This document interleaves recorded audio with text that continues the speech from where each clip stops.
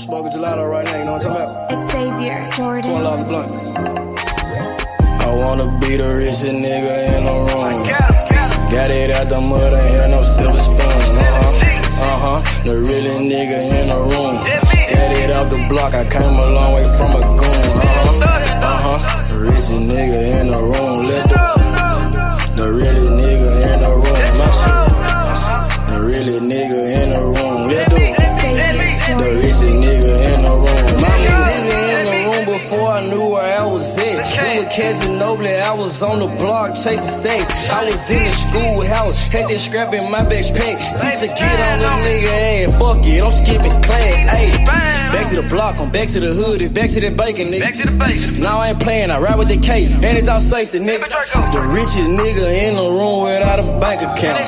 The realest nigga when I move, X everybody. I ain't gotta shout, ain't gotta make no noise. I just make one phone call and hit on my boy. You know yo come through in that 2-seat. He got Vino with him, that boy got 2 hits. I just hit Lil Savage up, he blowing reefer. City got a new plug and he cheap. He Sosa just shot me a test, got what I wanted. Told him pull up, I got cash, don't do no front. I wanna be the richest nigga in the room. Got it out the mud, ain't hear no silver spoon. The really nigga in the room. Got it out the block, I came a long way from a goon. The richest nigga in the room. The really nigga in the room. My shit. The really nigga in the room. The richest nigga in the room. My move. The really nigga in the room and I ain't gotta lie. Nigga crawl a can, he gotta die. Put that on Mom Deuce, you know that I'm talking. Shout out to that Deuce, my little nigga bloody. Still in the mound with some folks, nigga. In my crib, niggas cut throats, nigga. You know what the bid, come and get a boat. I got gas, I got Reggie, I got blow. In the summertime, I'm still serving snows. DJ for the high, I don't do the low. Can with the move if it make a profit. That boy coming brown, so we call it Bobby. Steak props, ABM, but the team's the rock. I'm like Shaq to these youngins, I still get the blocks. All these bitches jockey, whole team fly like choppers. And we came with choppers, keep big legs just like whoppers. I wanna be the richest nigga in the room. Got it out the mud, ain't hear no silver spoon. The really nigga in the room. Got it out the block, I came a long way from a goon. The richest nigga in the room. The really nigga in the room. My shit. The really nigga in the room. The richest nigga in the room. My move.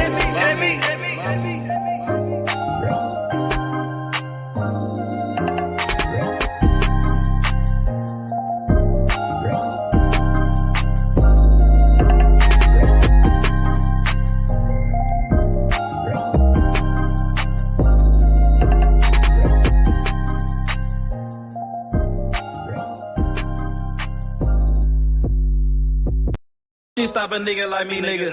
You never be fly as me, nigga. I used to bust down a P, nigga. Just to run up me some cheese, nigga. Listen to me when I speak, nigga.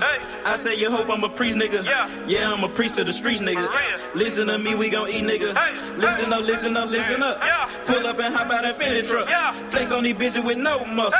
You know it blood on my Fendi buckle. Drips on my nigga, codeine in my liver. I'm smoking that fruit in my pedal like Skittles. Ballin' you niggas won't pick up my drip. But then the bill like school dismissal. Just caught a bum, no missile. Nigga try to juke me, I'm healer. You know I ain't lying, no symbol. Money over bitches that simple. Bowls in the kitchen, no dishes. All about bread like Jiffy. Clumsy with the weed, I'm tripping. Try to got it for the low, let's get it. Get in the guapo. Nigga, we passing like Rondo. OJ in that Bronco. We smoking gelato. We smoking that game. The bitch with the A. She ride like 6 Flames. We counting the K. Nigga, I fuck them, you love them. My nigga, I'm a hustler. Get cake like a muffin. Hot in the oven. Ace money got brains. Nigga, we popping them tabs. Nigga, pull up in that chain. She in love with the swag. Thank God for the blessing. Blue sheets, salad dressing. Jugging finessing. Fuck in second. Don't shit stop a nigga like me, nigga. You never be fly as me, nigga. I used to bust down a P, nigga. Just to run up me some cheese, nigga. Listen to me when I speak, nigga. I say you hope I'm a priest, nigga. Yeah, I'm a priest to the streets, nigga. Listen to me, we gon' eat, nigga. Listen up, listen up, listen up. Pull up and hop out that Fendi truck. Flex on these bitches with no muscle. You know with blood on my Fendi buckle. Let's get it, let's get it, let's get it. Hey, I look like I'm worth about $1 million. I'm loaded my sweat through the ceiling. I got this shit off of drug dealing. Rats all on me like I came out the bank. We turned up, he just broke out of paint. Told my engineer don't turn it down. Toss it to blue, told him break it down. Back to back rolling up out a pound. Got some little gangs to come out the mouth. Shoot around me when I'm out of town. Soon as I hit him, it got around. Fuck all these niggas who doubted us. Bitch, I went 4 years without a fuck. I do not give a fuck, no nigga killing us. I know you broke, you ain't feeling us. My life expensive, I live it up. These niggas wishing I give it up. Still the same shit, I can't switch it up. These niggas bitches, they switching up. Gucci the lure, I switch it up. Racks, packs, switch it up. Run it up, run it up. Your life ain't worth shit but $100 bucks. 4-0 don't pull up without it. No limit, we bout it. Strong, got it, clouded. Nigga, come through in the out it. Don't shit stop a nigga like me, nigga. You never be fly as me, nigga. I used to bust down a P, nigga. Just to run up me some cheese, nigga. Listen to me when I speak, nigga. I say you hope I'm a priest, nigga. Yeah, I'm a priest to the streets, nigga. Listen to me, we gon' eat, nigga. Listen up, listen up, listen up. Pull up and hop out that Fendi truck. Flex on these bitches with no muscle. You know with blood on my Fendi buckle. Let's get it, let's get it, let's get it. I look like I'm worth about $1 million. I'm loaded, my sweat through the ceiling. I got this shit off of drug dealing. Damn, got hit.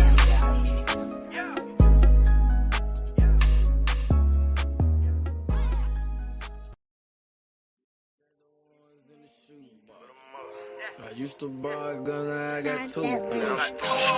Had to change location, feel hit the spot. Got me a new plug and it still get drunk. Get the gas from the best crop. Bitch got the biggest ass and the best top. Drop 10 on the drop top.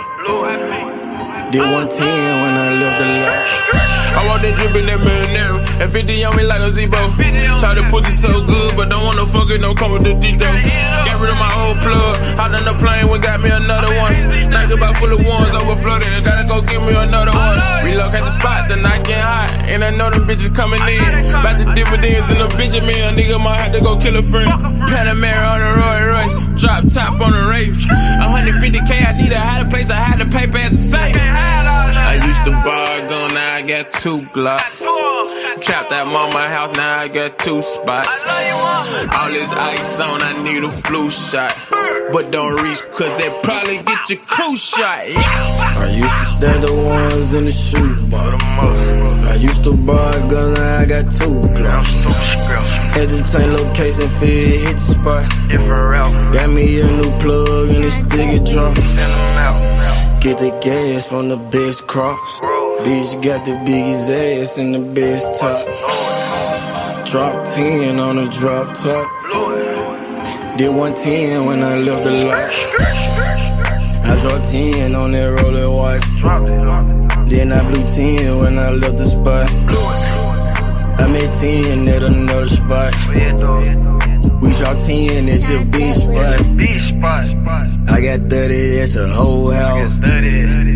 I got bowls at your mama house. On the low, I stashed that 40 in the fender, nigga. Out of state to state in different runners, nigga. In the mouth like a dentist. And I ain't saying shit like a witness, He ain't get the picture. Milk carton ain't missing, you know. I used to stash the ones in the shoebox. I used to buy a gun, now I got 2 Glocks. Had to change location, feel hit the spot. Got me a new plug and it still get drunk. Get the gas from the best crops. Bitch got the biggest ass and the best top. Drop 10 on the drop top. Did 110 when I left the lot.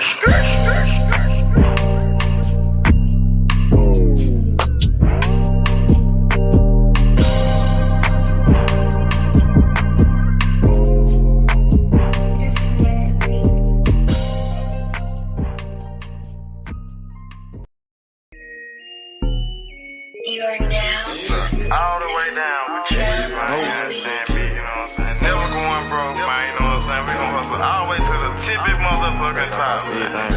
You did. Dummy. Hustle, don't stop, hey. Probably come up to the top, I'ma hustle to the top.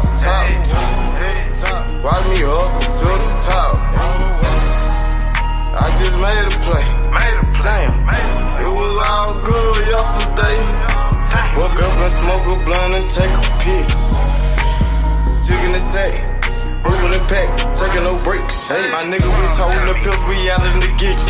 12 game with the bug shots, gon' hit you, can't miss. Damn, fucked up and you gone. Somewhere on the shirt, land in a hearse. Fuck is you saying? The fuck is you doing? The fuck is you saying? Fuck is you doing? I'ma hustle hard to the top, young nigga gon' go get it. Trapping all around the Memphis, my nigga gon' get it. I'm the plug, got the cheapest shit. It's hot, it's ready, come get it. Don't stop, hey, come get it. Hey, probably come up to the top. I'ma hustle to the top. Watch me hustle to the top. Hustle, don't stop, hey, grind, don't stop. Watch me come up to the top. All the way to the top. I'ma hustle to the top. Watch me hustle to the top. All the way to the top. From the block to the top, get the money, fuck the cops. Pull up in them drops. Nigga bout the block. Fucking with Simo. Money like the Tino. Nigga got Cinos. Like that Marino. Catch me in Miami. Nigga chillin' at the Grammys. Said I do this for my family. Nigga ballin' like Kimmy. Gotta get off your ass and go get it. Hustle to the top, the whole team with it. Hey, gotta hustle to the top. All the way. You gotta hustle to the top. Go get it. Hustle, don't stop. Hey, don't stop. Go get it, man. Come up to the top. No excuses, man. You know what I'm saying? We on the I'ma hustle to the top. one time, man. You know what I'm saying? One time to do this shit, man. Hustle to the top. Dummy. Hustle, don't stop. Hey, All the way to the top. watch me come up to the top. Come up to the top. I'ma hustle to the top. I'ma hustle, don't stop. Watch me hustle to the top. All the way to the top. Gotta, run and go get it. Get off of your ass and go get it. Dummy. Time waiting on nobody. Get off of your ass and go get it. No excuses. All the way to the top. Free the gas, man. Rum dummy.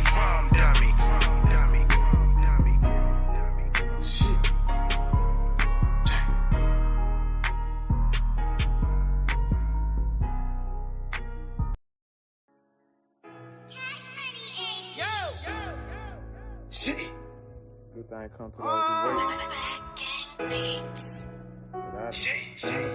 Without it, running non-stop. Ran out of pace.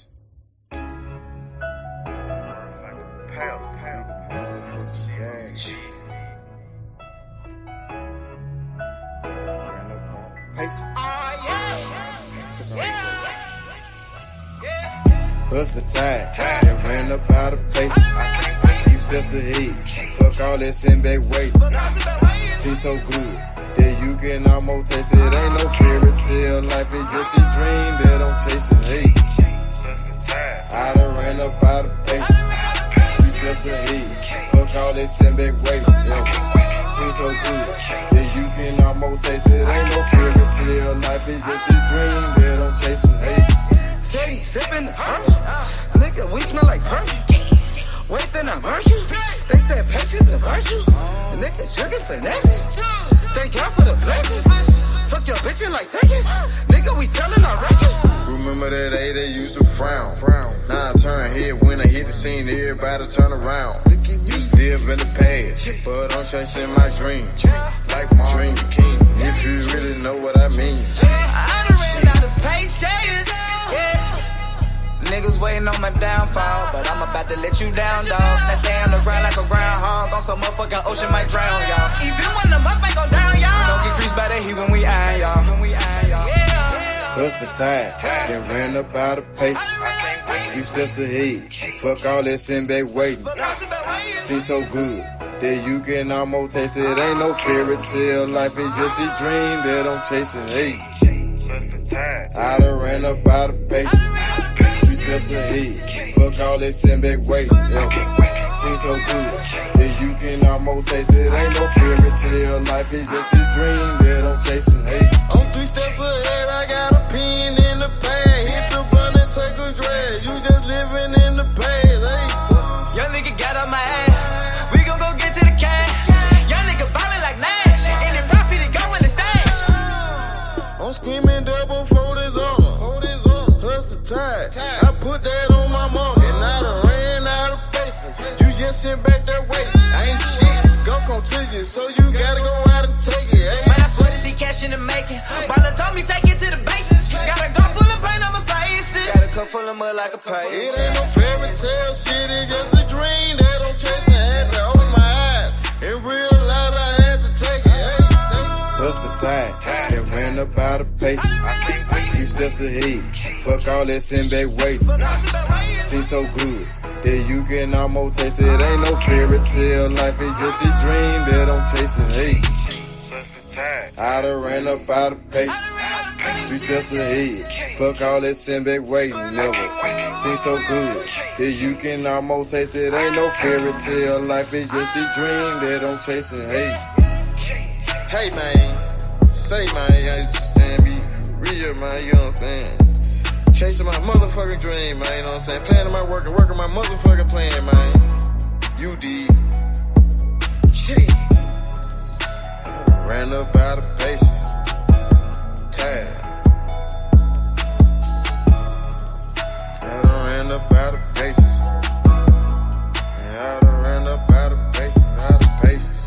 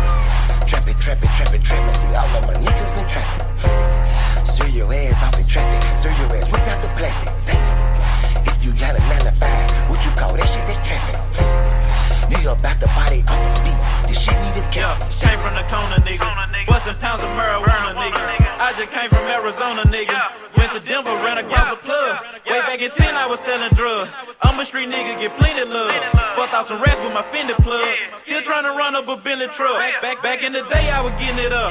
Now every day, nigga live it up. I ain't make shit off this rap shit. I'm in the trap with the lemon squeeze. Bitch, I came up off of selling peas.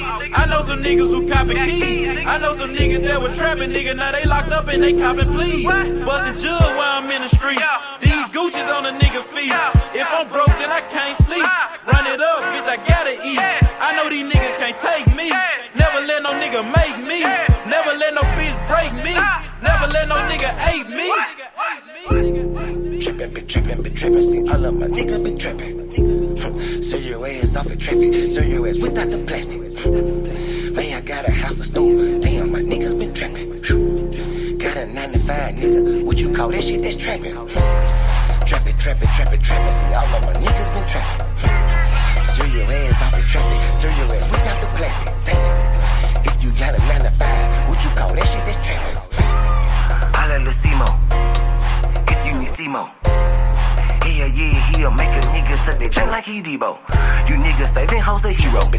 We just stack money like Cheeto. Take a couple shots you niggas can't block. I just call that shit the feet though. Damn, I just kill a beat every damn time. Murder this shit, man, this shit is a crime. Snow this boy up, man, they call it a line. TOE, man, you know, mop in my pride. Man, this beat, man, this shit murder. True to the game, you see murder. Jump up over the game like a herder. Push heels off in your back like a turtle. This shit is murder, we straight back to kill it. Hell yeah, every nigga that I'm grilling. Everybody that I'm with that I'm grilling. Every nigga get their cheese and they willing. You can catch me at the BP. Get your binoculars, see me. Hell yeah, hands up, it's a touchdown, little nigga, a TD.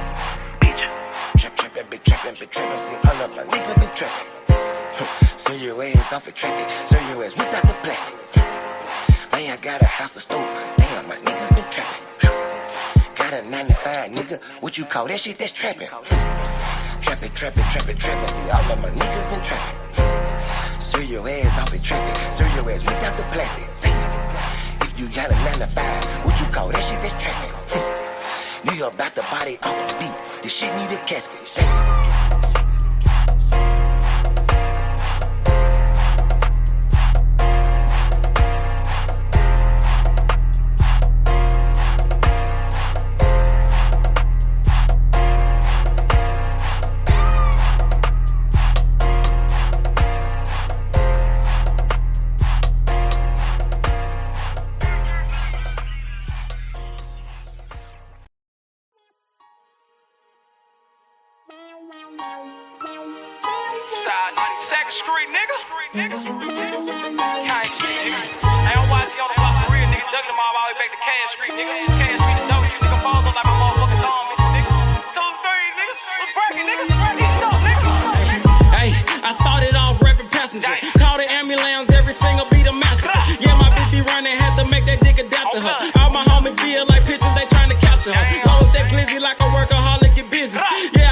Like Shakur Stevenson, he missing. Merry-go-round, cause you hit it, you might get dizzy. All these motherfucking bars, you would think I'm rapping in prison.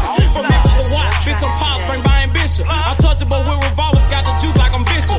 Pack a nigga out like we helping them do some sit-ups. Got a homie like a Uber, I pay him, he threw them pickups. It's war, nigga. Great at Draco and left to right. Starting to think my white boy racist, they killing niggas on sight. This the game, not a guy and little homie, so change your life. If your gun jam, make like a plumber and change the pipe.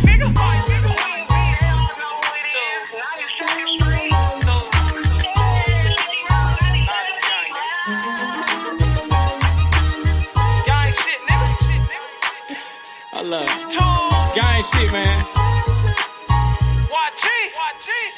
Check this shit out. Hey, late night after dog, me and YG Wolf on the mission. Broad day a dog, it don't matter, no competition. Joey J. Hen, that's some shooters, but they ain't in it. Crucial said it best, your bitch ain't the only one with extension. No, I'm not a cook, but I'm cooking shit in the kitchen.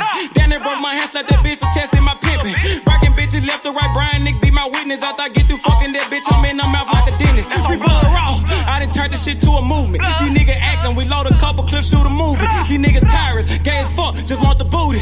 Make my family proud, sugar mama, penny and Trudy. What's up? Twist your finger, chop what she banging. My flag like an old lady titties, you know it's hanging. Birth off in the time, but these bullies will get the slanging. No, I'm trapping off these features. A year ago I was slanging. These bitches dogs too, but they never bite like a poodle. These niggas giving out information like they on Google. Treat them like a model. Set them up, then I shoot them. Gang shit, man.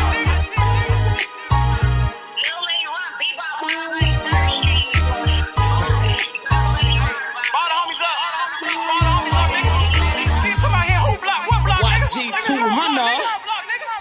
Hey man, YGK, man. Don't bring your ass to Memphis, nigga. Gang. Nigga don't watch it and watch. You know I'm all over this motherfucker on blood. Damn fools, nigga. Y'all talking that stupid ass shit, nigga. Pull up on my motherfucking block, nigga. Unloading them 30 rounds, bitch. Like my nigga Cruz said, man. Your bitch ain't the only one with extensions, nigga. Nigga, I got pulled all the way in Cali, nigga. That's about me, nigga. Straight tools, nigga. Come on, man. Y'all know what's going on. Nigga, I done been out there on the motherfucking blocks, nigga. Nigga, I done took shots for this shit. Nigga, I ain't had to go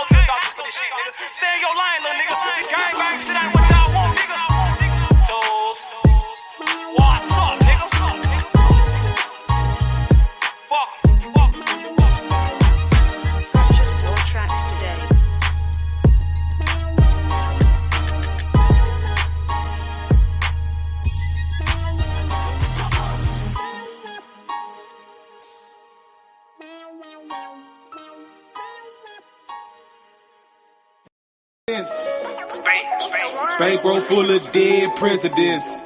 Hey, I get that check, it was evident. Name ringing bell like an ambulance. Pray for a lick, it was heaven sent.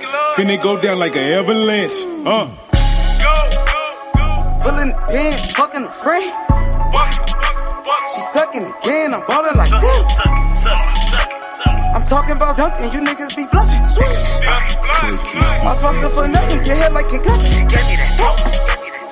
Follow my nigga, drizzle my nigga.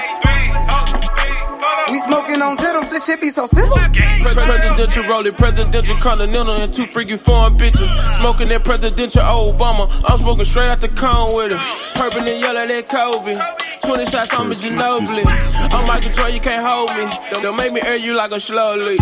Pockets don't tell me these dead man. Trying me and you a dead man. I got indicted for president. I think I'm a run for election year. Presidents.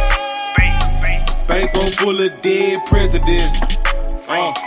Hey, I get that check, it was evident. Name ringing bell like an ambulance. Pray for a lick, it was heaven sent. Finna go down like an avalanche. President. All I smoke is president. Yeah, my campaign is election time. Best thing going, yeah, I'm next in line. Key 2 phone, need an extra line. Been through the struggle, it's time to shine. Roll up the weed and I light it. Spunk up the dope and ignite it. This shit cost me Leonidas. Blowing it strong like a titan. My pill got a V that's a Vicodin. Needs a purr with the yellow, a Viking. Presidential rolling no brightly. Cinnamon roll, they been ice. Knock off the top like a Kennedy. They're so wanted to enemies. Ready for war like I'm George Bush. You niggas joke like you Donald Trump. Cause that red hair like McDonough hair.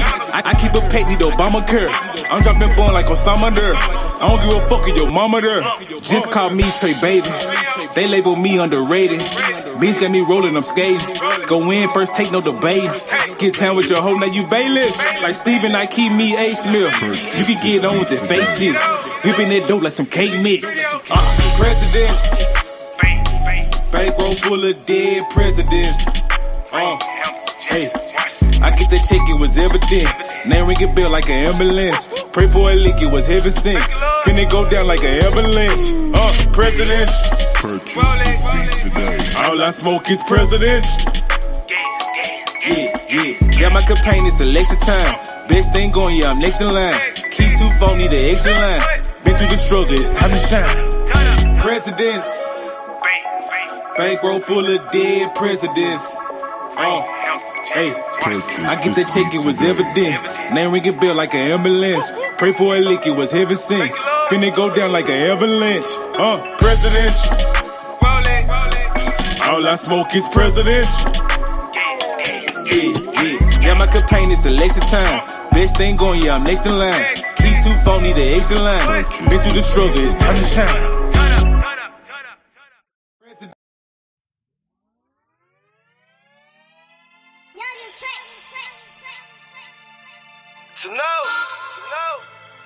Like cocktail, you know what I'm talking about? Breeze work. Pop it perk. I'm whipping the work. Whipping the work. I'm popping the perk. Whipping the work. Sipping the perk. Whipping the work. I'm whipping the work.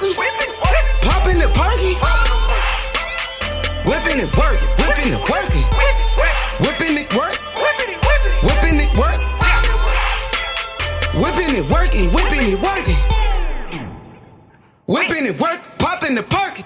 Change all I can, I behave. I whip the work like a slave. Bitch got my big man like a fade. Call up his money, get paid. We still want 200 for J's. All these ain't come out the store. And I just pop me a perk. I'm about to flex on the hoe. We put gelato on boats. We put gelato on planes. We put gelato in cars. We smoke this shit to the brain. I pop a perk, then I elevate. Get a new bitch on the elevate. We hit the road dropping hella states. She drop it out, give me hella cake. Ace money to shit. Working that wrist. Ballin' like Swiss. Diamonds wet like a fish. Pull up with them sticks. Come fuck with the clique. We fucked on your bitch. She sucking the dick. I'm whipping the work. Whipping the work. I'm popping the perk. Whipping the work. Sipping the perk.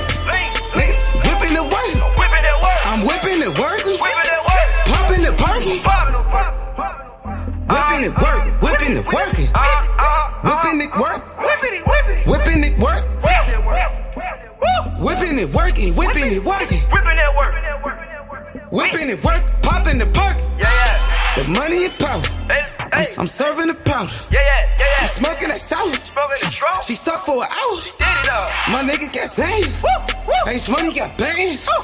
She popping them Zans. She fucking for cash.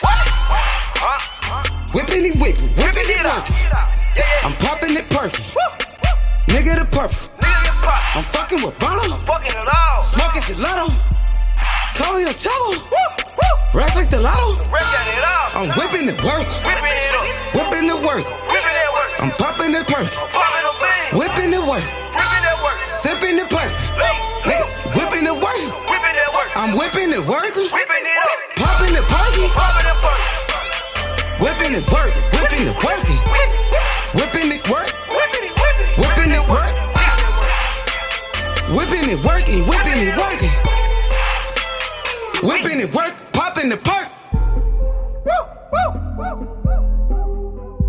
Yeah.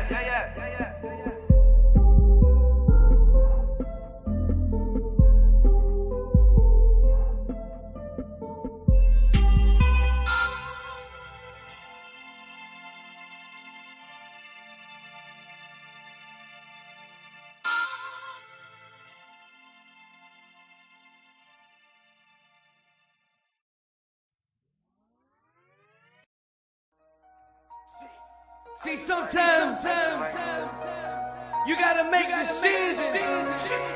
Which one you gonna do? See more the motherfucking down. Make the good You did.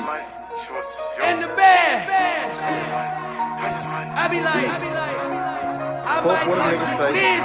Watch what he do. I might say Either he is a yank. Make your best move, your next move. You did. I might just do me a sec. I might just get this shit gone. I might just fuck on your beat real quick and send it back home. I might just call up the plug. You know what, if it ain't about money, it ain't no love. I might just pull me a move. I just might mask up and told me a truth. I just might call up the plug. You know if it ain't about money, it ain't no love. I might just talk you a 10. I might just talk you a gram. I might just show you the plug to show you who I am. Fucked her soon as I met her. That bitch is out of pocket. You gotta check her. I ain't trippin', I'm in the hood, got my Beretta.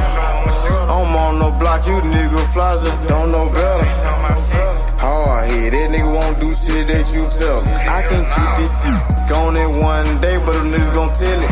But I just might fuck on your bitch, send her home broke.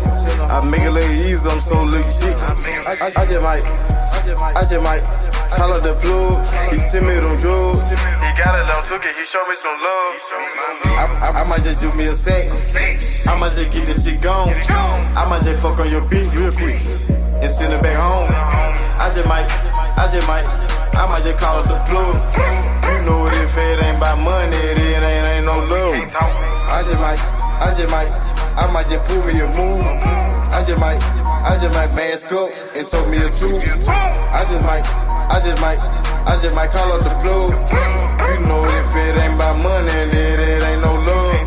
I just might win or lose. I just might told me a 2-2-3, keep me a 2. I just might pull up a cup. I just might blow on the gas.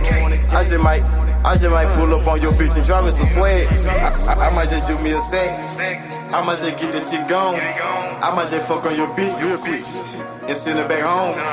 I might just call up the plug. You know it, if it ain't about money, it ain't no love. I might just pull me a move. I just might mask up and told me a 2. I just might call up the plug. You know if it ain't about money, it ain't no love.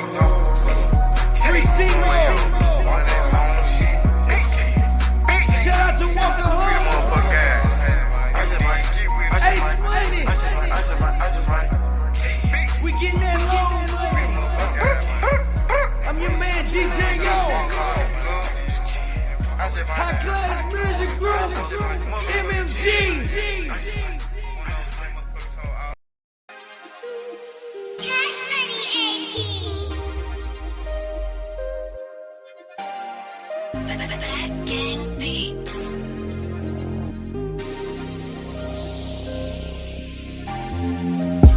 Young nigga love sippin' perk.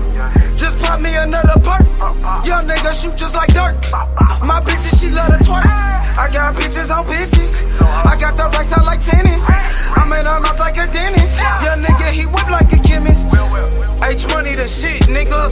Blue money, no crip, nigga. Just fucked on your bitch, nigga. Ballin' like Swiss, nigga. I pull up in a foreign. I got hits like George Foreman. Young nigga ballin' like Jordan. Got your bitch and we touring. I just fucked on your queen. She so fresh and so clean. I do this shit for my team. I got the juice like Raheem. I'm in the trap with the Uzi. They say my life like a movie. My bitch, she bad and she bougie. I got her wet like jacuzzi. I got the juice like Raheem. I got the juice like Raheem. I got the juice like Raheem. I got the juice like Raheem. Strap on my hip like I'm Bishop. Hit him like steel with the pistol. Pivot he hoe like I'm Bishop. She took the D to the gristle. I got the juice like Raheem. I got the juice like Raheem.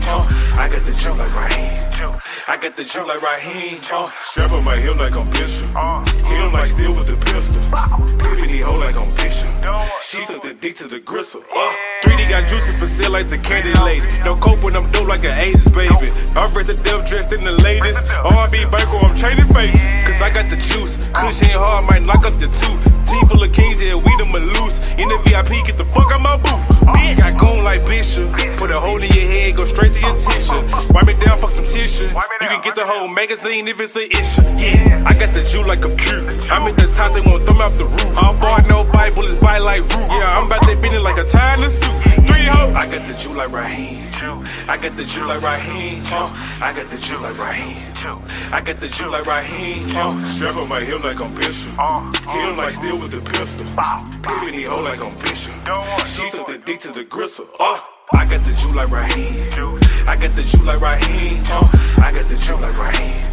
I got the juice like Raheem. Strap on my hip like I'm Bishop. Hit him like steel with the pistol. Pivot he hoe like I'm Bishop. She took the D to the gristle.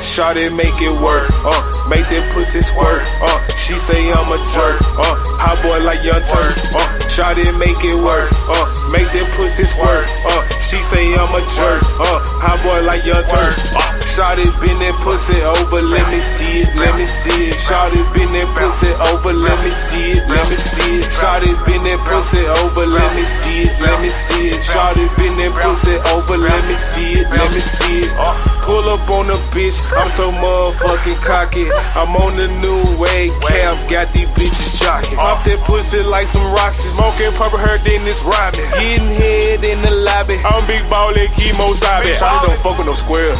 She throw that ass in a circle. She got her ass on the back. Come out, I shell like a turtle. Hit from the back, now she hurt. Hit from the back, now she squirt. She throw it back, now I'm hurt. She throw it back, ooh, it's perfect. Shawty make it work, make that pussy squirt, she say I'm a jerk, hot boy like Young Turk, Shawty make it work, make that pussy squirt, she say I'm a jerk, hot boy like Young Turk, Shawty bend that pussy over, let me see it, let me see it, Shawty bend that pussy over, let me see it, let me see it, Shawty bend that pussy over, let me see it, let me see it, Shawty bend that pussy over, let me see it, let me see it. She back it up, back it up. I stack it up, stack it up. She suck it like Dracula. My dick is spectacular. My whip ain't superior. I'm talking whip like it's miracle. My bitch bad like she miracle. She said my dick ain't what's spiritual. Super head, Lois Lane. Ballin' like Notre Dame. Hot boy Lil Wayne. Yo, bitch gon' go insane. Dog ass nigga keep a bad bitch. This bitch cornbread cabbage. My dog hit a dunk off the alley. Slammed up, I'ma see that shit. Yo, bitch on my schedule. She eat it like edible. We smoking on medical. She licked on my testicle. Peekaboo, let me see it. Peekaboo. Got on like Reeves. Don't want no head Beavis. Got that 5 count like Shawty, make it work. Make that pussy squirt. She say I'm a jerk. Hot boy like Young Turk. Shawty, make it work. Make that pussy squirt. She say I'm a jerk. Hot boy like Young Turk. Shawty, bend that pussy over. Let me see it. Let me see it. Shawty, bend that pussy over. Let me see it. Let me see it. Shawty, bend that pussy over. Let me see it. Let me see it. Shawty, bend that pussy over. Let me see it. Let me see it.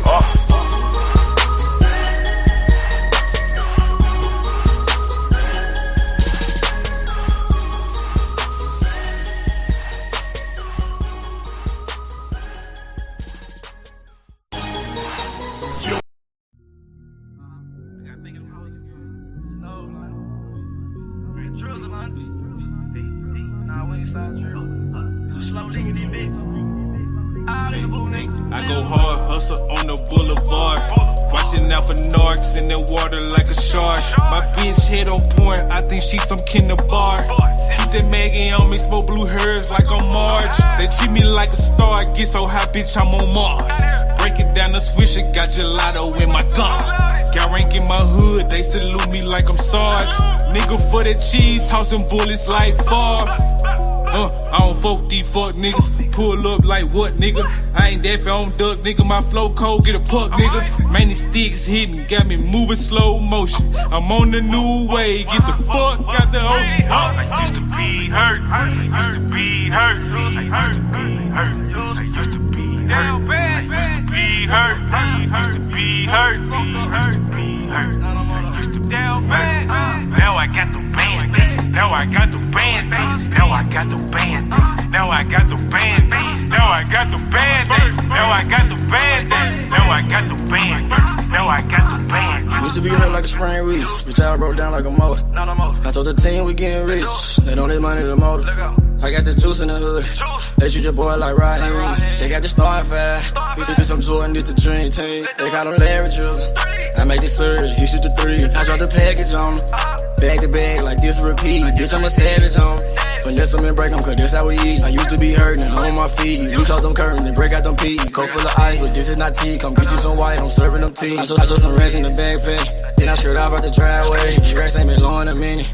They say I'm living the highway, just put a new hoe on the highway. I shot a movie in 5 days. I used to be hurt. I used to be hurt. I used to be hurt. I used to be down bad. I used to be hurt. I used to be hurt. I used to be hurt. I used to be down bad. Now I got the band. Now I got the band. Now I got the band. Now I got the band. Now I got the band. Now I got the band. Now I got the band. Now I got the band.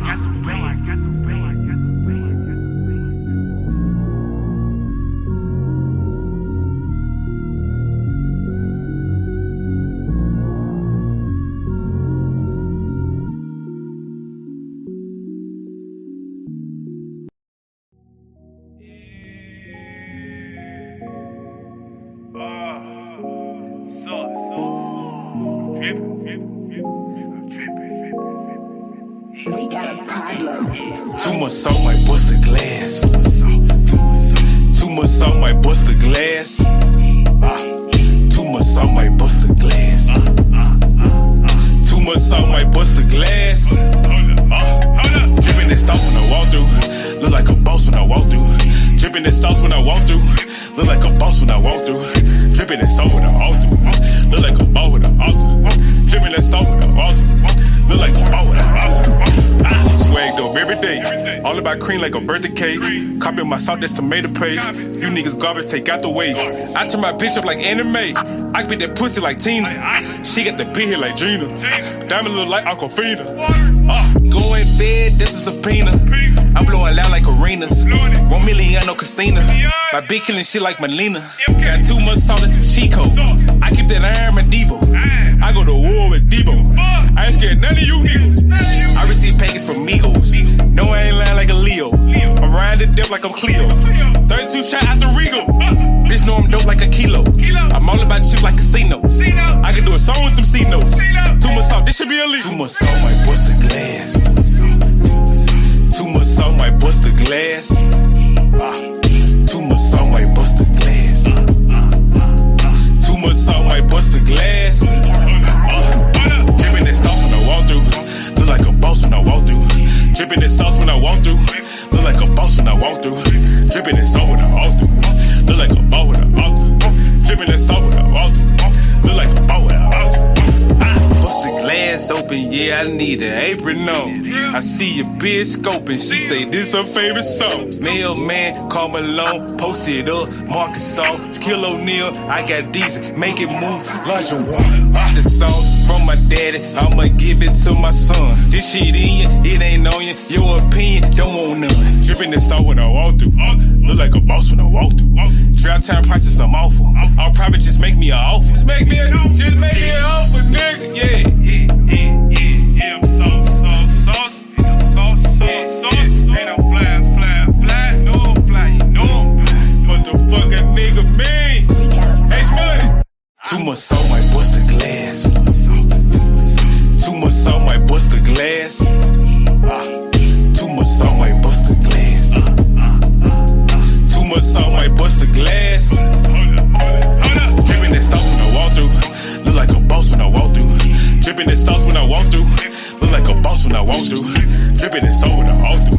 Look like a boss when I walk through. Dripping that salt when I walk through. Look like a boss when I walk through.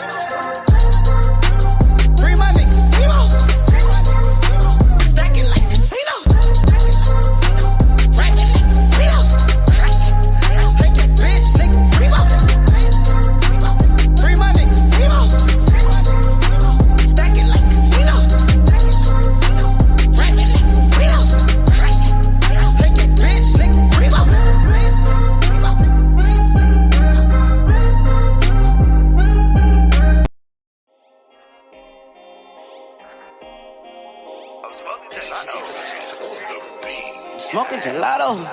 I'm smoking gelato. I'm smoking gelato. I'm smoking gelato. Rest like the lotto. Fucking with Barlow. We We talking that guapo. Call me a chopper. I pop like I'm random. She sucks and she swallow. Smoking gelato. I'm smoking gelato. Rest like the lotto. Fucking with Barlow. We talking that guapo. Call me a chopper. I pop like I'm random. She sucks and she swallow. Smoking gelato. The fuck is you smoking? The fuck is you smoking? The fuck is you smoking? This shit right here is turned up. This shit here came from Oakland. Glued to the couch, man, I can barely focus. Took a puff. 3.5 in the backwood, I got a stuffed crust. Smoke. The fuck is you smoking? It smell like resin. Hell no, I can't even hold it. Dang. The fuck is you smoking? The fuck are you smoking? The fuck are you smoking? Gelato, get shit out of here. Gang, roll it up, take a hit. I'm smoking gelato. Rest like the lotto. Fucking with Barlow. We talking that guapo. Call me a chopper. I pop like I'm random. She sucks and she swallow. Smoking gelato. I'm smoking gelato. Rest like the lotto. Fucking with Barlow. We talking that guapo. Call me a chopper. I pop like I'm random. She sucks and she swallow. Smoking gelato. I'm smoking gelato. I'm fucking with Barlow. I'm fucking with Timo. I'm smoking that Pluto. I'm smoking that gas. The bitch with the ass. I'm smoking that gas. Plus with the hash. I'm fucking with Cruz. My niggas be wildin'. I'm smoking the tropical. I'm chillin' in Alice. Smoking cushion Louis, bitch, I'm fly than the plane itself. High than the plane itself. I'm dripping like the rain itself. OGs and gelatos. Rolling back to back, this for my nigga, A Free Milo. Yeah. Pull up at the trap and I roll 4G. Then I fucked around in a pot 3 bean. Rolling out the pound and it's supreme. Burning her down while I'm sipping codeine. I'm smoking gelato. Rest like the lotto. Fucking with Barlow. We talking that guapo. Call me a chopper. I pop like I'm random. She sucks and she swallow. Smoking gelato. I'm smoking gelato. Rest like the lotto. Fucking with Barlow. We talking that guapo. Call me a chopper. I pop like I'm random. She sucks and she swallow. Smoking gelato.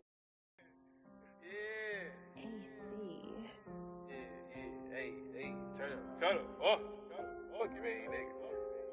Pull up, nigga, pull up. Hey, 93 Supreme, roll that gas up. Man, you smoking mouth, this that 91. I got flavors in my gas station. I got flavors at the gas station. We don't do the 87. I was born in 87. Strapped up with that Mac 11. Posted at the 7-Eleven. I got flavors in my gas station. I got flavors at the gas station. 3D posted at the BP. Hit the booty club, tossing Washington's no DC.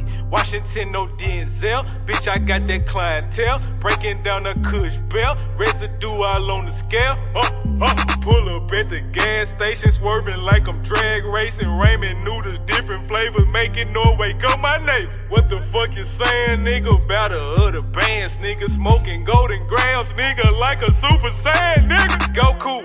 This a new bitch, she old news. Put new rims on the old school. Skirt, skirt, skirt when I roll through. I'ma grind out winter. Then I'ma shine out summer. I might pull up in a Hummer. Give me 100, no pull one. 93 Supreme, roll that gas up. Man, you smoking mouth, this that 91. I got flavors in my gas station. I got flavors at the gas station. We don't do the 87. I was born in 87. Strapped up with that Mac 11. Posted at the 7-Eleven. I got flavors in my gas station. I got flavors at the gas station. Smoking the best crop. I'm blowing gas like a pit star. She got me twisted like dreadlocks. I feel great, no Kellogg's. Tony the Tiger, I got stripes. Don't fuck with rats, but I grew with mice. Keep a good price in my saying device. Got good service, yeah, I do you right. Puffin' that loud, got me choking. Bitch bugging me like a rose. She air right, she might hit the roach. Mix the red with the yellow, I'm holding. I let my kush ball, nigga. Sign at the head harsh, nigga. I call the Fed charge, nigga. I got them jail bars, nigga. Hey, nigga can't see me. Straight out the boat, it's that seaweed. Graham look just like a kiwi. 3D I'm smoking that OG. Another blunt filled with gelato. Shit so loud it may holler. Always on point like a holler. Try doing them like the lotto. 93 Supreme, roll that gas up. Man, you smoking mouth, this that 91. I got flavors in my gas station. I got flavors at the gas station. We don't do the 87. I was born in 87. Strapped up with that Mac 11. Posted at the 7-Eleven. I got flavors in my gas station. I got flavors at the gas station.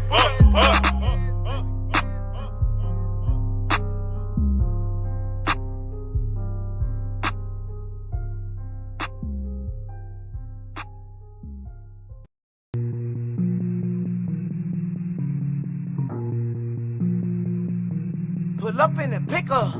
Hey, hey. Pull up in the pickup. Yeah, yeah. Yeah, yeah. Pull up in the pickup. I just got my dick up. I just picked your bitch up. She choking, no hiccups.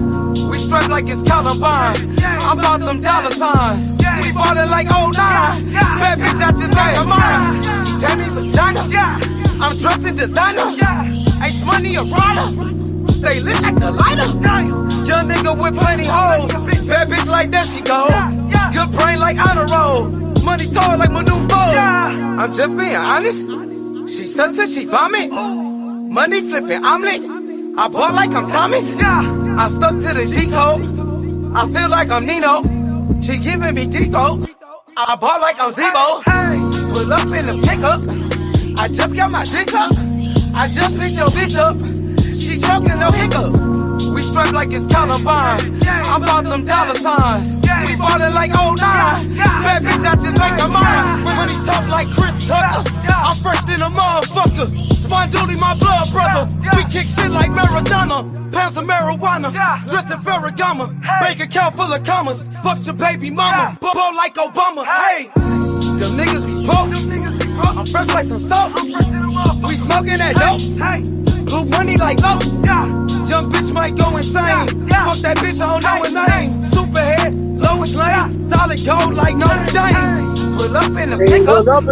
I just got my dick up. I just picked your bitch up. She choking, no hiccups. We strapped like it's Columbine. I bought them dollar signs. We bought it like 09. Bad bitch, I just make her mine.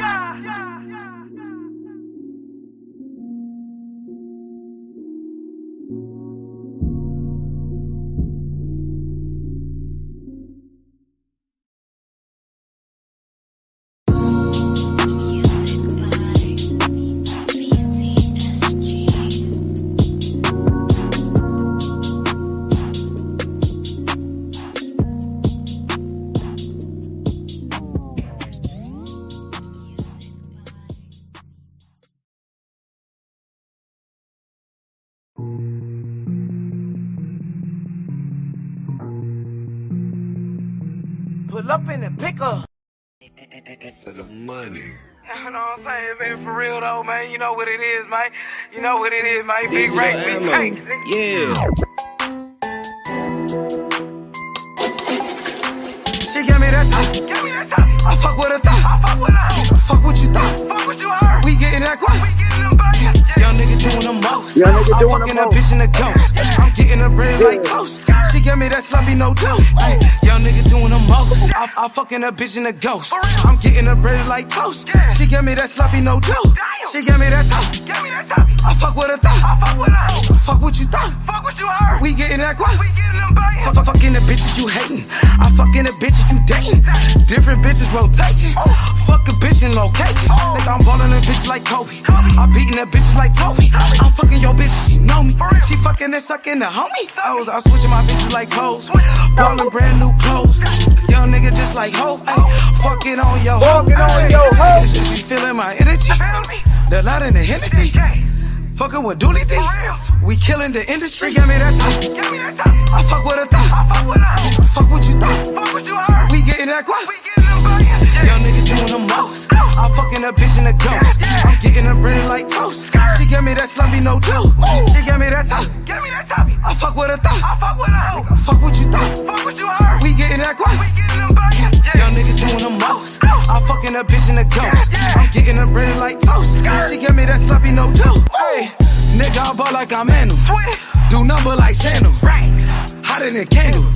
She ride like a camel. Fucked on your main. Fuck what you say. Ice on my chain. Ice on my ring. We don't fuck with no lane. Choppers go bang. I fuck that bitch in the hallway. I just want the money like long way. She sucking me all day. I'm ballin' like 2K. Nigga, I fuck with a thought. I fuck with a hoe. Fuck what you thought. Fuck what you heard. We getting that guap. She gave me that top. Yo, bitch is a poco. We stacking that dodo. Get money all day. I spend it on polo.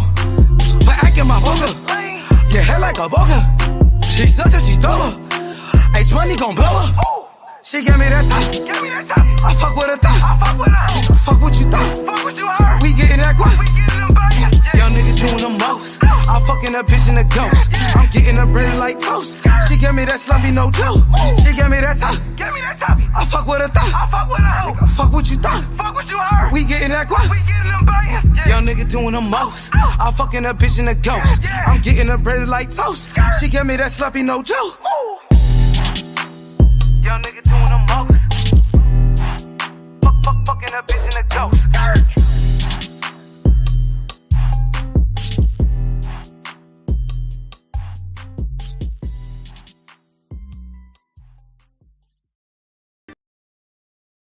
Yo, what's good? It's your boy H Money. We in the building. Let's get it, man. Hey, listen, we got some big fights coming up tomorrow, man. It's the return of Montana Love. Shout out to that boy Montana Love, you know, headlining his first main event. You know what I mean? We got Johnny Beck, the middleweight champion of the world, WBO middleweight champion, Johnny Beck. You know, his first title defense against Denzel Bentley. You know what I mean? Denzel Bentley from the UK. It's going to be a good matchup. I'm looking forward to the undercard. You know, Top Rank got some of the best prospects in the game. You know what I mean? Floyd Mayweather. Floyd Mayweather is fighting tomorrow against a YouTuber. He's fighting against KSI's brother. Man, I'm tuned in. I'm watching all of that shit. And also, we got the UFC, man. Israel Adesanya versus Alex Pereira. Man, it's going to be a dog fight, man. You know what I'm talking about? I want to see the best fight, the best. Yo, shout out to all the champions out there.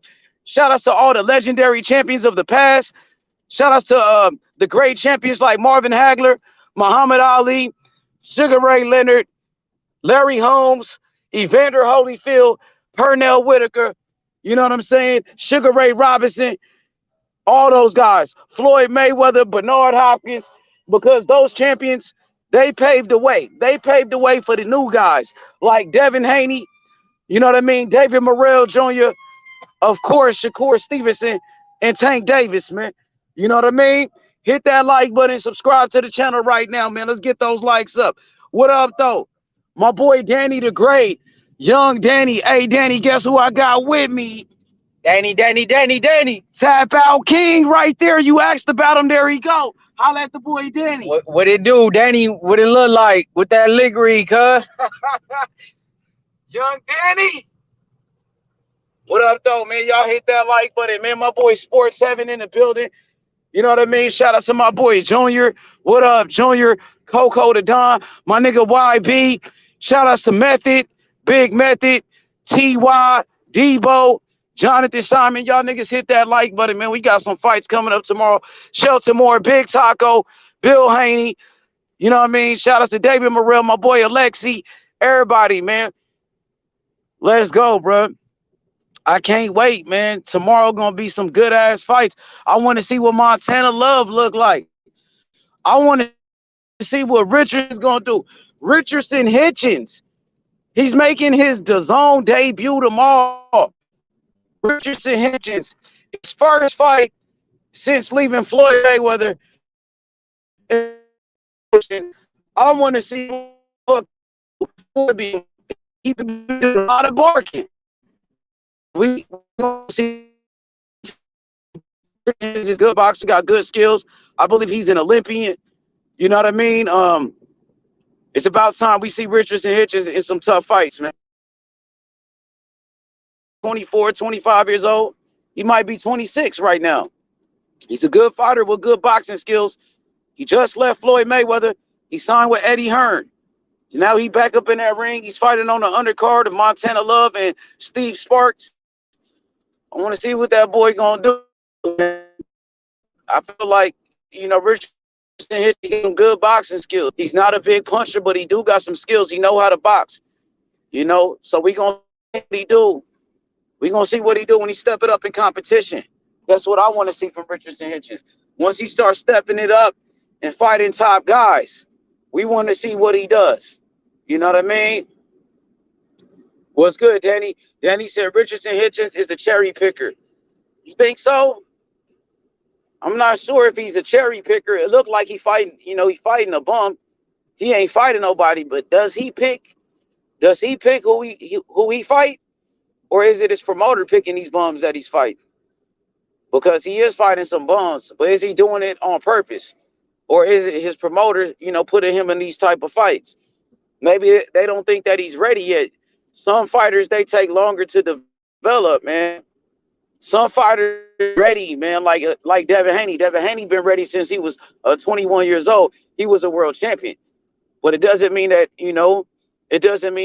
Richardson Hitchens is on that same level just because Devin Haney was moving fast. Some guys move at their own pace.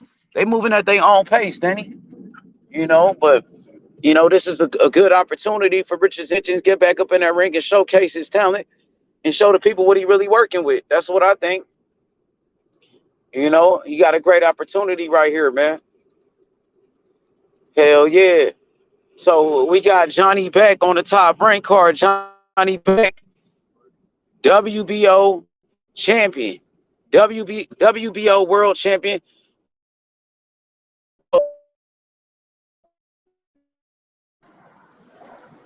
And good boxer. He's a southpaw. He's the WBO middleweight champion of the world. He got the belt because Demetrius Andrade moved up, and Demetrius Andrade. So Johnny Beck, see what the fuck he gonna do? Because a lot of people been saying, "Oh, boo duck Johnny Beck." Nobody want to fight Johnny Beck. Johnny Beck is the boogeyman. I don't know, man. Like, you got to show me, my nigga. You definitely got to show me if he a boogeyman, if he this, if he that. This is a great opportunity for him to showcase his talents. Yeah, we might as well get something to eat. To that Subway. Yeah, so we gonna see what he does, man, because talk is cheap, man. Talk is cheap. We want to see what the fuck he gonna do, my nigga. You know what I mean? There's some good fights at middleweight, man. You got some new middleweights coming up in the game. You got the fighter from Dominican Republic, what's his name? Carlos Adames. Carlos Adames, good fighter. Just knocked out Montiel. He just knocked out Montiel. Remember, Montiel gave Charlo a pretty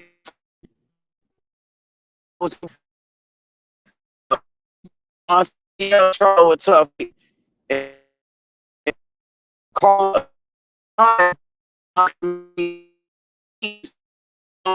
a fight with that same guy. So I think it's about time, man. We got some good fighters at 160. I think it's about time these motherfuckers. I think it's about time these guys start fighting each other, man. Can we get a unification fight at 160 pounds? I know Triple G, he fought against the Japanese fighter in the unification. What was that Triple G just beat? The fuck was his name is? He's fighter. Triple G just fought him in the unification. But Triple G, you know, after Triple G unified with the Japanese fighter, he ended up moving up in weight. And they said, oh, you know what the fuck? Oh, it is open. God damn, I don't look like nobody in that motherfucker.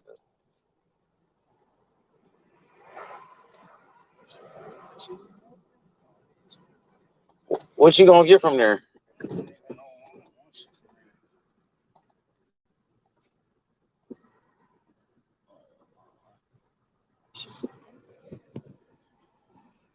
Huh? Where you wanna go?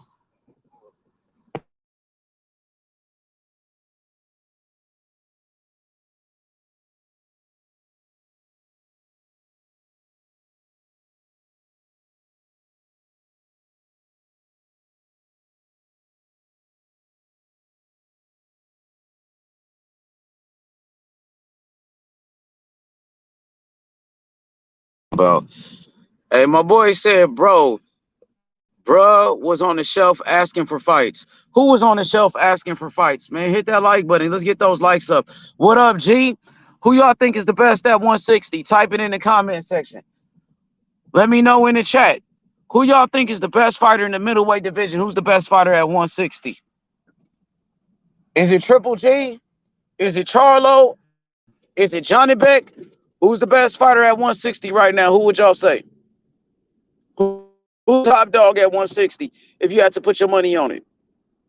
Charlo, Triple G, Johnny Beck. Who's the top dog at 160?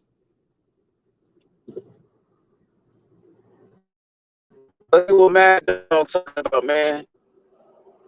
I'm gonna let y'all holler at my boy Tap Out. Yo, what it look like? What Mad Dog say? Mad Dog H. If you at Subway, this is what you order, H. You ask for a drink and a cookie and get the fuck out of there.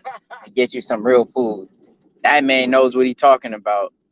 Danny the Great, Charlo on his game. Destroy that dude, Golovkin. Man, Charlo, it's a toss-up between and Triple G and Charlo. Triple G and Charlo. All right, G-Ball said that. G, what about Johnny Beck? Johnny Beck, he's a champion. He got the WBO world title. What you think about him? Where does he fall in the fucking equation? Where y'all rank him at?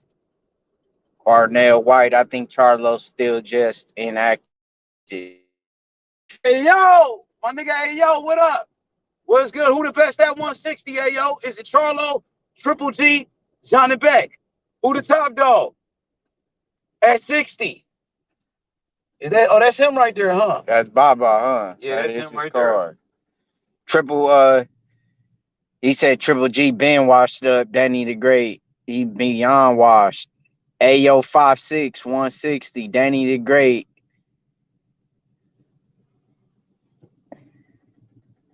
Charlo, nigga. We all rolling with Charlo, man. Charlo right now, top dog at 160. Everybody going with Charlo, man. We rolling with Charlo, man. Lions only. Just like that, man. Charlo brothers for life, nigga. Lions only, nigga. We riding with Texas on that one, my boy.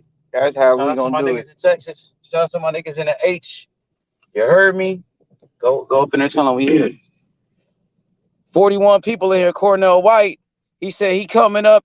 He right there, Johnny Beck. Mad Dog says Triple G is unified at 160 until they take the top spot. Gotta go with him. You think so? And he coming off a loss, though. He just got beat by Nello. Yeah, nigga. There he go. Go let him know before you leave. Yeah, yeah, Triple G, he do got majority of the belts.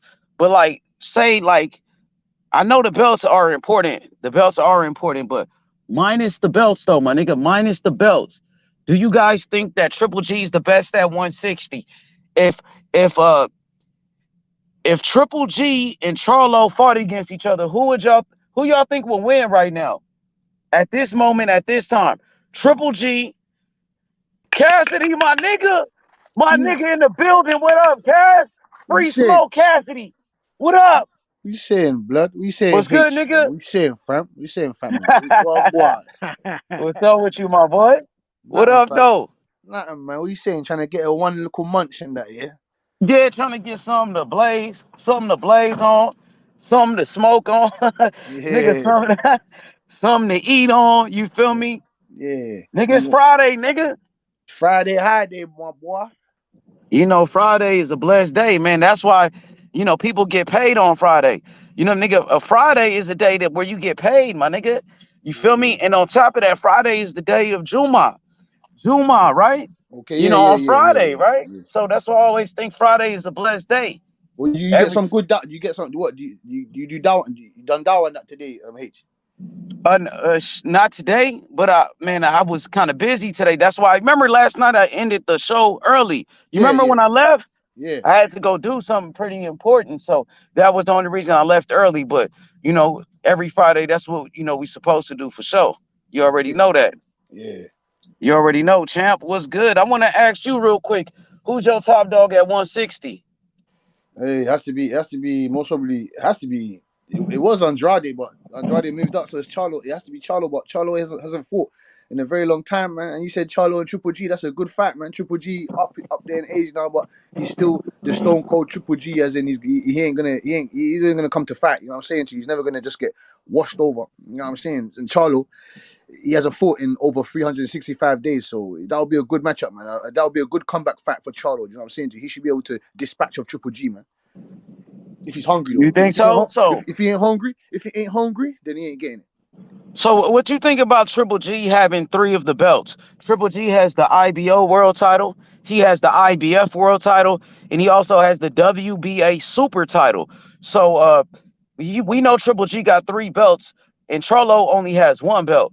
So I mean, is Triple G supposed to be number 1 because he got more belts, or you know what I mean? Do we go by Charlo because Charlo at this point is the better fighter? What would you say?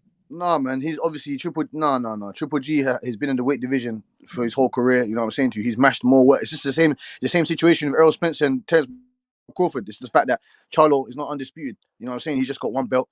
He's fought a couple guys at 160. You know, not the best guys, but he's fought the optimal opposition. You know what I'm saying to you? So Triple G's got 3 belts, man. He's got more accolades. He's mashed more work. You know what I'm saying to you? That, but now he needs to step up. He needs to step up to the plate and give Charlo or not even Charlo. Yeah, it's Charlo that has the last belt.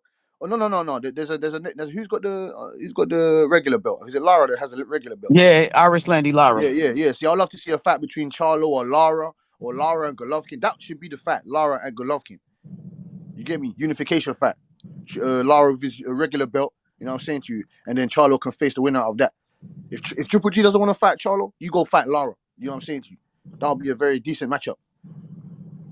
And Okay, you got Carlos Adams calling out Charlo. Hey, my boy, Cornell White. Cornell White says Triple G gets washed by all the top dogs. What you think about that comment? He's saying like Charlo, maybe who else? Who else are the top dogs at 160 besides Charlo, Triple G, and I guess Johnny Beck because he got a belt? Who else would you consider a top dog? Is it Carlos Adames?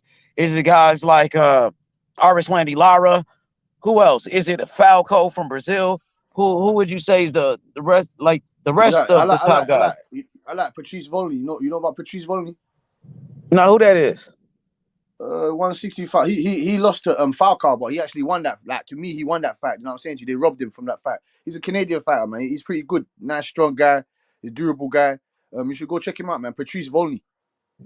Okay, is he black or white? Just asking. He's black, man. He's black, man. Patrice Volney, man. He's a very, very decent fighter, man. His only loss was to Falcao, I think. You know what I'm saying to you? So, what type of style he got? He's got a come forward. He's got a come forward technical. Yeah, I like to. It depends, man. He's got power in both hands. He likes to come forward, isn't it? He's a headhunter. He likes to come forward. You get me? He likes to go to the body. He's a good all-around fighter, man. I like to see him in there a better competition, man. Because his last fight, who's the fuck was his last fight against? His last fight was against Falcao, man. He knocked out what's his name? That Ryan Young. Is his name Ryan Young? Yeah. He knocked out Ryan Young. No, he didn't knock out Ryan Young. What am I talking about? What am I talking about? No, he went decision with him. Went decision with Ryan Young, man. Just some guy that Ryan Young. That Ryan Young guy. Who the fuck did he fight? Forgot, man. But that Vonley guy's a decent fighter, man. Hey, so the fight tomorrow night with Johnny Beck and Denzel Bentley's for the WBO world title. Yeah. This is Johnny Beck's first title defense. How do you think this fight gonna go? Do you think there's a chance that Denzel Bentley may shock the world? Nope. You don't give him no chance, bro? Nope. Anything is possible, though, bro. We seen Kambosos beat the shit out of Tio. He fucked Tio up. You know how? So does Avenesian have a chance of fucking beating Terence Crawford? But that nigga Johnny Beck ain't Terence Crawford. Terence Crawford defended his title. Terence Crawford, 3-division world champion, number one pound for pound. And Denzel Bentley is not David Avenesian. Avenesian not that good, nigga. They say he a bum. A lot of niggas say he a bum. He is good. He is good. You lot say really? He's a bum. He got knocked out by Mean Machine, really? So, because you got knocked out by Mean Machine's a good fighter, though. Man, Mean Machine ain't that good, my nigga. No, but he's a good fighter. He's a solid fighter. He's better than a lot of guys. He's better than fucking Montana Love. I don't know about that. He's better than Montana Love, nigga, got a better win than motherfucking Mean Machine, nigga. He knocked out a former champion, nigga. He's fought way better competition, man. Come on, man. But it don't matter. Credit, so you gonna give him credit for losing? I'm saying who got a better win? This nigga Montana Love. I'm gonna give him credit. Okay, but answer this though. Just answer this. I'm gonna give him credit for stepping in there with the best. Answer this. Who got a better win? Montana Love or Mean Machine? Answer that. Montana Love beat Ivan Baranchyk, who's a former champion, world champion, super champion at a super belt. Yeah, correct. So, who is Mean Machine best win? It's not fucking. Can I get a name? Give me a name though. It's not. You know boxing. You a master of boxing. You in the MOB. So give me the name. Who is his best win? Fox? I know he ain't talking Fox, Johnny. I'm trying to think of some world champions that he's dethroned. No world champions. That's my whole point. Nigga, he ain't beat no former world champion. Did Mean Machine? Did he beat Lamont Peterson? No, he did not. No. This nigga said Boo Boo a hype job. How is Boo Boo a hype job? If Boo Boo was a hype job, why Canelo ain't fight him? If Boo Boo is a hype job, and if Boo Boo is a terrible fighter, horrible fighter, why your favorite fighter, Canelo Alvarez, undisputed? If he's a terrible fighter, why you just ain't beat him then? Exactly, he ain't no terrible fighter. Nigga ain't want no smoke. That's why Triple G ducked him. Nigga, your favorite fighter, Triple G, ducked Boo Boo when they both was champions at the same, and they both was with Eddie Hearn. Both of them was fighting on the zone. And even Eddie Hearn said, why he don't fight Triple G? He was waiting on Murata, nigga. The fuck? You saying a horrible fighter. Fuck up out of here, bro. Demetrius Andrade, 3-time world champion, 2 different weight classes, undefeated, former Olympian. Number one, he was the number 1 amateur boxer. Everybody give Lomachenko credit. Y'all niggas be dick riding Lomachenko for his motherfucking amateur record. Demetrius Andrade was number 1 amateur. What is we talking about? He beat Daniel Jacobs, he beat Sean Porter, and he beat Thurman, nigga. Man, fuck Boo Boo. Well, fuck Triple G then, nigga. How you like them apples? Fuck Triple G then, nigga. Fuck Triple G then, nigga. That's why Triple G about to fight another bum. Y'all niggas be dick riding his ass. Triple G about to go fight Michael Zafar, and y'all okay with that shit, nigga. Y'all give Triple G a pass, but y'all don't give none of them other fighters a pass. Devin Haney ain't getting no pass. Demetrius Andrade ain't getting no pass. And Andrade was trying to fight Triple G, nigga. Fuck. The amateurs don't count, so why they be dick sucking Loma then? Huh? Answer that. Why they, every time they talk about Lomachenko, he a 2-time gold medalist. Talk about his amateur career. But now it don't mean shit. But it only means shit for certain fighters? They got a certain color? Nigga, I'm a black man, nigga. Fuck you talk about.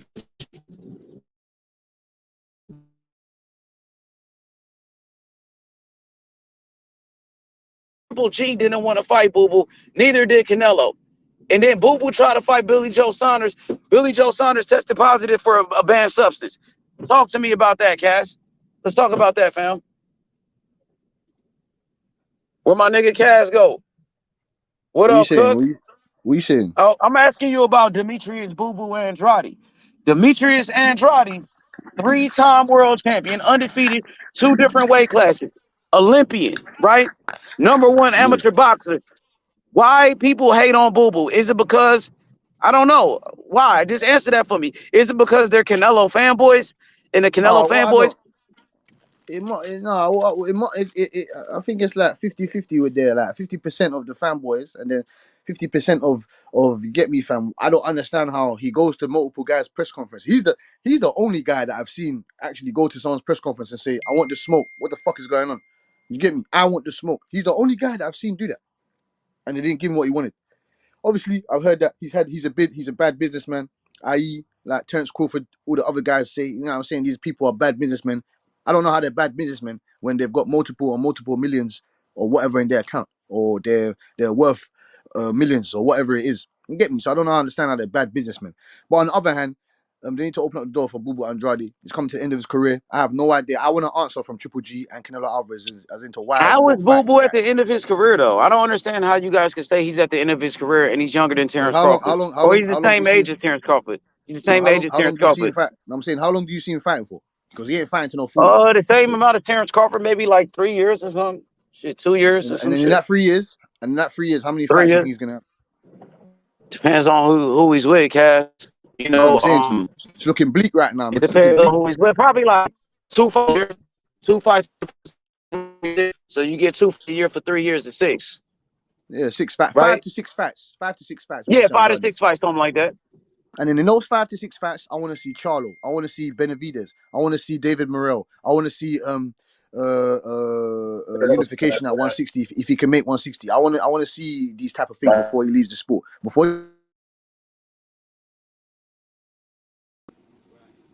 Yo, what up? Y'all can hear me? There's David Morrell, Canelo Alvarez. There's more. There's 5 to 6 fights for him to fight. Exactly. But Boo Andrade is a great talent. He's a great fighter. Oh, I mean, who gonna step up to the plate and give this guy opportunity, Cass? That's the question. You hear me? Yeah, man. I'm saying it's just a bit peak, man. I have no idea, boy. I have no fucking idea who's gonna step up to this plate and give this guy a chance, man. Because he's a difficult fight, man. Difficult style, man. These promoters know this. These promoters know what time it is. Yo, sports, man, what's up with it? What's up, my brother? Can you hear me? Yeah, we can hear you, fam. What you saying? What's up, Bush? What's good, brother? What you saying, Haven, man? What you saying, fam? Calm down, brother. Calm down. I'm gonna get to you in a second. I want to just first say hello to everybody on chat, everybody in the land. I want to give a double shout out to Hey, Sports Haven. Yes, sir. What did you say? Did you tell me to calm down? Yeah, I'm gonna be with you in a minute. Just give me a minute. I said, well, go on, fam. What you saying? That's what I said. Yeah, I want to do my introduction because I don't want to offend nobody. So I would like to do my introduction when I come on now. Oh, no problem. I just said, well, go. I got you, brother. Because I remember you from yesterday, but it was so loud yesterday, I didn't get on your ass. But I'm gonna get on your ass in a minute. Give me a second. And I want to give a shout out to H2, and I just want to say this too. What I love about your show, H, is that you have multiple people on here, so you have people that's biased, but ultimately you give everybody an open opportunity to speak their piece, and as a result, it creates non-bias. So that's why I love your show so much, and that's why I rep so hard with you, because to me, your show is the best when it comes down to not bias, because at the end of the day, you give everybody an opportunity to give their opinion. But I'm with you now, Butch. Go ahead. No, I don't know if H wanted to rebuttal. Not rebuttal. Sorry, I don't know if you wanted to get me to speak to you about that or whatnot. Mm-hmm. Yeah, I got you, Butch. I want to talk to you about yesterday because you was asking me some stuff. You was confusing me as being like a Spence guy. Yes. I know you're a Spence guy. I ain't confusing you. I know you're a Spence guy. But you don't know that. I do know that. I've heard you speak. What are you talking about, Sports Haven, man? Don't try and play this game with me, boy. No. Because you do know I done came on here multiple times and said I'm a fan of Crawford and I like Crawford better than I like Spence. Oh, fair enough. Fair enough. That's true. Do you agree or do you disagree? Obviously, if that's what you're saying, then no. I'm asking you if you heard me say it. No, I haven't heard you say that. You get me. You prefer Terence Crawford, or you think Terence Crawford. I haven't heard you say that, but I've heard you say Okay. you respect both fighters. You know what I'm saying? I respect Errol Spence. Yeah, don't get it twisted. I respect Errol Spence. I like Errol Spence. I had Errol Spence beating Terence Crawford in the beginning of this four years ago, in the beginning of this whole bullshit. But then now so much stuff has happened. I don't like the way he's been behaving. Same with Terence Crawford, but more to EJ's side. I don't like the way he's been behaving. I don't like what he's been doing as a fighter. You get me? Yeah. In and out of the ring. So I have to go with Terence Crawford. But it is what it is. Yeah, that's fair. And I just want to double down is that this is a fan. I'm just putting myself in the fan's perspective. I like Tank, and I know how you feel about Tank, so we ain't gonna go there because this ain't about Tank. And I enjoy watching Crawford. He's my second favorite fighter. And I will root for Terence to beat Spence outside of money. So unlike we put a bet on it, that would change it because my money on the line. But from a fan's point of view, I enjoy watching Bud. I'm rooting for Bud. I do think at 147, I give the edge to Spence, and I think that's where sometimes people twist things because it's kind of like Mike Tyson's one of my favorite fighters, right? But I'm not sold that even at Mike Tyson, outside of with Gus, I'm even with Gus in his corner, I think. Hey, y'all can hear me? Yes, sir. Yeah. Let me just. I want to respond to this comment real quick. Hey, check this out. Luis Phillips said. He said, so to kick it, I gotta be a yes man. Hey, nigga, you ain't gotta kick it with me. I ain't asked you to kick it with me, nigga. You came over here because you want to, nigga. You know what I'm saying? But you'll sit here and cap for Triple G this whole time and disrespect Demetrius Andrade, nigga. So when you come over here on some clown shit, I'ma cook your ass. And you can hit the link too, nigga. You ain't gotta be no motherfucker. I asked you to be a motherfucking yes man. No, I did not, nigga. The fuck? Nigga, you ain't gotta come here, nigga. Motherfucker. Go ahead. I'm sorry about that. Oh no, you Gucci, brother. You telling the truth. You telling the truth. Yeah, but that's all I was saying. It's like with Mike Tyson. Mike Tyson is one of my favorite fighters of all time. And I respect Holyfield. Even with Gus D'Amato in this corner, I think Mike Tyson struggles to beat Holyfield because Holyfield had the good footwork and the head movement that he will have Mike Tyson resetting his punches the whole night. I think with Gus in his corner, he could have a trilogy and he could win a fight, but I think Mike Tyson would struggle against Holyfield, and I would lean with Holyfield to beat Tyson in any era. So just because I'm a fan of you don't mean I can't see you losing. I love Tank, but I can see Tank losing to Devin, and I can see him losing to Shakur. So when I say I'm a fan of Bud, but I think Spence can pull it off in 12 rounds, that doesn't make me a Earl fan. It just means that I just got enough sense to know that in 12 rounds, if Bud can't knock Spence out, it's going to be hard for him to win the decision.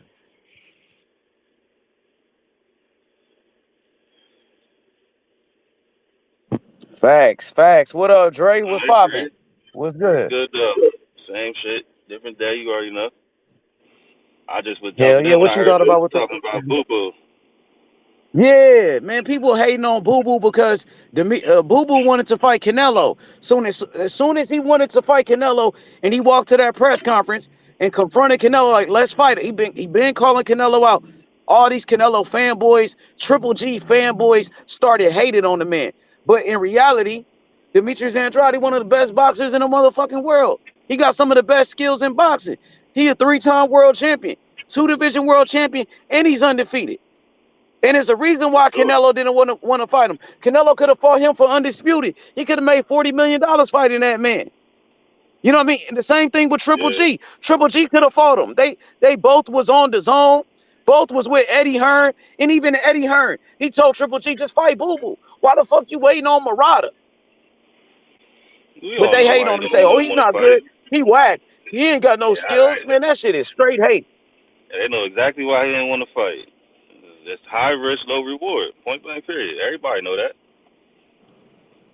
And it's not even a low reward because it's not like they wasn't going to get a lion's share of everything. You know what I'm saying? Canelo always get big paydays.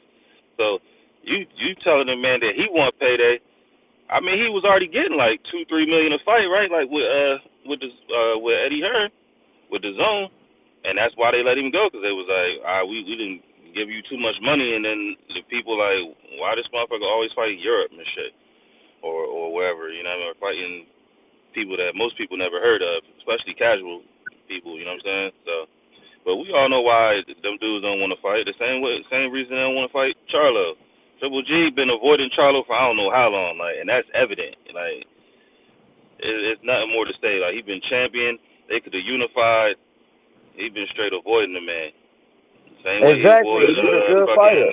Andre, because, you know what I'm saying, that's a heavy risk for you to take for a motherfucker you know can fight and is sharp, undefeated, and then fought maybe not the toppest level competition, but they became champions. And you scared the motherfucking Triple G just waited around for Canelo, but the difference is Triple G, he got what he wanted, you know what I mean? Like, everybody else waited around, Triple G waited too. But he got to get that bag again. Yeah. But listen, the only reason I get onto Triple G, but the only reason I don't y'all don't get on to Triple G. Y'all don't get on to Triple G. Y'all give him a pass. He could fight Michael Zafara next. He could fight bums like Samerta. I don't even know who that is. Yeah, Mike, he about to fight Michael Zafara next, and these dick-sucking ass niggas okay with it. But they got a problem with what Boo-Boo doing. They got a problem with what Boo-Boo doing. Nigga, them niggas weird as fuck, bro. Triple G, why the fuck? I'm saying, why Triple G ain't fight Boo-Boo in the unification? They both was on the zone. They was champions at the same time. Who was calling for the fight? Boo-Boo was. Boo-Boo hopped in the ring. He hopped in the ring, called down Triple G, said, let's fight. What Triple G do? This is when the business. Ain't no business. There ain't no business. They both was on the zone. They both was with Eddie Hearn. They both was on the zone. They both was with Eddie Hearn. Ain't no fucking business, nigga. Ain't no fucking business. They was on the same side of the street. What the fuck you talking about? Nigga, y'all niggas just capping. But if it was Boo-Boo, they quick to say Boo-Boo was ducking this guy. These niggas quick to say, oh, Boo-Boo ducked Johnny Beck. But Canelo ain't Boo-Boo. You saying Boo-Boo ducked Johnny Beck, but y'all ain't saying. Yeah, but who did he go to fight? You can't say he ducked him. Who did he go? Who did he go to fight? Who did he go to fight? You can't. If you duck someone and you go fight someone that's on the same level, or the same caliber, that makes no sense. Who the fuck is you talking about? It was at when he was at 160. That's when the shit happened. And who did these niggas weird, Alvarez, man? I don't understand these niggas, bro. These niggas like programmed. These niggas got programmed by these motherfuckers to hate on their own. Hate on their own. They quick to say they own black.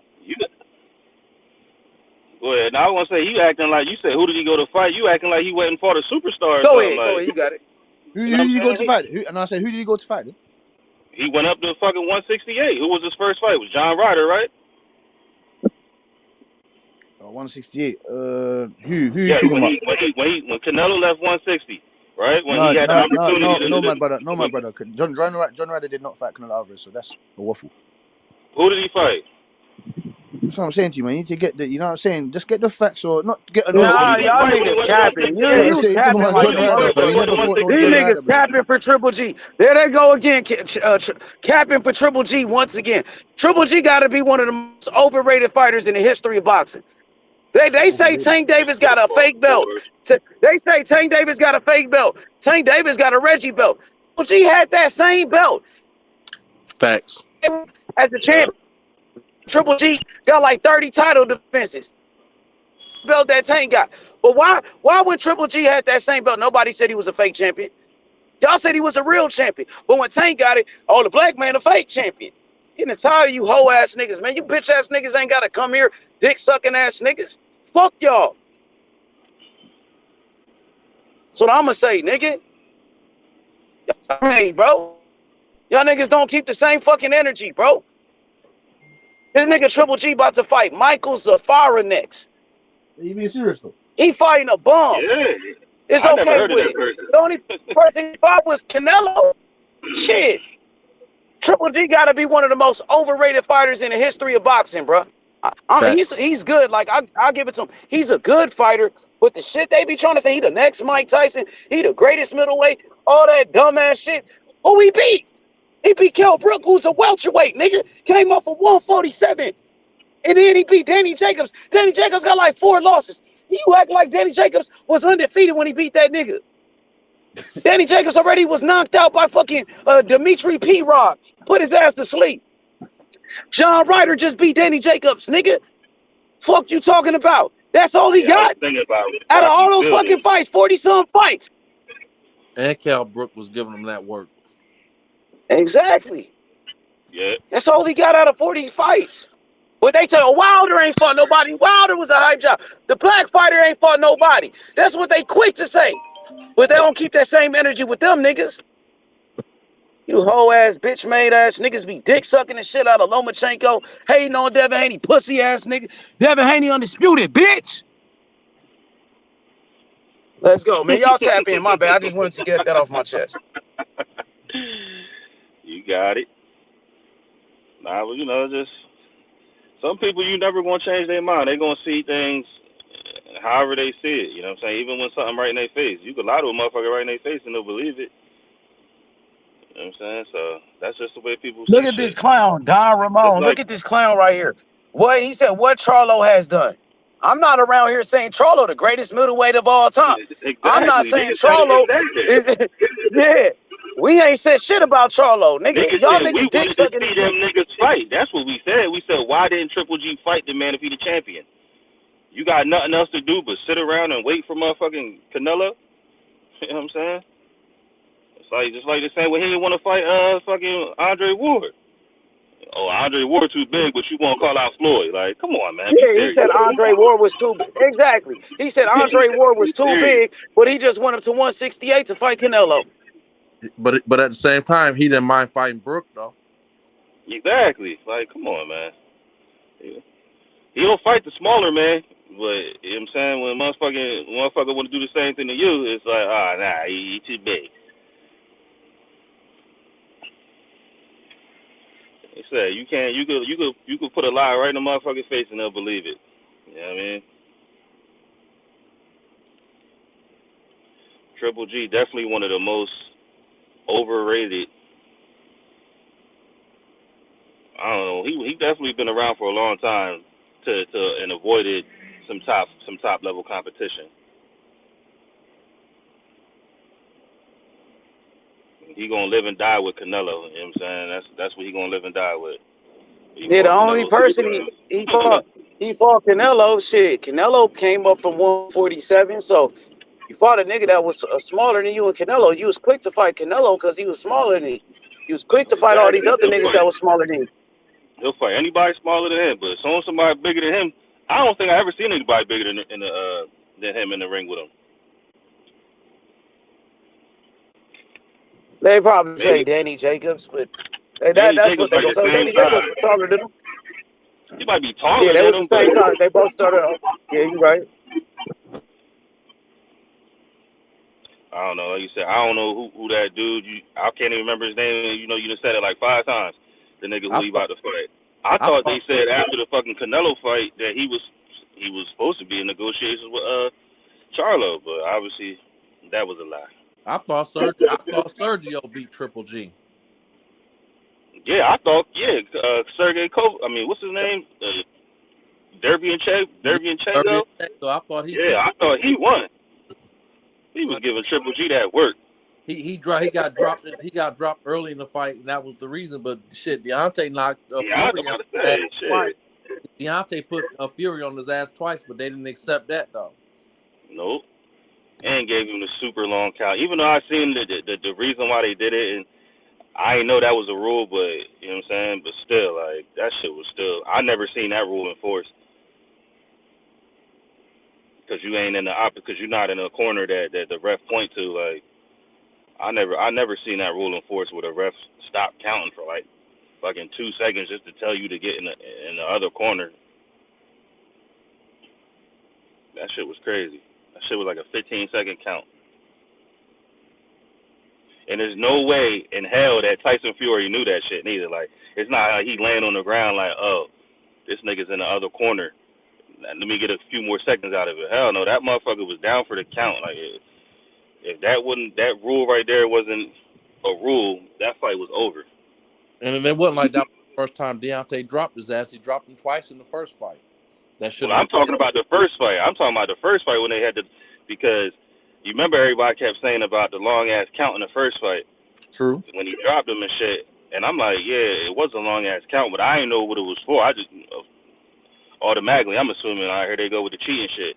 But when I went and motherfuckers do they retake on the fight, and they broke down that there's a rule where once you knock the man down, when the ref points for you to go in the corner, you got to go in the corner that he points to.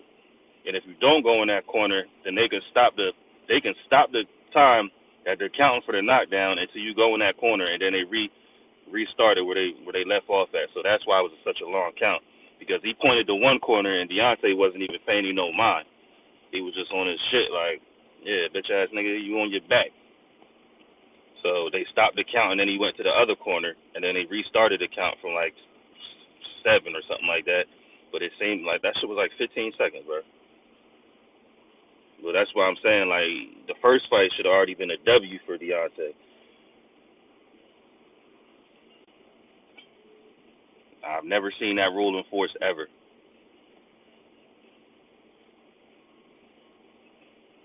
You talking about Wilder versus Fury? The first fight? Yeah, the first one, yeah. That nigga, but you don't think he got up, my nigga? The nigga was up, though. No, he did get up. What I'm saying was the reason why for the long count was because Deontay didn't go to the specified corner that the ref pointed to. Oh, okay. So that's why he stopped at 7, and then he looked back. I guess the people on the outside they're counting for you, and they also advise you what's going on behind you. And I guess they told him like he's not in the proper corner. So when the ref turned around and pointed him to go in the other corner, they stopped the count. And then when he turned back around, that's when they started again. 8, you know what I mean? 9. Then he hopped up and shit. But by that time, it was already like 15 seconds. That's what I'm saying. I've never heard of that rule, so I can't argue. Hey, about Cass, it. let's see what Cass got. Hey, Cass, you got a response to that, Cass? What he said about the Wilder shit? My boy probably not passed out. But so you thought Wilder won the first fight? I thought at least it should have been a draw. You know what I'm saying? I thought at very minimum it was a draw. The first fight was a draw, though. It was a draw the first fight. That's what I'm saying. Like I thought at very minimum it should have been a draw, but I thought that he did enough to win the fight. You goddamn right. He did enough to win. He dropped him twice in those rounds, the swing rounds. It was a close round. Fight. Yeah, like the other rounds, there was a couple swing rounds. I thought he came out with more. I thought he won like the first 3 rounds. Yeah, I mean, Tyson was trying to figure out. Then it started, he started boxing or whatever. But I thought the knockdowns was enough for him to, to pull that off, bro. To be honest with you. That's just my opinion. And like I said, the fight, it really would have been over if it wasn't for that rule that no one's ever seen in history. At least I ain't never seen that shit in no fight. I mean, I could see if Fury just was boxing the shit out of his ass in the first fight. Yeah. But I'm 43. I ain't seen a motherfucker get dropped twice in a close fight, and they the champion, and they didn't walk away with that W. That's just some shit to me that's new. That's definitely, because you know what the saying is, you got to beat the champ. Like, you got to do more work than the champ to beat the champ. Because the champ is a champ. You said, I'm 39, so I've been around this sport since I've been 7 years old. It's just, it's just certain things you just like, man, it's like, you kind of, like I said, you can slap some bullshit right in front of a motherfucker, and some people going to believe it, and some people not. I don't believe it. I believe he won, and I believe they gave it to him. Just like with that Sergio fight. With Triple G.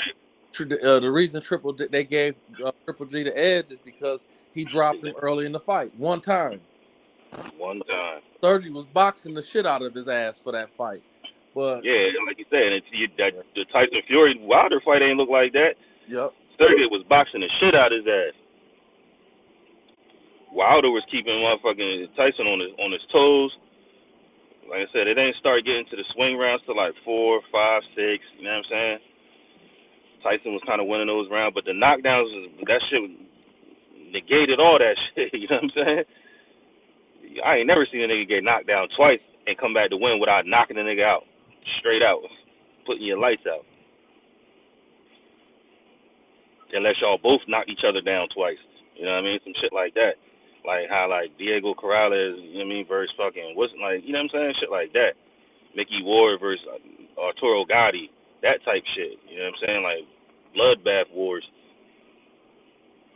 That first fight was nothing of that.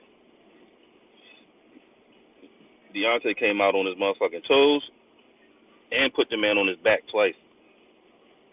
And you know when Joshua fought Andy beat the brakes off of Joshua in that first fight, and I thought Joshua showed championship grit and was intelligent the way he fought the second fight. But that nigga was like Arnold Schwarzenegger and the Running Man in that second fight. Hell yeah. I watched that shit. I was like, yo, this nigga's scared as shit, bro. That nigga don't want to exchange for nothing. He like, hell no, this fat nigga hit hard. But they give I couldn't believe it. And his physique was totally different. He was way slimmer than he, you know, like you said, normally he'd be looking like Arnold Schwarzenegger out this bitch. But he was like slimmer and shit. Fucking trying to box all and move all around the ring, and Andy ain't do himself no favors by weighing 700 pounds, looking like a fucking blob in that bitch.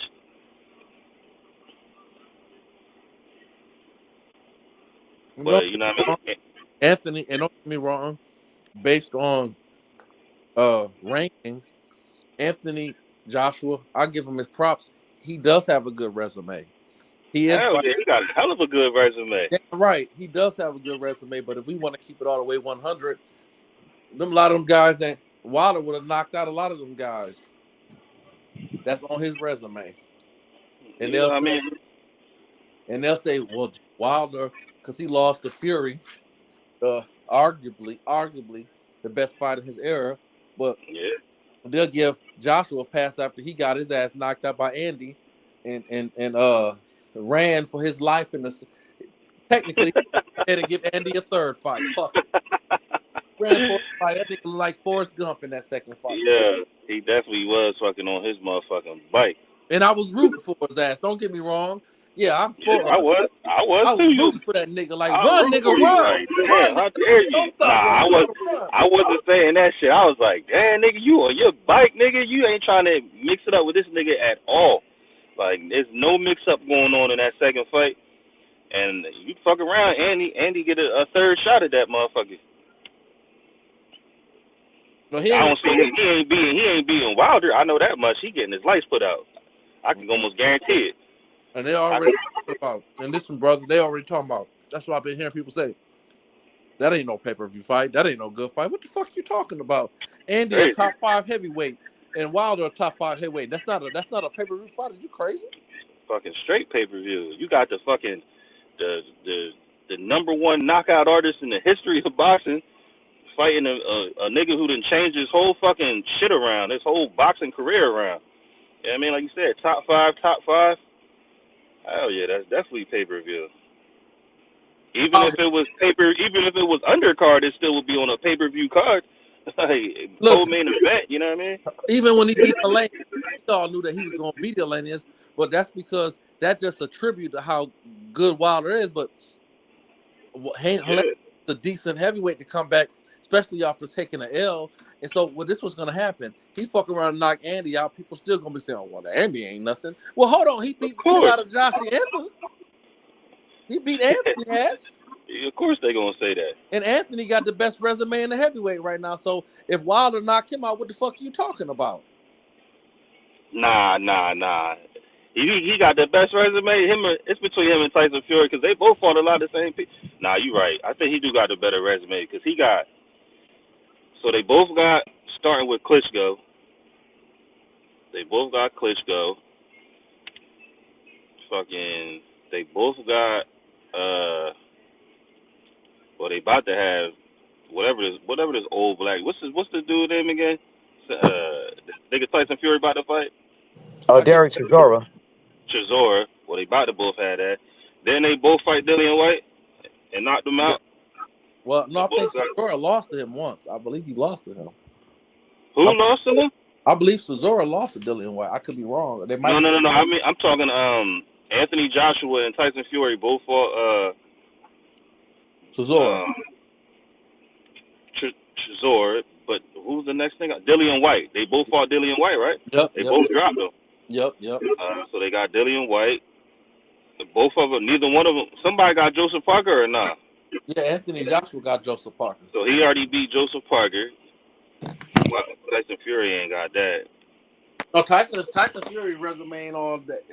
He ain't got no great Jesus resume neither. But he got Deontay Wilder. What you mean? No. What I'm trying to say, brother, is this what I'm really trying to say? I'm gonna backtrack. I'm gonna do the moonwalk. Right? My bad, I'm just saying that if Wilder was to knock out Andy, right? Yeah, they gonna shit on it. It's gonna be a bunch of hating going on, but yet still, if because Andy, they ain't no walk in the park. So if he knocked Andy out, what is there to hate about? Because Andy literally beat the brakes off of Joshua the first fight, and Joshua won the second fight. Because people are gonna say, just like that right there, people are gonna say, the first fight, but he lost the second fight. It's always gonna be an excuse somewhere. You know what I'm saying? They're gonna be like, who else do he got besides Anthony Joshua? That's what they're gonna say. You know what I mean? Something like that. You know what I mean? It's always gonna be something. When Wilder put his lights out, it's gonna be one of those two. Well, who else? Andy Ruiz. He beat Joshua once, and that was by luck. That's why he lost the second time. Like it's gonna be something. You know what I mean?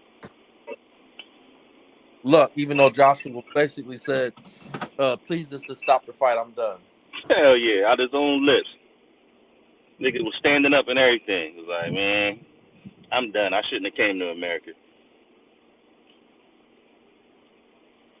Yeah, you shouldn't have. You should have fought over there. You wanted to make you let Eddie Hearn talk you into getting your American fan base up.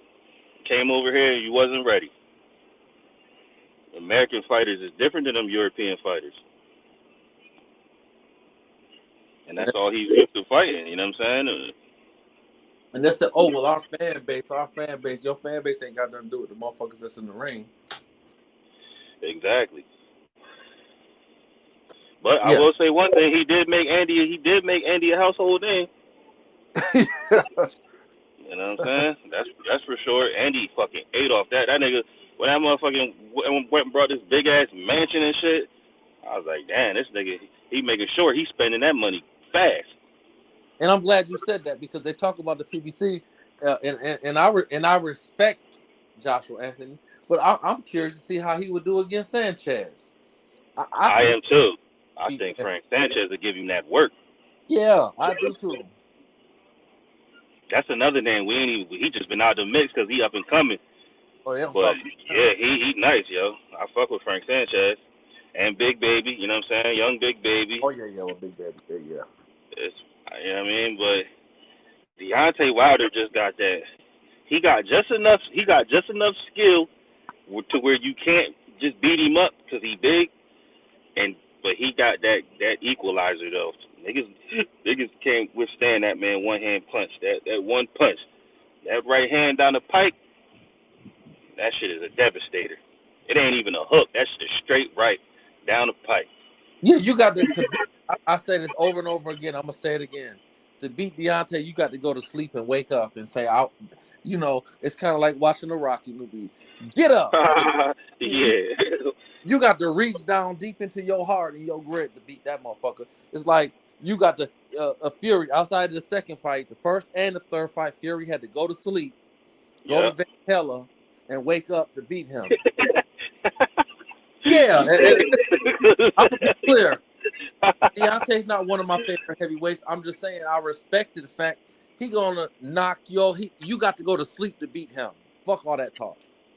Yeah, like he got something that I never seen, but he got such a fucking grit in him, a will to win. Because I done seen him look dizzy many times.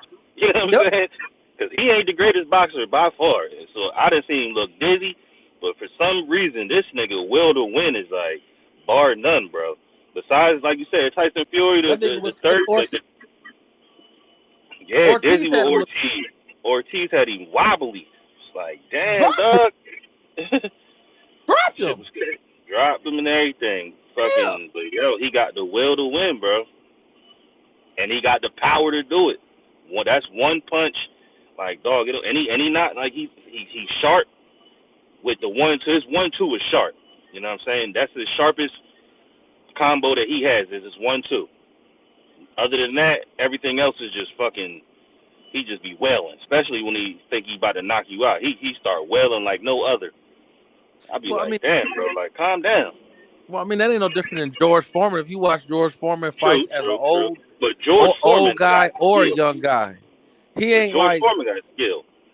But I mean, he do. But I'm just saying in general. Like I'm just saying that. Like watch the classic. Watch him when he was younger, and yeah, his skill is all right. But like that nigga slow. Like he.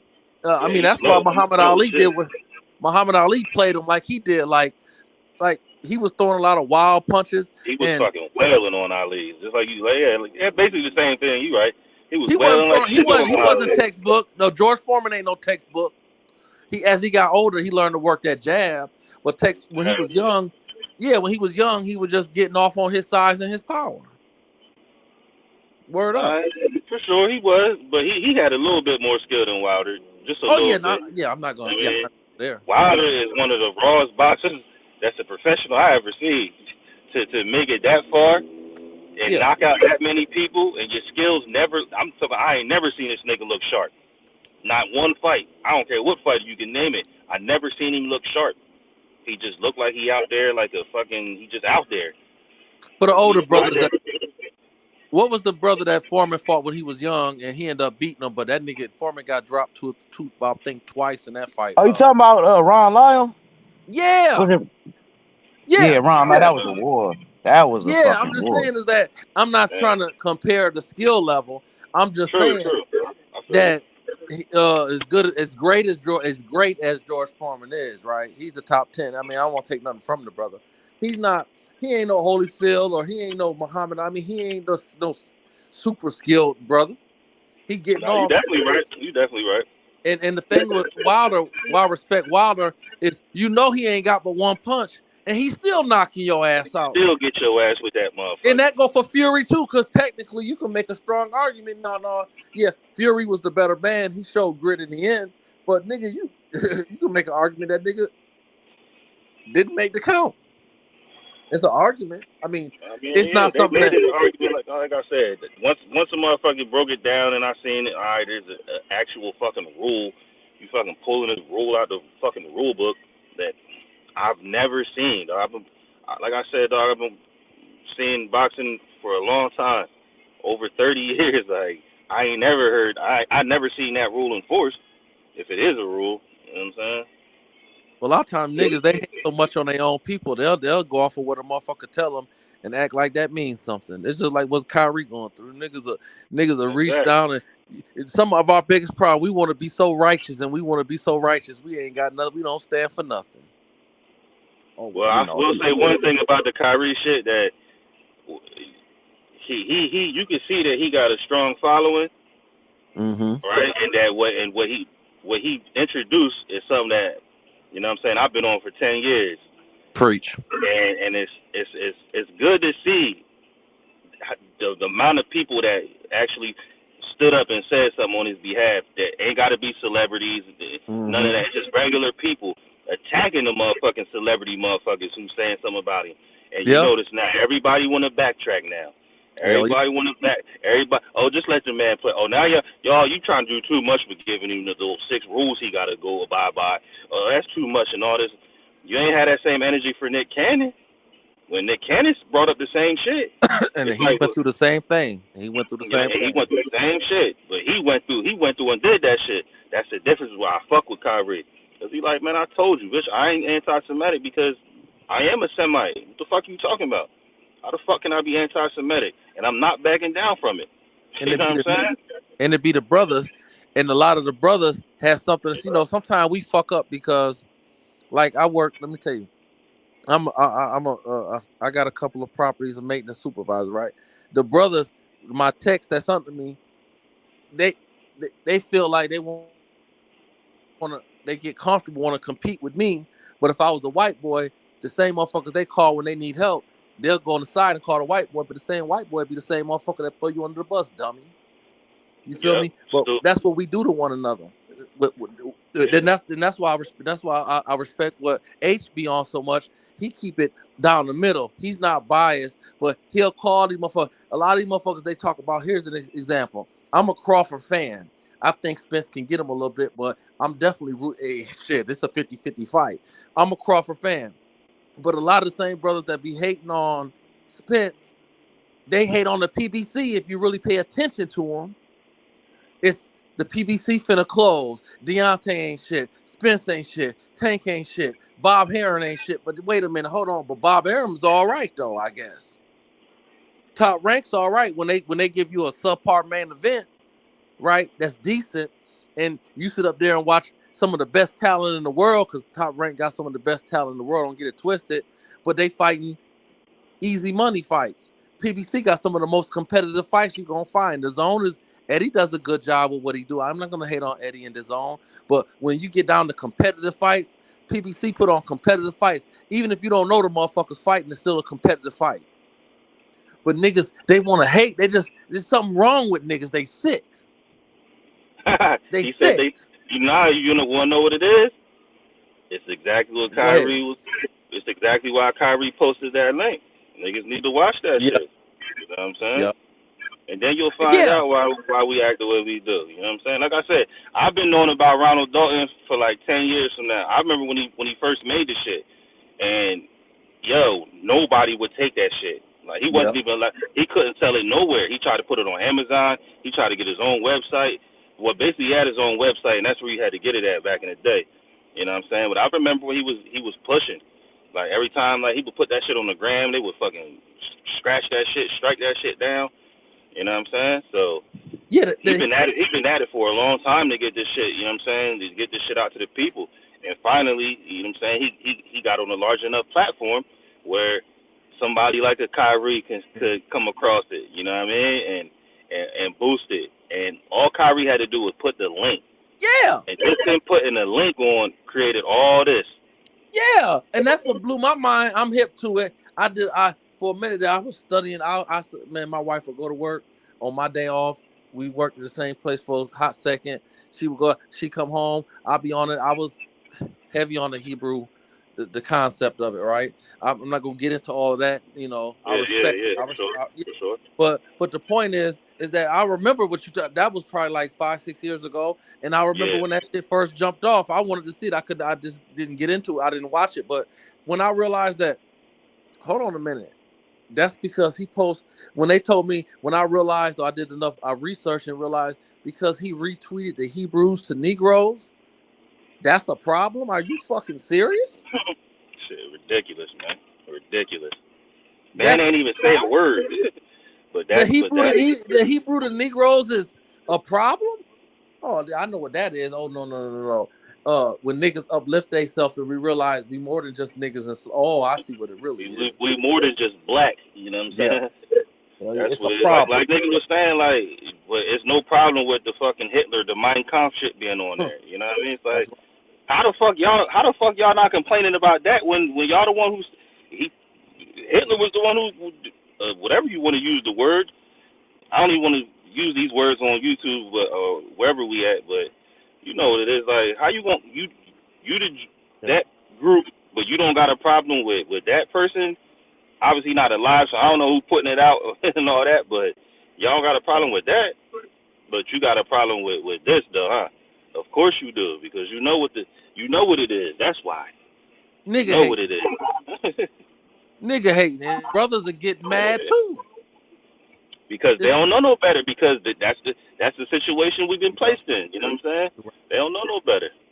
So of course they're going to, like, motherfuckers. Probably none of them even seen it. Only thing they ever heard about was shit. Little clips they seen on the news or YouTube. Even if they knew about it, to research it. Because I know most people don't know about Hebrew Israelites. Even in today, 2022, and they get hella traction. But it's still a lot of people. The only thing they know is the little clips they see on the news. Like, that's just a race hate group. Yeah, race. A black race hate group. You know what I'm saying?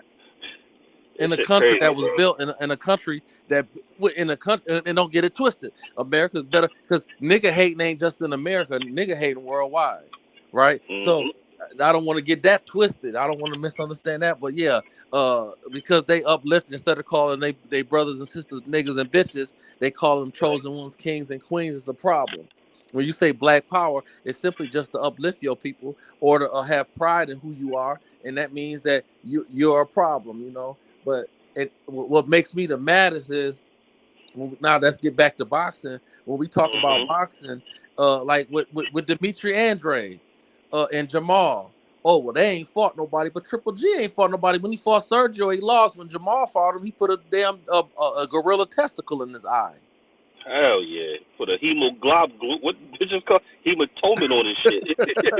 Yeah, that nigga put a testicle in his eye. Welled up so motherfucking big. He said, please don't hit me there no more, man. Just don't hit me on that spot no more. That nigga was turning his whole face away from a fucking right hand. Yeah. And they talk about boo-boo, this and this. Yeah. Yo, how is it that if Canelo, all he got to do is fight? Canelo's a great fighter. One of the best in his era. No question about it. One more fight this man, and you're undisputed, and you turn down the fight, and you turn down that multi-million-dollar to fight this man, and you don't think that's ducking, and explain to me what is. And then you want to talk about boo-boo, and then you'll get niggas, hold on, fam, but you'll get niggas that will come on here and will co-sign this. Like I said, and boy, then, you can slap a lie in that nigga's face, you know.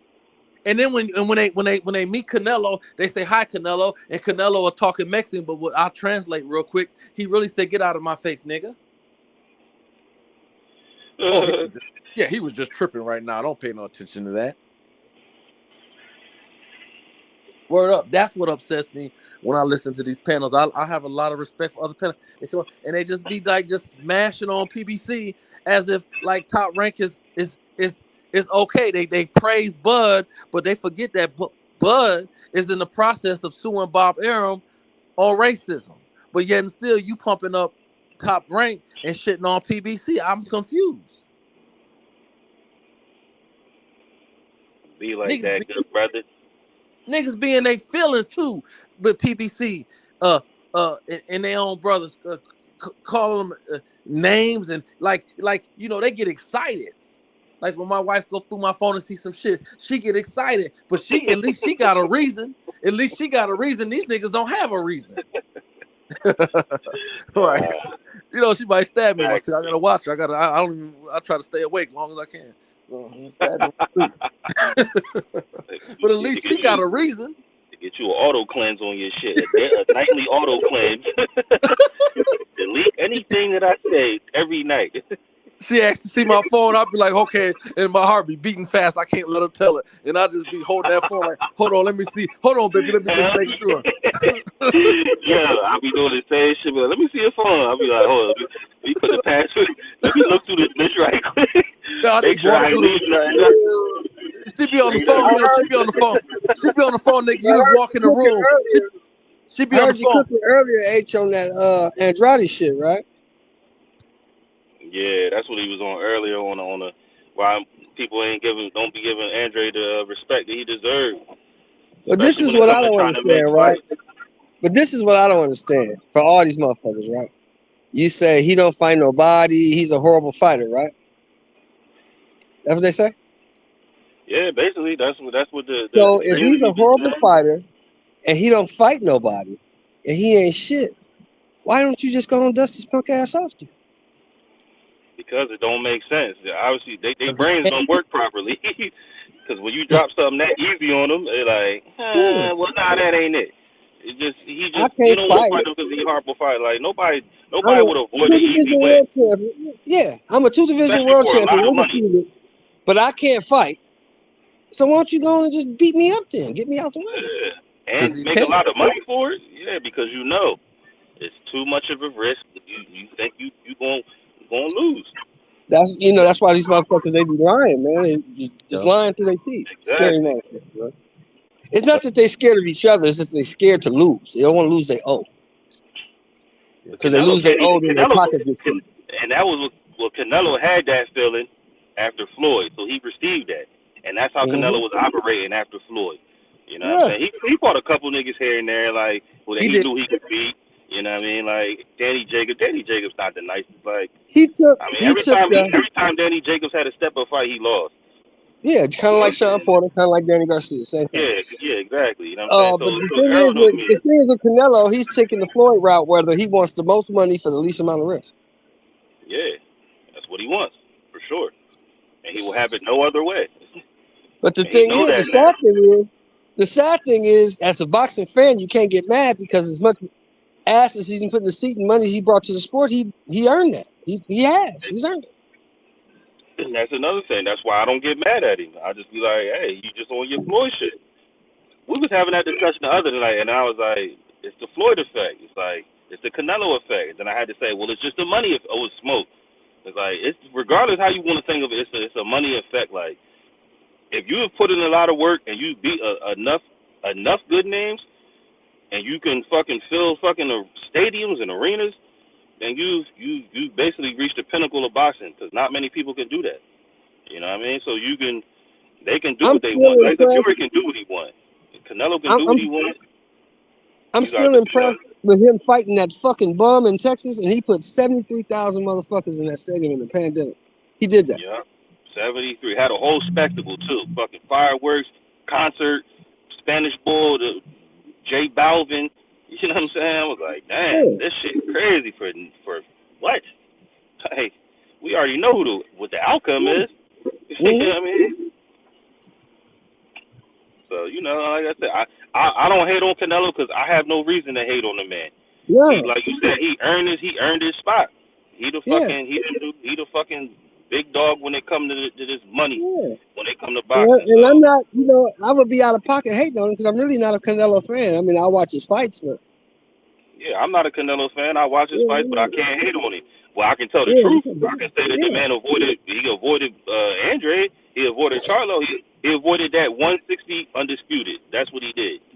I know that. He avoided, back then, when Charlo was active and getting it in, he avoided that motherfucker like the plague. He didn't want nothing to do with him.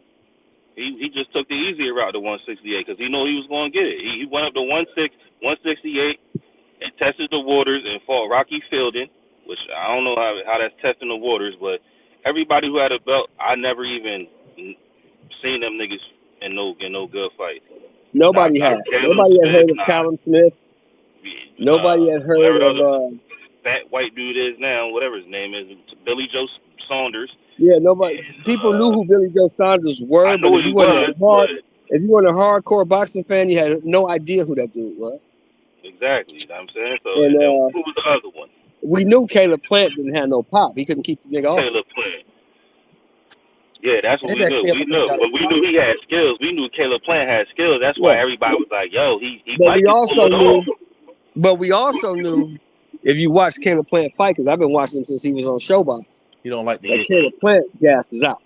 He don't like to get hit neither, Shelton. And he gassed all the way out. Yeah, right, Mr. Shelton. He gassed out all the time, bro. He don't like to sit on his punch. He punch back. No, he like to be sweet. He try to move and box. Yeah, that's why he comes sweet hand. But he sat on that punch with Darrell. No. Darrell gave it to him. Darrell stuck his chin in the air like he hit me. He sat on that bitch for like a half a second. He gave him a body shot. Hold on, Mr. Shelton. Sat for a half a second and then came upstairs with the left hook. Yeah. Well, hold on, Mr. Shelton. Let me say this. I just want to be clear. I heard what you said about the boxing. Yes, he can box. He's very talented. He has potential, and he has potential to be a great fighter. I'm just saying in general, I don't want to confuse boxing with not sitting on your punches and being afraid to get hit. Haney is a great boxer, but from time to time, he'll sit on his punches. Shakur he's a great boxer, but but Caleb, that motherfucker, he'll sit back and throw a punch on his back leg. Yeah.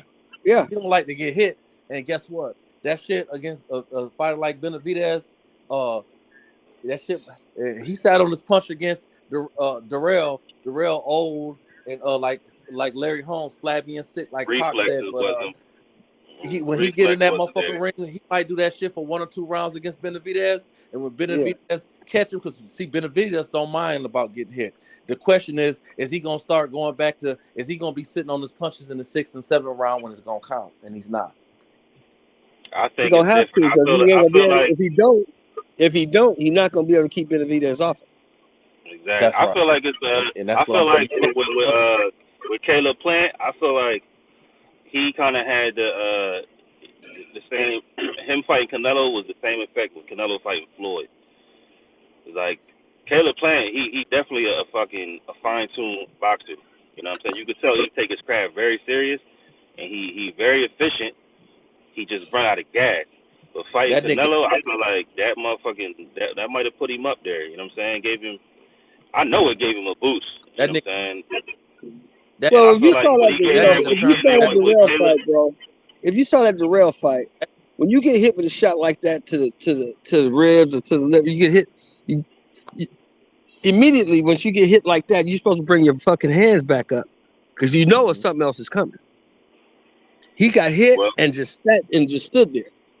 listen. well, nah, So that's maybe not he what he pulled did. him with the He shot. hit him I in the don't know what body. it Hold was. on. He hit him in When the body, Canelo, and then Darrell tried to come upstairs with a fucking left hook upstairs while Caleb was kind of leaning down in the body shot. Yeah, And he went then right over his Caleb head. just waiting for that bitch and motherfucking He Darrell came ain't right up. Darrell ain't Benavidez, and that's why niggas He gonna not say, Benavidez, but they fought each other, so we got something to go off of. yeah, You and know what I mean? he was gonna get And stopped. he wasn't waxing Darrell ass or nothing like that. Yeah, It but he just was was a cut.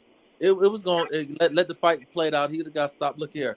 And a lot of niggas going to lose money on that fight when them two brothers fight because at the end of the day, I'm sorry. I respect Shit, Caleb. if the odds is in Caleb playing, I'm betting on playing. Okay, well, I got a Because bill I on know I ain't got to put up that much to win something. Depending on how the odds is, I got a I'm bill willing on to it. take that. A lot of money, but I got a bill on that fight. I'm going with Benavidez. I watched Plant when he fought Canelo. Yeah, he looked like he was controlling that fight for the most part. That nigga, when he got hurt the first time he got clipped, really good. That nigga turned his back and that nigga was running. That nigga, I ain't never He seen a did nigga because he be getting run. tired, bro. He get tired. Yeah, that nigga had turned to his take it. running. And the thing is with Benavidez, it's no secret what he's gonna do. It's not like you have to look for him. He's fighting one way. He's coming up. And once straight your up. back coming touch up. that rope, and he hits you with 2 or 3 punch combination, you in trouble.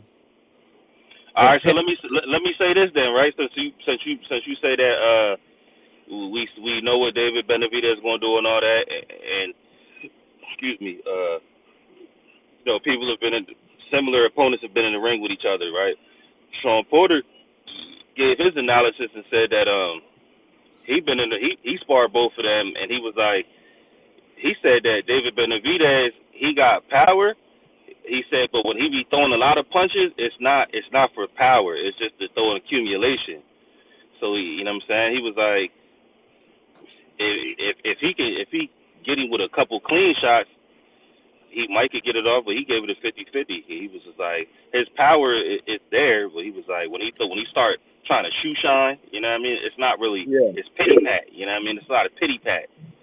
And then, you know what I'm saying, he'll stick one in there or try to slide one in there somewhere, you know what I mean? Boom. Pity. Right. I just don't think he could do that with David. I don't think he could do that with Caleb Pity Plant. pat, and out of 12 rounds. Well, listen, 12 rounds, pity pat, boom, pity pat, boom. Out of 12 rounds, if Caleb, and this is where I agree with Shelton on. Now, I'm not saying because the worst punches are the ones you don't see. Caleb's good at hitting you with shit you can't see. So it's not like it is a 50-50 fight. And Caleb does have a chance to win. So I don't want to take nothing from Caleb. He's a good fighter. I'm just saying in general, it's kind of like how I feel about Tank and Haney. It's like pity pat, boom, pity pat, boom. Nigga, I'm gonna catch your ass eventually. If you don't sit on your punch, Devin if you don't hurt me and make me respect you. Devin don't throw pity pat. Every jab is piston jab. Snap your head back jab. My opinion. I'm just that to me is pity pat. Pity pat. And I'm not saying, I mean, he's a great fighter. Devin's better than Caleb. So I'm just saying is that you got 12 rounds, but I want to stick to Caleb and Benavidez. You got 12 rounds, and the difference is Devin will sit in the pocket with you when he need to and hurt you. I'm saying that Caleb got 12 rounds with Benavidez.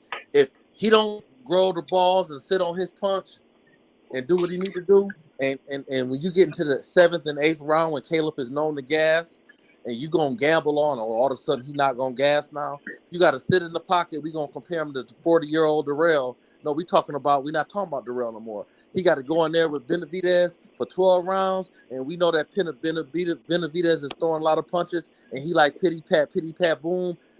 12 If he rounds, came back that to boom is gonna catch America, your ass All right, eventually. but we gotta be honest about one thing, right? Or maybe a couple things, right? Okay. Caleb Plant is like what, 28, 29 maybe? Okay. David Benavidez, he about to be 26, so it's not like they far off in age. They both probably in their prime. You know what I'm saying? Neither one of them niggas getting no bigger and ain't punching no harder. Maybe I don't know, but whatever. But both of them dudes started boxing around at like the same age, I think, like around like 12, something like that. Who got more gas? That's the only thing that comes into it. But that ain't the only though. We can't act like only. We can't use that word because that's a lot. Because other than that, from the eye test, Caleb Plant got more skill than David Benavidez, bro. He's definitely more skilled than Benavidez, brother. That's not my point. My point is we can't. But gas in boxing is a big deal. But that's what me and Mr. Shelton says. Like that's Caleb Plant's really only flaws. His gas tank, his skill ain't a problem at all. And I don't give a fuck how you get in there. Yeah, he wasn't sitting on his punches, but he don't sit on his punches at all. He was sitting on his punches with Darrell. He played. He do play with his food, but listen, he ate his food last fight. Let's take a Cobra. We ain't gonna talk about a 40-year-old man. Listen, a Cobra and a mongoose. Let's take a Cobra and a mongoose, right? Yeah, a mongoose win. A mongoose is a bad motherfucker, right? And guess what? Let me tell you something, brother. I'm gonna be clear. Mongoose kills Cobra more than you realize. Mongoose don't play with their food. They always they don't play with their food. But guess what? After the mongoose kill the Cobra, a lot of times they die because they don't got clipped because they're not playing with their food. They just don't have the same weapons. I'm saying that Caleb ain't really. He's a mongoose, but he ain't got no pop that Cobra got. Now a king Cobra going mongoose. A king Cobra ain't gonna be no competition with a king Cobra. Ah, man, them niggas is now, like I'm not fucking sure honey badgers, bro. What you mean? Them niggas immune to fucking snake venom. They're immune to that. I don't know. A Cobra bite your ass. I don't mean you immune all you want. I mean, them you motherfuckers still gonna immune die. to that shit. They get bit, pass out, and wake back up and then eat the snake. That's what they do. Trust me, I watch a lot of Discovery Channel. Yeah, I love watching animals, bro. That's my shit. I watch motherfuckers immune to that Cobra. shit. I ain't seen a mongoose fight a king Cobra too much. Nah, I ain't seen that because they don't live in the same environment. You know what I mean? That's all so right. They don't really cross paths. What you think gonna happen if a mongoose? You know, a king Cobra much bigger than a regular Cobra, right? Hell yeah, that motherfucker's like fucking 13 feet long. You think they're gonna be immune to a king Cobra bite? It ain't even gonna have to do with the bite, because once he fucking bite your ass, he gonna lock your shit up and strangle the life out you. Because they right, that's what I'm trying to say. And David trying to strangle your ass. Now I'm not comparing David to a king Cobra yet. Nah, I feel you. I think it's still a 50-50. He ain't no Indian Cobra. And Caleb Plant ain't no mongoose. He more like a honey badger. He more like a honey badger out there with the lions. You know, that nigga just be, sometimes I'll be honest with you, and I like Caleb, he can fight, but that nigga be killing me like he be fighting, he be throwing punches, and he put his weight on his back leg. What the fuck you putting your weight on your back leg for, nigga? I don't know why he do that, bro. Because he don't want to get hit, fam. When he got with Breadman, you know what I'm saying? I like the way he fought with Darrell fight, you know what I'm saying? I can see the difference. He did good against 40-year-old. It's more of a front foot, you know what I'm saying? Just back foot utilizing the step out the way, create space. Yeah. You know what I mean? Okay. He did a hell of a good job. He did good against. I don't know if it was Breadman, but that's the only difference I see in his training camp, because he still got everybody else. But we're not going to ignore, brother. I can't let you ignore he's 40 years old, though. I won't ignore that. He's not 40. I'm not going to. He's 37 or 38.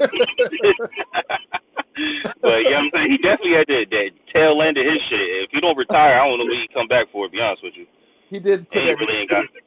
That nigga did do the electric shake when that nigga was on the ground. I ain't gonna lie, that nigga, I was mad about that shit. That nigga that shit was funny when he did the shovel. Like, nigga, I just burying the beef we had between it.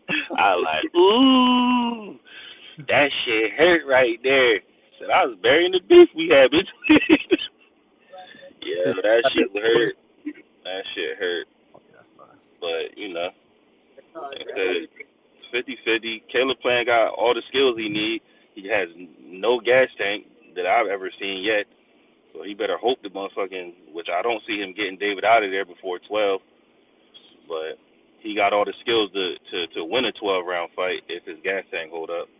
Well, listen, I'm gonna say this. I'm glad they're making the fight, and I think it's a hell of a fight, and I will pay to watch it. Hell yeah, I'm definitely gonna pay to watch that. Man, look, don't get me wrong though. I got a Fire Stick. I'm not paying to watch every fight, nigga. I'm Right. streaming this shit. I don't give a fuck. But if it's something that I don't want no interruptions, yeah, I'm gonna pay to watch that because I don't want no interruptions.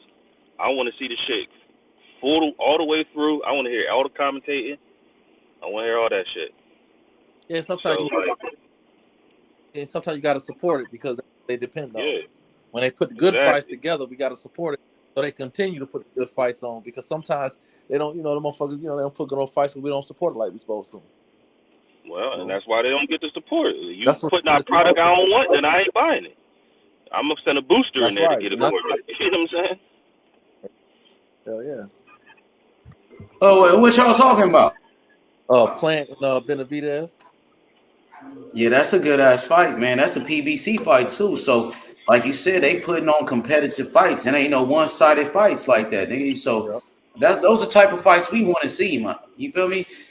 Exactly. That's what I'm trying to see, man. Hopefully, David Morrell could get the winner. I got David Morrell as the best fighter at 168. I think he's the most talented fighter. We watched what he did last Saturday. Man put on a motherfucking show, man. And, you seen what he done. What'd you say? Hey, you saw what he... Ain't nobody say nothing.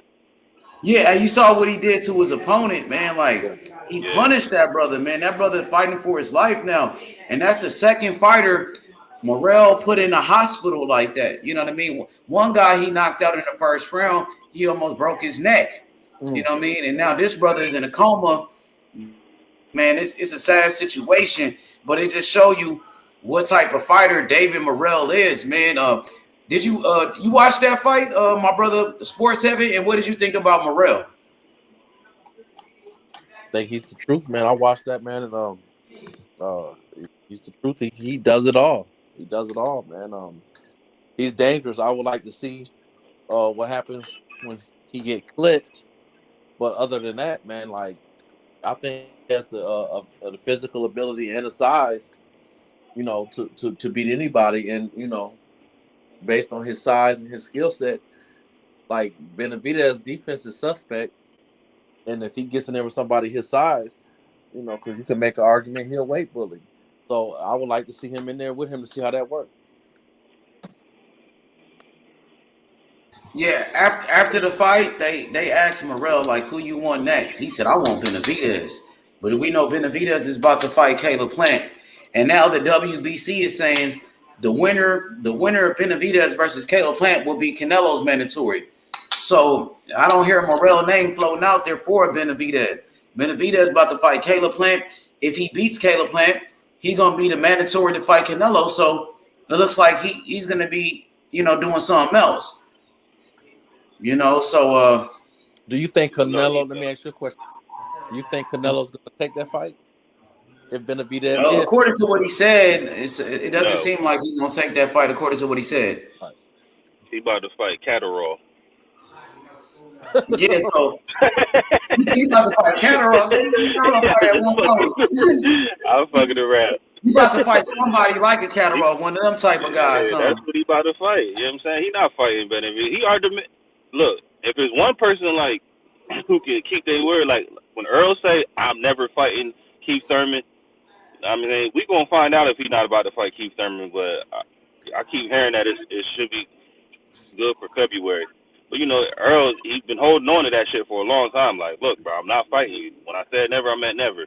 But Canelo got the actual power to be like, bro, I don't give a fuck about your fucking mandatory. Like, I'm fighting, especially after a year layoff, which Canelo don't usually take.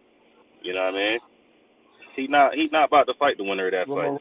Because for one, if Caleb Plant wins, everybody's gonna be like, well, you already fought Caleb Plant. And if Benavidez wins, then he just gonna be like, I told you I'm not fighting no Mexicans, and you know what I mean? That's the type of time Canelo be on, and he hold his ground. He stand true to his word. He's not fighting no slick black fighter, and he's not fighting no Mexican, and that's the ground he stands on. And can't nobody change it because he's a fucking breadwinner. which then opened up the door for Benavidez and Morrell. Mm-hmm.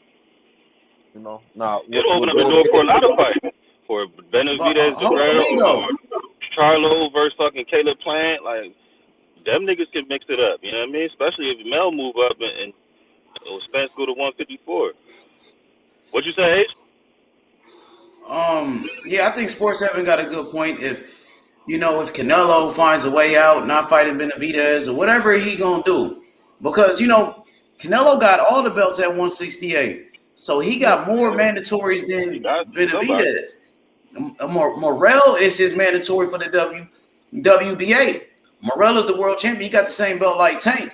So you know how people wanted to see Tank fight Haney, and people were saying, "Oh, Tank is the mandatory for Haney." Tank got the world title belt. So all Tank got to do is, I guess, what's that? Petition to the WBA. They can make the fight happen. Morrell, he pressing up on Canelo too from that WBA. Yep. That's right. So Morrell want a shot at Canelo too. Canelo has no reason to hold on to the belts, bro. This is Canelo we talking about here. That nigga don't care about holding on to them belts and fighting his mandatories. And his legacy is already signed, sealed, stamped, delivered at his door. You know what I'm saying? He has no reason to hold on to them belts for undisputed. He gonna do whatever he please, and whoever he feel like is gonna be an easy fight with a nice payday. He might give us one more bang before he step up out of here. He said he gonna fight to like, what he said, 35, 30, 36.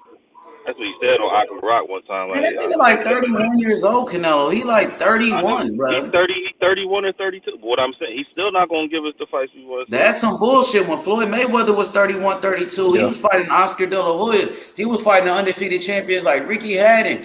At 36, this nigga beat up on Canelo, a young lion, when he was 36. The difference is Canelo reached money status way before Floyd reached money status. And another thing is he ain't no Floyd. That's another thing we got. Yeah, he ain't no Floyd. For sure. Yeah, he ain't no Floyd, but I'm just saying, like, they say he the best, he the cash cow and all of that. That Floyd Mayweather was the cash cow. Floyd Mayweather was still fighting top guys at 36. He fought Manny Pacquiao and all of that. Maidana. He was fighting real killers. What the fuck is this nigga doing? Well, I think when he fought Bivol, I think his bank account. When he fought Bivol, that let everybody know he wasn't the best, because Bivol basically he did not tell you not to go. Remember Def Comedy Jam? Did not tell you not to go outside. That's how it seemed like when Bivol fought Canelo. He was like whipping him like my grandmother used to do me when I was young and hard. She would whip me while she would whip me. The only thing I can say about that is, like, you looking at a man who came from 140 up to 175. Yeah, I get that, brother. You know what I mean? He had He no started at business being 147, there, I think. but It was 147. I think it was started at 147. 140. He started at 140. He started at 140. Oh, okay, I thought it was 147. So he started off at 140? He started at 140 when he first came in as a young bull. He was like 15 or 16, one of them ages, because he was doing it in Mexico. And then he went to 147. So that man done been, you know what I'm saying? Like, going to the 175, he was really trying to test niggas' patience right there. Listen, that like, nigga he trying to check temperatures. At the way in, Canelo looked hungry, so I don't give a damn what he used to weigh. When they weighed, that nigga looked hungry. So at the end of the day, that nigga looked like he cut weight. So at the end of the day, he said, yeah. Oh, that's what you meant. He looked hungry. Yeah, when the motherfucker, you can't see their stomach. When they stomach sunk, them niggas hungry. So that means that them niggas been cutting weight. So it don't matter what it used to be. All I know is Bivol beat that motherfucker like my grandmother used to talk to whip me. Did not tell you. He definitely showed him that, look, bro, it might be skill levels, but skill can only take you so far if somebody got the same amount of skill as you and just bigger than you. It's like, no, you can't affect me. He showed he had more skills. To me, he had more skills in that fight. It wasn't just the size, because I believe Bivol can come to 168 and still beat him. He probably could. He's just a bigger man going down into a lower weight. Canelo is 5'7", dog. He got better footwork. He got better footwork. He got better. Hell no. He don't got better footwork. You saying Bivol don't got better footwork? Who ain't got better? Who? He don't got better footwork than Canelo. Oh my God. Hell yeah, nigga. That nigga move. Look at the way he move in there. My nigga, he in and out. He got quicker feet. Canelo, his feet kind of slow though, bro. Canelo fight with his His upper feet body. might be slow. True. He got upper body movement. I feel as though when he never had, I guess because he's never been in there to even have to utilize footwork. Man, he So ain't you're got probably right. work in Bivol. I mean, he did Just used to try him box. up. Like Canelo used to box when he fought Austin Trout. He was moving the way he fought Triple G in the first fight. He was moving. It's just that Bivol does it much better. Triple G was the one giving him work that showed that Canelo had footwork. Even though I still thought he lost that first fight, but Triple G made Canelo use footwork that you never really see, because usually Canelo always walking niggas down. He don't never have to fucking Watch go his fight with backwards. Austin Trout. He was boxing. He was moving and shit. You know what I mean? He can make I just feel adjustments. like He we know how don't. to box. Yeah, I'm just saying. I feel like he got better footwork. We just never get to see it because he don't never have to utilize that shit. The nigga just He work ain't on got the better fucking- footwork than Bivol, bro. The way Bivol move, Yeah, man. his movement, upper body, but I'm talking about footwork, the feet. Now, Bivol footwork is, my nigga, is one of the best in the game. It's much better than Canelo. I think Shakur Stevenson got better footwork than Canelo. Devin Haney, I think Morrell got better footwork. Tank got better. I have to look at Bivol then, because I've only seen him fight twice. Well, you that was that against nigga's Canelo, sharp. I've been watching and Bivol. fucking what's his name, Zerdo. So I have to watch it again. He definitely was utilizing his feet against Zerdo the whole time. Damn I mean, he never stayed and tried to mix it up until he had to. You know what I'm saying? When he was trying He to get walked his him shit down over. though. He was walking down Zerdo. He came right to him. No, he Zerdo definitely was the walked one him down, backing but up. Zerdo was trying to walk him down for majority of the fight. It wasn't So until rewatch it though. When Bivol got his shit off, that's when Bivol got his shit off, that's when he started walking him, you know what I'm saying, walking him down. Because remember, like, it was multiple times where Zerdo had him on the ropes, and that's where Bivol would slide up out of there and then hit him with the 1, 2, 3, 4, 5, 6, 7, 8, you know what I'm saying? And then fucking start trying to punish him, and then he would let off the gas, gather his breath, you know what I'm saying, start moving around. Zerdo will try and walk him down and miss everything and throw the same bullshit over and over. And then Bill will hop on the shit again. Dang, dang, dang, dang, dang, dang, dang. That's what I'm talking about when I say, brothers, that Bivol, he basically controls ring generalship. He knows how to pivot. He knows how to move you and switch you how he wants you. He know how to lure you in. He uses feet to control the fight. That's what I mean when I say footwork. Canelo, he has footwork, but Canelo is more of a trap, set you up, counter punch. Use his ability to, but his upper body movement is Canelo is just to walk you down, utilize his head movement, you know what I'm saying, and get up in there and catch you on the counter to the body or up there. But that's why I said I gotta watch more Bivol and see for myself, because I only seen him fight Canelo and and Zerdo, and Canelo was just, to me, I'm like, man, I don't know why this little nigga even stepped up. I don't care how much you weigh. Like, regardless, that man bigger than you. If y'all ain't have no weigh-in, he'll outweigh you by 30 pounds if y'all ain't have no weigh-in. 20, 30 pounds probably. And then Zerdo, man, he made Zerdo trash, in my opinion. I mean, he made Zerdo look like absolute ass cheeks. Zerdo was the bigger fighter. And he was the big dude. Yeah, he was the bigger man. Point. He made that nigga look like ass cheeks. He breaks off of Canelo, which was smaller, and he beat the hell out of Zerdo, which was smaller. And I got a good feeling Canelo. When I say bigger, I mean taller. When I say bigger between Zerdo and Bivol, I just mean taller. With Canelo and Bivol just a bigger man. He's just bigger. Canelo is 5'7". It's like, come on, dog. That nigga little as shit. 5'7" against a man 6'1" or 2", and has equal skill, and is a professional fighter just like you. And he, just because you beat up on whoever you beat up before in the other weight classes, don't mean you're gonna do that to everybody. You know what I'm saying? You went up, you tested the waters, and you met a shark. You know what I'm saying? And you got what you asked for, and that let him know, like, yeah, I might be the best at from this weight down. Maybe you can consider yourself the best then, but how tall is Zerdo? How tall is Zerdo? Like 6'2", 6'3". Zerdo is 6'4". 6'4". All right, and how about Bivol? 6'1"? Yeah. All right, Canelo 5'7". That's like 6 inches. I got you. It's only 3 inches between them dudes. You know what I'm saying? And what's his name? Was fighting at, well, he did fight at 175 before his there though, but he fighting at 168 at Canelo weight. Like, you know what I'm saying? Caleb Plant, he bibble height. He should be able to go up to 175. Bivol is 6 foot even. 6 foot even. All right. So you got 4 inches. That's right. I mean, I just feel like, you know what I'm saying? Canelo he just a stocky dude.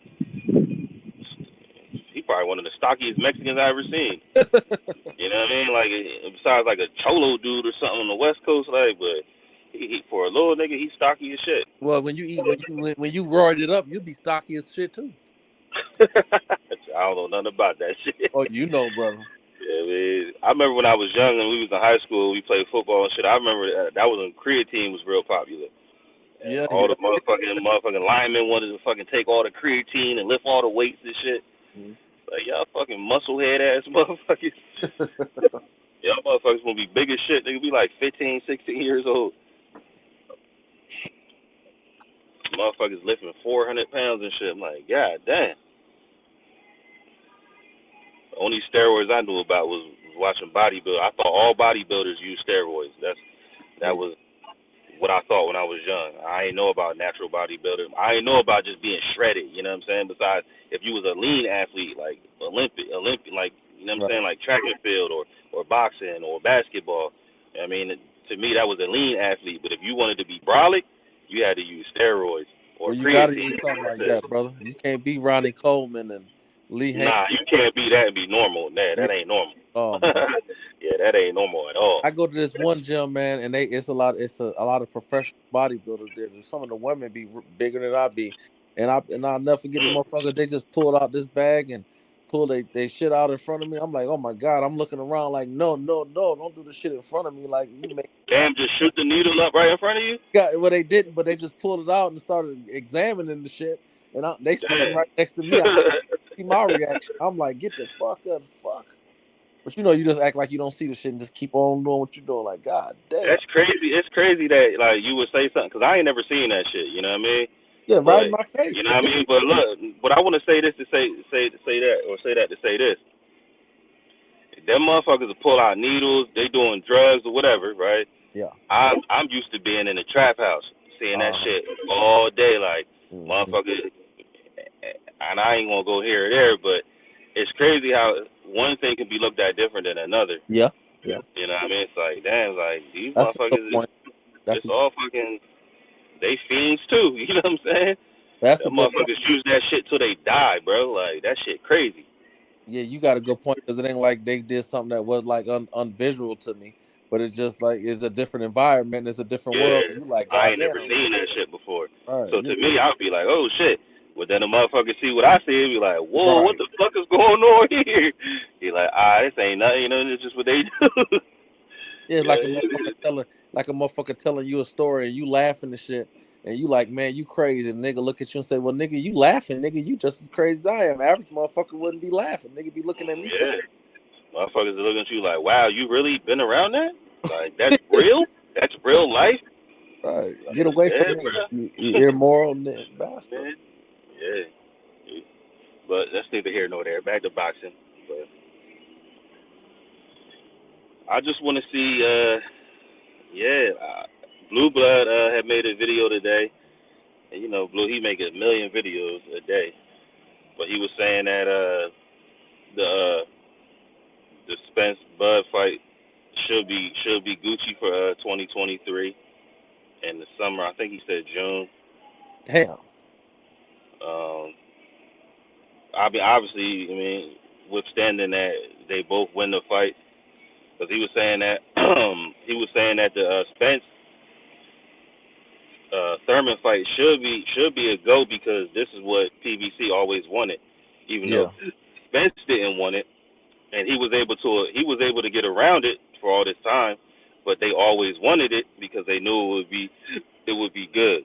It would be good for business. You know what I'm saying? So now they're saying, well, what Blue was saying, it's even better for business now because Earl I mean, in my opinion, he already stands on top of the welterweight division. But Blue was like, if he beats Keith Thurman, then nobody can say that he don't stand head and shoulders above the welterweight division. Yeah. You know what I'm saying? To fight against Bud. And only thing I didn't like when he said that, I'm like, well, damn, why it just seemed like, why Earl got to do all the heavy lifting? Why he got to stand above at the top of the division just to fight Bud, who came from a lower division? Why Bud shouldn't stand at the top of the division and fought all the champions? Well, you know what? I won't get into to the heavy lifting stuff because sometimes who we think is something ain't really nothing. But I will say this though is I think that he is at the top of the division. I agree, and I think when Bud beat Porter in the fashion he beat him, that just I still think he on the top of the division, but that just kind of because a lot rather people admit it or not, there was a lot of people saying that Porter was going to beat Bud, low key it was, and then I don't know who was saying that. But. Well, I'm just saying I heard a lot of people saying that. Rather not they bet their money on it. That's another conversation.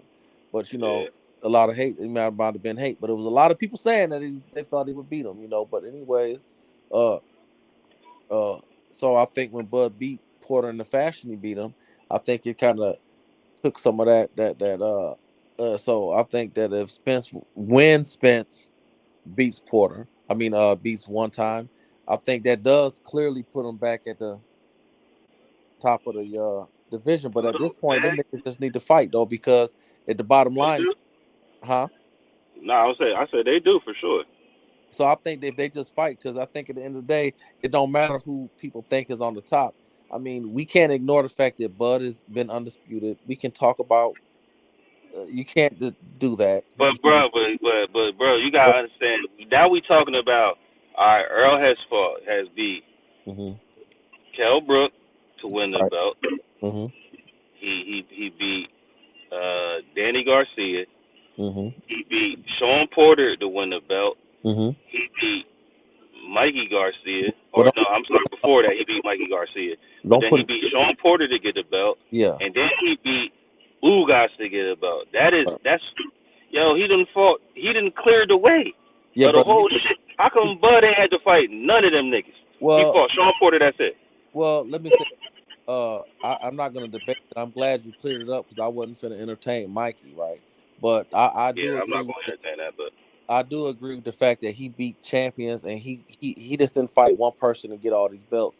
He fought one he earned the right to be the king. He is the king of 147, no doubt about it. So, and then he got to add Keith Thurman on the menu. Well, bro, that's all the top fighters, not named Boots and Virgil Ortiz, because there is no others, and they young niggas, they young bro. I mean, they young boys. Well, he done beat all the dudes from his era, not named Bud. Well, and Bud beat Sean Porter. Well, the thing is, brother, is that, and look how he beat him though. So we can't ignore that. But that's just one. That's just one person. Well, let me finish here. My bad. You got it. We got to understand something, right? And that's why I won't do the bias thing, right? Because I'm a Bud fan. So, but at the same time, I put my money on Spence to win that fight. So I just want to be clear. But anyways, is that at the end of the day, is that like Bud don't fight with the bigger names or what we feel is the better fighters at the PBC. So that's not Bud's fault. He over there at top rank, right? For him to come up from 140 and beat Horn, that's not like some people, even what people want to think. Yeah, Pacquiao could have won. At the end of the day, no matter if you think Pacquiao won or lost, Jeff Horn gave him a good fight. No, he did not. That shit was ass cheap. I don't. Fucking Pacquiao beat him up, bro. That motherfucker was just grabbing and holding and fucking doing it. Hey man, if it's not Bud's fault that he didn't face the PBC fighters, whose fault is it? Well, I mean, hold on, Smoke. Let me. Because I ain't even getting that. Because I was going to mention Sean Porter. He fought Sean Porter. Well, let me. I want to talk. So that means PBC will let. PBC let Sean Porter, Sean Porter was not. I'm not even talking about Sean Porter. Yeah, Sean Porter was not. He wouldn't be described. I mean, I don't want to see. That's what I don't want to do, Smoke. That's what I don't. Hold on, Smoke. I don't want to do that because I don't want to take away from what a person earned because they wasn't this or because let me tell you something, Smoke. I'll be on multiple places. I'm not because we don't talk about other channels here. But so I go on other places defending Earl too. So and Yeah, I no, get pissed yeah, off. this is not even. So I This is don't not want to even get about into. you. I don't want to. What I don't want to do is I don't want to get in. Oh, well, he wasn't this when he fought him. I don't want to do that. No, it's not even that. It's not even that. It's All that right, I'm you were just saying that is he would that fight. whether We were you just talking agree or about he would not, fight. Jeff Horn got the decision against Pacquiao, and it was, even though you may feel who won, it wasn't like Pacquiao knocked the nigga out. He didn't. It was a competitive fight. Oh no, I wasn't even talking about so much all right, so Pacquiao. Bud I wasn't came talking up about with Pacquiao Jeff hold Horn so much. on. I'm just trying to tell you. I don't know that That you was might Drake. not understand why I said what I said. So you jumped in. I was talking to my man. So That was Drake. That was me. I was talking. That was Drake. I was talking. Yeah, let me and Dre finish, Smoke. I'll be with you in a minute, Smoke. So I don't know. I don't know that I was talking to. Listen, I don't know that you need to address me. I just heard somebody say that it wasn't Bud's fault that he well, I'm didn't fight the addressing best you guys. now, fam. I'm Bro, addressing I you don't now. understand why you keep interrupting. Like, just let me finish my thing off, and you guys can go back But to you your conversation interrupted if you because want. me and Dre was talking. Fuck, bro. I got it. I got it. But it's more than you and Dre on the panel.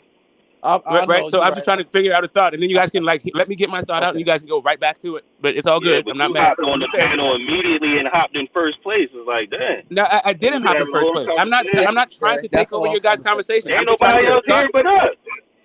I got you, bro. It's all good. Everybody's on the panel now. I just heard somebody say something, and I'm trying to clarify. I also am trying to follow you guys' conversation. I'm not trying to derail your conversation. I just heard something that somebody said. Right? So something that one of you guys said, I don't know who it was, said that it's not Bud's fault that he didn't fight the best competition that the PBC had. And then my question was, why isn't it Bud's fault? Yeah, that's up to sports. You know what I'm saying? He the one who said we was talking about. I don't know how. I don't even know how to answer that, fam. Because sometimes when you jump in, it's best just to listen. Come through talking because okay, great. So whoever said that, can you stand on it? Can you explain it? Or is it just my fault for jumping I'm gonna in? stand on it. Listen. No, it's not your fault, my brother. It's let me finish talking with him, and we can get on that in a minute. But because you okay, I feel you. Cool. One way, I'm saying that I'm not. What I'm trying to say is we can't ignore. Hold on. What I'm saying is we're not gonna ignore that fighters have promotion. Fighters fight on their companies and going to the other side of the street when you're dealing with the top fighters, not B-level fighters or fighters. When you're talking about the top of the top, the cream of the crop, the promoters ain't big on letting their guys go to other sides. Right. So he knew that when he re-signed, though, right? That was the case when he re-signed. Sean Porter at? So what do you consider Sean Porter? That's a good point, though, right there, brother. But because I'm going to ask you, what do you consider Danny Garcia? What I don't want to do is anybody else? Hold on. You gotta keep going, That's what I'm saying. One at a time. Because it's still me and Dre it's still just me. It's still just me. Yeah. So me and you was cooking on one thing, and then we got to switch and divert, and all that other shit. I ain't really hear what Smoke said, but you said something about when Bud came up for 140, he fought Horn. He fought rather he hydrated or cut down weight. He came from 140, so he fighting bigger fighters. So when you brought up Mikey, right? You brought up Mikey, and I'm not taking enough for Mikey because a lot of people was hating on Spence, talking about Mikey was gonna win that fight. But we're not gonna get into that, right? That's the same thing with the Porter and Crawford thing. That's why. Not everybody, but a lot of people with common sense that knew better. But I'm just saying. No, I'm just saying. Hold on, and I'm glad you said that, Drake. Because what I want to say is, when I said that Porter, a lot of people thought Porter was going to beat Crawford. You said you didn't know nobody, but when I said a lot of people thought Mikey was going to beat Spence, you said everybody thought, and everybody didn't think it. True. You feel me? And that's what happened with narratives, right? Anybody with common sense, no, you're not going to. Anybody that respects Spence, no, you're not going to come up 2 weight classes and beat that nigga. Not at all. All right, because Spence is a beast. You're not coming up 2 weight classes to beat that killer. So to each his own. But that's what happened when niggas hate, though. That's what happened. But at the end of the day, so we're gonna reverse it. So Crawford came up to a bigger division, fought Horn, beat Horn. He beat Cal Brook after, right? He beat he beat guys that wasn't what. Yeah, he beat guys that wasn't necessarily at their best, but he fought guys that was bigger. He beat Cal Brook. Right. He beat Cal Brook was the last fight before he fought Porter, right? No, he beat Mean Machine. Okay. He beat and then Sean Porter. Yeah, I'm not I'm quite sure. he fought guys. But either way, he fought PBC fighters though. Yeah. Well, he fought those D guys that they didn't mind sending over to the other side. Yeah, and then when I said when I was saying like, so when you say like, all right, it's the top level, so I mean it's only Earl that it's a problem to make the fight with, because he made the fight with the other fighters. No, so here's the thing. So here's my issue with like this whole like this kind of conversation. I feel like there is a part in Bud's career where he had a choice. In 2018, around the Jeff Horn time, either before or after that, but around then, when he was re-upping with before he re-upped with Top Rank, right? And he understood that there was one belt over there and every other belt was somewhere else, and also the best talent was somewhere else. So the idea that it's not his fault, to me, I don't know. That doesn't sit right with me. I don't know. That's a little bit. That's kind of a triggering statement. I'll put it that way. As a Bud fan, I have to acknowledge that moment where he understood that the deal that he was making was going to put him on a particular kind of path. Now, if you want to give him a pass for doing that because it was, guarantees and they made him the premier talent over at Top Rank, okay, that's fine. He was compensated, but I don't know that you can now absolve him of the fact that he didn't face those guys, especially when they're champions. Mm-hmm. I mean, hey, that's a whole nother, like, I won't debate that or get into that. I just like for the guys' skill, talent, what they do in the ring, all that other stuff, trying to make it sound, because depending on who you talk to, you can get a different approach, you can get a different angle, you can get a different conversation. I'm just going off of the bottom line. Bud, decent fighters, and was Spence that he earned his right. I made it clear that I said he's the king of 147. I made it clear that I said he earned his right. Now, if or not Bud was fighting bums and woo and all this, that, and the third, that's where I disagree. So right, so I don't know that it was you that said it, so I'm not coming at you specifically. Whoever said I'm not done, bro. I said it, but when I said it, I didn't say it. And hold on, when I said it, I was being Dre was just having a loose conversation. Yeah, so that's fine, bro. I'm not saying that you'd have to there has to be a formal debate. All I'm saying is, if you think that thing, why do you think that? Why do you think it's not his fault? If you think that it's not his fault because guys are siloed off on sides of the street, because I mean, listen, that's a whole other conversation, Smoke. Because hold up, guaranteed $5 million. If you get guaranteed, hold on, and this is what I'm trying to say. When you keep saying hold on, bro. Like, why can't I finish a thought? Why do you keep interrupting me to tell me to hold on? Well, I'm a press mute, fam. Thank you, I appreciate that. You don't gotta press mute. Just look. I mean, whatever it is. Like, I just want to get the thought out. If he wants to press mute, it's all good. That's why. It's all good. I'm not a requirement. I just would like to finish my thought and then respond to it if you want to. The idea that you're going to say that's not his fault, but then not stand on it seems it is what it is. You don't have to stand on whatever you say. But I was hoping that I would get a little bit of clarity. Now, if all you're saying is there was on sides of the street.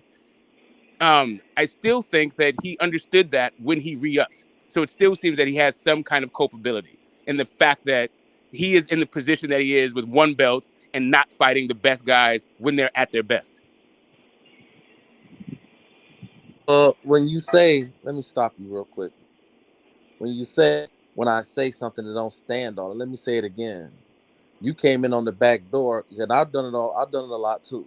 So you come in, you just hearing stuff, you jumping on, so you jump on the panel and you respond to certain stuff you hear. So I respect that. But me and the brother was just having a loose conversation, and I made a statement. It ain't about standing on nothing. I just felt like, based on the conversation we was having, I just felt like that. Listen, the name Spence earned it, and I said it's not his fault because he on a different side. Rather, he chose to re-sign with Top Rank when they guaranteed money and things like that's a whole nother conversation. So rather he re-signed, that's a whole nother conversation. But at the end on Top Rank, and Bob is gonna be on some bullshit too. So Bob like to keep everything in-house. Bud is on Top Rank.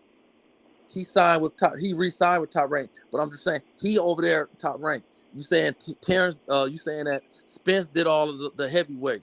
Okay, well that's fair. But hey, but I'm saying that to ignore the fact to ignore it's just like with Haney signing the top rank so he can get the best fights at 135 and 140. To ignore that size of the street matter and to bring up B-level fighters or fighters that these promoters don't not ignore that these promoters try to keep their cash cows in-house. Teofimo Lopez made it to the pound for pound list from fighting in-house fights. That's what I'm talking about.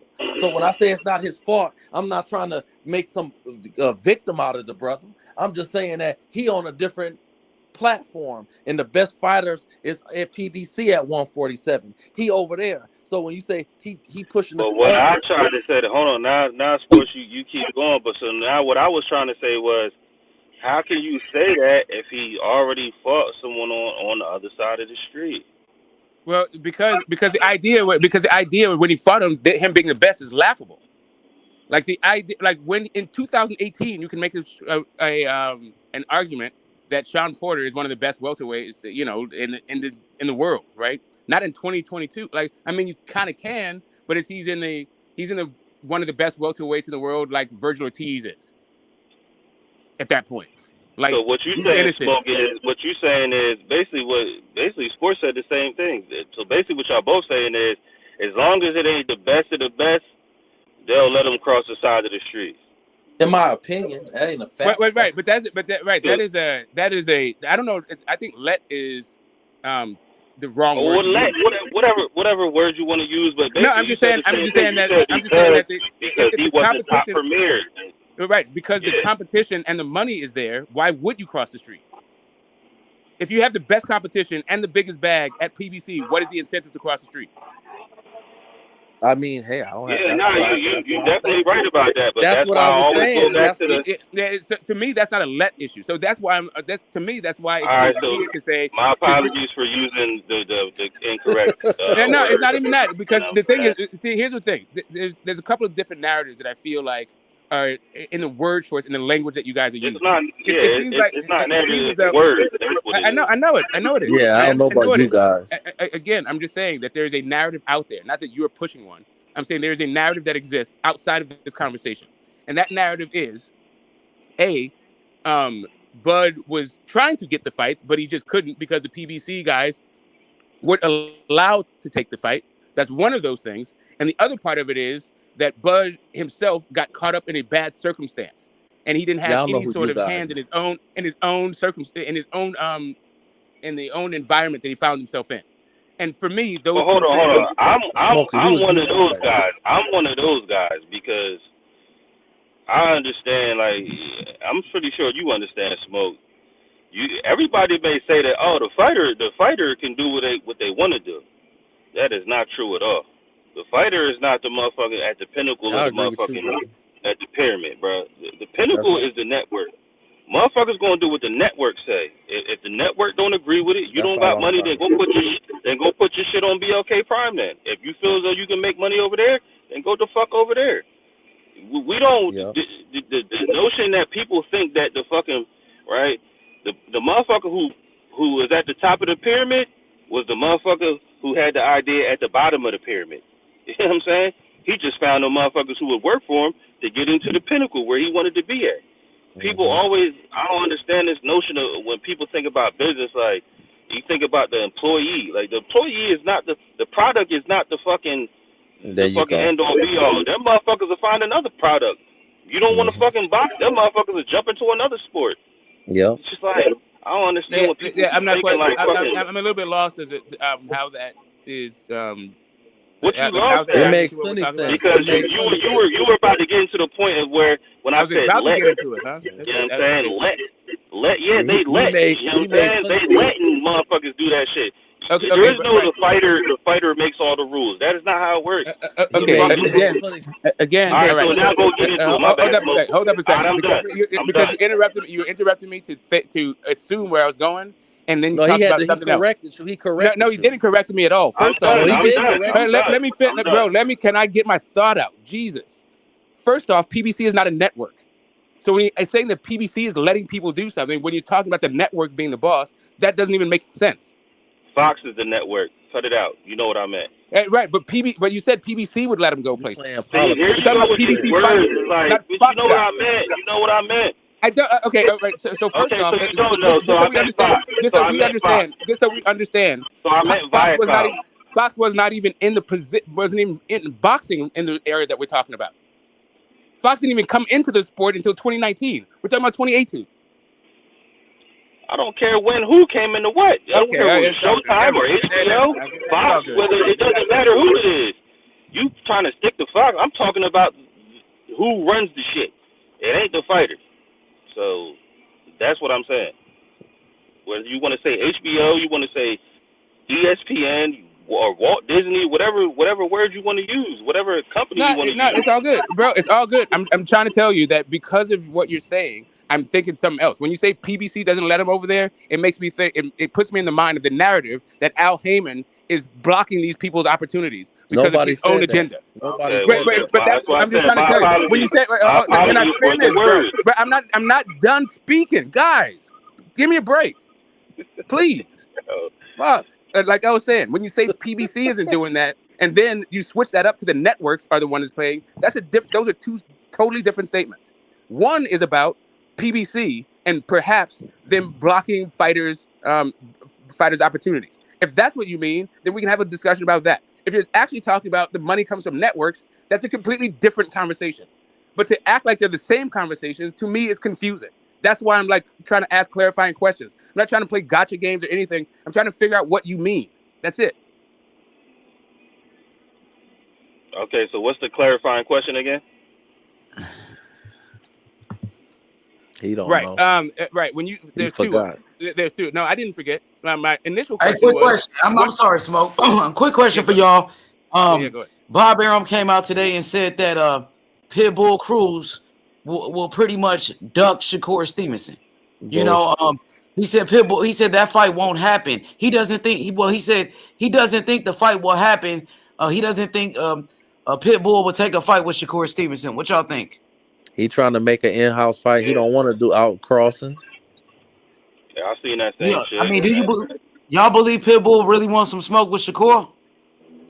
I never known Pitbull to be a duck. Another thing I seen though was that it said he don't want the fight because he wanted to fight he is a mandatory in another sanctioning body for I don't know if it was WBA or WBO for Dev basically.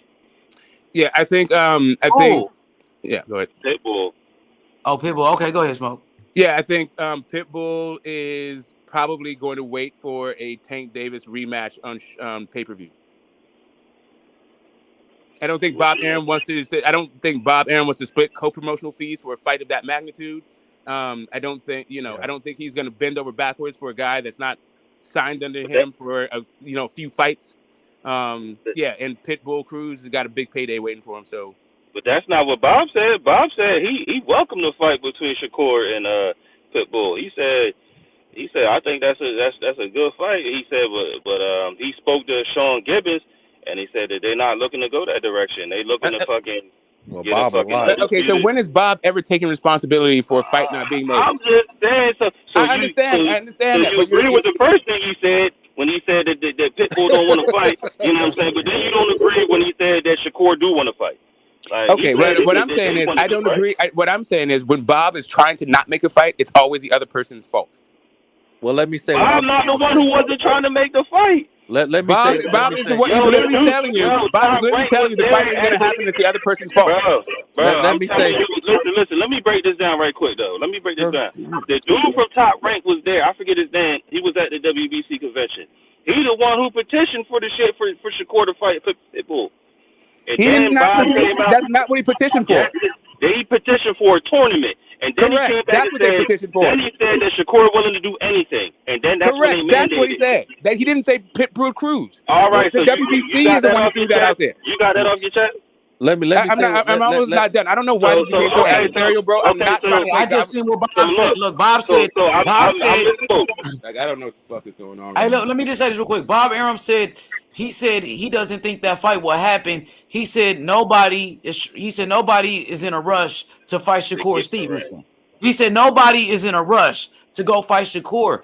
I mean, I think he's right about that. I don't hear nobody really saying Shakur name. I don't hear anybody, saying they want to fight Shakur Stevenson at 135 right now. I think that's true. Well, what y'all think?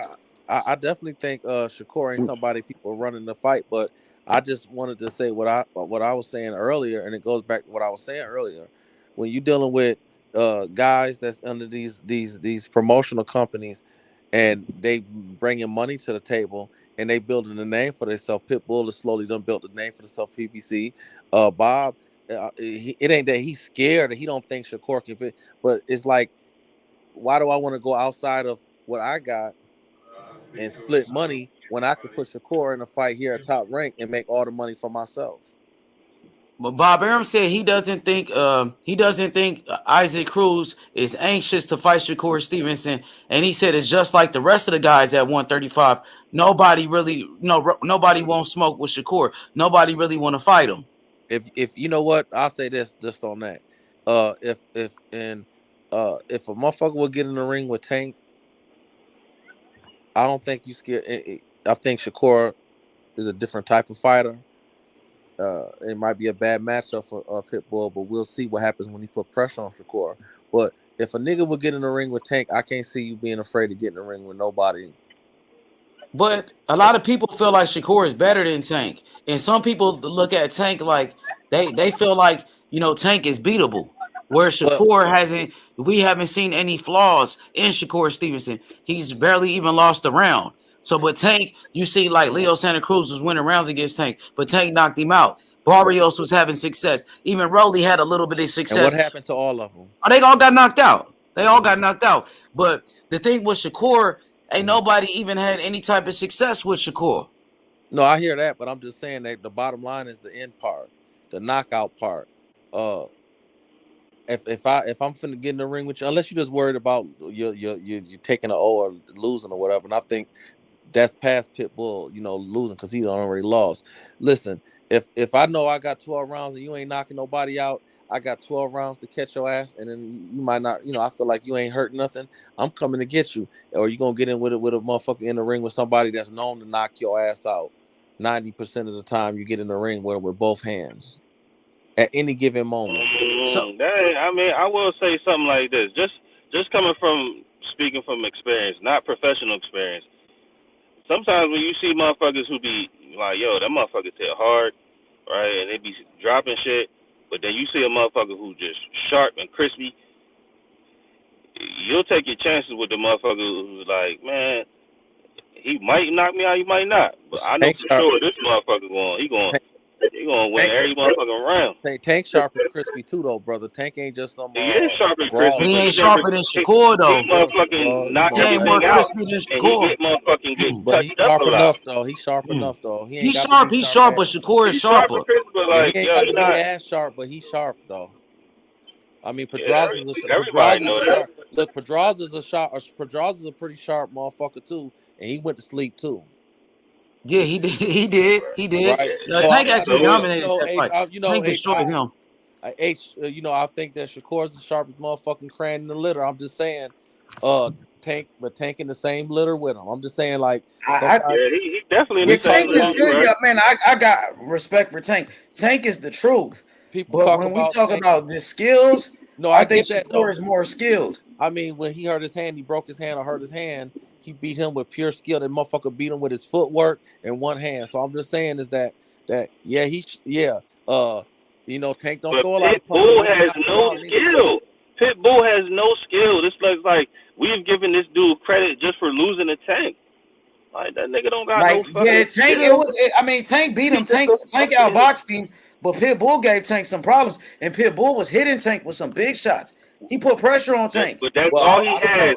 All he has is fucking power. Well, hold on. Let me ask y'all this. A strong ass neck. Well, before the fourth, if you remember the fight, the fourth round, if you want to be all the way honest about it, fourth round, Tank actually put Pitbull on his back foot and looked like he done found his range. It looked like he was about to go ahead and wrap that fight up, and then he hurt his hand, and then the fight changed a little bit. Y'all agree? I agree with you, but. I feel like the fight with Pitbull and Tank was competitive, And I think a fight between Shakur and Pitbull, I don't even think it'll be close. I think Shakur will shut him out. I think Shakur won't be able to do nothing but get punched in his face the whole night, trying to wail his fucking overhand right hook. I think Pitbull probably would duck a Shakur type of fighter. I ain't gonna lie. That nigga just too sharp. He ain't got a chance with Shakur. Tank only it's like he ain't got a chance with Devin. What I'm really trying to say is that if you're not gonna duck unless you just like I don't know. I never met Pitbull, so I never smoked a blunt with him and sat down and shot. But niggas been ducking Shakur since 126. You know what I mean? And then when he moved up to 130, they was terrified of Shakur at 130. They had to force Oscar Valdez to fight that nigga. They were so scared of that nigga. Now, since Shakur Stevenson has entered 135, the lightweight division, has anybody said his name? Well, it sounds like nobody said his name, but he been in 135 and he already got Pitbull. I'm just trying to say is I will say this. Well, the WBC. That's because of WBC. I never know. I will say Devin Pitbull to duck smoke. I never know. I know what Shakur said. Shakur was like me and Dev the big fight. And Dev said absolutely. Oh, Devin said that too. He said absolutely. He agreed with him. That's what he responded in the tweet. Absolutely. I definitely think Shakur beats Pitbull. There's no misunderstanding about it. I think it'd be washed. But what I'm saying is, I ain't never known Pitbull to be no duck. I ain't never known him to duck no smoke. So I can't just say. We ain't never even seen him. We only seen him until Tank. We seen him with Tank, and then you know of him afterward. Well, correct me if I'm wrong. I never heard of Pitbull. Ramirez, and he knocked I never heard of Pitbull. Oh, you said Pitbull knocked out Ramirez? Yeah. What's Ramirez? Nigga, who was Ramirez? I'm just saying, he stopped niggas. But who was Ramirez? It was a bum ass nigga. Who is Oscar Valdez? Nigga, he was a champion, 2 division world champion, nigga. But he was a champion in 2 weight classes, world champion, my nigga. Dirty though. He knocked out Burchell. Canelo popped dirty. Fury popped dirty, nigga. Roy Jones popped dirty. Said he popped dirty. He did pop dirty. He did in that fight with Robinson. This fight with Robinson, but not the fight with Shakur. Robinson, the gold medalist, and he flanged out in the 6th round. Well, Shakur beat that gold medalist too. He just beat the gold medalist. So they both beat him. They both beat him, and Shakur beat Valdez too. He beat both of their asses. Shakur beat both of them. At the 6th round, we ain't get shit from Robeson. You gonna get 12 rounds from Pitbull. Yeah. What you mean? Pitbull. Let me see what he's saying. What you say, D? Let me see what Thug's saying. Go ahead, Thug. Yo, Pitbull gonna be on Shakur ass for the whole. Hell nah, nigga. Hell nah, nigga. Shakur gonna box circles around him. You seen Tank Davis outbox him with one hand. Tank was able to outbox him with one hand. And Shakur got better skills than Tank. He ain't gonna fatigue out. He gonna be going at him the whole here's the difference. When Tank was fighting, Tank started boxing that nigga. Tank beat that nigga easy, bro. Come on, my nigga. Tank is not a better boxer than Shakur. So imagine Shakur with better skills than Tank with 2 hands. So Tank beat the nigga with one hand. You got Shakur beating, but what the difference is what I think you're wrong. I'm saying Pitbull will be his best competition to date. That's what I'm saying. That's fair. Nah, I mean Pitbull. Who did Pitbull beat, my nigga? That's all I'm asking. Who did he beat? The only thing he's gonna give him is Gamboa. He didn't beat nobody. He beat an old Gamboa. He beat a washed up Gamboa. Huh? Let me just say that. Who's better than Pitbull? Fucking Tank and fuck around and knock Shakur ass out. Fucking around. I got Shakur. Shakur defense too good. He got the best defense in boxing. I got your PayPal, fam. Who better than Hey, we can make that bet. Yeah, I know. Hey, Sports Heaven. Yeah, I'm with you, brother. I'm with you. Yeah, I think Tank and Shakur, they friends or whatever. They cool. They respect each other. They both hang out with Richardson Hitchens. But I know after Tank knocked out Rolly, Shakur went to the locker room and he showed Tank some love and they took a picture. Y'all seen that? Yeah, I'm a little more worried about Haney because Haney got the reach over the thighs over. But I think he fuck around and knock Shakur ass out on the law. All right, that's your opinion. I respect it. I got Shakur boxing circles around Tank. Shakur gonna box the shit out of Tank, my nigga. I want to see Tank versus Shakur. Haney gonna be moving up to 140. So what's the big fight at 135 then? It's gonna be Tank and Shakur. Yeah. To stay out the ring with him. Who? The only way to avoid Tank power was to stay out the ring with him. Straight up. Okay. I mean, Pitbull was in the ring with him. He ain't knock out Pitt. Why he ain't knock Pitt out then? And he was lucky as a bitch. So when Tank gonna rematch Pitbull? Pitbull called Tank out for the rematch. You think Tank gonna take that rematch? Say it again. I said Pitbull. Nigga, Pitbull just called out Tank Davis. He gonna take the rematch. rematch. Take that rematch. If Ryan Garcia fight on 5-2, that's where we going at. Ain't gonna knock it. Okay, we'll see, man. Because Pitbull been calling for that rematch. When he knocked out Gamboa, I think when he knocked out Ramirez, Tank was at the fight, and Pitbull called out Tank. So what's up? What Tank gonna do? He laughed. Knock his ass. Yeah, what he laughing at? That nigga called you out, my nigga. Shit. Hey, how you got that fight going, H? The rematch. Which fight? Pitbull I got on Tank. Nigga, I got Tank, nigga. How you got it though? How you got it? This time. H, how you got it, H? And how you got the fight ended? I think Tank might not. He might knock him out this time, but you never know. Maybe that style of Pitbull is just the type of style that give Tank problems. Okay. So maybe Tank would just outbox him easy, like he did the first time. But I think Tank could possibly knock him out, man. So I'm gonna go with Tank Davis. I'm gonna say Tank Davis by, man. I'm gonna say unanimous decision, man. I don't know if he can knock out Pitbull, bro. And listen, I don't want to take nothing from Shakur. Yo, that nigga neck too motherfucking big, yo. He got no neck. That shit go from his chest to his motherfucking chin. It's like it's impossible to knock that nigga out. I'm gonna say this. I'm gonna say this, and I'm gonna say this, and I'm gonna press mute. Strong as shit. I'm gonna say this, and I'm gonna press mute and let the mic pass around. But I'm not taking nothing from Shakur. Shakur's a motherfucking monster. I'm just saying in general is when you in a ring with a motherfucker that can knock you out at one split second, it changed how you fight. It changed the style of. That's a fact. But Shakur even said it. All right, so we can't say that if you gonna go because we was on that topic with Deontay Wilder and Tyson Fury. Well, no, Wilder knocked him out. And we was talking about Tyson this. Fury still won. No, listen to this. I don't want to be disrespectful to Wilder because we did talk, but I think he's a hell of a talent with that fucking knockout power. Yeah, we did say he ain't got no skills. Yeah, right. Tank got skills. I don't want to compare those two because Tank got skills. Nah, you right. We did say he ain't got no skills. Well, not no skill, but he's probably one of the least skilled champions for sure.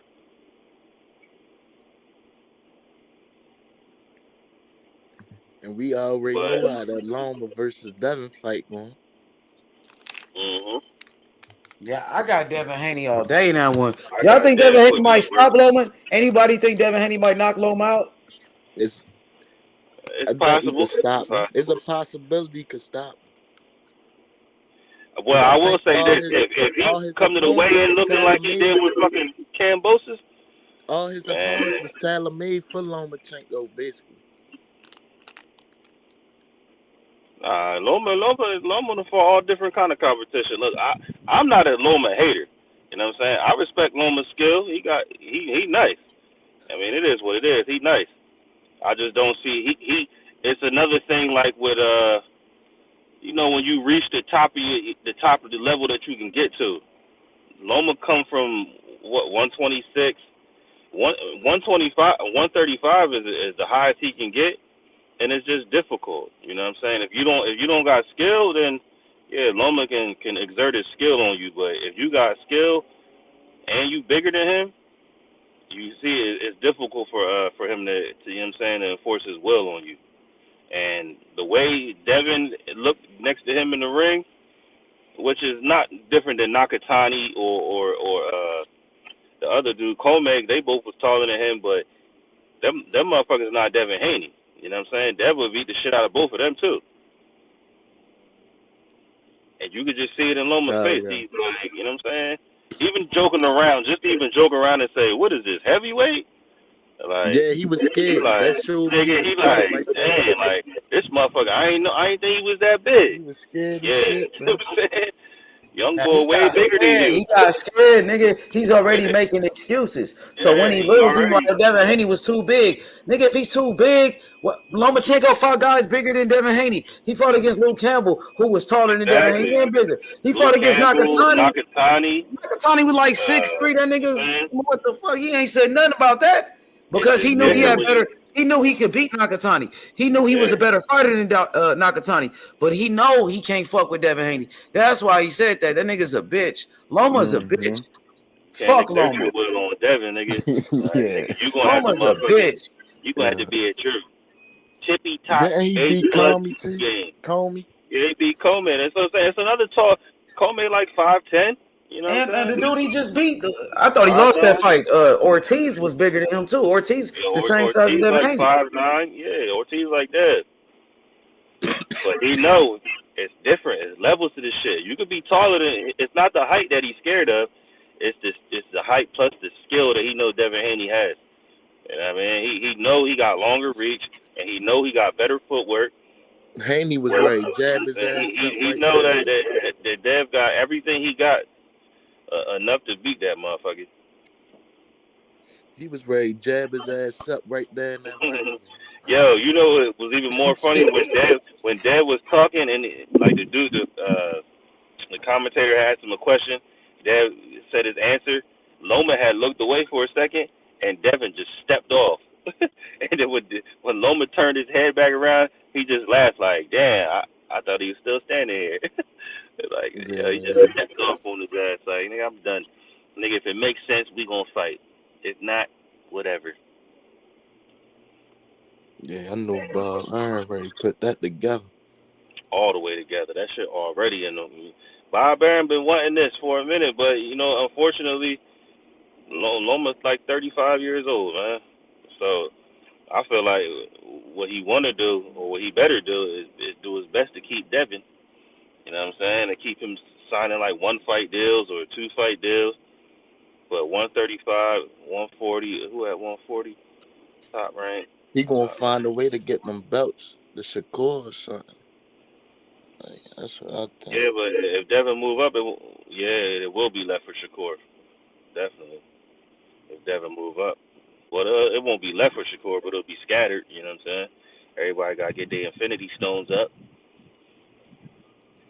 You know what I mean? If the belts go everywhere, I wonder if Tank will fight for a vacant. Shit, you know he's stepping there. I know Ryan will try and fight for a vacant immediately. He can't wait for Devin to leave. I ain't never seen a man have a motherfucking eliminator twice and avoid that bitch. That shit's crazy. Hey, Thug. Hey, Man, Thug. leave my nigga Ryan alone. Who's that? What'd you say? Man, leave my nigga Ryan alone, man.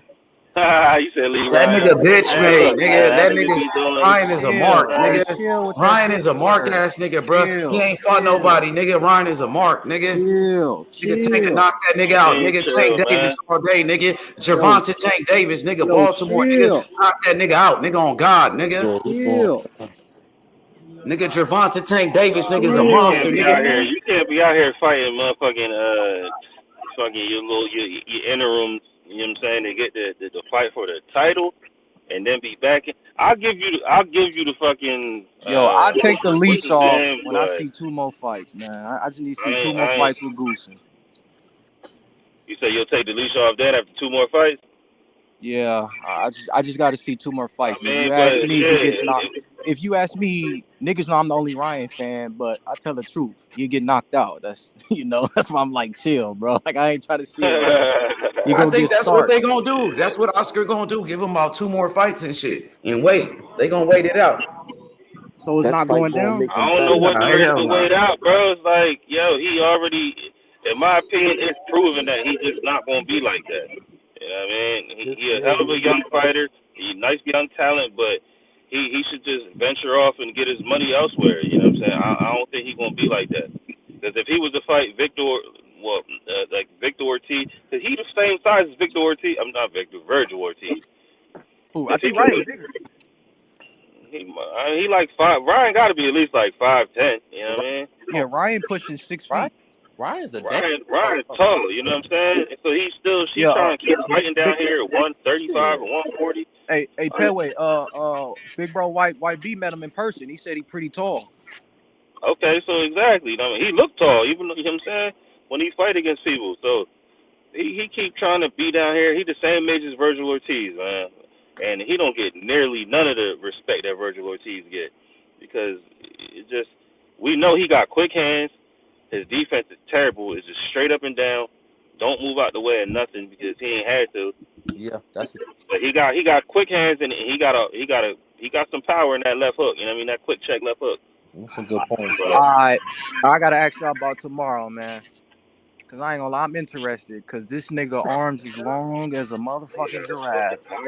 Hey, historian, give me your, cause you know you the historian. So I need a breakdown of Richardson Hitchens. Cause I saw the weigh-in. That nigga got some spider arms, bro. That nigga arms long as shit. A guy really long, you know, that likes boxing on the outside, you know, and he has speed, you know. As far as I remember seeing him the last time fighting him. I mean, the last time he fought, excuse me. Hey, D. Hey, historian, who you got? Shakur Stevenson or Tank? I'm going with double S. Shakur Stevenson, the best defense in boxing over Tank Davis. What's up with it, Thuggy D? What's up, nigga? I got double S. Shakur Stevenson. You know what? I mean, Shakur going I'm a pick Tank. Shakur, after Devin Haney move up to 140, Shakur taking over 135, man. And I'll bet everybody. Hold on, I got Tank. Don't lose your money, H. What's up, nigga? I'm willing to bet. Wait, Shakur. Wait, H. He got to get past Isaac Cruz. That's man. He'll beat the shit out of Isaac Cruz. That ain't even no fucking fight. Nigga, y'all said Oscar Valdez was gonna beat Shakur. Oh, Oscar Valdez gonna give him a real fight. No, I'm not. I'm just saying he shut out Oscar Valdez. Shakur Stevenson, Olympic silver medalist, nigga. Two division. I'm talking about 135 though. Pound for pound, nigga. He on the pound for pound list. Shakur Stevenson. I feel it. I know he is, but what I'm saying is at 135, you know, he got if he get past Isaac Cruz, then you know we'll see what happens. Man, he'll beat the shit out of Isaac Cruz. Tank Davis beat Isaac Cruz with one hand. With one hand. No, he didn't. No, that fight was a draw. And credit to Isaac Cruz for breaking his hand. He said it was a draw. That shit wasn't no draw. Stop it. I mean that's your opinion. Now I thought the fight was a draw. I got Shakur. All right, well, I guess I'll give you that. Shakur by TKO. I got Shakur by TKO. I don't got it by TKO. Man, do you not see the neck on Pitbull? That ain't gonna happen. Shakur by TKO. This nigga has no neck. Shakur by TKO, bro. Shakur great. Bro, he got great skills, distance, but bro, he understands distance, man. Shakur by TKO. We talking about Pitbull. He's gonna keep punching him in his face, and that's I mean, he should be favored to beat Pitbull, but it's gonna be a hard fight. It's gonna be a tough fight. Man, no, it ain't. What are you talking about? Okay. Man, Shakur, all right, first of all, who did Pitbull beat? Yo, historian. Who did he beat? The only reason y'all giving this nigga respect is because he fought Tank Davis and he lost. I ain't never seen a nigga become a star after a loss like that. Well, Tank Davis said a star was born tonight, right? Hey, hold on. And really, Tank Davis and his team didn't know they were going to win the fight. That's why they were celebrating when they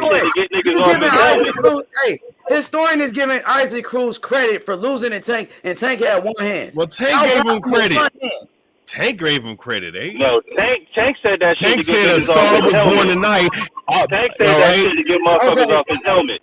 That's why he said it. Yeah, well, you know what? It came at. Who did Isaac Cruz beat? Who did he beat? Answer that question for me. Okay, he beat Gamboa.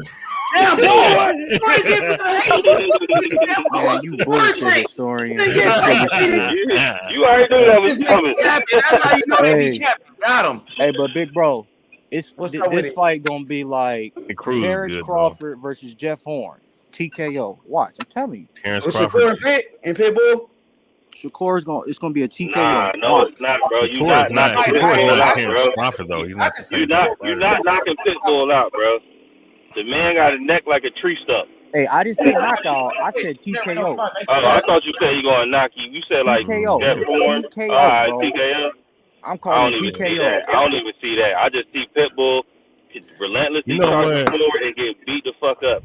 Get punched in his face a million times. Hey, Petway, what's the other one? TKO, and what is it called? Historian, the RTD? When they quit in the corner, it's gonna be one of them. Watch. Yeah. Okay. It's gonna be one of them. He gonna be so, like that. bro. Petway, he gonna be so frustrated, bro. It's either gonna be a TKO or he gonna quit in the corner. Watch. I don't know. I think he'll outbox him. I give quit in the corner before I give TKO. I think he'll outbox him. Historian, y'all niggas still sleeping on Shakur. I think he'll outbox him, but I don't think it's gonna be easy. Well, I think it's gonna be easy work. All of his fights are easy. Every Shakur Stevenson fight been easy. He ain't never had a tough fight his whole career, nigga. Yeah, well, you know, the more you challenge yourself, the tougher it gets. He's been challenging himself. That's what I'm saying. That's what I'm saying. That's why he's pound for pound, nigga. But I don't think he's gonna clear out 135, bro. I just don't. Hey, after Devin Haney move up and race Shakur Stevenson, you said Pitbull. Like you're no. I'm projecting right now. I'm projecting his. I think he'll be a champion again. I just don't think he'll clear out 135. So when Devin Haney move up to 140, who gonna stop Shakur Stevenson from taking over 135? Minus Tank Davis. Let's see. You have Garcia. Oh, what Garcia? Oh, you trolling tonight, my nigga. Hey, you got Garcia. Even though I don't like that fruitcake. All right, Tank Davis. If Tank Davis Bro, you ever go, saying Keyshawn Davis, man, Keyshawn is a prospect right now, bro. He is a prospect right now. Your story, hey, ain't you the same one that been capping for Lomachenko? Yeah. What do you mean capping for Lomachenko? What are you talking about? What are you talking about? I ain't never capped for that motherfucker. Yeah, you been capping. He's one of my favorite boxers, but I ain't capping for him. It's a tough fight for Devin Haney. Devin Haney better watch out. It is going to be. I think it is going to be a tough fight. Hey, well, so why Loma get his ass beat in his last fight by Ortiz? Nigga, nobody. No, well, he won that fight. It was a tough fight. Nah, I thought he lost that fight because Ortiz. So what would it do with Devin Haney? Men lie, women lie. Numbers never lie. Historian said that Clarissa Shields was gonna lose to the white bitch. Man, okay, so fucking what? I mean, I picked Alicia Bumgarner to beat McCann Mayer. So fucking what? Anna Marshall ass. Yeah, I did too. So I don't get his fucking. Man, y'all niggas was capping hard for her. Y'all was capping too hard, and I told y'all. Well, I'm a betting man. Why? I mean, if you think it's a tough, why are you having tough fights against Jermaine Ortiz if you think he's gonna beat Shakur or Devin Haney or something? I mean, well, you know, look, if you're obviously Jermaine Ortiz knew what the fuck to do against Lomachenko since Tito did too. So Salido knew what to do with him too. Then I guess. Well, he didn't spar with him. Teofimo didn't spar with him. Well, all I know is that it would be a tough fight for Devin Haney. So, if that's the case, Loma should have knew. Would Ortiz be a tough fight for Devin Haney? Hey, if that's the case, I think he'll give Haney a tough fight. If that's the case, Lomachenko, he should have knew what Ortiz was going to do since he sparred him so many times. Yeah, he should have, but hey, it is what it is. When you're fighting a young, when you fight it, he was coming off of the war. Oh my bad, he was serving in the war when that nigga wasn't doing shit. No, I don't give a fuck about that. That shit don't matter. A lot about that war. That shit don't fucking matter. Lomachenko was supporting Russia, the enemies, while they took over his country. He was killing his own Y'all the same ones capping and saying Lomachenko is this war hero when a nigga ain't busted. Who said that? He ain't busted break, bro. Who said that? He ain't did shit. Who said that? Well, you and your friend. Really, I ain't got no friends saying that shit. Me personally, I don't care nothing about that. You know exactly what I'm talking about. So, hey, Smoke, they say Lomachenko is a hero, but Lomachenko was supporting Russia when they was killing Ukrainians. Really, the boxing historian just doesn't think Shakur is as good as other people think he is. So that's sleeping on Shakur. He's a pound fighter tonight, nigga. What are you talking about? Double less, nigga. I'm talking about how you said that was gonna be a close fight. Next, Morrell Whitaker. I mean, it happens like that. Yeah, but it didn't happen like that. That's what I'm saying. I mean, like, we'll get the smoke. Sometimes, man, when you fight young, listen, okay, so you can understand, and it's just what happens in boxing. When you're fighting a young, up-and-coming, undefeated fighter that's athletic, or regardless, that has a little physical ability, whether it be power or athleticism or whatever, sometimes those fighters will give you a tough fight because they're hungry. So what is Devin Haney then? So what is Devin Haney? Devin Haney's an undisputed champion. So what? Is he young and hungry and young? Is he young and hungry and undefeated? I just look at their styles, and I think it's going to be a styles clash, and it's going to be a tough fight for both fighters. Every adjective you just spit out. Yep. And better than Ortiz. Yep. I mean, but another thing. But here's the thing too, Andre. Sometimes there's other variables that go into it. That not every style is going to be the same exact thing. You know what I'm saying? That's all I'm saying. So I think that Haney has a a chance to win. I think that Loma has a chance. I think it's a 50-50 fight.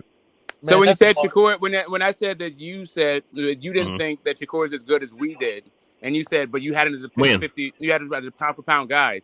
But no. I never said that. I said that I don't think he's gonna come out of 135 with unscathed as far as wins and losses is concerned. That's what I'm saying. That don't mean to me. I don't care. Look, one loss doesn't mean that you're not as good as they say you are. I don't believe in that philosophy. No, but Shakur Stevenson doesn't have any losses. My point is he did come out of 130 without any unscathed, and for some reason you still don't believe in Shakur. It sounds to me like depending on everything that you're saying going into. Okay, you just said it. I know. I said that I don't think he's going to be undefeated. I think that he is what he is, bro. He's a talented fighter. So, and that he's a pound fighter. That doesn't mean that you're going to go through your whole career undefeated, bro. Do you remember what you said? Do you remember what you said in the build up to the Oscar Valdez fight about Shakur Stevenson and what people were talking about when it came to Shakur Stevenson? Because that's I thought that Shakur was going to win, but he was going to win probably 7-5. That's what I said. Right. Correct. That's what I'm saying. You thought it was going to be a tough fight. You thought Shakur was going to win in a very tough fight. It turned out to be a really easy fight. It did. And then you picked Jamel Herring to beat Shakur Stevenson as well. Before the fight, but that was before that fight. What did Shakur Stevenson do to Jamel? What did he do to Jamel Herring? He beat the shit out of him, bro. He beat his ass and knocked his ass out, nigga.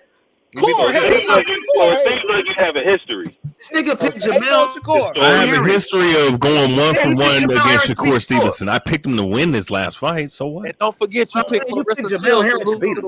Okay, I picked Jamel Herring to beat him before that fight, and I picked him to beat Valdez in a tough fight in the second time. So I'm 1-1. So what? I got it. So let me explain it. Okay, and I picked the Ukrainian to beat the dog shit out of AJ twice. So what you got to say now, Sports Heaven? I also picked Canelo Alvarez to get his ass mollywopped by Bivol when everybody thought that Bivol was going to lay down. So what? Look, it is what it is. Just because I'm saying that I don't think he's going to come out unscathed at a higher weight class at 135 doesn't mean that I hate the dude or anything. You've been saying that about Shakur Stevenson. You've been saying that about Shakur Stevenson, and he's been proving you wrong. And he's gonna continue to prove. Man, he's a great young talent, bro. He's a pound fighter. I just don't think that he's gonna. Okay, I don't think he's gonna come. Let's take a walk down memory lane. So you picked. Yeah, I like that look on your face, by the way. You picked. I knew you was going. Hey, I got you. So you picked Jamel Herring to beat Shakur Stevenson, and Shakur Stevenson knocked his ass out. He beat the fuck out of Jamel Herring, right? And then I got you. And then you said Shakur Stevenson was gonna have a tough fight with Oscar Valdez, right? And you picked him. It wasn't a tough fight. It was easy work. He gave him a boxing lesson. And now, we can't forget about you picking Savannah Marshall to beat Clarissa. Okay. I'll give you a pass for that one. I'll give you a pass. Sports Heaven got you on that, right? No, but you know, Sports Heaven, when he wouldn't, here's the thing though, Sports Heaven ain't gonna put his money where his mouth is when it comes to certain fights that are not. Look, I'm just saying. I don't think he was picking AJ. I don't think he was picking Usyk to beat AJ though. Hey, he was picking Wilder. He didn't want to bet on Wilder though. What you mean? Hey, historian. So you picked what's his name? Usyk to beat Anthony Joshua. You picked Bivol to beat Canelo. We give you your credit for that. But we sticking to Shakur Stevenson, right? Okay, Shakur. Now, yeah. you're saying Shakur Stevenson at 135. He's going to have tough fights. So besides Devin Haney or Tank Davis, who could fuck with Shakur Stevenson at 135? I think Loma has a chance. Oh my God! Here you go. This Loma bullshit again. I think he has a chance. Loma could even beat Jermaine Ortiz. What is we talking about? He couldn't even beat Tio. He couldn't even beat Tio, and Tio lost his next fight to Cambozo. This is crazy. Okay. Come on, Shakur Stevenson is way better than Lomachenko. He's bigger than Lomachenko with better skills, and he's faster than Lomachenko. He got better skills than Lomachenko. Oh, he's faster now for sure. I guess you didn't see Lomachenko's last fight. Yeah, yes, I did see his last fight. He looked like garbage. He looked like shit. Yeah, against a guy that knew what he could do. Lomachenko, bro? Why you keep giving him all of this praise? You can't use that. You can't use that. Oh no, I'm just saying. No, I'm saying that styles make fights. That's all I'm saying, Andre. He still looked bad. He looked bad in the fight. I'm just saying that there's variables in a fight that you have to measure when you're dealing with styles. Just because fighter gave you a tough fight doesn't mean that fighter. Lomachenko couldn't even beat Ortiz. Man, Ortiz was a bum, bro. That nigga was a bum. Ortiz is not a bum. How's he a bum? Nigga, his fucking sparring partner. What is we talking about? So when Wilder fought his sparring partner, Helenius, you said it was a fixed fight. So Lomachenko can fight his sparring partner, and you okay with it? And then, one guy came to fight, the other guy came to lay down. Okay, Helenius didn't come to fight. Nigga, he got knocked out. What are we talking about? He got knocked out. Helenius did a great little dive. Hey, that was a nice bump. That that wrestling term bump. That was a great bump. That was a great bump.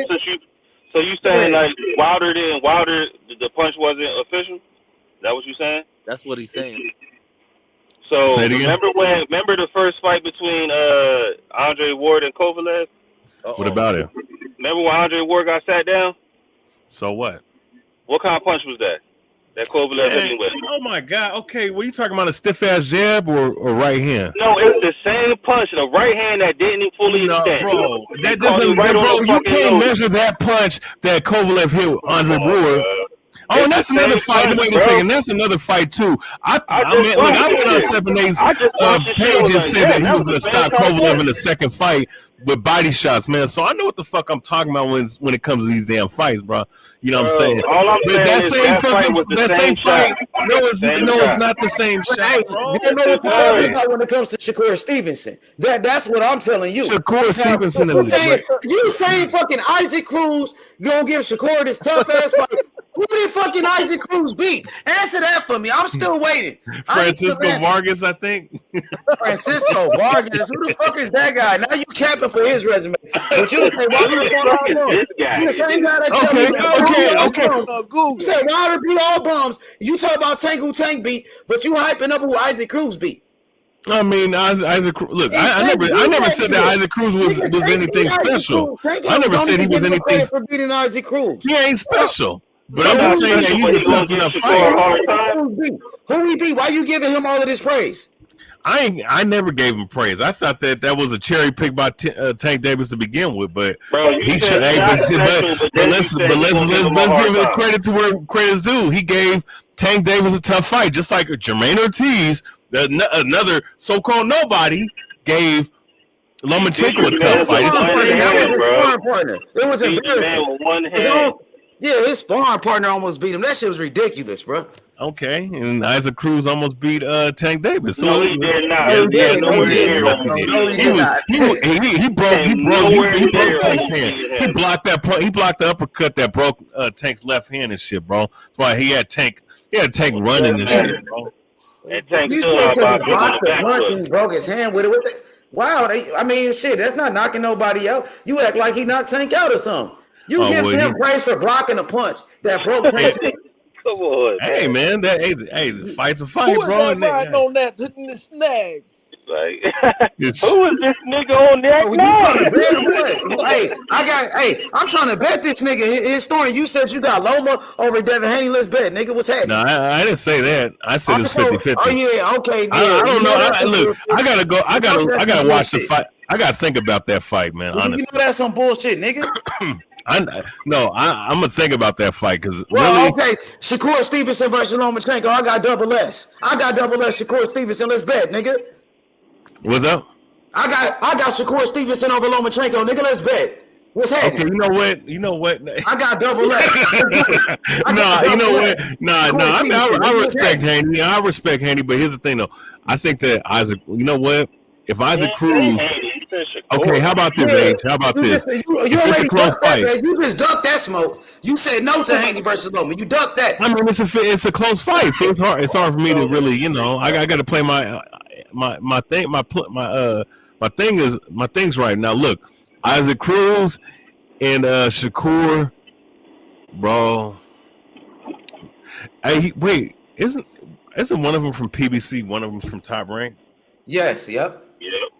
So how the fuck can that fight be made? Possibly. Well, that's what Bob Arum was saying. Bob Arum was like, he said Pitbull really don't want no smoke with Shakur.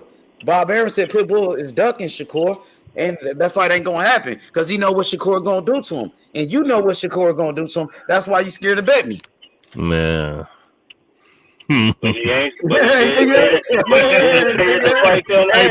Okay, then let's admit that Tank fought a nobody in Isaac Cruz. Can we say that then? Why he gotta be a nobody? I mean, that's what you're saying. You trying to give him the ultimate prop. You trying to give him the ultimate prop, right? We just saying that. Look, Hank Davis went live for himself. He made a name for himself, and now he motherfucking. He's supposed to be like that? Nah, he made a name for himself. Tank went life and death with that kid, bro. Come on, stop it, bro. He did. What are you talking about? Tank Davis was running, bro. He was running in the fight. He was maneuvering around. He was running. Whatever you want to call it. He wasn't running before he hurt his hand, was he? He wasn't boxing. He was running. He was jabbing. He wasn't running before he hurt his hand, though, was he? Well, you know what? And you know what? No, you know what it was? Oh, I'm fighting a guy that's a shorter guy that can actually box on the inside. Oh, my punches are not hurting this kid. You know what? I gotta use lateral movement.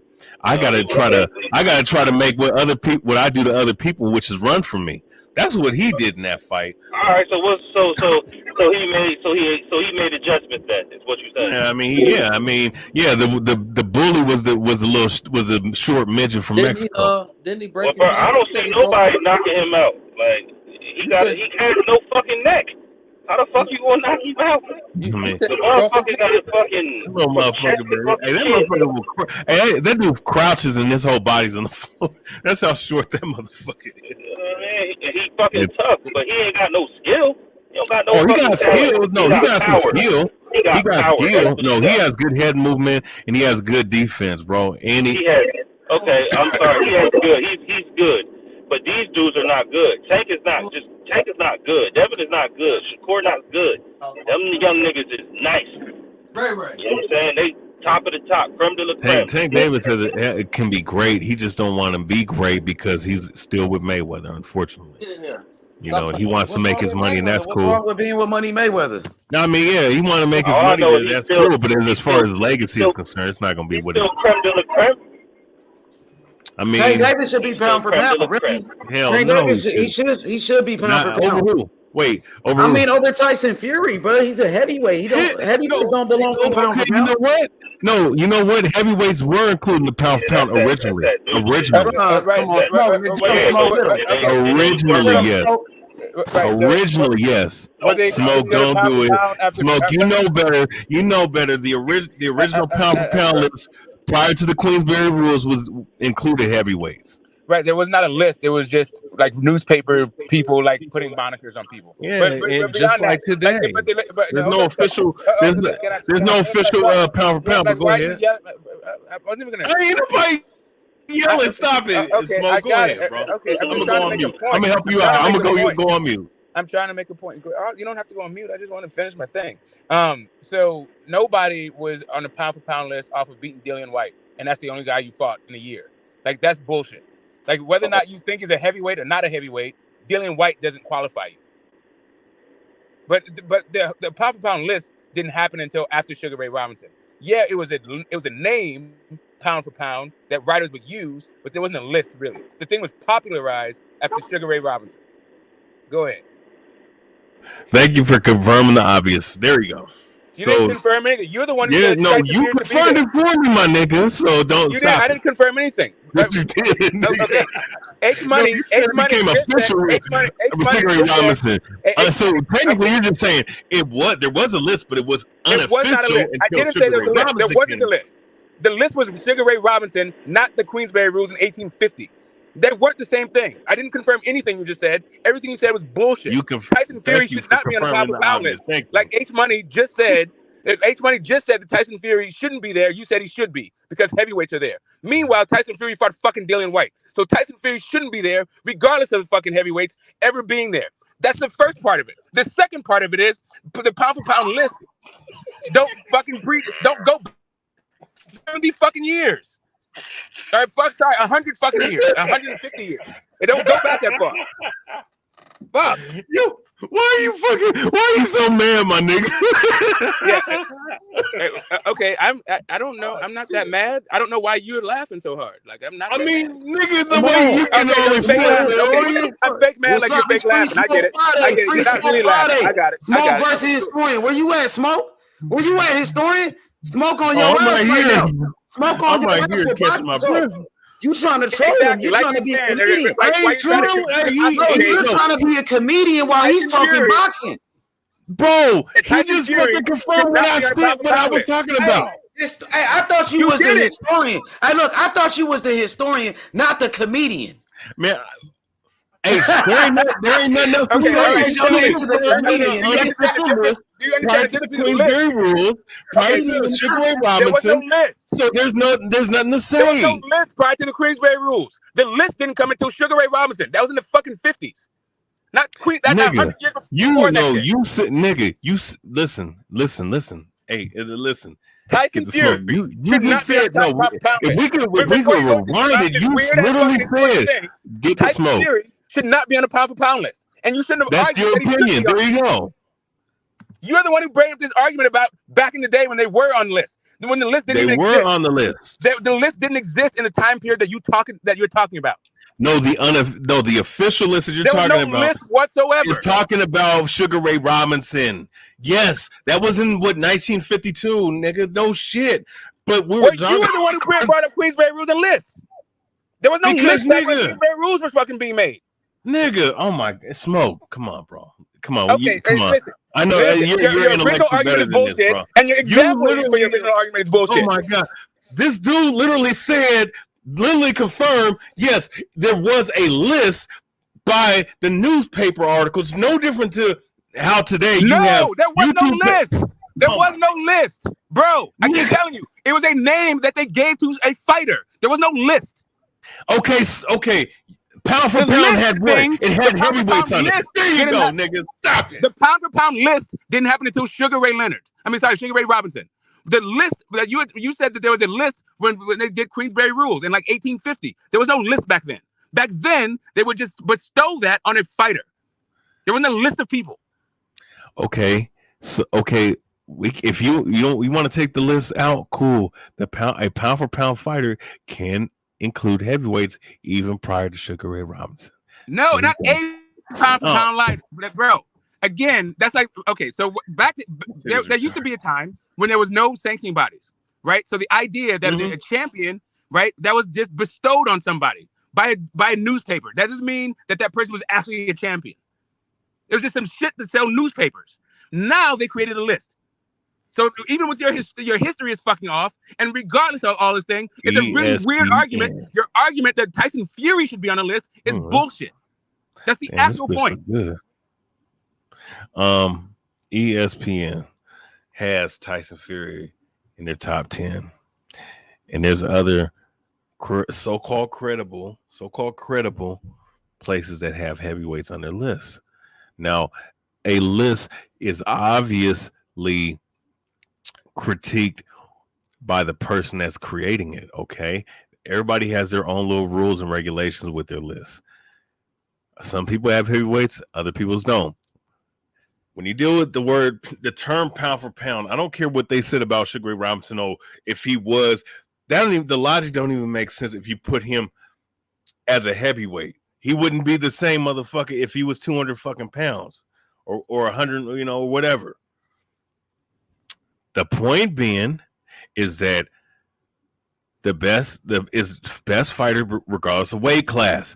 That's all it fucking means. Right. So and right. So that list and pound for pound list, right? They're continually updated. How in the fuck is Tyson Fury today on a pound for pound list over the people that we're talking? With Tyson Fury, he has his last guy was Dillian fucking White. How does that keep you on a pound for pound list? Even I mean, Dillian White, Kambosos, the same shit to me. I got you. Kambosos was never on the pound for pound list. Kambosos was a unified champion, though. It was never a lineal champion. Kambosos beat Teofimo Lopez. That's crazy. So you gonna compare Dillian White, who was knocked out by Povetkin, Dillian White, who was already knocked out by Joshua, Dillian White, right, to fucking Kambosos, who was an undefeated 3-belt unified champion. Some people was calling him undisputed, who beat Teofimo Lopez. That's all I have to say about that. Okay, that's a good win. You know, Dylan White never was a champion. Dylan White never was a champion. Never in his whole career. And he never will be a champion. Fight. The dude already been knocked out 2 other times. In his first championship fight, he gets stopped for the 3rd time. But that's supposed to be pound for pound. Like, what are we talking about for real? I mean, okay, what's up, Deontay Wilder? He beat. Yeah. How did that get on the pound for pound list in 2022? That fight was in 2020. Okay, 2020, 2021. So what? In 2022, at the end of 2022. You beat a guy that defended his title for 10 straight times. How long did you be on the pound for pound list for that? Behind that? And he beat Steve Cunningham, you know. And so how long did you be on the pound for pound list? What year was that? That was like 2016. I mean, you know. So I'm just saying. No, I'm just saying. That was 2015. That's 2014. Historian, you said Steve Cunningham the same way you said Pitbull beat Gamboa. So that was a good one. My nigga said Steve Cunningham. This nigga said Gamboa tonight. All right, man. Go ahead, historian. Yeah, hey, man, you funny as hell, my nigga. I gotta be honest. You entertaining than a motherfucker. Nah, man. Listen. All I know. I'm just saying. I'm just using. Well, I'm trying to bet with you, nigga. You saying you got Pitbull over Shakur Stevenson? Let's bet. I got double S. I'm going with that boy out of Brick City, New Jersey, nigga. What's happening? Double S. I ain't gonna bet against him. I'm not saying that he gonna lose. So what's up with Lomachenko versus Shakur? I got Shakur. I got double S. Let's bet. You know what? Nah, I'll bet on that fight, but I'll bet on it to win a little bit more money than just betting. Nah, let's bet. Let's go straight up. Let's do a straight up bet. Straight up bet, huh? I got double S. Double S. Oh man. You gotta think about it, nigga. I said mine with no hesitation. I believe in my fighter. Let's bet. This nigga hesitating. This nigga scared. I ain't putting no money on a 50-50 fight, bro. I gotta be sure about it. So you know. But I thought Loma was so good. I thought you so sure about Loma that he's such a great fighter. I mean, Loma's on the decline. I mean, you know, look, he's not the same. Now we're getting somewhere. Now he's not the same guy that he used to be. Obviously, he's not. Now you're keeping it real, man. I appreciate that, bro. No, I mean, you know, but he's still good enough. He's still good enough to be a threat to anybody at 135. Who's that on that nag? What'd you say, Sports Evan? I said, who is that on that nag? Hey, historian, Lomachenko ain't no threat to Devin Haney. He's definitely not a threat to Devin Haney. He is. Yeah, what type of threat, my nigga? What you talking about? I think that threat. Like, they knock him out. Loma ain't knocking shit out. You know what I mean? He ain't knocking Devin Haney out. That's a damn sure. He could hurt him. He could hurt him. He could have knocked out Ortiz. I mean, Ortiz a big motherfucker. Devin Haney bigger than Ortiz, and Lomachenko said Devin Haney was a heavyweight. What is we talking about? That was some goofy ass shit. He was a because he's so scared. Unless I was lost in translation. That was some stupid shit to say though. Jermaine Ortiz. No, Jermaine Ortiz he's about 5'10". Devin Haney, the next Floyd Mayweather, nigga. We could bet, nigga. He the new money Mayweather, nigga. Devin Haney, nigga. Damn right, undisputed champion, nigga. Devin Haney made history. What's happening? Haney time, you know it. Yeah. Well, you know what? Let it be known, then, nigga. Let it be known. Let him know. Haney time. Nah, Haney's all right, man. You know. Can I get a Haney? Nah, no. We can get a. Can I get it? It's Haney time. Can I get that then? No, we can get. No, I can give you a. You bought it with Loba. It's Loba time for you. You team Loba in this motherfucker. No. Who the fuck do I like in boxing like that? Nobody really. I mean, I got some guys I like, but shit. Who's the guy in MMA? Who's the guy in MMA? What era of combat sports are we living in? Who's the face of combat sports? Who's the face of combat sports? I mean, in MMA or just probably Conor McGregor. This is it for all of it. So Conor McGregor, is Conor time? You're gonna he's the most right now. I mean, he's Conor got his ass whooped by a whole bunch of people. No, he did. And you know what? He's about to sell 1 million pay-per-view buys against the fight. Against is that Charles him all Oliveira. by himself? All by himself, right? If it was just him and Charles Oliveira, it'd be 1 million pay-per-views. Well, anytime numbers don't lie. Okay, no. The answer is no. Absolutely. Every time that motherfucker has stepped in the pay-per-view, he did 1 million buys. Because the card's been stacked. Every single time. That's how UFC does it. Bullshit. When did he sell a card by himself and get 1 million pay-per-view buys? Him and Jose Aldo. What you talking about? Jose Aldo was a huge star.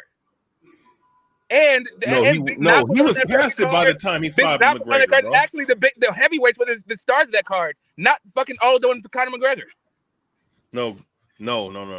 That was the main event. What you talking about? Correct. Big Knock was the main event. They were the ones selling the pay-per-views, not fucking Conor McGregor and Aldo. Man, heavyweights were the main event in that fight. In that card. When he broke his foot against Dustin Poirier. Okay, yeah, stage the subject. So I mean, no, I'm just saying, name after name after name, dude. Correct, get over 1 million. UFC stacks their cards. It's easy to say Khabib sold the cards. You can say Khabib sold the million cards. You can say like Nate Diaz. But like really, that's really only one fight. All of those fucking cards. They could have put a mediocre card on and still sold 1 million just because that's how much people didn't. like. So if they could have, then why didn't they? Bro, man, get the fuck out of here because it wouldn't have. Because when they do put on mediocre cards, you hating on MMA because you're mad that boxing's where it's at right now. Now, boxing's at a great place for fighters like Devin Haney, bro. Boxing is at a great place for fighters like David Morrell Jr. You know what I mean? I love where we at in boxing. No, as far as young talented fighters concerned, I'm talking about the business model. Like, the business is good. Fighters making more money than ever. You don't have to. It's not going to be happening in the future, though. Nigga, Terrence Crawford has made $10 million fighting a bum, nigga. Yeah. Well, you know, hey, well, he has investors. You know, he has sorry, T-Mobile don't do it. Reebok and T-Mobile don't do it, I guess. What do you mean Reebok and T-Mobile don't do it? What are you talking about? The fuck you know those investors? You know, the investors that you were just talking about that Terrence Crawford has that the UFC guys don't? So this is the Conor McGregor what are you talking about? They have Reebok. What are you talking about? This era is weak as fuck. They have Reebok. That's what I'm talking about. I'm talking about this era being weak as fuck. If Conor McGregor is the face of this era is great as fuck. And I'm here to debate anybody disrespecting this era this ain't of boxing. No motherfucking Conor McGregor era. That's why. Get the smoke. Get the fuck out of here. Yeah, okay, whatever. Why UFC fighters gotta come to boxing to make their biggest payday? Why UFC fighters like Conor McGregor Conor McGregor is supposed to be the face of UFC. He came to boxing. Mayweather didn't go to the fucking UFC.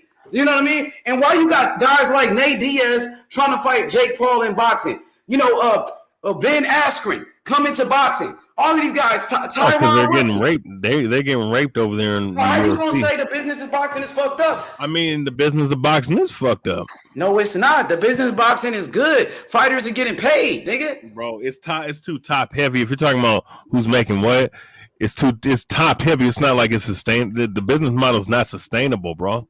And it hasn't been, especially, man, like when they were overpaying for guys, a whole decade ago. I mean, the shit is I only think gonna last. boxing is getting better than ever. When you look at how these guys are getting paid, you got this guy Canelo Alvarez making $50 million a fight, guaranteed, nigga. You know what I'm saying? There's only like Terrence a couple Crawford guys is that now can do making his biggest payday. Look at Terrence Crawford, $10 million to fight a bum. You got BLK Prime coming into the sport of boxing, putting up a lot of money. You got guys like Al Heyman, PBC, even though you don't like him. I know we know you don't like Floyd Mayweather. I don't know what he did to you. You know what I mean? I don't know what they did to you. But guess what? Al Heyman, he's been taking care of fighters since the beginning. I ain't never heard a fighter sue Al Heyman, ever. You know what I mean? So, and then you got Top Rank, Bob Arum. He's been in the business for 70 years.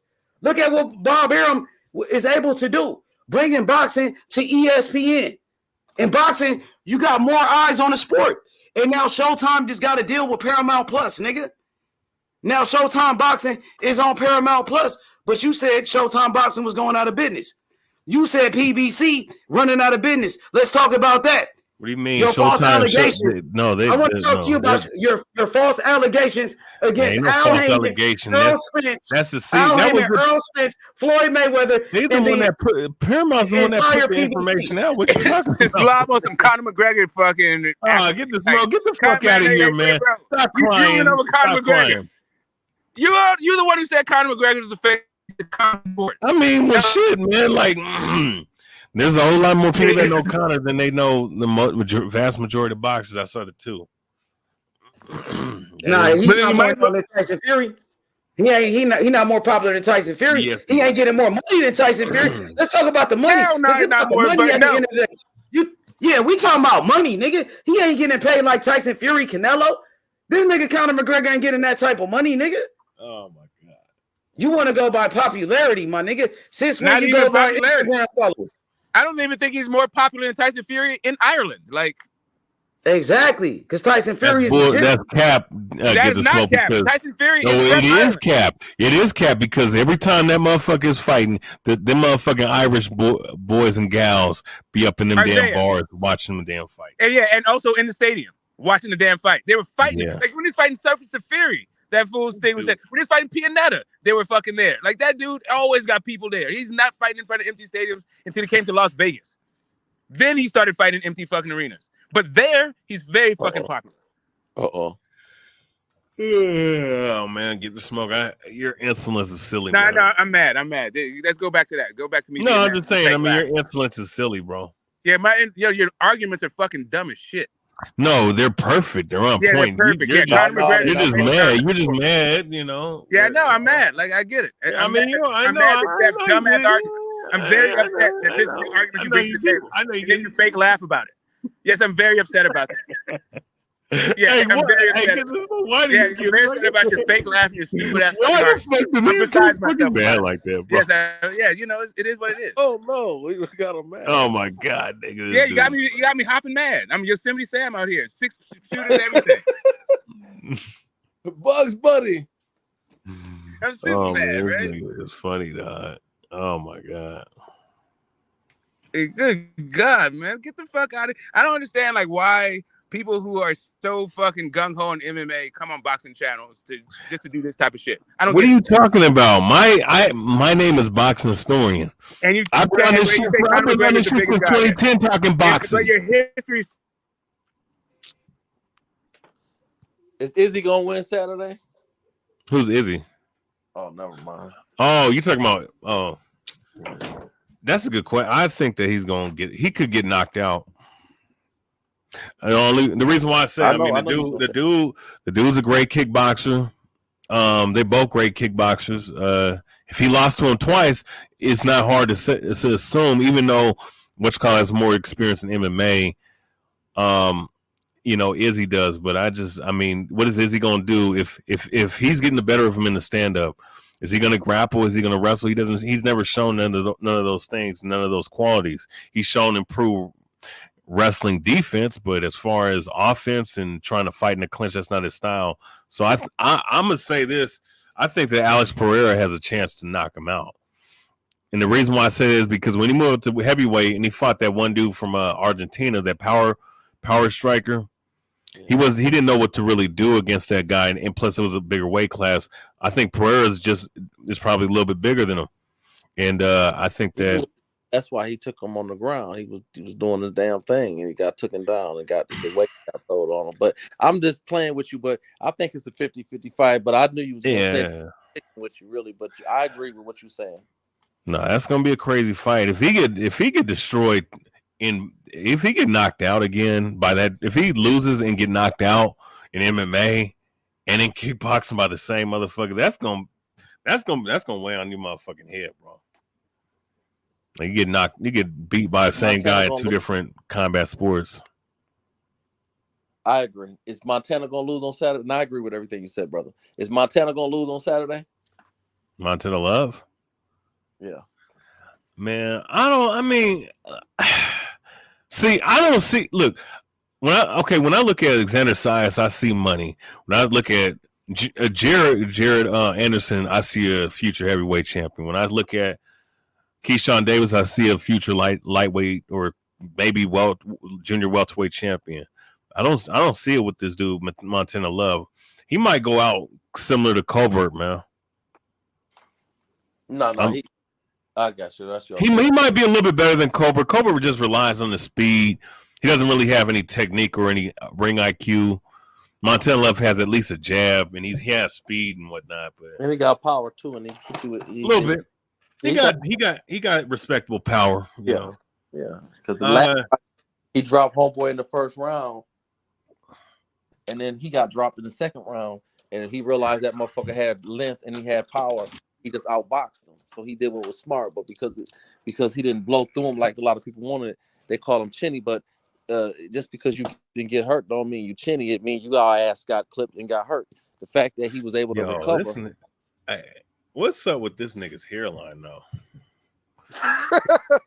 I know what kind is this motherfucker getting a perm while he got a fucking hit? Well, I'm gonna be honest. He's always been like that. Listen, I used to I bred dogs with his stepfather, so I used to go to the rec in Cleveland. Him and his little brother Nina, they used to box in the rec. They was boxing since Montana. I don't know if he was boxing before then, but I was around him when he was in high school. So he was like in the 9th grade and 10th grade boxing at the rec center on Fridays. He had that hairline even when he was young. I don't know. That shit don't even look like it's glued on or some shit. But disappointed he ain't got a pit bull because that's what we had. I'm a little disappointed he walking around with the French bulldog. I'm a little disappointed with him about that. Man, I don't know. I mean, who is he fighting? Let's see. Who the fuck is he fighting? A nobody. Mm-hmm. See, 15-2, Steve Spark. Who the fuck is that? Shit! But no, look, Steve Spark though. Well, I mean, but he fights in Queens Island, Australia. Oh, well, look, he's 15-2 with 14 knockouts. So yeah, we're not gonna make him seem like he's somebody. Oh wait! His only loss is to Tim Zhu and some bum from China. I don't know who the fuck that is. Right. You calling him a bum? We're not gonna make him seem like he's somebody. If you calling, people bums, let's don't do that. He got knocked out by Tim Zhu in the 3rd round. I think this is setting up for the Richardson fight. That's really what it comes down to. Richardson Hickson. Yeah. Richardson Hickson is a better fighder than Montana Love. Well, no, that's what I disagree because Montana's a hell of a fighter. He do a lot of funny style shit and that turn people off. But I think he sound like a fun boy, man. Personally. Well, yeah, we ain't get into that because that's I don't know what he do. These little niggas like that fun boy shit nowadays. So yeah, we ain't gonna get into that. I know he do a lot for the community. I know that. And now Richardson. Okay, this dude says I'm a future Hall of Famer. That's Richardson. Well, that's a good mentality to have. See, he's from. My guy's from Haiti, huh? My guy's from Haiti. He looked like a Haitian. The guys, we got some good fighters today. We got some really good fighters. Nobody said we didn't. What are you talking about? Who said we didn't have? I'm agreeing with Jonathan Simon. What he's saying, he is addressing you, but I am saying, I didn't see Jonathan. Right, so I'm telling you what I'm talking about. Don't be so mad. Like, calm down. No, I mean, like you're raising your voice. You're talking really loud. You're very aggressive. Nigga, they don't. No, you you the one that always raise your voice. All this crazy stuff. Why are you so mad, bro? Why are you so angry? No, you're blowing your top right now. You sat up here. No, you. Yeah, it's me. Okay, it's me. I'm the one that's mad. I'm calling you out of your name. Yeah, it's me. You got it. Oh my God, nigga. So yeah, but like I was saying, there's some really good fighters these days. Like I feel like there's like a little bit of a culture shift, and I think the way that people talk about legacy and money has always been a little bit funny style, because legacy and money has always been intertwined. We've known, like, the fight of the century, like a fucking 100-something years ago. We know how much they made back then. And that's always been like money and like Joe Louis and him being destitute and getting, robbed basically after the Braddock fight. Like, it is always, legacy and money has always been part of the thing. But at some point, legacy and money have become like sort of diametrically opposed in the way we look at it. But in the way that boxing has evolved, I think that Tank Davis is actually going to be perceived as great, as I think the way that history will reflect on him, because it's just a new era. I think it's an evolution of a thing that's always been, and we come with these what is it? Sometimes unrealistic expectations. Sometimes it's just like you wish that you got a different thing than what we have, right? So with the Klitschko and during the Klitschko era, I wish that both guys fought the likes of the Mike Tysons and the Holyfields and the James Tonys. I thought, during that time, I thought they should fight them, right? But nobody today really says that shit. Like that, history just doesn't record these kinds of things. Like Floyd Mayweather with Paul Williams. People on panels talk about that shit, but history don't give a fuck. I think Tank is gonna be just fine. Yeah, I mean, well, Tank, shit. The truth is, bullshit. Tank pull up another fight like a Shakur or Haney or somebody and beat them. You goddamn right. He gonna be. I mean, he got to fight. Yeah, for all the people. Yeah, he got to actually do it though. Yeah, listen, he's already. Hold on, Smoke. And I know this is old, and I know people want to hear because it's old and it's been regurgitated over and over again. But for him to fight Pedraza at 22 and beat Pedraza and knock him out in fashion he did, I mean, like, and now you got Teofimo about to fight Pedraza. Loma couldn't knock him out, so it's kind of like, and no disrespect to, you could say, well, Pitbull ain't lost in 8 years before Tank, and you could, Mario he jumped up a weight class and fought, so it's like he's just not fighting trash. So a fight, he step up and fight Haney, or he fight Shakur and add that to his record, brother, he got to fight him, but it ain't like that's impossible. So, like, it's a lot of young good fighters. So Tank's still low key. He got a little youth. He's not old. It's not hard for him to get 1 or 2 fights. You damn right. He's in this position to still be great. Because I remember what me and you talked about this before, Smoke. We was talking about greatness. Greatness just ain't about you fighting the best. It's also your skill talent does play a part of your greatness as well. Isn't that what you said before? When we had this conversation before? It's certainly what I think. Greatness is the conversation that boxing fans have amongst each other, right? And I'm just saying, like, in the era of Triple G being great, Tank is great. Damn right. That's all I get you. We're in today's where we have like guys like that being said, he's like one of the best middleweights to ever live, right? So if that's the modern era being compared to the past, like, yeah, I guess all these new guys need to be compared to that standard, right? That's all. There are great fighters. I don't know that I would need to necessarily compare like how they would stack up to fighters that are old, but I think Tank has some really nice attributes. He seems to be admiring his work a little bit too much for my liking.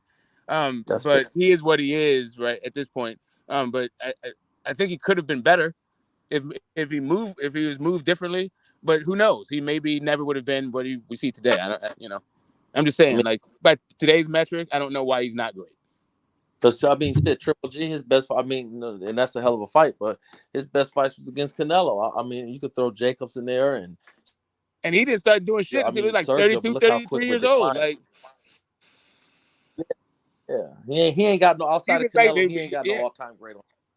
Yeah, like and that was like the end of his career where he started fighting the Jacobs and the other world. Like that's really what he got, Jacobs and Canelo.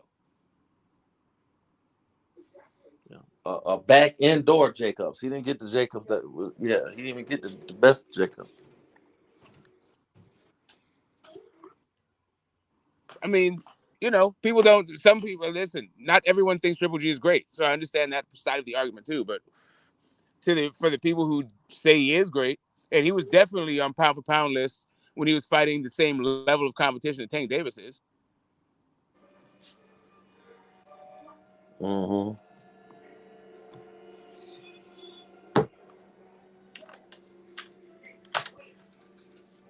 But you know what? At the same time, I mean, it's tough. If you've been watching the sport for a long time, it's tough to watch the Ryan Garcias and the Jake Pauls. It is like, and then try to fit that in some kind of context. But that's right. It's today. It's just the air we're in. We still got good fighters. It's the Stephen Fulton Brandon Figueroa rematch. I'm kind of at 126. I'm looking forward to that. That's like a really good style matchup. A really good fighter, really good brawler. To me, that's like classic style matchups kind of thing between two really proficient, examples of their styles, right? A guy who is a pure boxer. He's got some pop, but mostly he's a boxer, right? Against a brawler. Yeah, well, I'll say this about the WBC. They did order some good fights. I'll give them that. But will they happen? That's the question.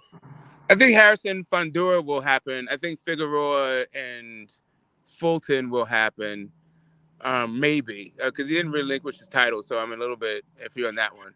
But the one that is definitely going to happen because it was made before then was Plant and Benavidez.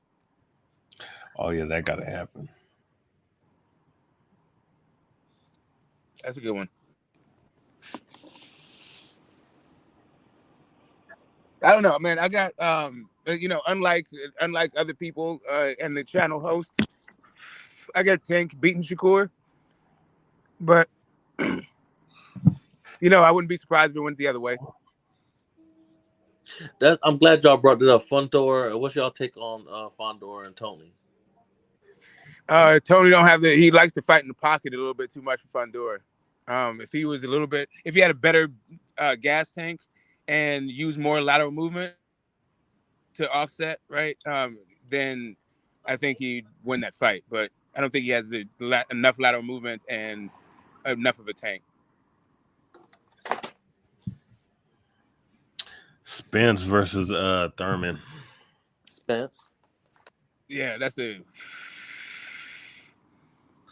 mean, if Keith Thurman implements the right game plan, he can put himself in a good position. But the fact that he just spits his mouthpiece out when he gets hit to the body, man, that motherfucker is weak as fuck.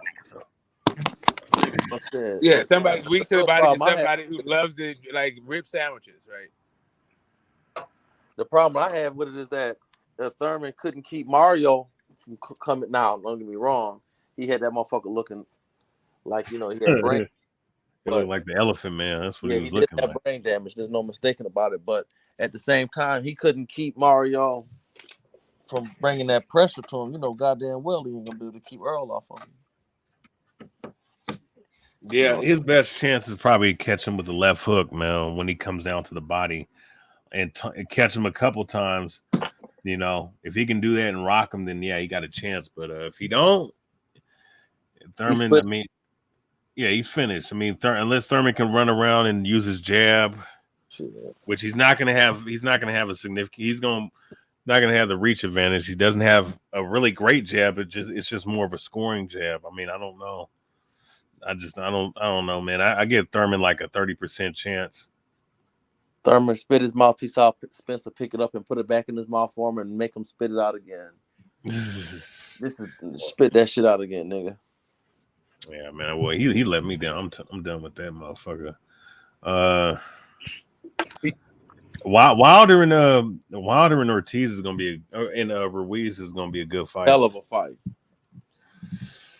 Great fight. It depends on who establishes range early. That's what it's gonna matter about. Well, Andy going to what we call it, smoke. What they call it, the Vikings call it. Hallelujah. Y'all know what the Vikings. Geez, you talking about Valhalla? Yeah, Valhalla. Yeah, Valhalla. Andy going to Valhalla. Now the question is he going to wake up? Well, that's why Andy Ruiz got to pounce on him. he got to pounce on him and try to do what he did against AJ. He ain't no AJ. Look, the problem with Wilder, and you can say what you want about him, he have established that no matter who you is, to beat him, you're going to have to go to Valhalla. And you're going to have to get the approval from the gods of the Greek god store and the great Odin. And Odin's going to have to bless you to bring you back to life to beat his ass. That's what it boils down.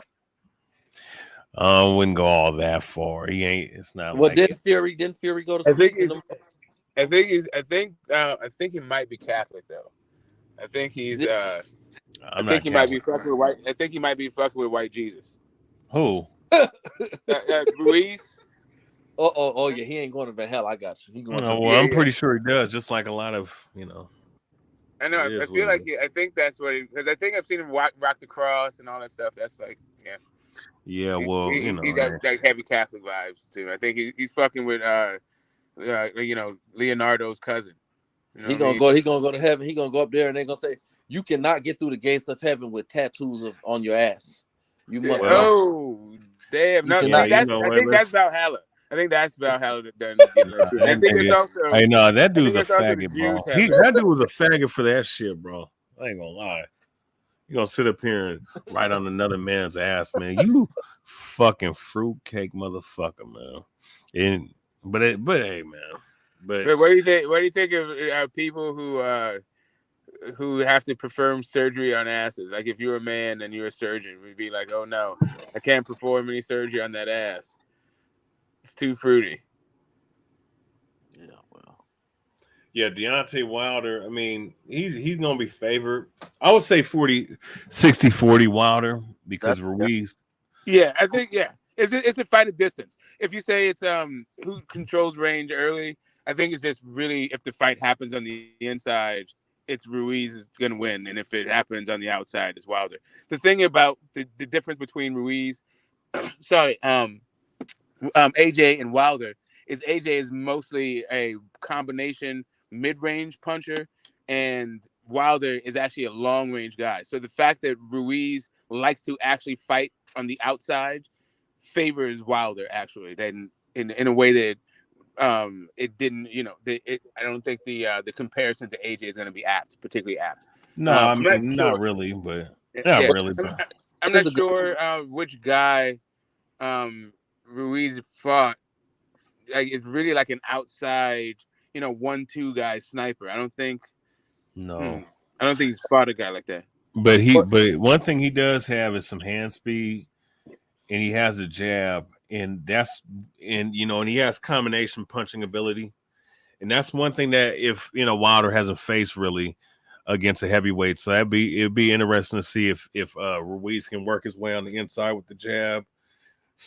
Touch him up with the jab on the inside and land combinations. That would be something to see how Wilder adjusts to it. And also, too, if Wilder can establish a good jab on the outside against Ruiz, if he can do that and try to measure that, that right cross, what I'm saying, that would be his best bet. And that would be what, pushes him over the edge to win the fight.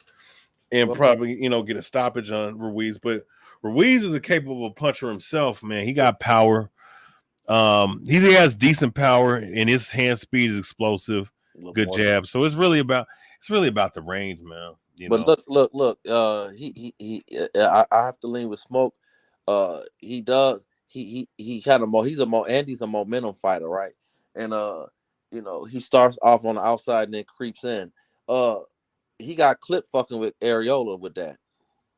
And the problem with Wilder, what makes Wilder special, is that with Wilder you just can't get clipped with him and come back. Usually, outside of Fury, when you don't get clipped. Well, Fury, and what's old dude's name? Bermain Stavern, the first fight. Mm-hmm. I'll just say that. Well, I mean, and Jermaine lost though. So, So what I'm saying is, Andy, he did the stanky leg when he fought Chris. Wilder don't make you do the stinky leg; he make you do the Van Hella. So what I'm saying is that he can't afford to get clipped early and then find his way to try to fight his way back into the fight. If he get clipped by Wilder early, he gonna do the same thing as the last Viking that he fought did. The Hellenius man. Oh wow. And that's what make Wilder dangerous, because I forgot about that fight, man. Jeez, did you actually do that live? You did a video about how there's a dive, man. I don't know. I'm not about to talk that Hellenius fight, because we already know, man. We're not gonna get no. I honestly Negroes are allowed to ride horses around here. Yeah. Wow, look, man. Like I said, you already know what my sense is happening.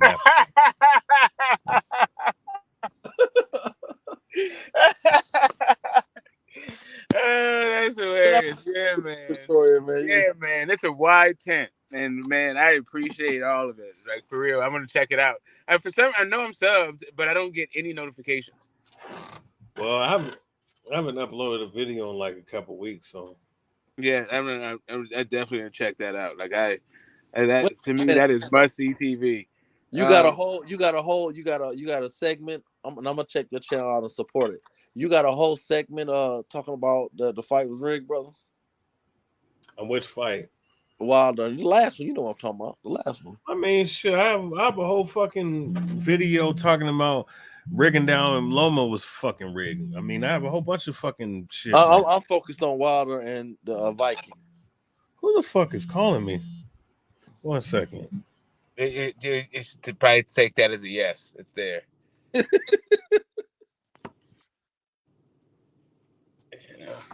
it's very suspenseful, though. Like, we're riveted. So Smoke, he got a session about that fight being rigged. Yeah, he did a video. Wow. I was looking forward to if he said he was gonna make one, then I was like, hey, I was giving him some ideas, and he said he made one, but I didn't get any notifications, nothing. Like, I'm gonna have to type in boxing historian. Oh, that's his get the straight dope. Know what I mean? Because these dudes out here are like phenomenal actors. Like,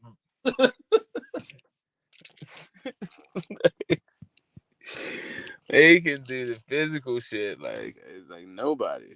Yeah, man.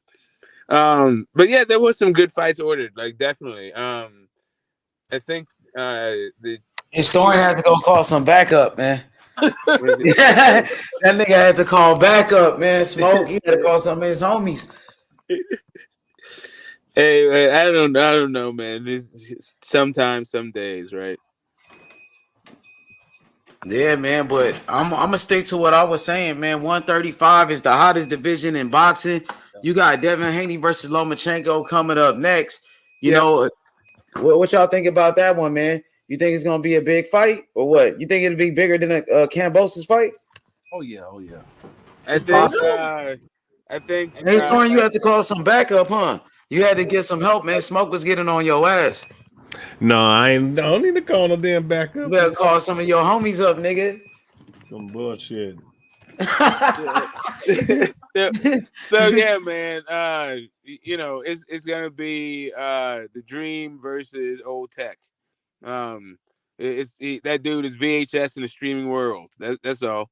He's one of them used to be guys. He used to be bigger. He used to be stronger. He used to be faster. He used to be an anomaly, something that people never seen before. All these young boys grew up with this guy, and they're faster, they're bigger, they're better. Like it's I don't know. Like all this tough fight that people are seeing, I'm not seeing it. He said he took his ass back to Ukraine after the fight. That's what he said. Fuck that shit. He'd rather go back to the Ukraine and fight. That all that rhythm steps. Yo, where's all the Haney niggas at, man? Off of it. You got Smoke right there, nigga. Smoke from Oakland, nigga. He teamed Devin Haney. That's what he just did. He talking like that. He just got off the phone with his crew. I don't know, man. Like I don't even know what to say to the person. Smoke ride with Devin Haney all day, nigga. Smoke Haney time, nigga. How about that? He's about to beat the shit out of fucking little old man. It's gonna be exactly the same way that Rigondeaux went out, like a little old man. A historian. So what about Lomachenko? You think can give Devin Haney problems? What is it about Loma or his style that can present problems for Devin Haney? I think that what can present problems for Devin Haney, the ability, his footwork possibly, but one thing I would say is mainly in the pocket. Devin Haney, as good of a boxer as he is, he has one of the best jabs in boxing. He can box real well, put his combinations together. The one thing about him is that when he clinches up, he leaves himself open. You know what I'm saying? He can box in the inside, but I'm saying like in the pocket, if he wants to rely on clinching and whatnot, and that he doesn't work out the clinch that much, that's something that Loma can exploit because Loma has shown in times past to want to get rough on the inside. So that's what I would say. Those are two things that can give Haney problems, and of course, on the flip side, Haney's reach is going to give in his jab is going to give Loma some problems. You know, he's going to have to really work inside with his footwork, with feints and whatnot. So historian, I think Haney's much stronger than Lomachenko. Now, you said the inside, he is. Now that's a fact. That's a fact. That's why. Yeah, he is stronger. That's a fact. He's the bigger guy. That's why Lomachenko was saying, "Oh, this guy's a heavyweight because he." Yeah, that was some weak shit. No, that was some weak ass shit though. Him saying that shit. He looks like a heavyweight. No, the fuck he don't. He's bigger than you for sure, but he ain't. Well, what was Loma's best wins? Y'all think his best two? His best win was Gary Russell, I think, and that was at 126. Gary Russell and one second. I'll be right back. There go he getting some more help. H, what's the second best one? I would say it's the Gary Russell fight. I think it was Gary Russell, but that was at like 126 pounds. Right. So I would say the Gary Russell fight. And I'm finna you getting into my point. So my next question is, what do you think the second best win was? Man, that's a good question. His second best win, man, on paper, maybe the Rigondeaux fight. All right, so Rigondeaux. You said everything. You said exactly what I wanted to say. So it's funny because to me, and this is my opinion, this don't make it etched in stone. But in my opinion, his best two wins was against Gary, and it was against Rigondeaux. And to me, he was bigger than both of those guys. Facts. Yep, you're right about that. Right. So when he fought T.O., he struggled. When he fought the Ortiz, the last fight he fought against his sparring partner, he struggled in that fight. So they're talking about the size and all this bullshit, but Loma made his bread and butter off of fighting smaller guys. Exactly. Nobody talks about that. That's right. So like and if you do like Sugar Ray Leonard, he had good reach. Crawford got good reach. Floyd, so like to act like size don't matter. I mean, this will make size does matter. That's why these guys cut weight like they do. Size does matter. So to act like Loma's. That's why Loma. The look to me, Loma's body, his facial expression, his body expression, told me that he really not. And this might have been why he might have arguably ducked him the first time. His body to me, when Haney approached him after the fight, Loma's body language said, "Man, I ain't feeling this fight." He's like, I either got Devin Haney or I have Tank Davis. At least I got Devin Haney right now, because if Devin Haney vacates, Tank is getting elevated, and Loma is never becoming undisputed. Yeah, I mean, it's time over with, and like I don't think and Devin is getting better and better and better. Yeah, he's never getting undisputed. Yeah, he's fucked up. Devin's getting every fight. Devin getting better. He's getting more confident. He's getting that aura he's getting that all-time great aura to him. Loma ain't gotta do nothing but get washed against him. He's probably gonna get washed by Lomachenko, and if Tank clip him, he going to sleep. So it's kind of like his time over with. No, Tank is going to decapitate him. It's not if he gets clipped. Tank is knocking him the fuck out. And Devin is going to show that his errors is gone. They talk about a pass the torch fight, and it's just so fitting, right? He tried to high post, give him the hi hat, didn't want to see him on the way up. Said he was on the belt, the run, the undisputed. That's what he wanted to do. Try to finagle his way through. None of the other sanctioned bodies went for that bullshit. Mm-hmm. Got his ass whooped by a guy who is, okay, a decent fighter, but whatever. And now look at him behind the 8 ball. Devin's way better. Got all the belts. No excuses. Nowhere to run. Nowhere to hide. Nothing but ass whoopings as far as the eye can see. Loma looked like he wanted to wipe the sweat off of Haney's head like Tyson did to Lennox. And that was, after the fight, he just looked at Haney and, he was like, hey, big brother. And it's not that Loma's not a good fighter. It's just that not with these guys. Not like he's the 4th best lightweight in my opinion. Not that he has the 4th best resume. His resume is really good, but I'm just saying is in terms of the likelihood of winning the fight. And they face each other. Resume, and I agree with you, Smokey. I do think he has a great resume, but a good resume. I won't say great. I'll say a good resume. But on his resume, how many guys on his resume are we going to be talking about 15 and 20 years from now? In other words, how will his resume hold up throughout history?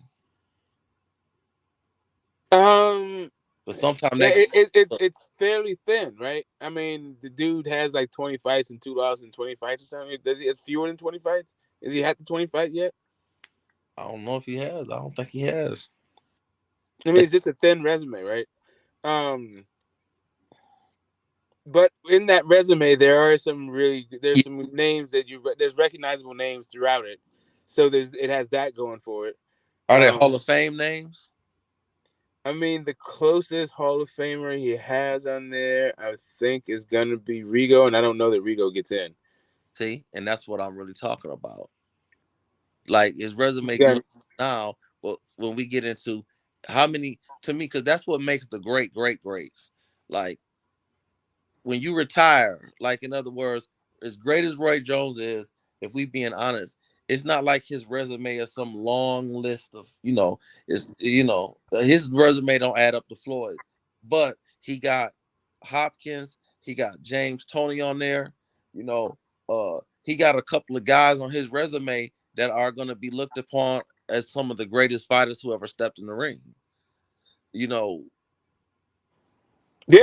That's what I'm talking about. Like 20 years from now, how is your resume going to look? Oh, G-Man. Yeah. Yeah, that's what I mean. Right. So the ATGs, that's the stuff that fans talk about, right? The Hall of Fame it is what it is. You can look and see who's in, see who's out. Shout out to Bruce Gas. And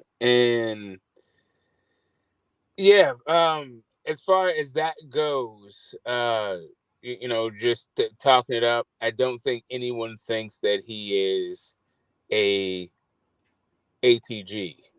Right. He may be one in the sense of like Ukrainian boxing, or Eastern European, lightweights or something like that. He may be in that kind of area, but in the International Boxing Hall of Fame, there's been way too many phenomenal featherweights. Yeah. Right? Way too many phenomenal lightweights. He's just not, and then that tweener shit is just something that's not even. I mean, there's been great 130 pounders too. He's not even one of the best one of those. I don't know. I think Diego Corrales is a fucking better 130 pounder. Fucking Robert Garcia might be a fucking better. Castillo better one. Freitas, Floyd, Sugar Shane. You know what I mean? Right. Just, and the more you talk, Smoke, you realize that he's irrelevant. The more you think about it, and you start naming these names that you're putting out here for everybody and educating people. The more names that you're putting out here, you realize that 15 years from now, we won't even be talking about this motherfucker on some real shit. Yeah, it's Sanchez. I mean, just man, there's just so many featherweights, lightweight. Hey, man, come on, shit. But that's the all time. But these are all time greats guys, right? I mean, that's Sugar Shane Mosley, but he's definitely Hall of Fame. I mean, but he doesn't have to rely on his amateur record to get there. Yeah. And that's the thing about Loma. He's on some real I don't know. It is what it is. He on some flat Earth theory shit. He's a flat Earth theory boxer. Yeah, there's guys on there with 2 gold medals. But apparently 3 gold medals get you whatever, dude. I don't know. There's a bunch of nonsense. At the end of the day, if they want to put him in there for his amateur record, that's fine. It's just the professional ranks have a different a totally different record and a different history and a tradition. So it is what it is. Yeah, when it comes to the ATG thing, I don't think he's gonna ever be able to get there with 20 fights. Period. And especially not with the names that he has on them. That's right. Gary Russell Jr. is probably the best the best boxer, but he had already fought at 135 pounds 6 times before he fought Gary Russell Jr., right? Yeah. He's big as shit, but you watch the fight, it just looked like they in 2 different weight classes. Yeah. Keep it real with you. I mean, it's not. Yeah, Gary Russell's oh yeah, he's only fought 2 fights. You're nah, bro. This is my 7th fight. You're in your 19th. That's cool, but I'm coming down 2 divisions. Yeah, when you looked at him, that's what I noticed when I watched the fight. Goddamn, and he just walked him down, off. It just wasn't. He's quick as fuck. I'm not taking anything away from that performance because that's when, if Loma was that guy right now, I wouldn't be saying the same thing about the Devin Haney fight. Well, a part of that great performance, and I don't want to take nothing from him. I don't want to, and that's a good point you make. But a part of his great performance was his goddamn size. It was. It was. But we can't ignore the size. That's what makes Devin. That's what as much as I root for Tank, and that's gonna make size is a motherfucker. Size is a motherfucker when you fight. When I used to wrestle in high school, when I went to the States, it wasn't the cocky motherfuckers that were strong. Because when I shoot on them, they couldn't do nothing. They couldn't do nothing once you get their legs. They was done. It was them rangy, long, tall, skinny motherfuckers that was the problem. It was the motherfuckers with the size. It was the motherfuckers that came down and sucked down and was long and rangy. Those was the motherfuckers that was the problem. Size does mean something. Yeah.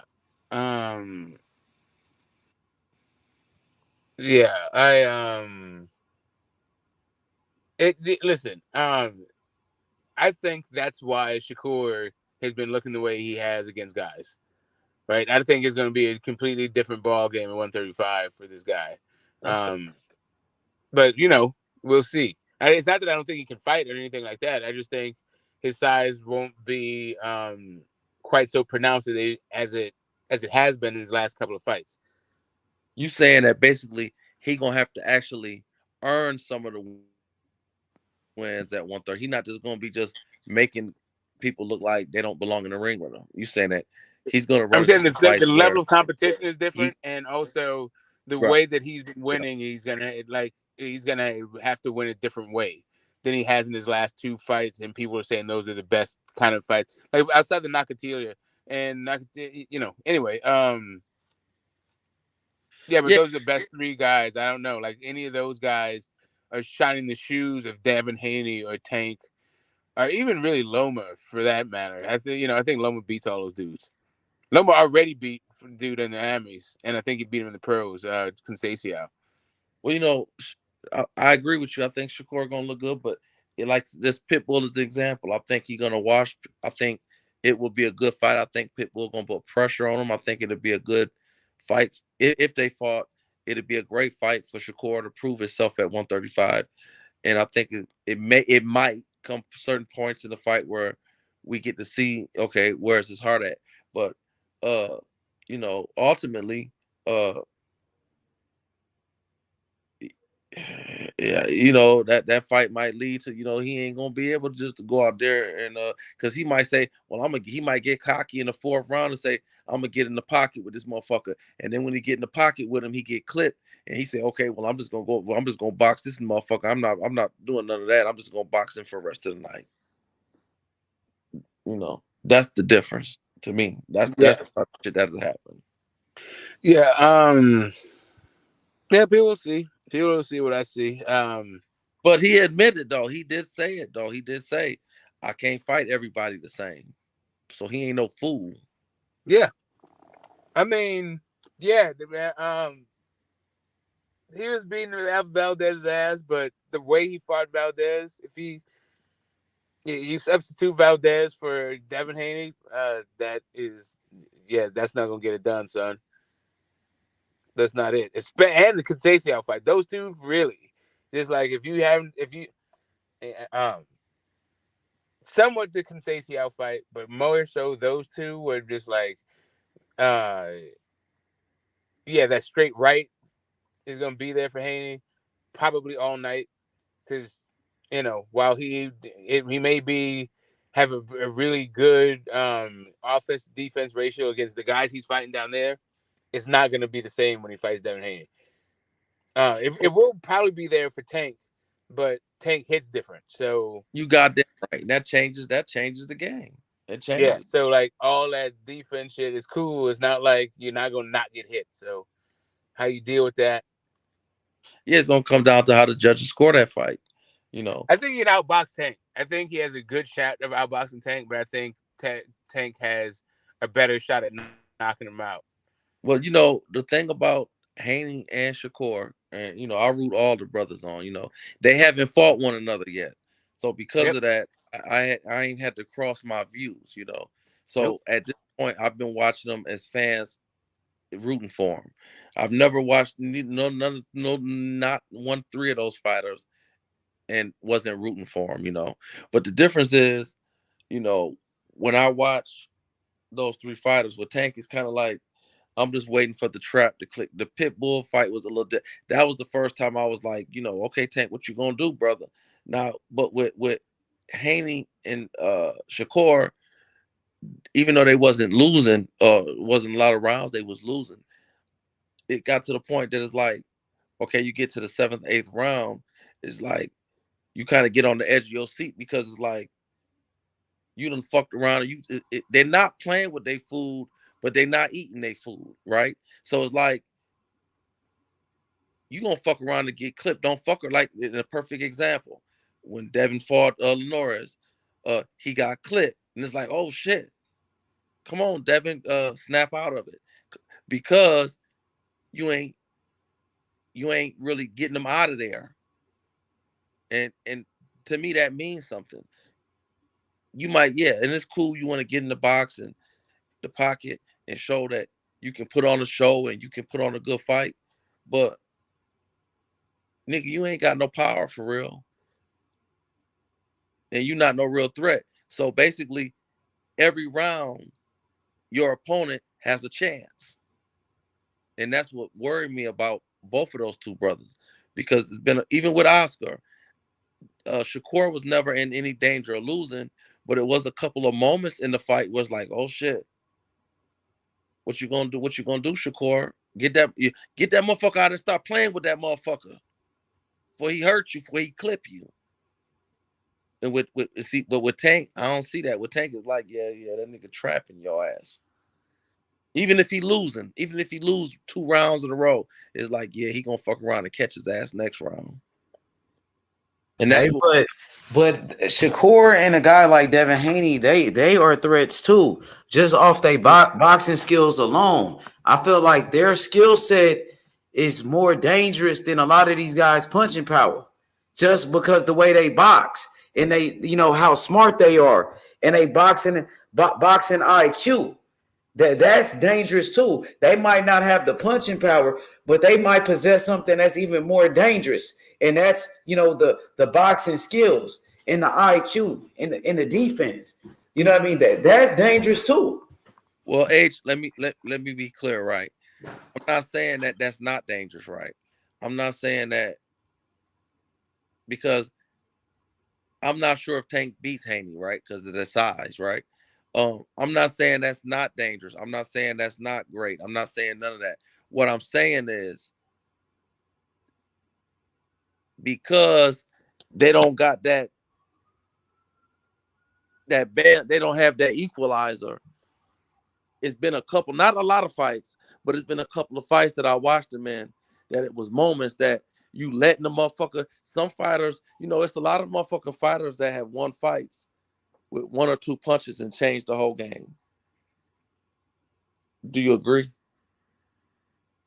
You said 1 or 2 fighters that it's been fight. I'm saying that there's been fights that we watched throughout the years, and a fighter's been dominating the fight and fuck around and lose and get clipped and get hurt late in the fight and fuck around and get stopped or TKO'd or whatever. But not the fighters with that type of skills. Like, I ain't seen that happen to like special fighters though. Right? Name some for me. Like Mayweather, like Andre Ward, okay, like Muhammad Ali, fighters like, because when Muhammad Ali fought Joe Frazier, that shit he got dropped though, but he beat Joe Frazier 2 times. I agree with you, brother, but he did lose too though. Yeah, he lost that one, but remember, Muhammad Ali, they banned him from boxing for 3.5 years. So that was coming off a 3-year layoff. So did you watch the second fight on the Classics? And I cried. Let me tell you, I'm a fan of I cried with Muhammad Ali, because when I was a kid and I watched that on ESPN Classics, I thought Muhammad Ali was undefeated, brother. I cried when he lost to Frazier. My grandmother whooped me for crying. Look, I cried when the nigga lost, right? So let me ask you this: since you watch, to be honest, do you think that when Muhammad Ali beat Frazier in that second fight, you thought that was questionable? You thought it was close? Nah, I thought Ali won that fight. Ali came out there and he made his adjustments. But Frazier had his moments, but Ali actually hurt Joe Frazier in that fight. You know what I mean? I thought Ali outboxed him. Honestly, I thought Ali really won the first fight. My honest opinion, it was a 15-round fight. And even though Joe Frazier dropped Ali, I thought Ali won 9 rounds. And we can go back and rescore that fight. Like, I thought Ali won that fight, to be honest, bro. But even with that being said, Frazier dropped him, but he wasn't able to knock Ali out, though. It wasn't like he knocked him out. And nobody knocked out Ali. The only time he got stopped was against Larry Holmes, when he already had, he had brain damage by that time. He was already 38 years old at the time dealing with brain damage. But ain't nobody just knocked Ali out. Like those type of fighters, like, all right, Floyd Mayweather, Andre Ward. Andre Ward got dropped before by Kovalev, but he still got up and won the fight. No, I get you. I'm just saying in general, it's going to be misleading what I'm saying. I'm not trying to disrespect the science of boxing, right? And I'm taking away what they are. I'm just saying, because you got to keep in mind, H, when I started, I said I root for them niggas all the way. They haven't fought one another yet, right? So I don't want them to lose, right? I'm just saying, rooting for them there was a couple of fights when I was watching the fights, and because they didn't get the motherfuckers out of there was moments in the fight that they ran into a situation, and it's like, wait a minute, nigga. Well, was just in that Linares fight? I think that was one fight when he got hurt. I never seen Shakur hurt. But that's true. I'm not trying to take that away from him, fam. I'm just saying, like, I watched that fight with my wife, right?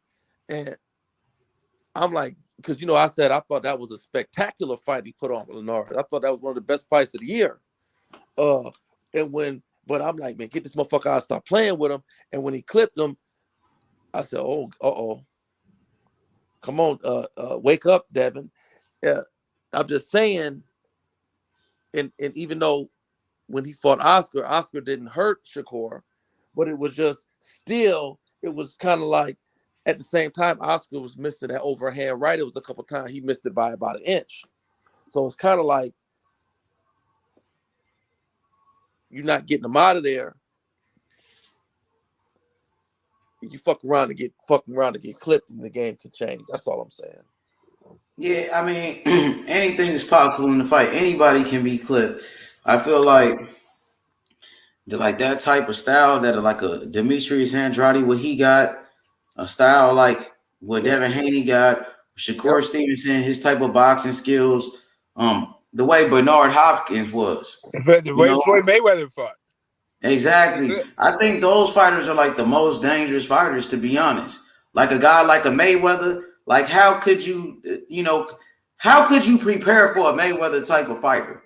A guy like Larry Holmes with that type of boxing skills, a guy like Muhammad Ali, how do you stop somebody like that, bro? No, I mean, I agree. You know what I mean? H, let me tell you something. Outside of Tyson, I like Tyson. Roy Jones, Sugar Ray Leonard's my favorite fighter of all time. Larry Holmes. When I was a kid, I loved the guys that had good footwork and would box, and I still do. So when I was a kid, like that's what I grew up on. Rooting for the motherfucker that had the good foot. That's why I was such a Roy Jones fan. I love motherfuckers with good footwork, work the jab and shit like that. I'm just telling, just saying, them niggas keep you on the edge of your seats. What about Pernell Whitaker? I like the Pernell too. You know what I mean? I can't. That's my guy. I wasn't. I didn't watch him like that, but he's in that same conversation. You see the way he fight, like he wasn't a big puncher, but couldn't nobody knock him out. His defense was so good, bro. He had too many skills. Couldn't nobody deal with a Pernell Whitaker, bro. He was that good. And I think those type of fighters, I would prefer. For me, I would prefer a fighter like a Devin Haney type of style over a Tank Davis, a puncher type of style. Do you remember? Was it Cesar Chavez? What was the brother that I remember him. Meldrick was Meldrick Taylor. Right. Meldrick beat, to me, in my opinion, Meldrick boxed the ears off of his ass. And it's that last fucking round. And it was a bullshit stoppage. That was some bullshit. But it's either, to me, Devin Haney is smarter than that. Devin Haney would have clinched him. Yeah, that's fair. I'm just saying in general. I'm just using an example. That's an example of Like they robbed that brother though, man. He won that. He got robbed. I mean, everyone got it. I'm not trying to be mad for like the rest of my life talking about this fight. Yeah, I mean that hurt my feelings. He got robbed, bro. I will, as a boxing fan, I will be mad about that fight for the rest of my life, bro. For what happened to Meldrick Taylor, who was an Olympic gold medalist, an American hero. The man was beat the number one pound for pound, and they robbed him. And then they robbed Pernell Whitaker against that same Chavez, bro. That's some bullshit. Okay, you don't understand, man. I've been mad. I've been mad. Like the whole thing. I watched it when it came on. I was mad the night it came on, bruh. At a certain point, anyway, you would have been remembered as a Mayweather.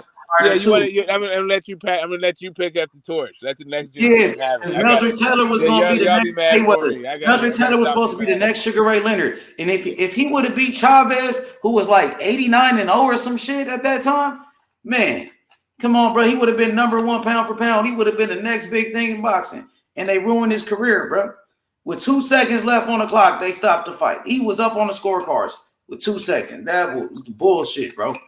That was fucked up what happened to Meldrick Taylor. That's why they say boxing is a dirty business, bro.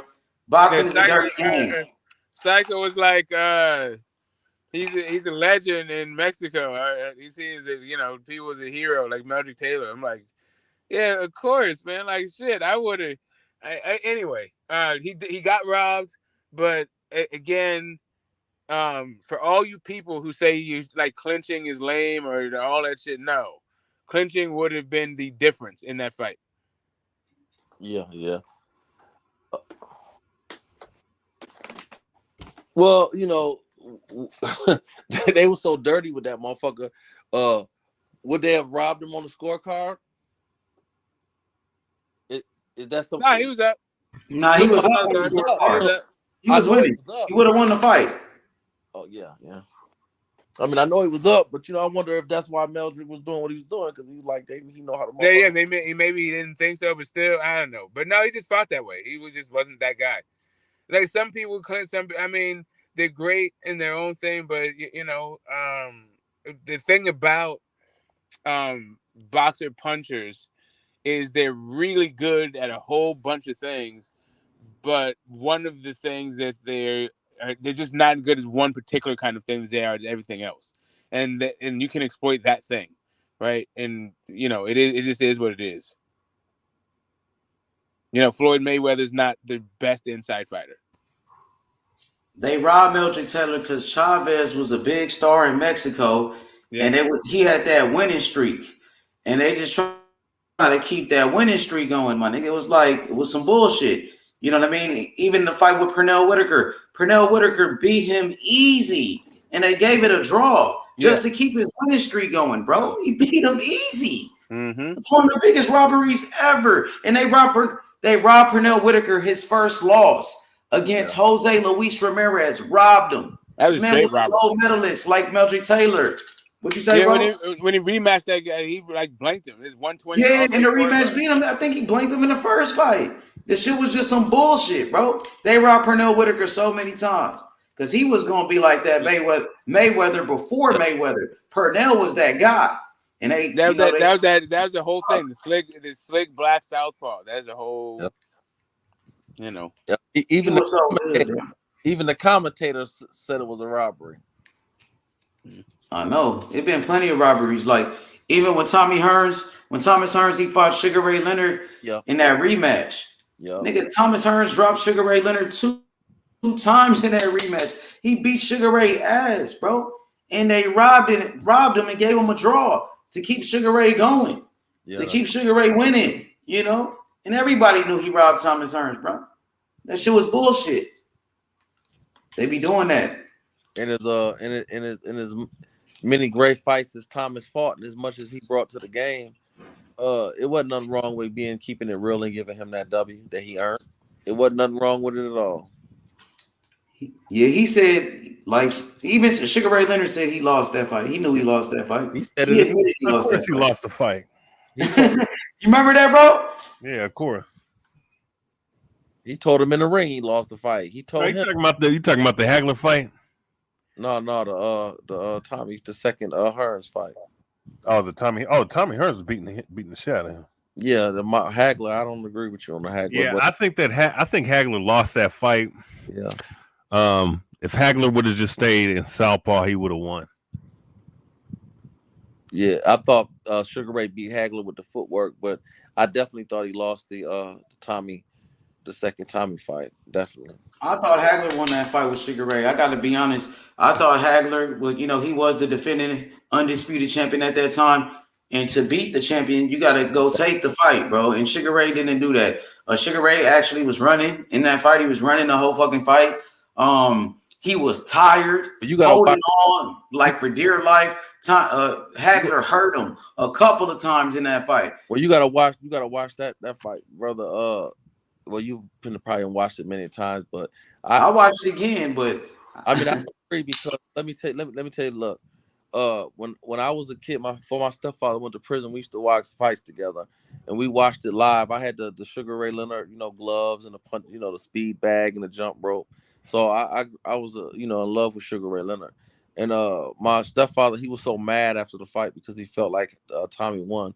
I mean Hearns. I mean he felt like Hagler won, and so some years went by. I talked to some older guys, and they felt so. I got me, a gallon of Amsterdam, and I stayed up all night watching that fight, and it's kind of like that a narrative was created that he ran and he just won the end of the round. No, he outboxed that brother, and it just wasn't the end of the round. He was outboxing him throughout the rounds. But what's happening is Sugar Ray footwork. He controlled the ring with his his ringmanship, his footwork, and he would land 3, maybe 4 punches. And Hagler was frustrated because Hagler couldn't get his timing down because Hagler was he was a pressure fighter, but he relied on timing. And he couldn't figure it out. And Hagler would land 1, maybe 2 punches at a time. So like Sugar Ray would land 3 or 4 punches, the Hagler 1 or 2. And then at the end of the round, Sugar Ray was still the end of the round. So it was kind of like, Sugar Ray outboxed that brother. But now I do agree with you, H, on this, especially back then. To beat the man, you have to beat the man. And being that Hagler was the champion, Sugar Ray really didn't necessarily take his belt from him. You feel me? So I do understand what you're saying. So you thought Sugar Ray outboxed him? Damn right I did. I thought he clearly beat him. I thought Hagler won though. I thought Sugar Ray really wasn't doing anything, man. He was like, he just was. I thought he was running, bro. It wasn't like he wasn't even really boxing like that. Like the nigga just was trying to stay away from it. I didn't see no jabs really. I just seen like little flurries, like you said, little pitter pat shots, and he wasn't. It wasn't even landing most of those punches, man. To be honest with you. Well, I will urge you to watch it. I'm gonna watch it again, but I just felt like Hagler was landing harder punches. Hagler was outworking him.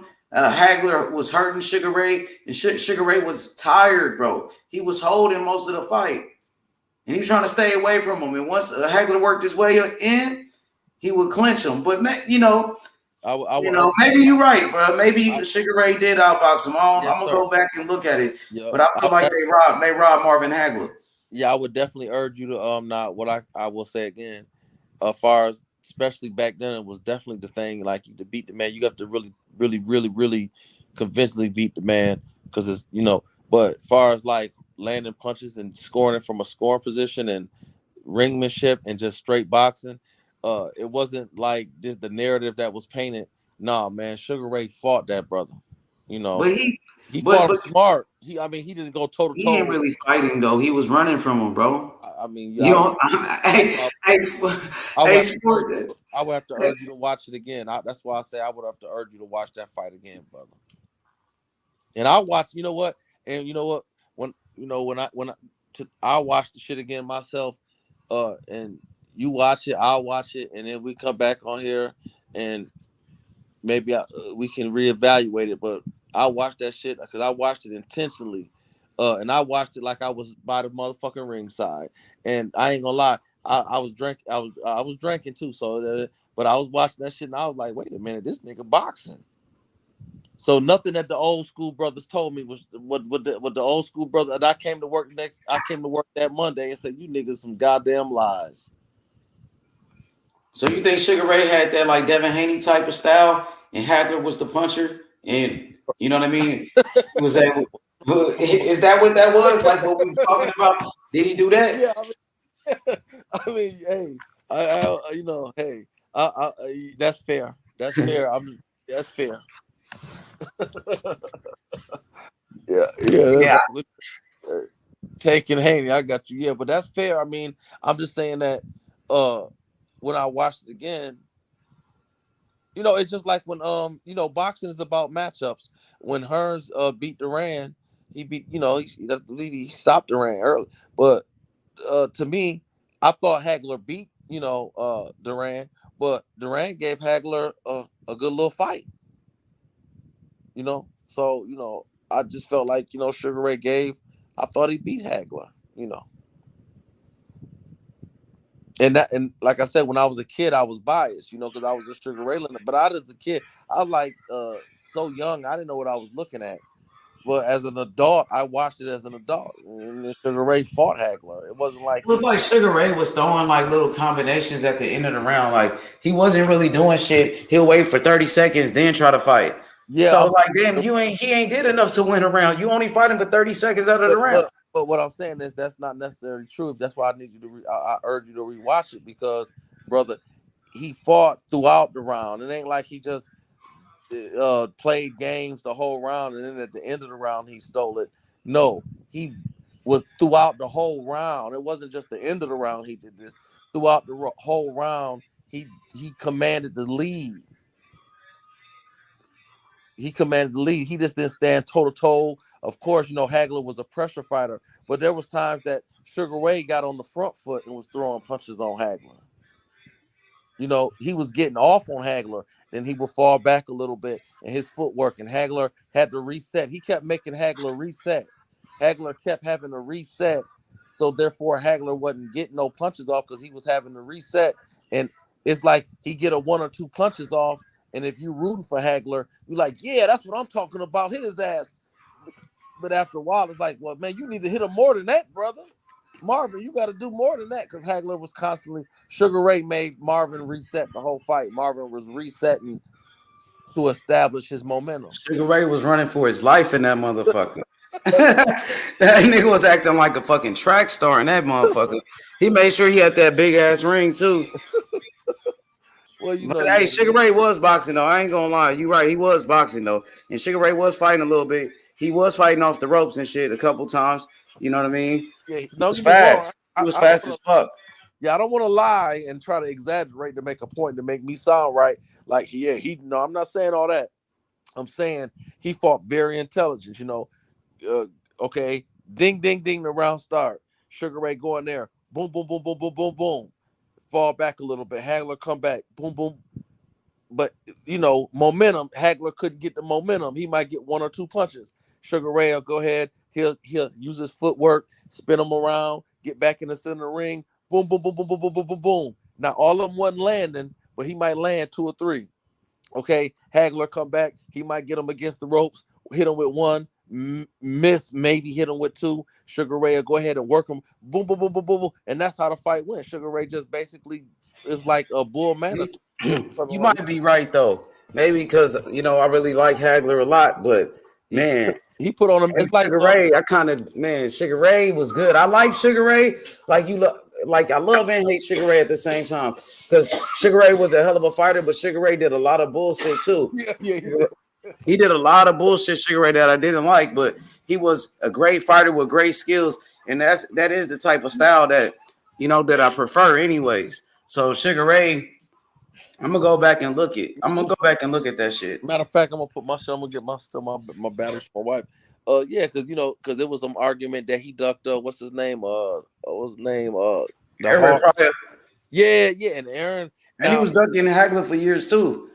Well, yeah, they said that Sugar Ray waited till he got a little older, and I don't debate that. I'm not gonna debate the that part of the game. But listen, here's the thing about that though. That's what I was saying earlier about how motherfuckers love to talk about. They like to say, like if these brothers, we fans, right? Like if they win, they win. Let's not say, oh well, that's not always. I mean, if you want to get deep to it, we can, but let's not always be so quick to say, oh well, he had a broken eye or he wanted to retire, or let's not take away from what these brothers have achieved. Like Aaron Pryor. I was an Aaron Pryor fan, and Aaron Pryor had a lot of heart, and and he's one of those motherfuckers that if you don't get him out of there, he'll fuck around and catch you late in the fight. And he was skilled too, but like if you want to keep it 100, just looking at from a skill set, Sugar Ray fuck around and whoop his ass. Now that don't mean he would. I'm not saying he would, brother, and I'm not saying he didn't duck because he might have ducked him because. He knew that, Aaron, he knew that, that motherfucker wasn't going to lay down. And he knew that he was going to have to fight 12 rounds. And he knew that it was a 50-50 fight, so maybe they didn't want that smoke. But I'm just saying in general, is that like from a skill set point, Sugar Ray whipping his ass all day, and I like Sugar Ray more, but I definitely respect Pryor. You know what I mean? Like he was a hell of a fighter, but he threw a lot of wild punches. He got hit a lot, and you can't afford to get hit a lot fucking with Sugar Ray. But he finished like all those guys, you know, like he did get hit and get dropped. He got right back up though and knocked them out though. Like it was kind of like how Tank, but he threw just like way more punches. He really wasn't losing rounds either. Like, you know what I mean? He would get hit sometimes. I ain't gonna lie, because he would throw so many punches. He would leave himself wide open. But he also had great boxing skills, Aaron Pryor. But yeah, Sugar Ray probably was a better boxer. Sugar Ray did have better skills, but that nigga had skills too. Yeah. And then the way he would throw so many punches, Aaron Pryor was dangerous. And they said he used to spar Sugar Ray Leonard. And they said he used to beat Sugar Ray up in sparring. And that's why Sugar Ray didn't want to fight him. He said he dropped Sugar Ray Leonard in a sparring match. But Sugar Ray in a real fight probably would have got him, you know, especially in his prime. But man, Pryor was a dangerous fighter, man. Just his style, the way he would throw so many punches. That's a fact, and that you know, and it's hard when you sharp and a motherfucker just throwing punches. It's like you don't have time to think. Well, you know what I mean, and you got a motherfucker that don't care about getting hit, and they don't care if you clip them, you know, and they get back up. And they do the same thing again. You get clipped, and all of a sudden, you get out of your game plan. I know I had a dog one time, and I was disciplining the one dog, and this motherfucker broke out the cage. And I ain't scared of no dogs, at all. And this motherfucker broke out the cage, and this nigga ran up on me. I said, "No doggy, no doggy." And he didn't understand, no, I guess. And that motherfucker ran, and he bit me on the ass. And when he bit me, I started running in circles, right? Like I didn't know what to do. You feel me? Like I didn't know what to do. Like I didn't know if I wanted to. I was scared I didn't know what I was gonna do. That motherfucker, he thought I was gonna kill him, so he ran. He looking at me, and when he realized I was scared, he chased me up the stairs. Now he fucked up because he should have ran away. But look, the moral of the story is that when he bit me, I didn't know what to do. You feel like I was like discombobulated. Sometimes when you get hurt, a motherfucker get discombobulated. Mm-hmm. Yep. Yep. And when you get hurt a certain way that you're not used to getting hurt, or you get hurt to a point that it makes you say, God damn, like, I don't know about when I was young, we used to we didn't shadow box, we used to play body boxing. Yeah. Yep. So you would just body box. And it was one motherfucker, Kwanzi, this motherfucker, he would hit you, and he would, and I wasn't a big motherfucker, but like usually when you cross up your chest, you protect your chest and your abdomen. When you got a nigga that throw a lot of punches, and you be okay a little bit, but you had one or two niggas, they hit you in your arm, and you can feel that shit going through your nerves, like you can feel the pain going all up your arm. And this nigga hit me like, God damn, I don't want to box you no more. Like, now I'm ready to fight, and low key ready to run. And that's how it be sometimes when a motherfucker hurt you a certain way, it discombobulate your ass. Word up. Hell yeah. But yeah, so y'all used to catch the body phase. Yeah. That's what we used to do too in LA. Just go body with the homies. You know what I mean?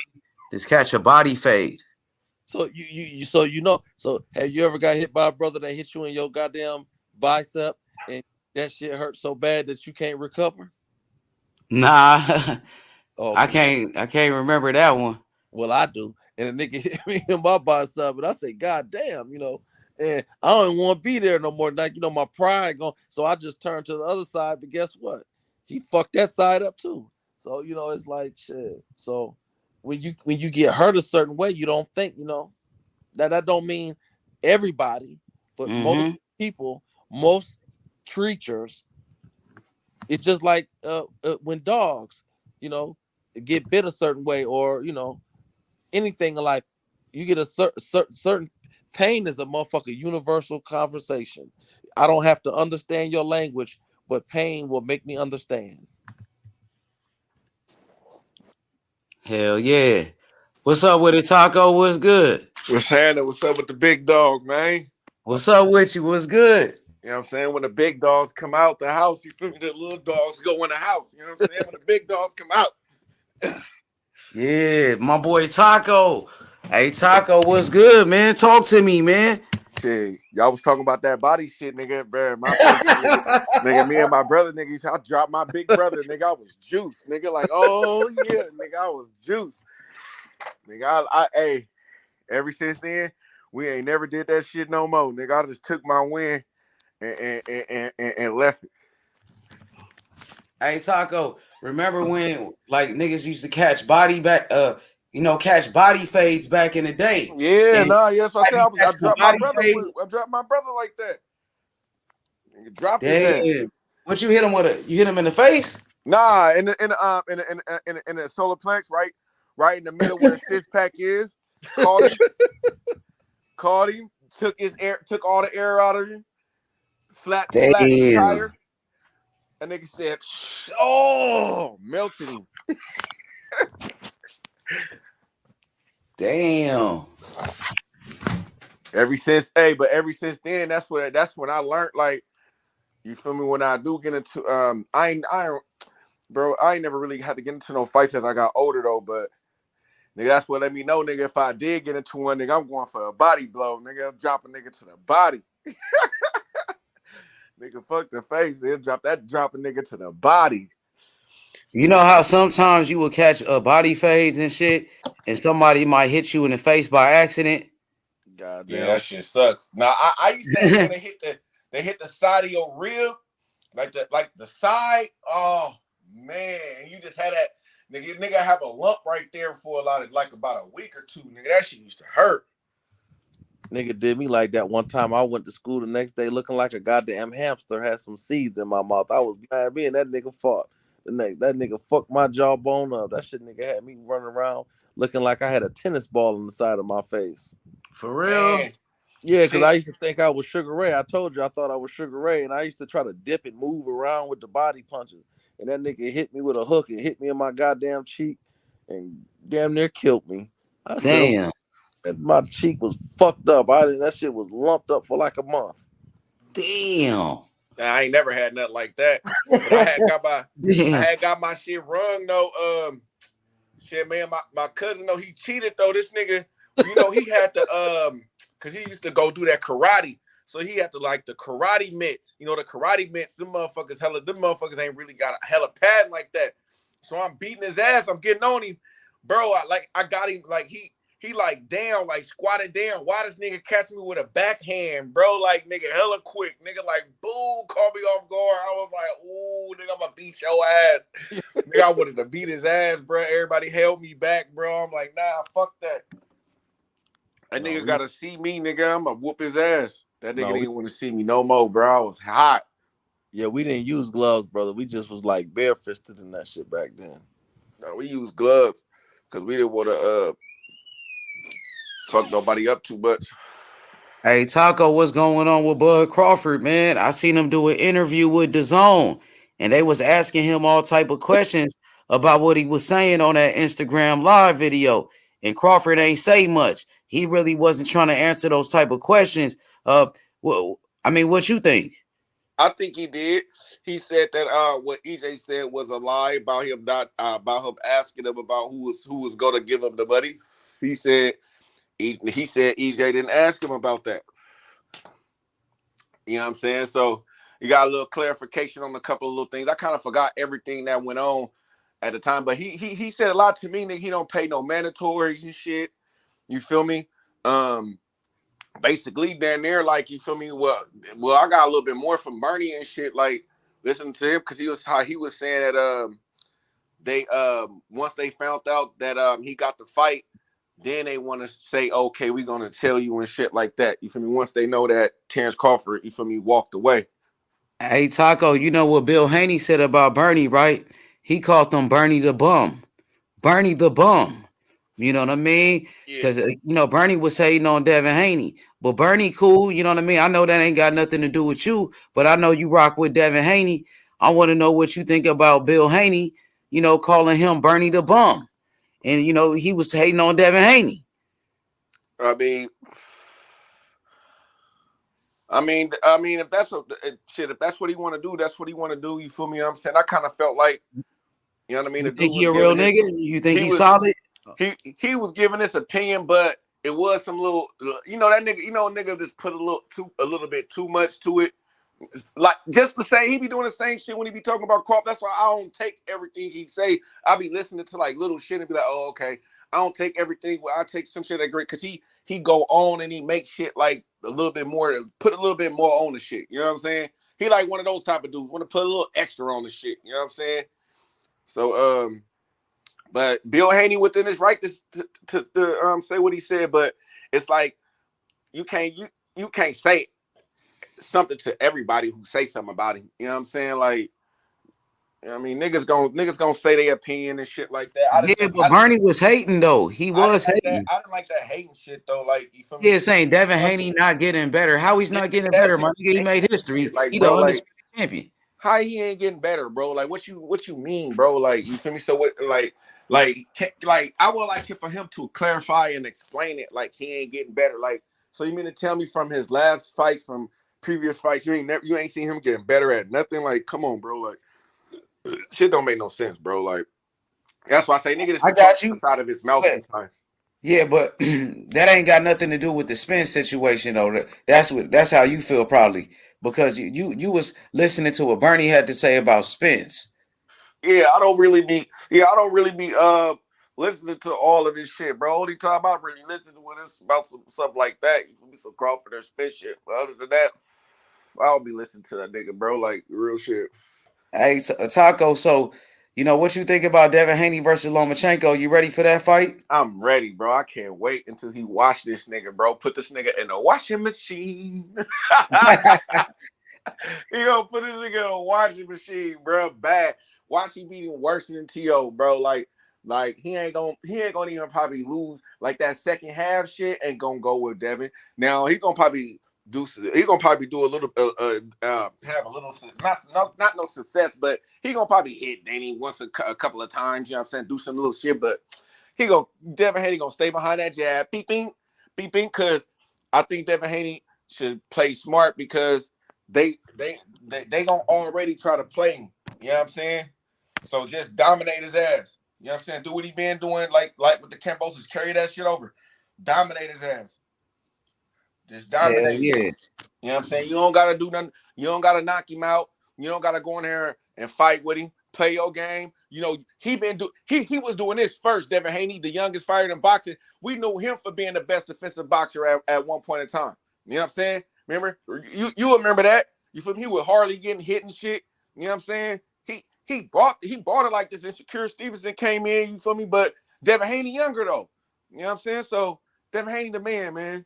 He gonna whoop that dude, then go up. Move up. Go ahead and move up. To me, he would have done enough to move up, bro.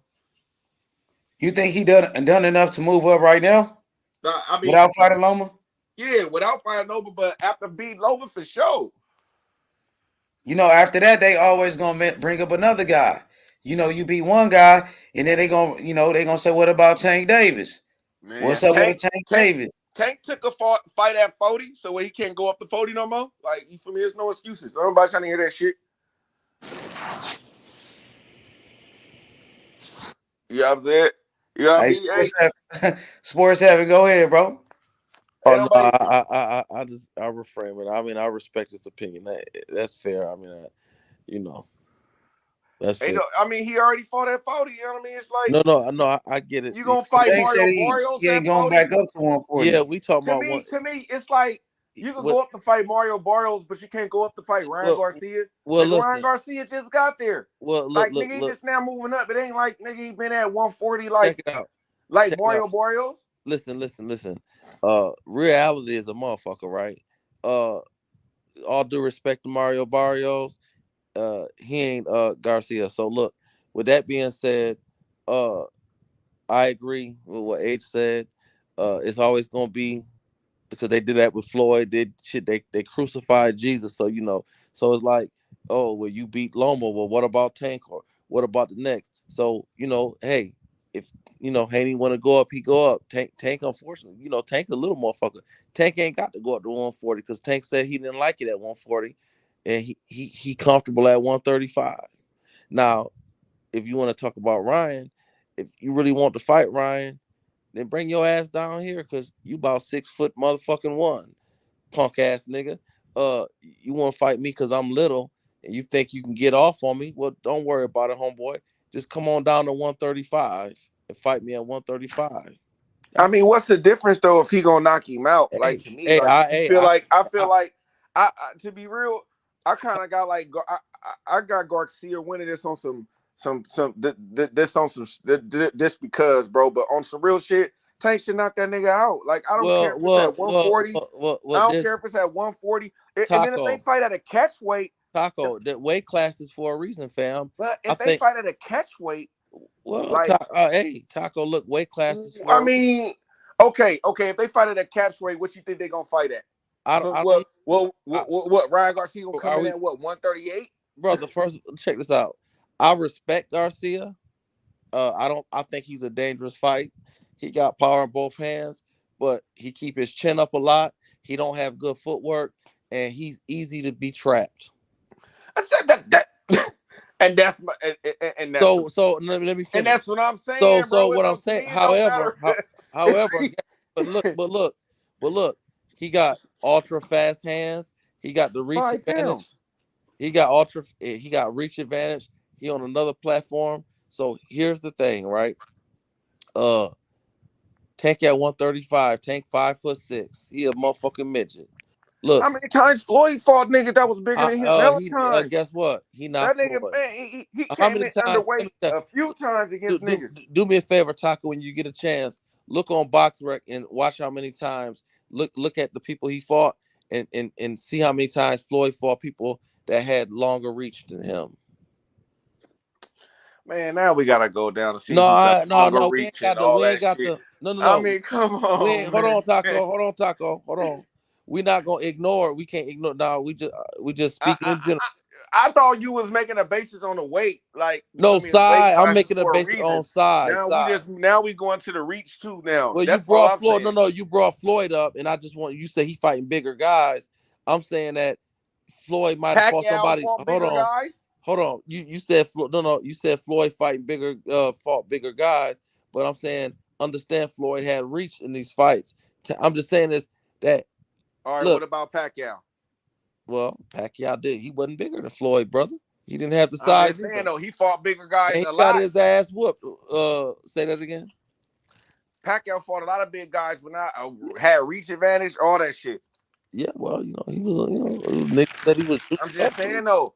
And Tank done fought niggas that was bigger than him and had reach advantage and had advantages over him. Look, Taco, I'm not. Like, listen. I'm just saying, like, come on. Taco, Tank can go up to 140 and beat Ryan, but I'm saying that. Yeah, I'm not really caring about her. I'm not sure. So I'm not sold that he can go up to 140 and beat Devin. Nah, I don't think he could beat Devin at 35. So it don't even really matter to me. That's fair. I think that's 50-50. That's fair. I'm not going to debate that right now.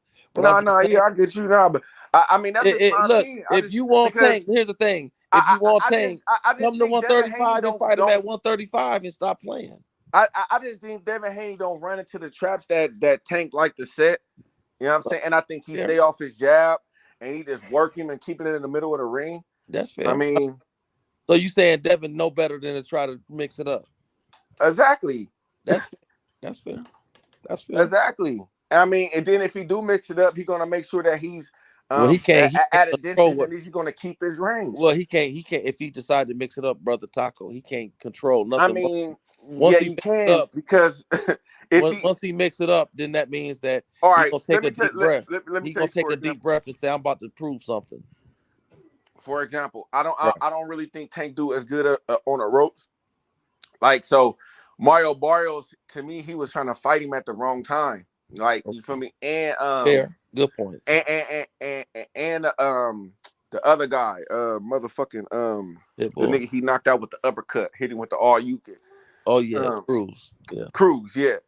I mean, he had success, but he fought him wrong. See, like when Barrios, he should have fought him when he got on the ropes. Like when he had him on the ropes, that's when you should have fought him. Like, cause I don't think Tank is as good on the ropes like that. That's just my opinion. You know what I'm mean saying? knocked out I could be proven Romo, wrong. like when he knocked out Romy? But for me, I'm talking about back against the ropes and shit. Like he had him against the Didn't ropes. he knock It was out like Rolly? nowhere. See, let me explain. Oh, I'm sorry. When he on the ropes, he could keep him at his length. There's almost like nowhere for him to go unless you turn. You know what I'm saying? Okay. So that's when he could have mixed it up, throw a little bit more combinations, keep his punches long. You know what I'm saying? Jabs, straight jabs, hooks, jab to the solar plex, shit like that. Then bag up. You feel me? Get up out of there, make him come back to the middle of the ring. But no, he didn't do that shit. That shit sound good, brother. You go ahead. That shit sound good. He didn't do that shit. And Tank fucking beat his ass. He let Tank off the ropes, and Tank was catching his ass and fucking stopped his ass. So he might have got clipped with something and said, "Let me back up a little bit." But I do respect. Well, let me say this, Taco. I definitely respect what you're saying. You're making some good points. I mean, I'm not debating it, But back to Ryan, bring your punk ass to 135 and fight me, nigga. You want it? Bro, them niggas been there for a minute, bro. They want to move up. Well, then move up then and then move up then. That's what he doing, but he wanna make the Tank Well, fight. no, if you if you want to fight me at 135. And if you don't want to fight at 135 because you want to move up, then move up. Man, I just think I just don't think the 5 pounds matter against Ryan Garcia. No, I'm just saying. I feel where you come. I think we I'm both feel not where like each other coming from. We both feel it because I feel where you coming from too. Yeah, but it's like I get what you're saying, and I get what you're saying too. But I'm just saying, like, damn, it's just 5 pounds, man. Shit, fuck it. But I don't even know if that's what's the reason why the fight not happening anyway. Well, it's really politics, and it's the promoter. Yeah. That's really because I think they both really want to fight each other, and I think they both do whatever it takes to make the fight happen. I think Tank will fight at Fighting Man 40. I do too. I do too. But that's politics. So it's like, if you really want to make the fight happen, just come to 135 because But we don't. But remember, just like we just said, we don't even know if that's the reason why it's not even happening. Yeah, I mean that's fair, but I'm just saying that we don't even know. We don't even know if it's the weight. I mean, because how tall is Tank? 5'6". I mean, he's gonna be at the disadvantage with the height and the reach for sure. Damn. And how tall is Ryan? 6'1". Yeah, or something. I don't know, 5'11", 6, something like that. 6 foot. We'll just say 5'11". And how tall? Just for the record, how he tall rangy? Devin 5'9". I don't know. I don't be knowing all the measurables and shit. Keep it real. Yeah, I'm just saying he a little motherfucker. Don't get me to start lying. It's like he already lit. You could make an argument the nigga just can't put the cheesecake down, so the nigga be having the munchie. So the nigga already little to be one. I mean, he ain't the biggest 135 pounder to begin with. So it's kind of like you niggas is like welterweights fighting at 135, motherfucker. Weight bully. Bring your ass down to fight me at 135. You run around. Well, shit, Devin Haney, man, he wanted to get the belts, fight a couple of guys, build his status up and shit. But he had to deal with ducking and shit. You can't help it when when niggas don't want to fight you. Niggas ducking, niggas use the business to create franchise titles and all kind of shit. He earned his, fam. And now he finally got what he wanted, and now he's finna get what he wanted the whole time, which was a Loma fight, which is a legacy fight for him. Being a Lomachenko, I mean, especially for what the writers is, and I just hope that they give him his full credit and they don't try to write it off and be like, oh yeah, he struggled in this last fight and all this and that other shit. I don't want to hear none of that shit. I don't want to hear none of that shit. Y'all was pumping him up. Y'all kept putting him on the pound for pound. Y'all said he was back. All this extra shit.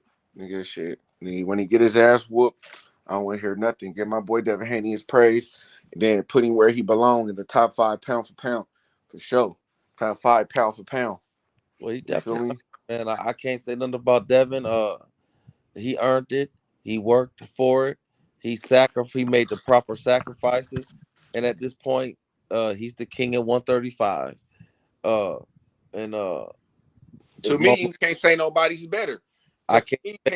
How you gonna say somebody better if they ain't fighting Devin Haney? And especially if they ain't trying to fight Devin Haney. Like, nigga, like you can't tell me. Like, I don't want to hear but nothing about he tied up. Because okay, if you know he tied up, then don't say his name then. That's fair. I mean, hey, Like, you know what I mean? Like, I don't want to hear this shit. Like, I don't want to hear motherfuckers now that they know he's finna fight Loma. Oh yeah, I want to fight next. Nah, I don't want to hear none of that shit. Cause you nigga, when they wasn't talking about fighting before Loma fight, when nobody saying shit, we ain't hear shit from Keyshawn Davis or nobody. I mean, you make a good point. I mean, for him to be the undisputed, you would think everybody would be coming at him because they want that belt. I mean, they need a belt. He got all the belts. I can't debate that. He earned his shit. He's the king of 135. Hey, can't nobody say nothing about that shit. And Loma, based on Loma's body language, when Devin walked up on his ass, Loma don't want that smoke neither. So I can't say nothing about it, Taco. All I can say is Haney. Yeah, I heard they about to get that fight with Loma for sure. Like, they negotiating. I heard it's about to be a big fight. Like, I heard Taco, this fight might be like somewhere overseas. I'm hearing this fight gonna be overseas somewhere. Like Devin Haney, thinking outside of the box. He thinking outside the box, nigga.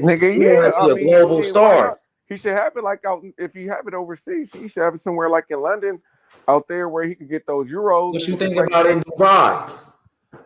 Or Dubai? Yeah, get that. Yeah, you feel me? Get that money. They got that oil money. Yeah. What about like in Saudi Arabia or Dubai and shit? Getting that type of money. I think you said Spencer Crawford should have did that too. That's what Smoking them was saying too, bro. And this is and that's what I be saying, bro. Like people be forgetting what they be saying. Like niggas is on here talking about, man, if the people's not giving them the money, then they should try to take this fight overseas and get the money. Nigga, Terrence Crawford come over there with the money, and then now it's like, man, we didn't know this. We didn't know this. We didn't know this. What about this? What about that? We don't know if he was messing with this guy or that guy. Like, god damn.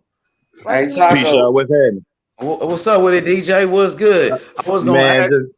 Go ahead, bro. My bad. Go ahead. I just came to chop it up on a little boxing with y'all to my wife pull up, man. You know what I'm saying? Kick it with y'all for a few minutes, man. Hey, we appreciate it, man, for sure. Thanks for coming through, man. Hey, so Devin Haney, he just beat Kambosos in Australia. Devin Haney, his last 2 fights was in Australia, and now Devin Haney versus Lomachenko, it might be somewhere overseas. You know what I mean? I know, so like in Europe somewhere, London. Yup. Yeah. Where Lomachenko from? He from Ukraine, huh? Yup. And what's the neutral ground for Ukraine? Europe, besides coming past Russia to America. Yeah, Europe. He might get it on with that boy over in Europe somewhere. What about in Dubai? Yeah, Dubai been putting on them shows though while motherfuckers playing though, because they've been putting on big events. Right now, Mayweather, and I think Zerdo had a fight over there too. Zerdo and Bivol fought overseas. Where's the place? Abu Dhabi. That's in Dubai too. That's a city in Dubai. It's like UAE. It's called UAE. Yeah, it's out there, I believe though. I don't know. Well, Abu Dhabi is out there next by. Yeah, I believe it's out that way. Yeah, because that's where an advantage, over a lot of these fighters because he's fighting in Australia 2 times. He was been fighting in Mexico, you know what I'm saying? And now, shit, he about to, go overseas, nigga. Go to Dubai. Hey, why not, bro? Hey, why not? That's what I said. Why not? Like, because you got the Americans ain't lining up with them. Like, all those at 135. Like I heard y'all just talking about Tank. Then you got Shakur Stevenson up there. So a lot of the Americans ain't lining up with Devin Haney. So it's sad to say with a lot of these boxers, they just got to get in where they fit in, man. Even with him having 4 belts, being undisputed and all that, he still got to get in where he fit in, I think the matchmaking need to step up. Something wrong with the matchmaking for Devin Haney for us to have to guess where he should fight next, and for our reality to be that he can't get a good fight in America. You know what I'm saying? I don't. But you know what though? No, that ain't true though, bro. WBC try to mandate the Cruz and motherfucking Shakur Stevenson, and basically Bob Arum was like, shoot, they ain't going in that direction. But then for Shakur Stevenson and Isaac Cruz, right? But he said, Taco, he said he don't think he said Pitbull and his team, they don't want to fight Shakur. But and he was like, he said nobody want to fight Shakur at 135. Right, but then he said we're gonna go into another direction, but he didn't. But yeah, because they ducking him. He said because Pitbull ducking him.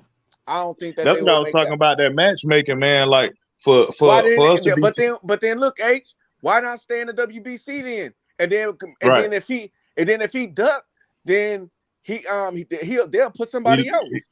Yeah, I mean, he'll drop down in rank. He'll drop down in rank. He won't be so high qualified if he doesn't. Right. Then they'll put somebody else in there.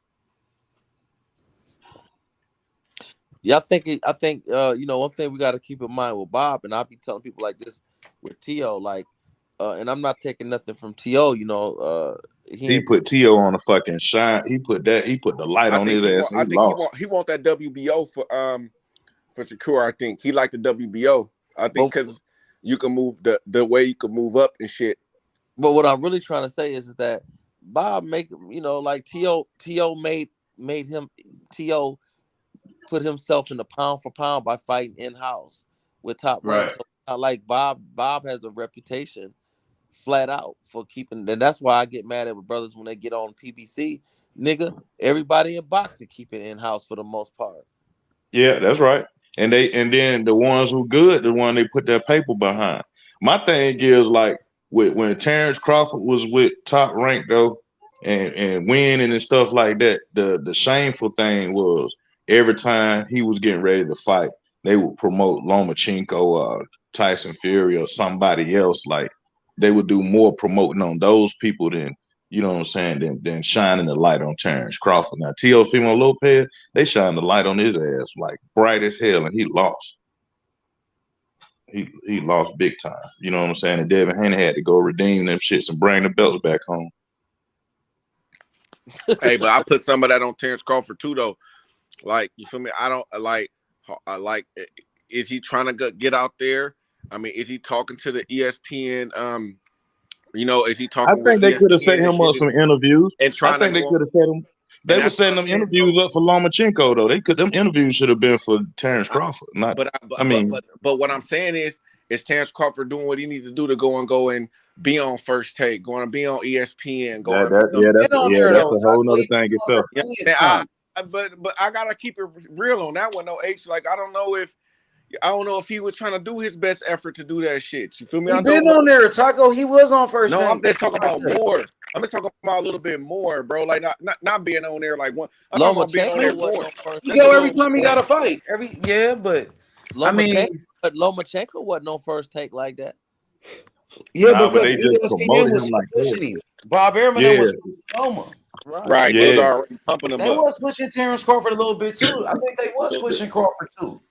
They was pushing them. They was pushing them, but it seemed like to me, H, that more of the conversation was about Lomachenko, and then when Tyson Fury came out to retirement, it started being about Lomachenko and Tyson Fury. I'm like, but what, in my mind, I'm like, but what about Terrence Crawford? You know what I'm saying? They didn't give Crawford the credit he deserved. That's right. That's what I'm trying to say. That's what I'm trying to say. And he in-house, he winning. He keep winning. He became undisputed. You know what I'm saying? Like pump him up. Like don't say he ain't selling, and don't treat him like he ain't shit. And he winning. He out there taking these beatings for y'all and winning. You know what I'm saying? Don't treat him like he ain't nothing. You know.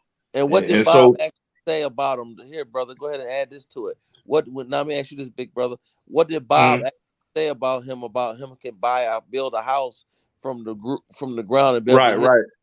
Wow. Right. And talking about he can't sell out of parking lot and all that old shit. Like, man, that ain't how you promote nobody, man. You know what I'm saying? You got to figure as a promoter, if it was my fighter and I'm in business with you, I'm pushing you, Taco or H or anybody, I ain't gonna go on public and talk about you can't sell, because that fall on me too. I'm gonna go to the drawing board and figure this shit out, because you winning. But you know what I'm saying? Don't nobody know you winning. You know what I'm saying? I'm gonna figure this shit out as a promoter, especially if I put the title over myself that I put on the most bouts ever in the world.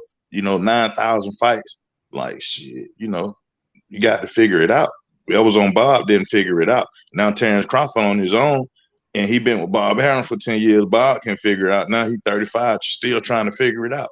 And that wasn't cool. You know what I'm saying? Now like you say, some of the blame's supposed to be on him because he should have just, you know what I'm saying, just I don't know how he could have did. He could have just went up. I don't know if he could just go up to ESPN, you know what I'm saying, and just start talking like Floyd Mayweather or Lil Wayne. You know what I'm saying? He probably ain't got that in like that, and nobody ain't never gave him that in. And you get in like that when you got a person like Bob Arum telling them folk to let you in. When you got a person like Al Heyman telling them folk to let you in.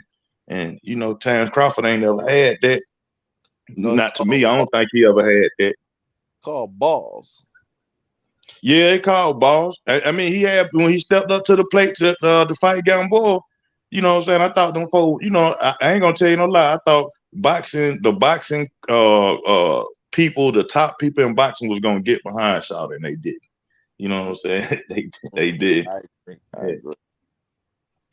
Yeah, man. Now he on his own. Niggas laughing at him, talking about he was making a negotiation with BLK Prime and doing. I'm like, the man trying to figure this shit out. He a young nigga, man. I guess to me, he a young nigga. To I guess to people in boxing like 35 is old, but to me in the space of business, he's still young. You know what I'm saying? And he ain't never had a chance.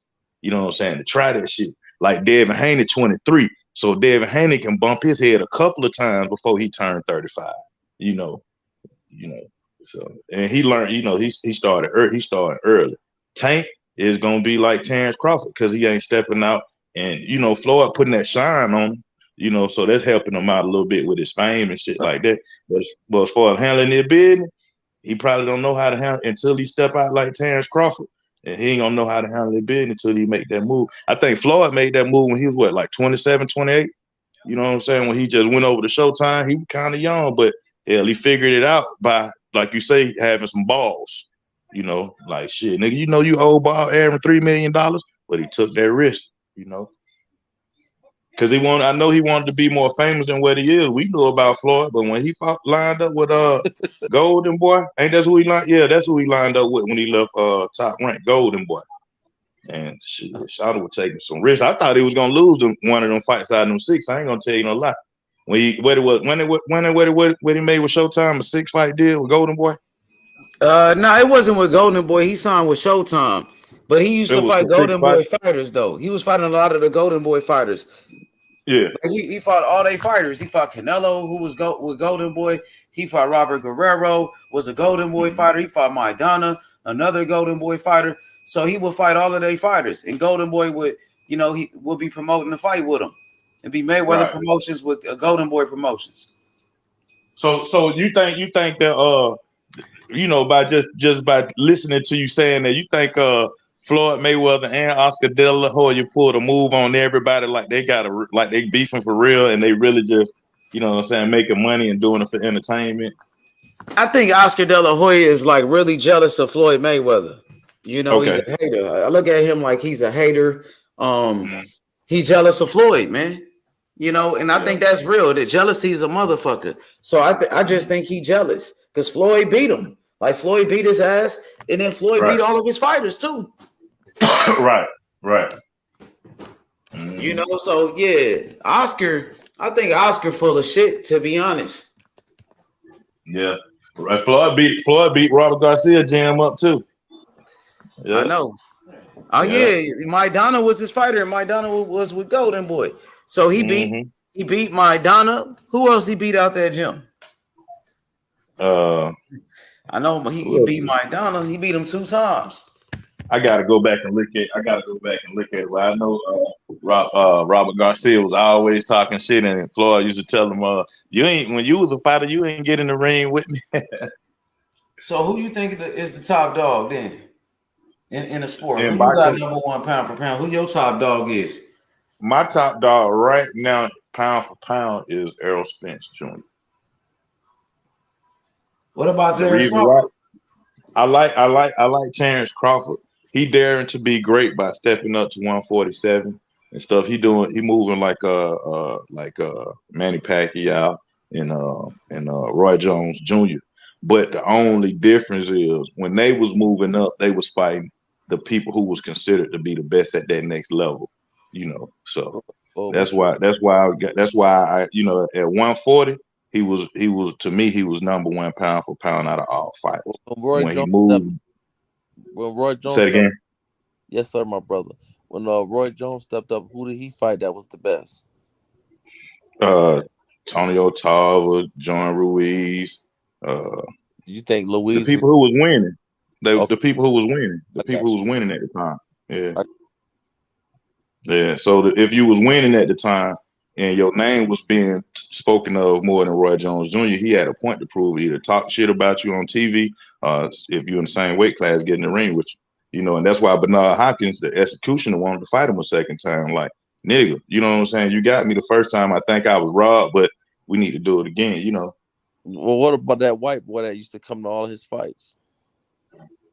What? It was a white. I can't. What's his name? The white boy.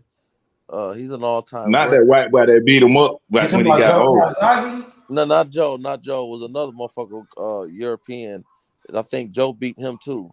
It was he fought Carl Froch? No. Roy never fought him. It was I think he used to talk shit to Roy all the time. Yeah, I think he fought Eubanks' father too. I think he beat Eubanks' father.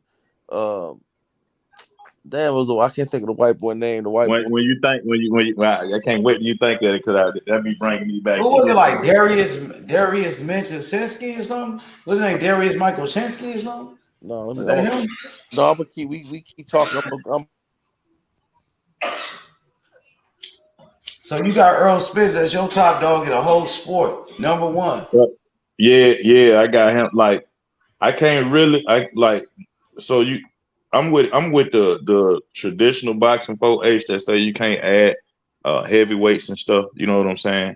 Now, if Usyk was if he was at between heavyweight and Cruz just going back and forth, then I would probably have to put him up and down. You know what I'm saying? As that nigga pound for pound because he's going back and forth. Canelo, if he would have beat Bivol, to me he would have stayed. He was my number one. You know what I'm saying? But that man stepped up and he couldn't beat the bit. That boy was too much for him, man. Like, look, Canelo, he was too much for him. So, it kind of dropped him down a couple of notches. Because he didn't want to go back for a second go. Had he want to go back for a second time, I would have put him like at number two.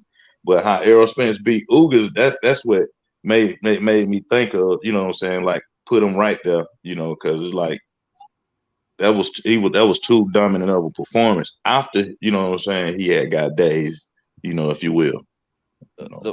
Back to the white boy name was Steve Collins. Steve Collins. Yeah, Roy Jones had a couple fights. He would come with a suit on like Devin did Loma. He come to Roy fight and got in the ring with him once or twice. And like, I want to fight you next.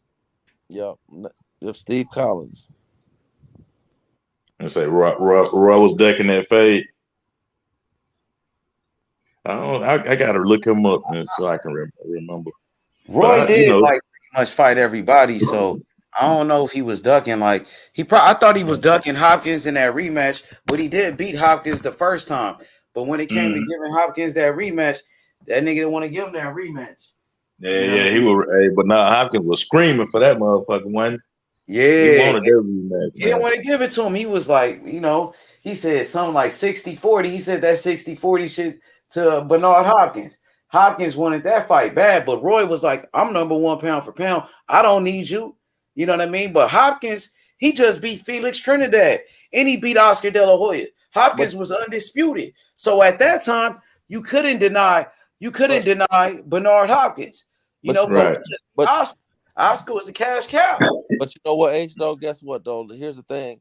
Hopkins wanted the rematch immediately after the first fight, which Roy won that fight clearly, that first fight. And he said 60-40. So I use that to throw the Spence and Crawford thing in there. Spence is talking about 60-40 off the rip. And they never fought. At least Roy beat Hopkins convincingly. He beat him. Like it was like he made a fool out of him, low-key, and he convincingly beat him. And then he said, I'll fight you again, but it's gonna be 60-40. So it's like, yeah. So now, but you know what Hopkins said though? Hopkins, he was like, I just beat Oscar De La Hoya. I beat Felix Trinidad. Like Roy wasn't beating those type. I mean, he beat good fighters, but not like I'm saying not a big name like Oscar. That's true. That was his talking point, and he built that fight up to make Roy want to get back in the ring too. He built. You're right, brother. You're on point. He eventually built that up, but at first, I'm saying like when he beat Hopkins at first, Hopkins wanted to Hopkins didn't beat all those guys at first. Roy beat him. Hopkins wanted the rematch immediately. Roy said, I don't have a problem fighting you, but this time around, it's going to be 60-40 because I beat you already. And Hopkins didn't want to accept that. Now, he earned his, Hopkins earned his right to switch it around. But I'm saying, like, if me and you fight today and I beat you, and I beat you convincingly, it's like, now you want a rematch.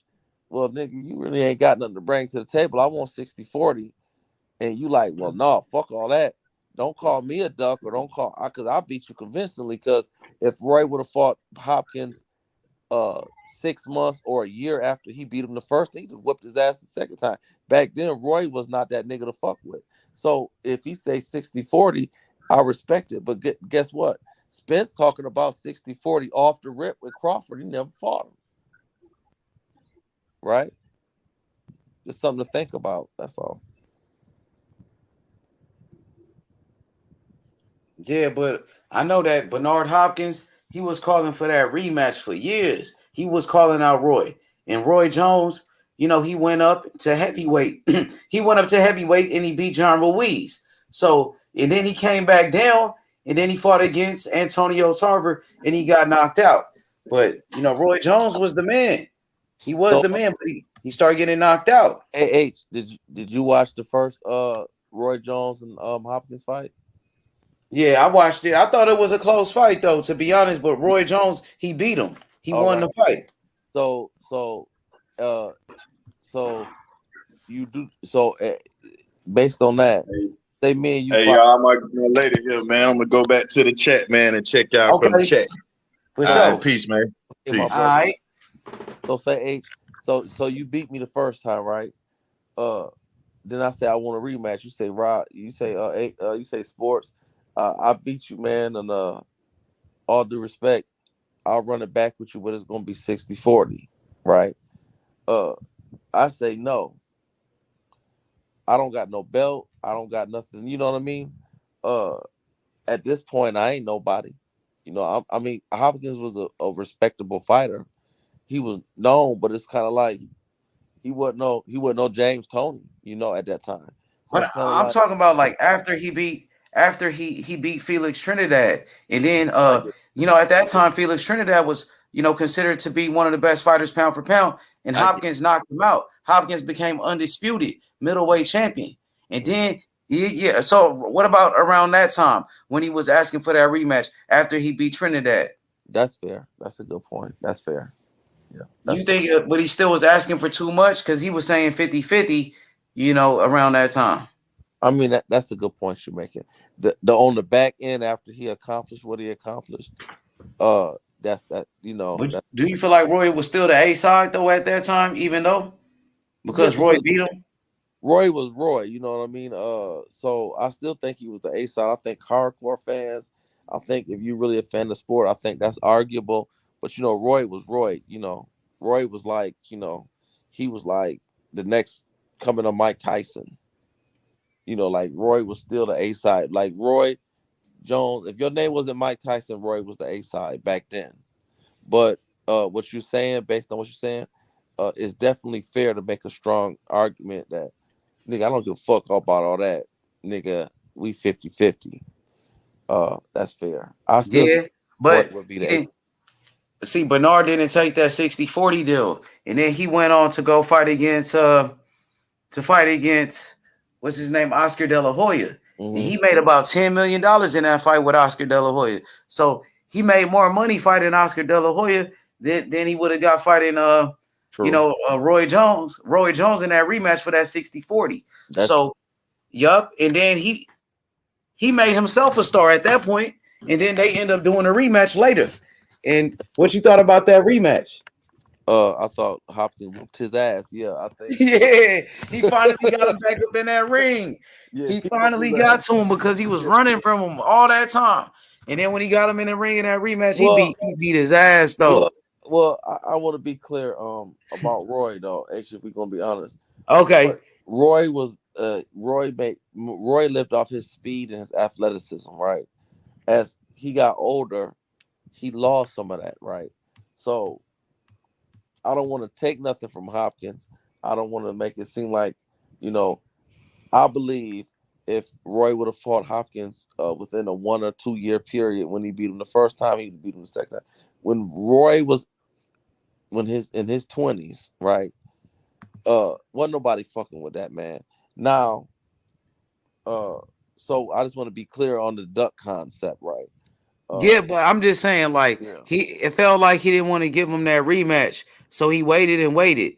And when Hopkins got him in that ring for that rematch, he beat his ass. Well, that first fight, you say it's close, but that's another one we have to watch again because, like, Roy just dominated that fight. Like, it's kind of like when you watch a football. I don't think so. Well, it's like when you watch a football. Well, football. But so let's say like a football game, right?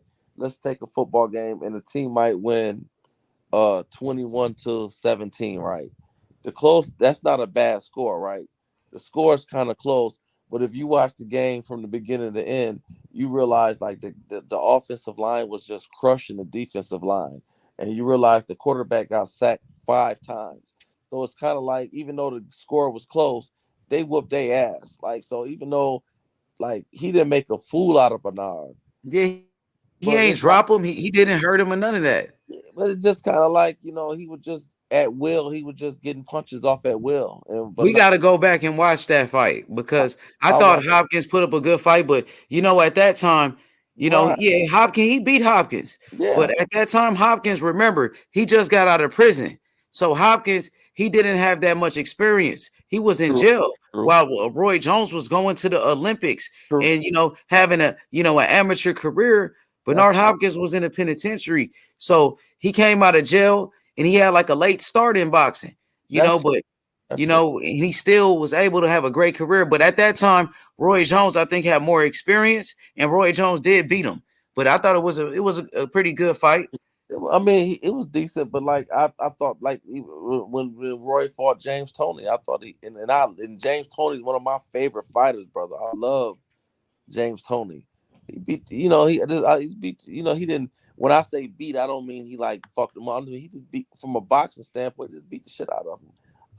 He dropped him. He dropped James Toney. He ain't dropped B-Hop. Yeah. He never dropped B-Hop. Because I think, I remember B-Hop before he fought Roy. I think because that's when the Showtime, when he was the executioner, he used to come out with the little black shit on his face. The executioner outfit. Yeah, the executioner. Yeah, I remember that. So I was a B-Hop. I liked it B-Hop too. So don't get me wrong. It's just when fucking Roy was in his 20s, when Roy, because I remember Roy on Tuesday night fights before he fought B-Hop. So like Roy was just just an athletic monster. So it's not like he didn't do them guys. He didn't do Bernard like he did a lot of other guys, right? But it just, Roy's the type of fighter, he'll stand back. And he did the same thing to B-Hop in the first fight. Stand back. He'll just come in, boom, boom, boom, boom, boom, boom, boom. Hit him with a 3-piece combination and then spin to the right. And then hit him with another 2 or 3 punches. Bernard might get one off. I mean, like, it wasn't competitive. It wasn't like Bernard was never in a position like, oh yeah, well, this fight, he might. No, it was never like that. I thought so. I mean, in my opinion, I thought he put up a good fight, but Roy Jones he was better. He was better at that time for sure. Right. He was better, and he was able to outbox him and win the fight. You know what I mean? But I want to ask you about Andre Ward. What you think about him? Like what you think about Andre Ward? Well, like, but he remind me of old. He remind me of like an older Bernard. Like Andre, he earned my respect because he just figured out. He would just figure out how to win. Like, he could beat you any which way. He remind me of like a fucking Ric Flair boxing.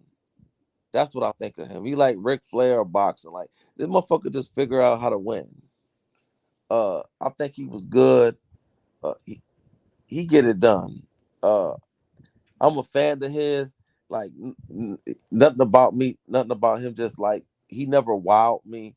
I never like, oh, this is he's this, that, and the third. But he's definitely all time great. But I just don't, he just never wowed me. For real, man. Andre Ward, that's one of my favorite fighters of all time. To be honest with you, man. Like I like when you compared him to Bernard Hopkins. Like you said, an older version of Bernard Hopkins. Yep.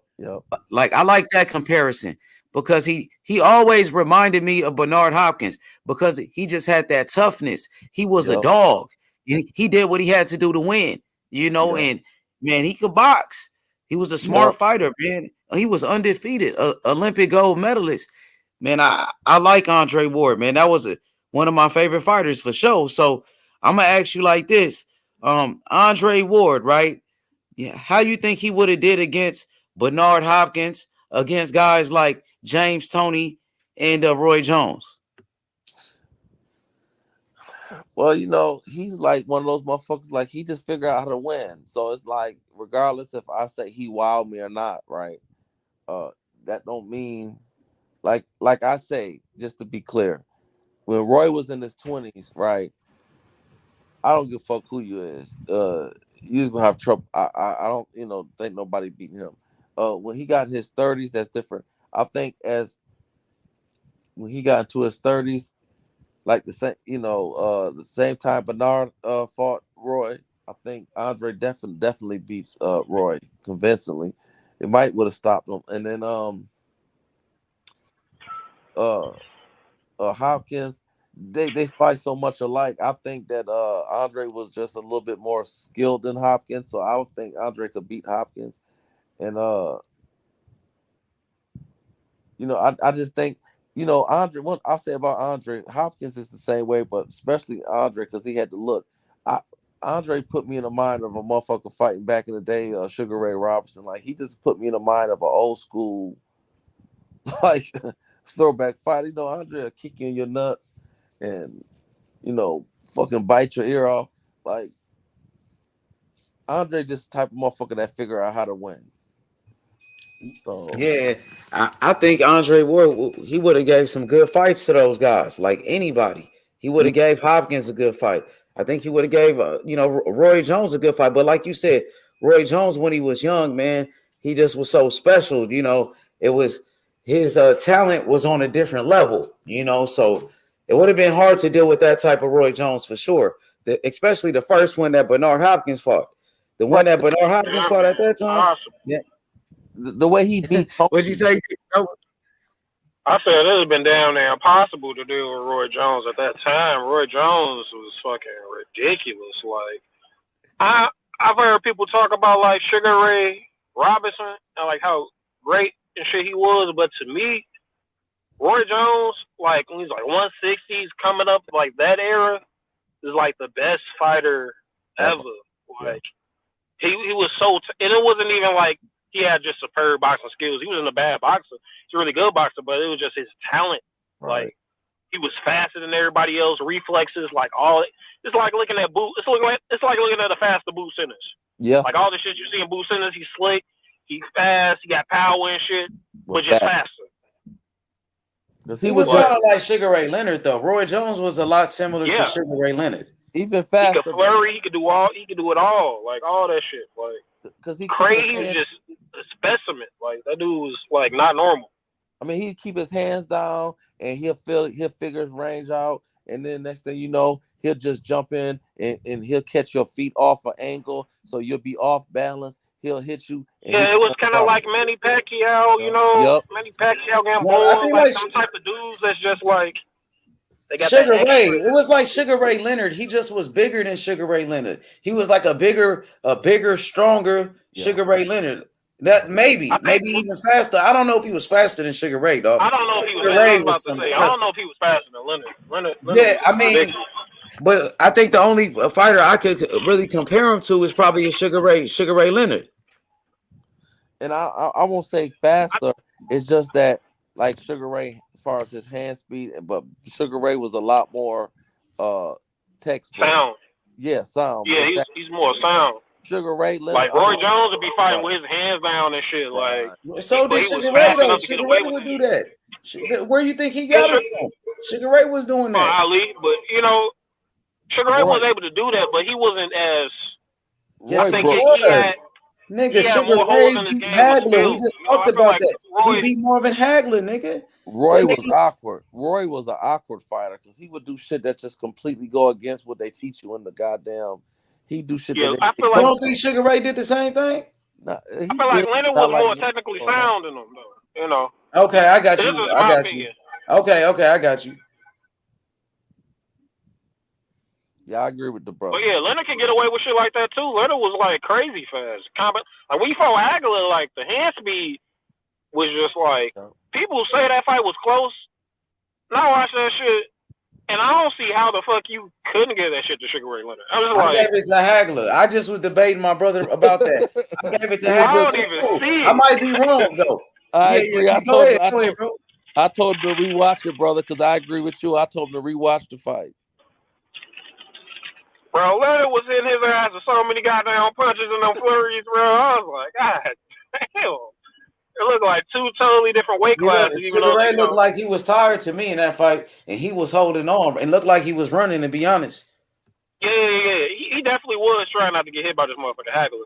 But I feel like Leonard was the type of motherfucker who, kind of like how Triple G would do, like he'll fake.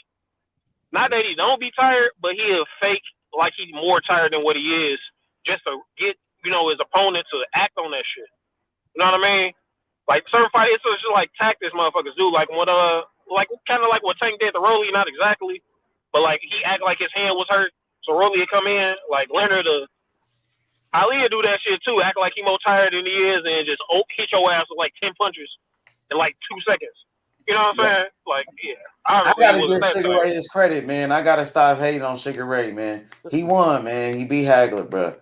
Like, man, Hagler was my guy, though, bro. Hagler was old. You know what I mean? Hagler been through hella wars. Yeah. He was fucking reigning for like hella years. Like, he beat him, but it wasn't like it didn't happen. The fight didn't happen when you wanted it to happen, type shit. Before Hagler died, and I didn't even know the brother was finna pass. But maybe about a year before he passed, 6 months before he passed, I think, because holidays, I watch boxing all day. I watch some of the classics, and I watched Hagler. I watched like maybe about 10 or 15 of Hagler fights, man, and I just really fell in love. And I just fell in love with his style, the way, he put pressure on you, and this his style of fighting. The way he moved in the ring, I just really fell in love. That's why I ended up watching. I literally spent the whole day in the bed, drinking, watching the brother fight. Yeah, Hagler's a motherfucker, man. Nah, fuck that. Rob my nigga Hagler, dog. Fuck that. I'm sticking to my guns. Fuck that. They robbed my nigga, bro. Hagler beat that nigga, bro. For real, bro. That's some bullshit. That's why Hagler, he retired after that shit, bro. That shit, bro, it fucked him up. Everybody know he won the fight, my nigga. He was putting the pressure on Sugar Ray. He was the defending champion. Everybody don't agree with that, brother. But bro, Sugar Ray tried to steal the round in the last 10 seconds. The last 10 seconds of the round, this nigga throw a bullshit little flurry, think he won the round and shit, bro. That was some bullshit too. You gotta be honest, bro. It's a tactic. It's a tactic at the time, you know what I'm saying, that worked. And then, he was special enough to get away and do shit like that. Though. Niggas talk about Devin Haney holding. This nigga was holding Hagler the whole fight. Like, goddamn. Come on, bro. And Hagler was landing power shots on that nigga. You know what I mean? He was hurting Sugar Ray. Sugar Ray was on that bicycle. Y'all know it. Everybody know it. It's all good. He's the fan favorite. He was the golden boy. They gave it to him. They was bouncing Hagler's head up and shit with the combinations. Like Hagler, he'd be in the guard trying to block all that shit. I'm watching it right now. I'm seeing Hagler on that nigga ass. I'm watching it right now. He on his ass, bro. What I was saying, it was kind of like when Floyd fought Manny, because I'm gonna be honest with y'all. You know, I'm racist, but I'm gonna tell the truth. Nah, don't say that, bro. I was being a hater back then, and you know how niggas hate on niggas, and I was hating on him because I was like, yeah, Manny got the speed and the power. Floyd ain't used to this, and it was a Cuban brother. He was a brother. He was Cuban. They lived next to us, and he came over. He was one of Floyd's fighters, and at the time, and I was like, he's like, man, Floyd gonna beat him. I said, no, man, he ain't gonna beat him. I got $50, and he said, okay, man, I don't want your money, but I'll take it. And so once I seen the tail of the tape, I looked at my wife and I said, oh, baby, I think we gonna lose because Manny ain't got no business in the ring with Floyd, right? So as the fight went, ultimately, Floyd was killing Manny on his feet, his footwork. Like Manny couldn't figure him out, and he kept resetting. So when I watched Ray Hagler fight, Hagler was struggling because Sugar Ray was killing Hagler with the footwork. Hagler kept having to reset, so Sugar Ray was able to get off 3 or 4 punches at a time, and Hagler was struggling to get 1 or 2 off because Sugar Ray kept making him reset. I don't think so. That whole fight resetting. I'm looking at it right now, but Sugar Ray was landing like some nice little combos, but Hagler was landing like throughout the round. Hagler was doing more. He was doing more work than Sugar Ray, and Sugar Ray was definitely like holding and shit. Well, I know, like clinching. Ace, when you he say was clinching like a motherfucker. When you say to me in that fight, it didn't look like Hagler was really loading up on his shots. You know what I mean? They didn't seem like they was like He hurt super Sugar Ray heavy. a couple of times. He was You trying know, to load up, and I do agree with you, H. Hagler did land the harder punches. I agree with that, but like he wasn't hurting Sugar like that. Like it's not like Sugar Ray was like, "Oh my God, this nigga done hit." He was all right. We gotta watch it, bro. We all gotta watch it one of these days. I'm looking at it right now. Sugar Ray was doing some good movement. I gotta give him credit. His movement was on point, but he ain't really, doing no damage though. You know what I mean? Yeah, that part of it. I mean, when them queries kept coming in, a lot of them shits was unanswered. It was like, all right, Sugar Ray didn't do a lot, but he just hit you like a 10-punch, 15-punch combination and shit. He ain't even throwing a jab or nothing. I can see Sugar Ray was jabbing like Devin Haney. This nigga wasn't even jabbing. He just pretty much on that bicycle and clinch every time Hagler get in on him. You know what I mean? But he would like throw a flurry every now and then on him. Well, and then at the end of the round, open up. Anybody fight Hagler, the smart thing to do is to clinch that nigga. That nigga get up in on you. He fight with rhythm, that nigga. Yeah, that's smart. You right. It is. That's smart. You right. That's what Devin Haney probably would do against Tank. Tie him up like that. But not every time I Sugar Ray, like, God damn, this nigga Sugar Ray was like. It'd be hard to like that. I imagine if they would have counted how many clinches Sugar Ray did. That nigga. Hey, but it's smart though. You right though. You got to be smart for real. It'd be hard to clinch this nigga Tank because just how short he is. Now you gotta be afraid of one of them short ass uppercuts coming up that fucking pipe. Hagler was a machine. I mean, that nigga was ripped and he had good condition. And the whole fight, that nigga head just be bobbing. That bald headed nigga just be running up on you and ducking and weaving. The nigga wouldn't be still. It's like, God damn, nigga, just hold on. Hold on. And Hagler's a good boxer too. Like when Hagler, he's on his toes, he boxing and shit. Like he's a real good boxer. It's just like Sugar Ray was a special fighter. Like not everybody gonna be that fast. Hagler was Sugar Ray really wasn't doing shit. I'm watching the fight right now. This nigga's not even. He really ain't doing shit. You watching? I'm watching round number 3. Like this nigga just running. He's not even using the jab. Like I ain't gonna. Well, just let him keep watching. Don't rush. He hitting Sugar Ray with short uppercuts, and Sugar Ray was getting tired. Then the motherfucker. Like one thing about Devin Haney when he boxed and Shakur, like them niggas throwing a jab like Larry Holmes, Ali. This nigga ain't because at this point Sugar Ray was coming out of retirement.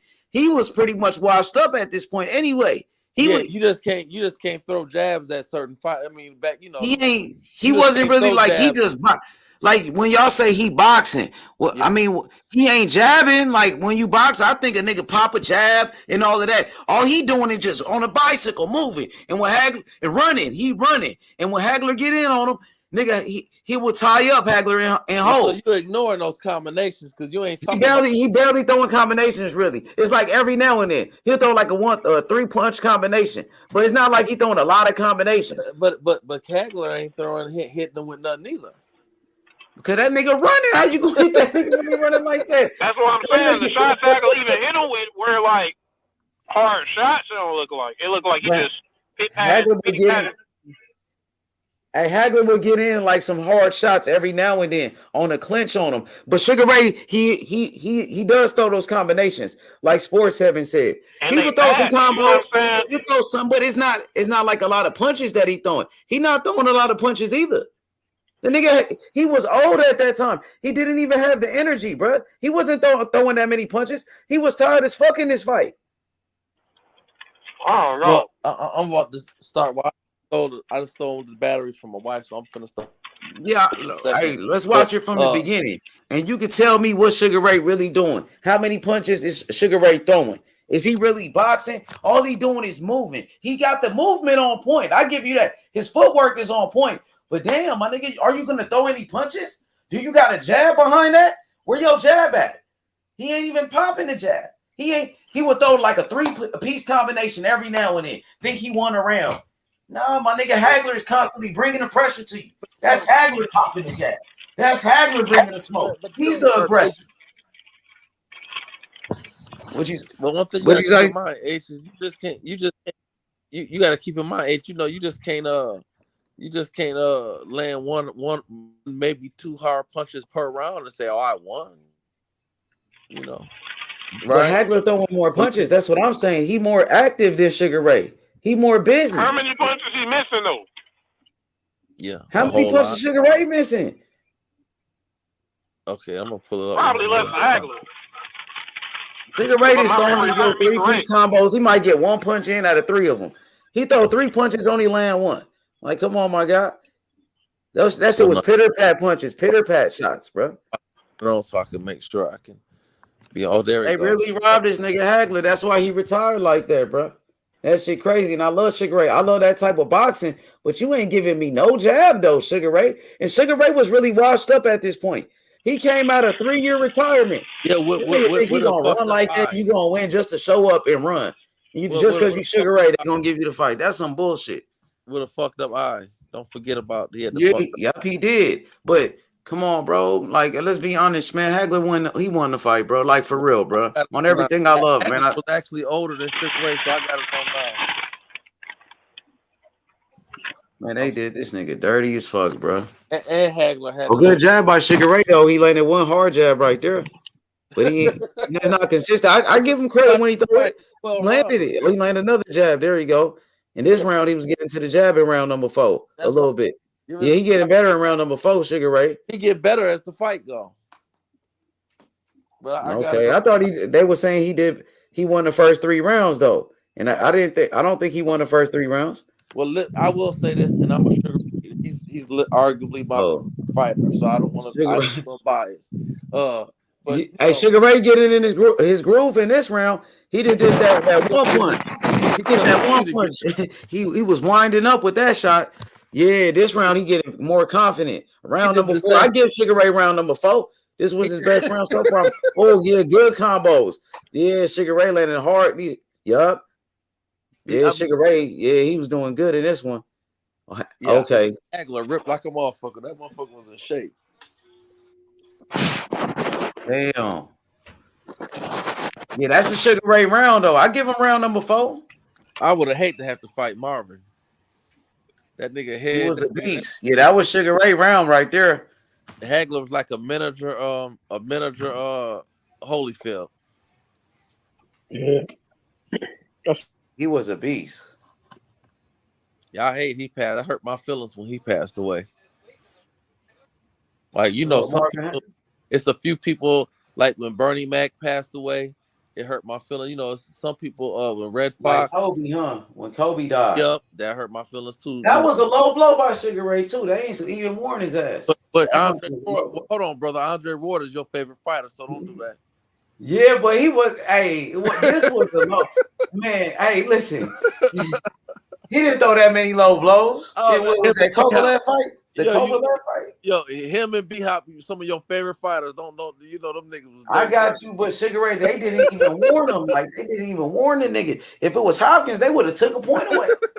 Yeah, oh yeah. Well, you know, I will say this: they did kiss Sugar Ray Leonard's ass. He did have the media on the side, no doubt. Yeah, but he was a beast though. Sugar Ray was a great fighter. And I'm looking He was a legend. at the first round right now, and guess what? Sugar Ray in the middle of the center of the ring, he just hit him. He just backed Hagler up now. He just hit him with a jab. He working his footwork.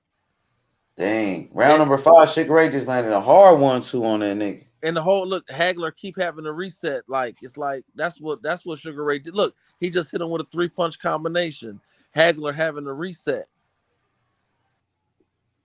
Dang, he didn't hold him one time yet. I'm wondering where the clinch coming at. That's round number 1 though. You gonna see? Okay. Dang, Sugar Ray, he is doing good in round number 5 though. I'm about to rewind it. Yeah. Hey, Sugar Ray, man, that nigga's doing good in round number 5 though. He getting better. You right. I mean, he did the same thing against Hearns because the Hearns won. Hearns was whooping his ass, and I was watching the fight. I'm like, well, how in the fuck did Sugar Ray beat Hearns? Because Hearns whooping his ass, and Sugar Ray just turned that motherfucker shit around. I fell asleep. Oh, Sugar Ray is winning though in round number 5. I give him round. Yeah, he doing much better right now. He boxing real nice right now. He outboxing Hagler right now. Yep, you right. Took them first couple rounds off, had more energy later down the stretch. Yeah.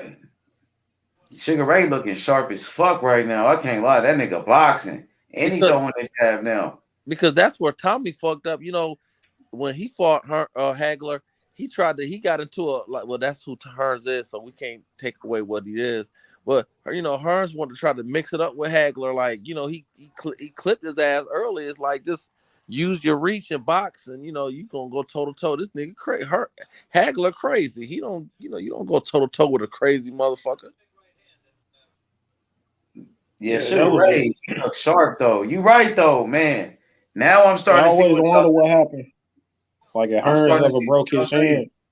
Dang, Hagler just hit him with a short left. He hurt. Dang, he rocked Sugar Ray, but Sugar Ray took that motherfucker. Sugar Ray came back with a 3-piece. Sugar Ray he beat him to the Hagler with an uppercut, buckled that nigga in round number 5. He buckled him in round number 5. He hurt Sugar Ray. He came back and hurt Sugar Ray in round number 5, nigga. Sugar Ray was hurt in round number 5. You gonna see that. Sugar Ray was doing good until he got hurt right there. Well, I know Sugar Ray won the first round. I'm talking round 2.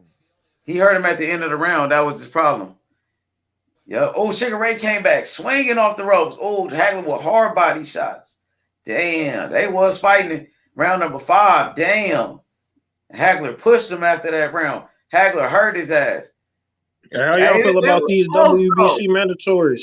That shit is close. You said the mandatories? Yeah, the mandated fights. I want to see Shakur Stevenson and Pitbull. You know, I'm feeling good about that one too. That's gonna be a good one. I think Shakur beat his ass. I think it'll be a harder fight. I think Shakur will win, but it ain't gonna be like normal Shakur fashion. Because I don't think he got the power to keep Pitbull like off him like that. He got the skills though. He got the footwork, you know, and you seen how Tank was outboxing him. Yeah, Tank got power though. Tank was hitting Pitbull with crazy shit. I was surprised Pitbull stood up to that shit. Tank was hitting his ass with some heat though. Even earlier on, he was catching Pitbull with some shit. Pitbull ate like hella shit before Tank hand got fucked up. Shakur's a better boxer than Tank. Shakur's a better boxer than Tank. Pitbull can be out. In my opinion, slightly. It ain't like he crazy over Tank. Tank not a bad boxer. They both got skills. They both got skills, but Shakur he's much sharper. He's a better boxer than Tank. I feel like that's because like Tank got power and he can like fight. It allows him to fight different styles and take different type of risks. But I think when it comes to just skills, Shakur he's a more skilled boxer. And we know Pitbull, he could be outboxed. You see the way that he fight, he just come forward. That's all he do. And Shakur, no, he got the he's footwork. elite. He's elite coming forward. Like he's a good ass inside fighter. Like so he's really really Shakur. good. I don't think Shakur good on the inside. I don't know if he gonna have like the power to keep like a motherfucker like Pitbull off him. I ain't saying like Shakur ain't gonna got win. the skills, bro. I don't think it's gonna be like Shakur do shit got normal power. Shakur fashion. I Shakur just do watch got this dude power out too, type though. shit. Shakur got power too, my nigga. And Shakur, that most importantly, he got boxing skills, and that's what's most important. Like people keep saying you ain't got the power, but he got the skills. Skills pay the bills. Mm-hmm. Most definitely. But yeah, I don't think it's gonna be like a normal Shakur type fashion. I think Shakur shut him out. You think it's gonna be a shutout? I think it's gonna be a close one. Unanimous. He do a better job than what Tank did.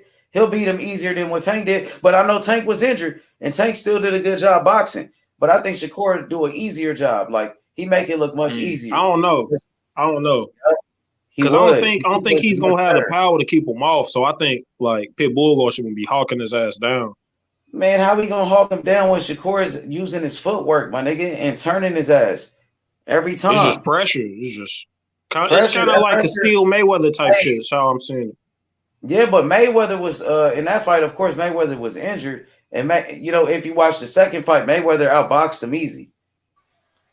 Hagler had round 3. Hagler or like Mayweather Maidana. I ain't saying like Shakur ain't gonna win. It's just I think it's gonna be like he gonna win. This easy. is the type of style that Shakur would gonna give. beat him easy, nigga. I think that would give Shakur problems. Nigga, easy work, nigga. Listen to me. That's gonna be easy work, for real. I don't know about that one. Yeah, We gonna see. I know about that. I know about that. I know for sure. Cause listen, every fight Shakur had, nigga, been easy. That nigga barely lost a round, nigga. I don't think he's fought anybody like Pitbull like that. Nigga, Certain type of fighters damn near with more accomplishments. Nigga, Pitbull ain't never been a champion, nigga.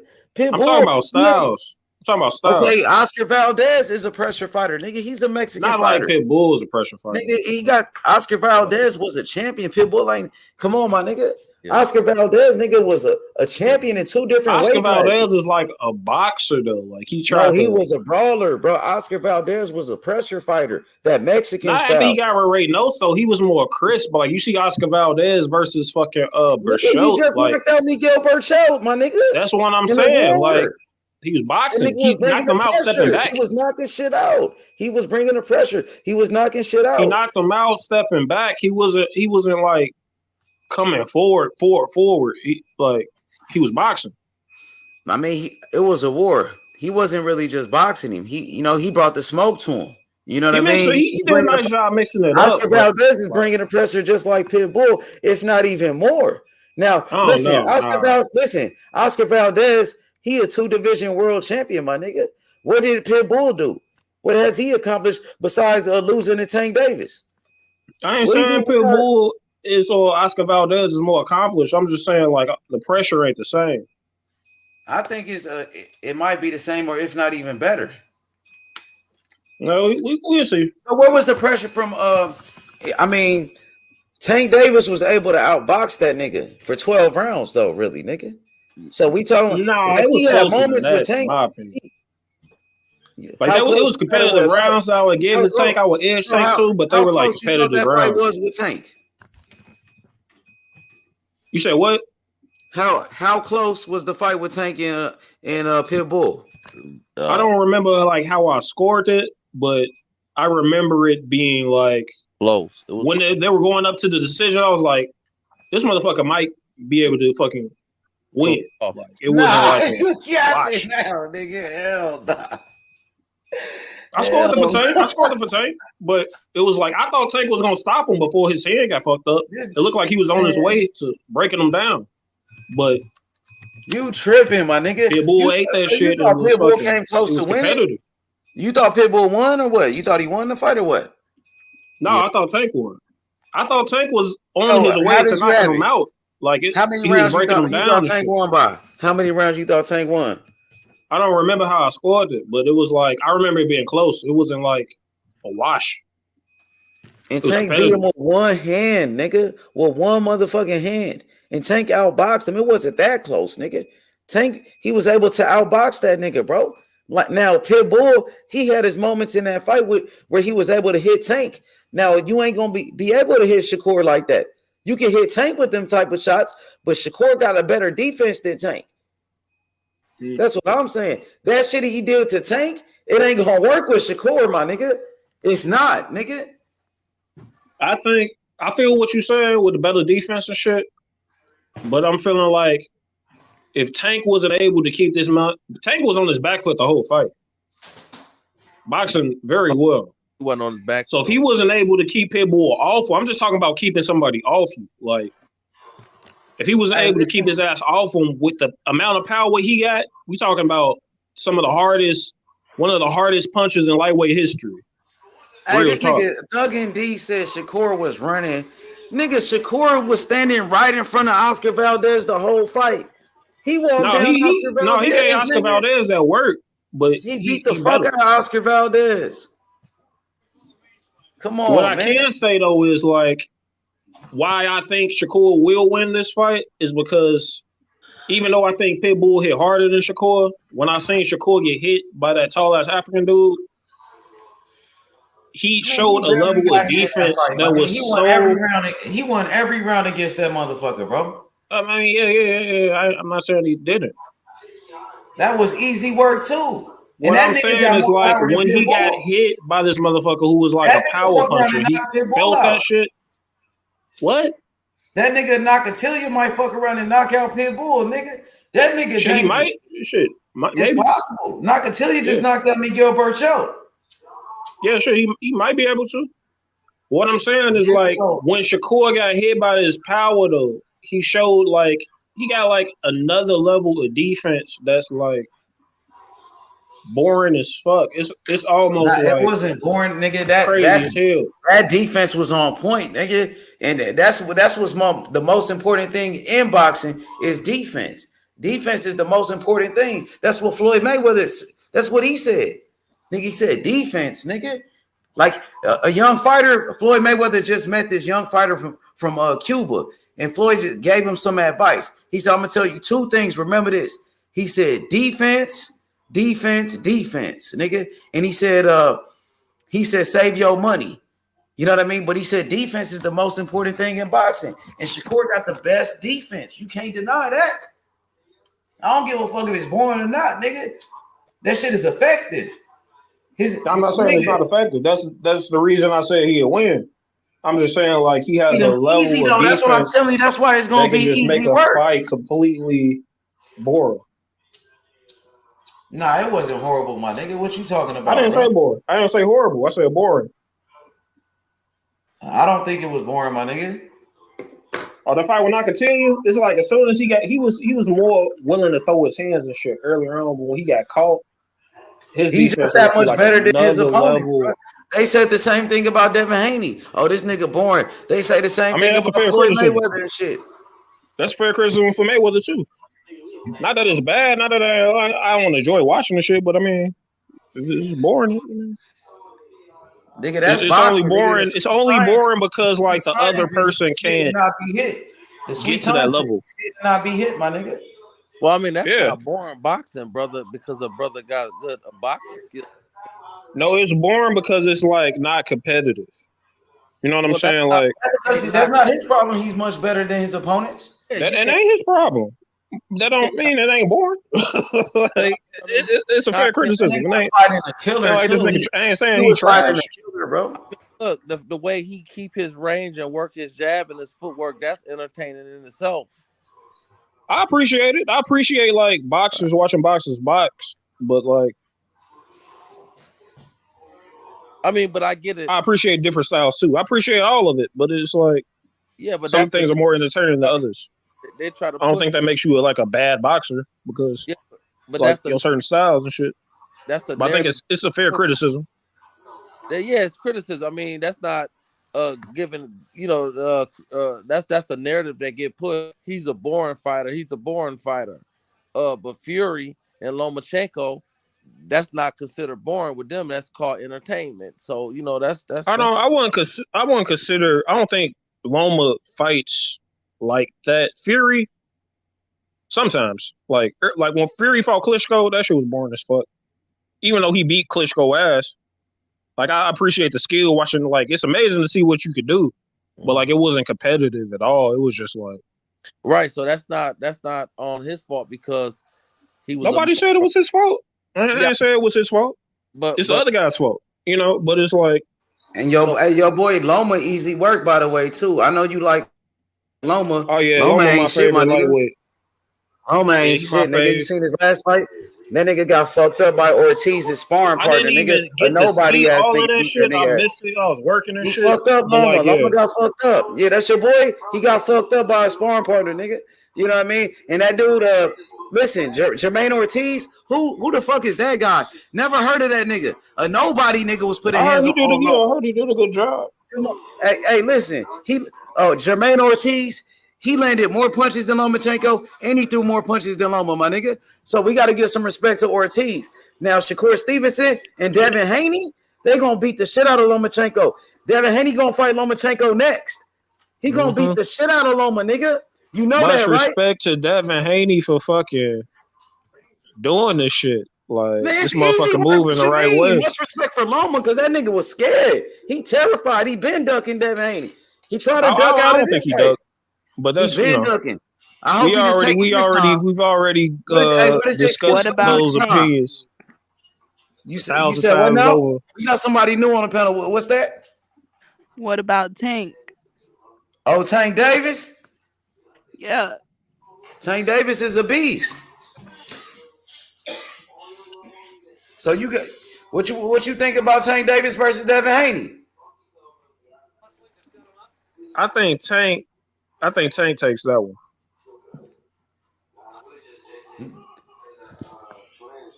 I think Ryan will beat Tank though, but I think Devin will beat Ryan.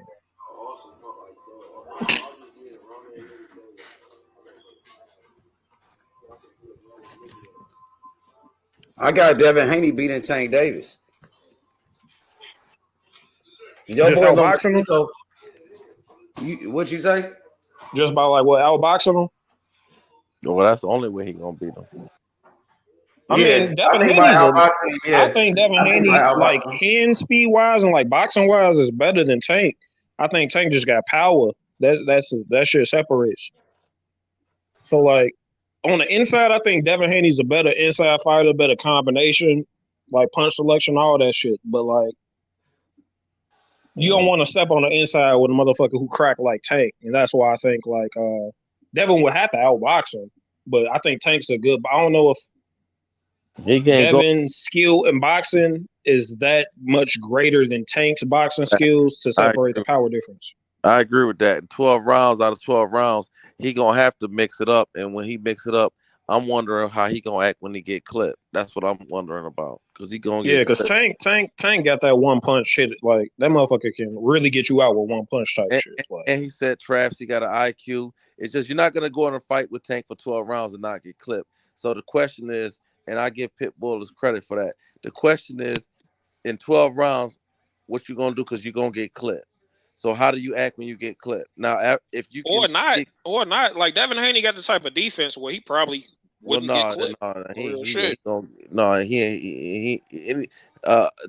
Tank's boxing IQ and his skill level, you're gonna get clipped. The question is, how do you act when you? This is the thing. I think roll, Tank's... or do you roll? Here's the thing. Or do you roll with it, or do you roll with the punch, or you don't get clipped like that? He gonna get clipped. The question is, does he recover, or does he roll with the punch to the point he don't get clipped like that? And he can just, if he work his jab enough, he could probably just keep him at bay where he don't get into a situation like that. I think Tank is better off his back foot than he, even though he is elite walking motherfuckers down. You're right. I agree. He did Mario's like he can walk you down. You're right. You're gonna be eating shit from Devin Haney, and Tank don't like to get hit. So it's like, say what? Tank doesn't like to get hit. Man, that nigga don't care about getting hit. I mean, if you got enough power, I mean, he was just trying to get hit by Rolly Romero. I mean, Rolly's a different nigga. I mean, yo, that's a different situation, brother. It's like this. He wasn't trying to get hit by Eastside Cruz. He was on his back foot the entire fight. Brother, that's like, is this motherfucker gonna walk this man down? I got to stop right there because in the 4th round, Tank got the range and had Esau on his back foot and was about to stop him until he hurt his hand. So I don't know about that. But what I'll say is this, is that we was talking about this earlier, me and H. I bred dogs for 20 years. It's different levels to the game. I don't, you know how many times I done heard a motherfucker tell me, this motherfucker ain't never did this before. Because sometimes you get hit with something that you're not used to getting hit by. So you can't use Romero as an example, because Rolly, that motherfucker got popped. So you better not let that motherfucker hit you, because that's the only way he gonna really beat you. Esau got popped, but we ain't gonna talk about how Esau was motherfucking the 4th round when Esau was on his back foot, stumbling about to like quit. a little bit, a little around. Like, No, it wasn't about a little bit. He was about to get stopped. Then he heard he ducked that head down on that, which I give him credit. They was prepared for that upper, and Tank hurt his hand, and the game changed. That was the 4th round. I thought that should happen later. No, that was in the 4th round. That was in the 4th round. That shit. Oh damn! I remember that shit happening later. Yeah, but they was definitely prepared for the uppercut. He was dodging a bunch of it. He had good head movement. Esau did a good job that fight. So, you know, it's like, so I'm just simply saying I don't disagree with you, but I just want to be clear. It's like when a motherfucker got popping his punches, you goddamn right, it's gonna be different. Yeah, I mean, you don't want to get hit at all. Yeah, you want to duck all that shit. But I'm saying, like, yeah, but even when Mario Barrios after the fight, he asked him, he's like, yeah, I wasn't trying to get hit. He hit hard. I wasn't trying to get hit. Like, Tank don't like, nobody should like to get hit. You know what I'm saying? Look, Mario Barrios didn't have a problem walking up on Thurman like that, even though he looked like the Elephant Man. He wasn't walking up on he wasn't walking up on Thurman like he was walking up. He wasn't walking up on Tank like he was walking up on Thurman. I mean, Mario Barrios, I mean, you can say what you want about him. He got hard. Like, he got dropped by Tank hella times, got up, like, he in fold. In Thurman fight, even though he was getting his ass beat, fucking, he wasn't trying to lose. You know what I'm saying? Like, this, he had heart. Hey, so I'm watching. But I think Tank hit harder than Thurman. Oh, no doubt. Thurman, nah. Yeah. Oh, no question. H, I'm watching Sugar Ray. I think this is the 6th or the 7th round. He's sitting on the 7th round.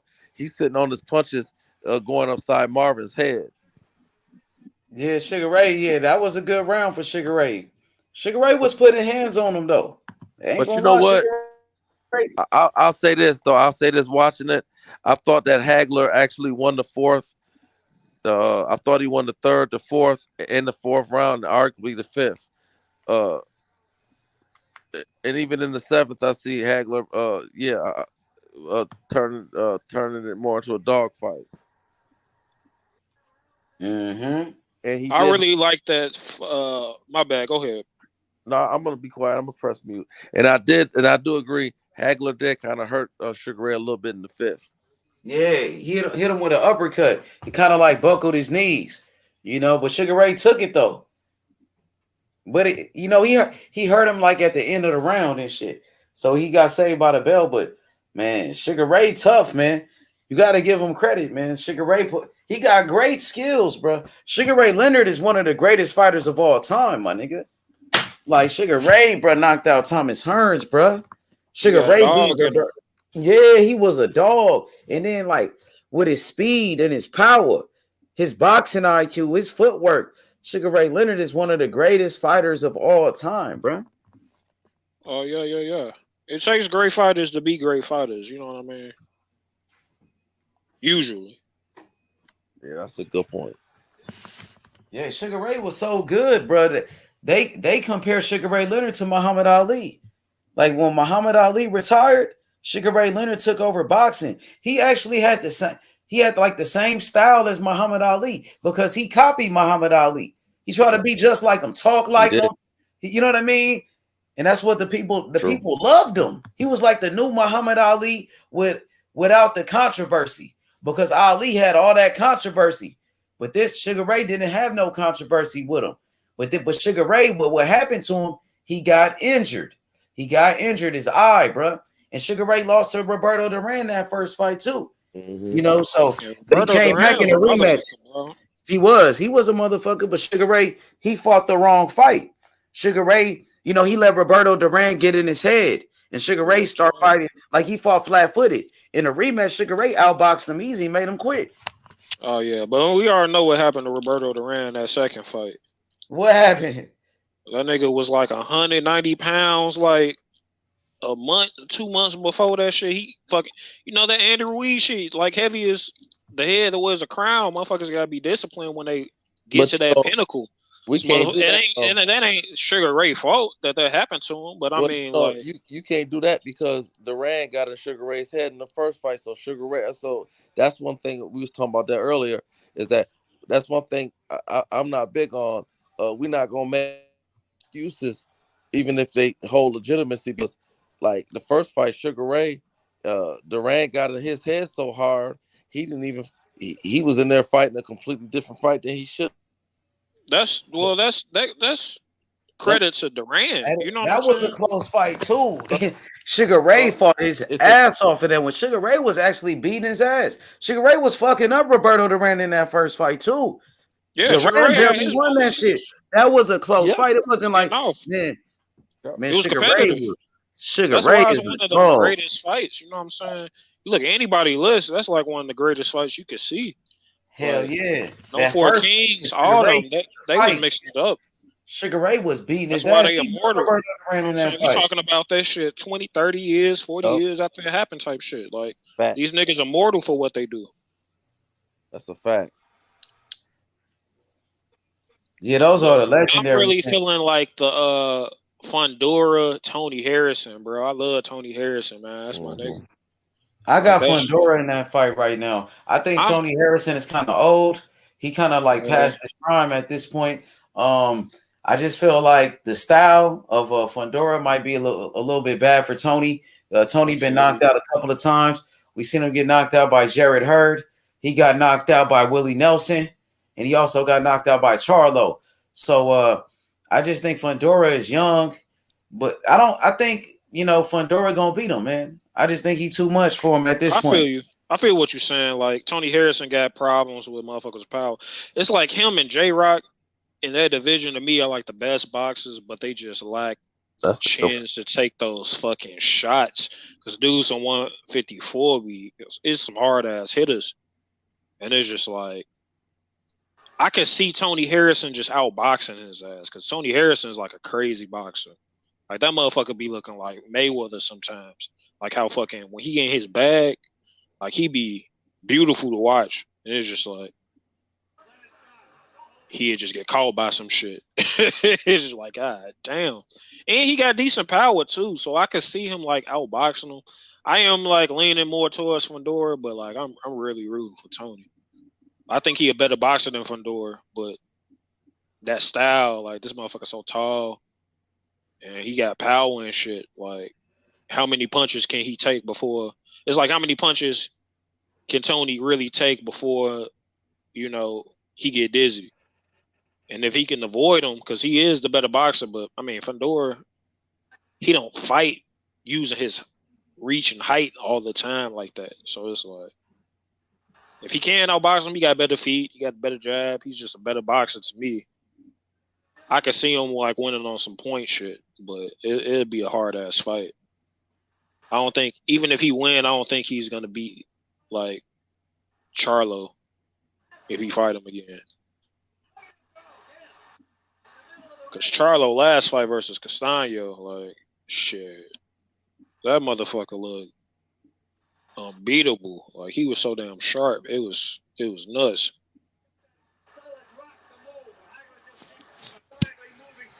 Yeah, I agree. He did look really good in that last fight against Castaño. I really want to see Fundora versus Castaño. Because, like, Fundora like to be on the inside, but Castaño is actually an inside fighter, and he belongs there. So I want to see, like, how that shit play out. I don't want to take that. I don't want to disrespect Fundora, but I'm gonna be honest with you, man. I got a problem with him. It's just hard for me to really get into a motherfucker 7 foot fighting at at 154, man, that's a turnoff to me. You know what I mean? It's kind of like, it's like, I like ass and stuff. But if my wife walks through the door with a fake ass, it's gonna turn me off a little bit. I mean, I'm gonna fuck. Don't get me wrong. I'm gonna tap that booty, but I'm just saying in general. I don't want no It acid. ain't what you prefer. I Yeah, I feel don't you. want no acid. I don't want no acid getting on my stomach or burning my stomach. I don't want no just leaking out on me. I feel you. It's like I like to see it because like the nigga in the nominal, like Yeah, he's 6'6", tall as fuck. But what's really good about him is like he don't fight like he's 6'6". He fight on the inside and shit. But So that leaves him vulnerable. Like Lubin cracked the fuck out his ass, dropped his ass. Like and he only did that because he was in range to get hit by Lubin short. Not that Lubin got short arms, but in comparison to this motherfucker, it's like how you even own his ass. You know what I'm saying? Like you expect somebody that tall to use their jab and just Tommy Hearns your ass all night. Like you ain't even gonna get the chance to get in my ass. Unless the without nigga getting hit with some crazy shit. I mean, unless the motherfucker just really light in the ass, low key. But nigga, you losing all that weight, man. You fucking cur. You fucking trying to come Nah, down. he all look the real way. skinny. You know what I'm saying? Like he look like he is like light. You know what I'm saying? Like he Could tall as be fuck, but he like stupid lanky. Because I But believe yeah. Jamel will fucking run and knock his kidney out of the shit. I think he'll knock his kidney be in the middle of the ring. Bro, I really don't think he belongs in the dimension. Like for his dimensions, he don't belong on the inside like that. Even though he's successful doing it against these dudes, it's like when you go up against somebody who actually belongs there, Yep. and can like duck under your uppercuts. Like that's why I want to see the Castaño fight. Like if he could get Castaño out there like he did everybody else, I'm like, all right. He just one of these niggas. Like, well, I mean, what was Benavidez or some shit, just tall, fucking uppercutting ass motherfucker. You know? That shit look goofy as fuck. What was his second to last fight? He didn't get that motherfucker out of there. It was arguably he could have arguably lost that fight. So that's the thing about that. Yeah, I want to see that shit. I'm excited about that one.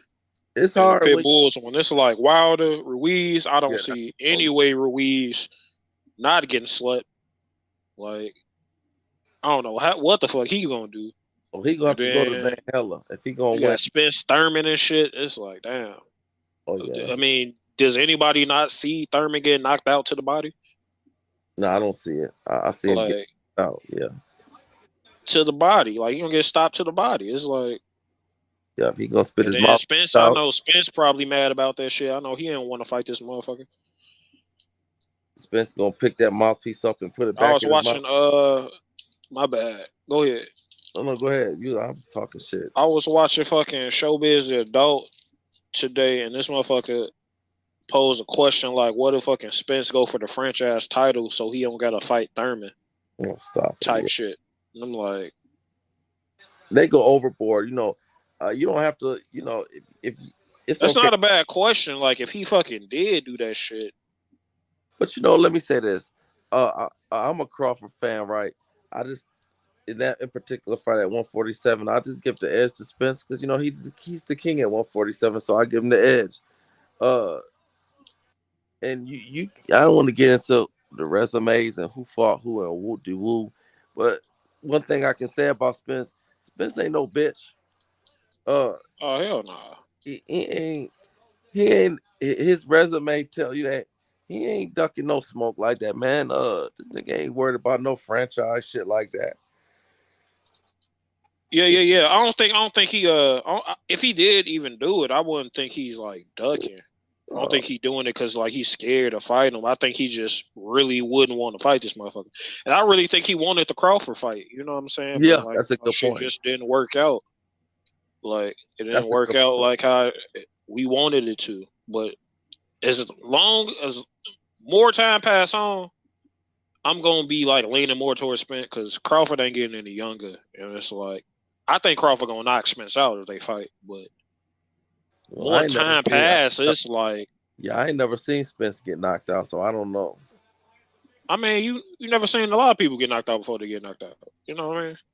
Yeah, but I'm just saying yeah, well, that's fair. I just ain't. You know. I never saw Sean Porter get knocked out before fucking Crawford taxed Yeah, that ass. I seen him do the stanky leg. I seen Spence make him do a spanky leg. But I don't know. I mean, I will say this: Ugas was catching Spence with those check hooks early in the fight, and if he get caught by those with Crawford, he's gonna have trouble. But the thing is about it is, I just don't believe neither one of them two brothers is gonna stop the other one in the first 2 or 3 rounds. So it's gonna come down to a bottom end of the fight, and Spence gets stronger as the fight go, and so does Crawford. But Not like Spence. Spence really like he's a break you down type of fighter. You know what I mean? So it's like at the bottom end of the fight, it's like he been chiseling away at your ass, hitting your ass in the face with jabs constantly.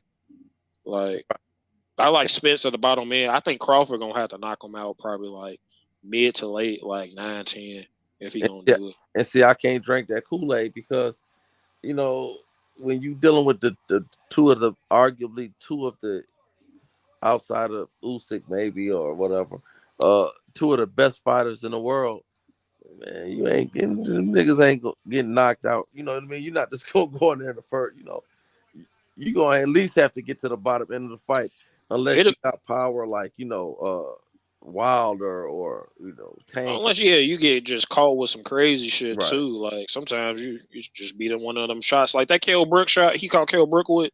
Like I know everybody just write Kell Brook off and shit. Right. But that was just like a crazy shot he just got hit with coming in. Like but Kell Brook ain't Spence ain't no Kell Brook. So, you talking about the best of the best. Now, I'm not saying that somebody won't get dropped. You feel me? I'm not saying that somebody won't get knocked out. But if we banking on Buzz, the only way to win is on a knockout, then you got to.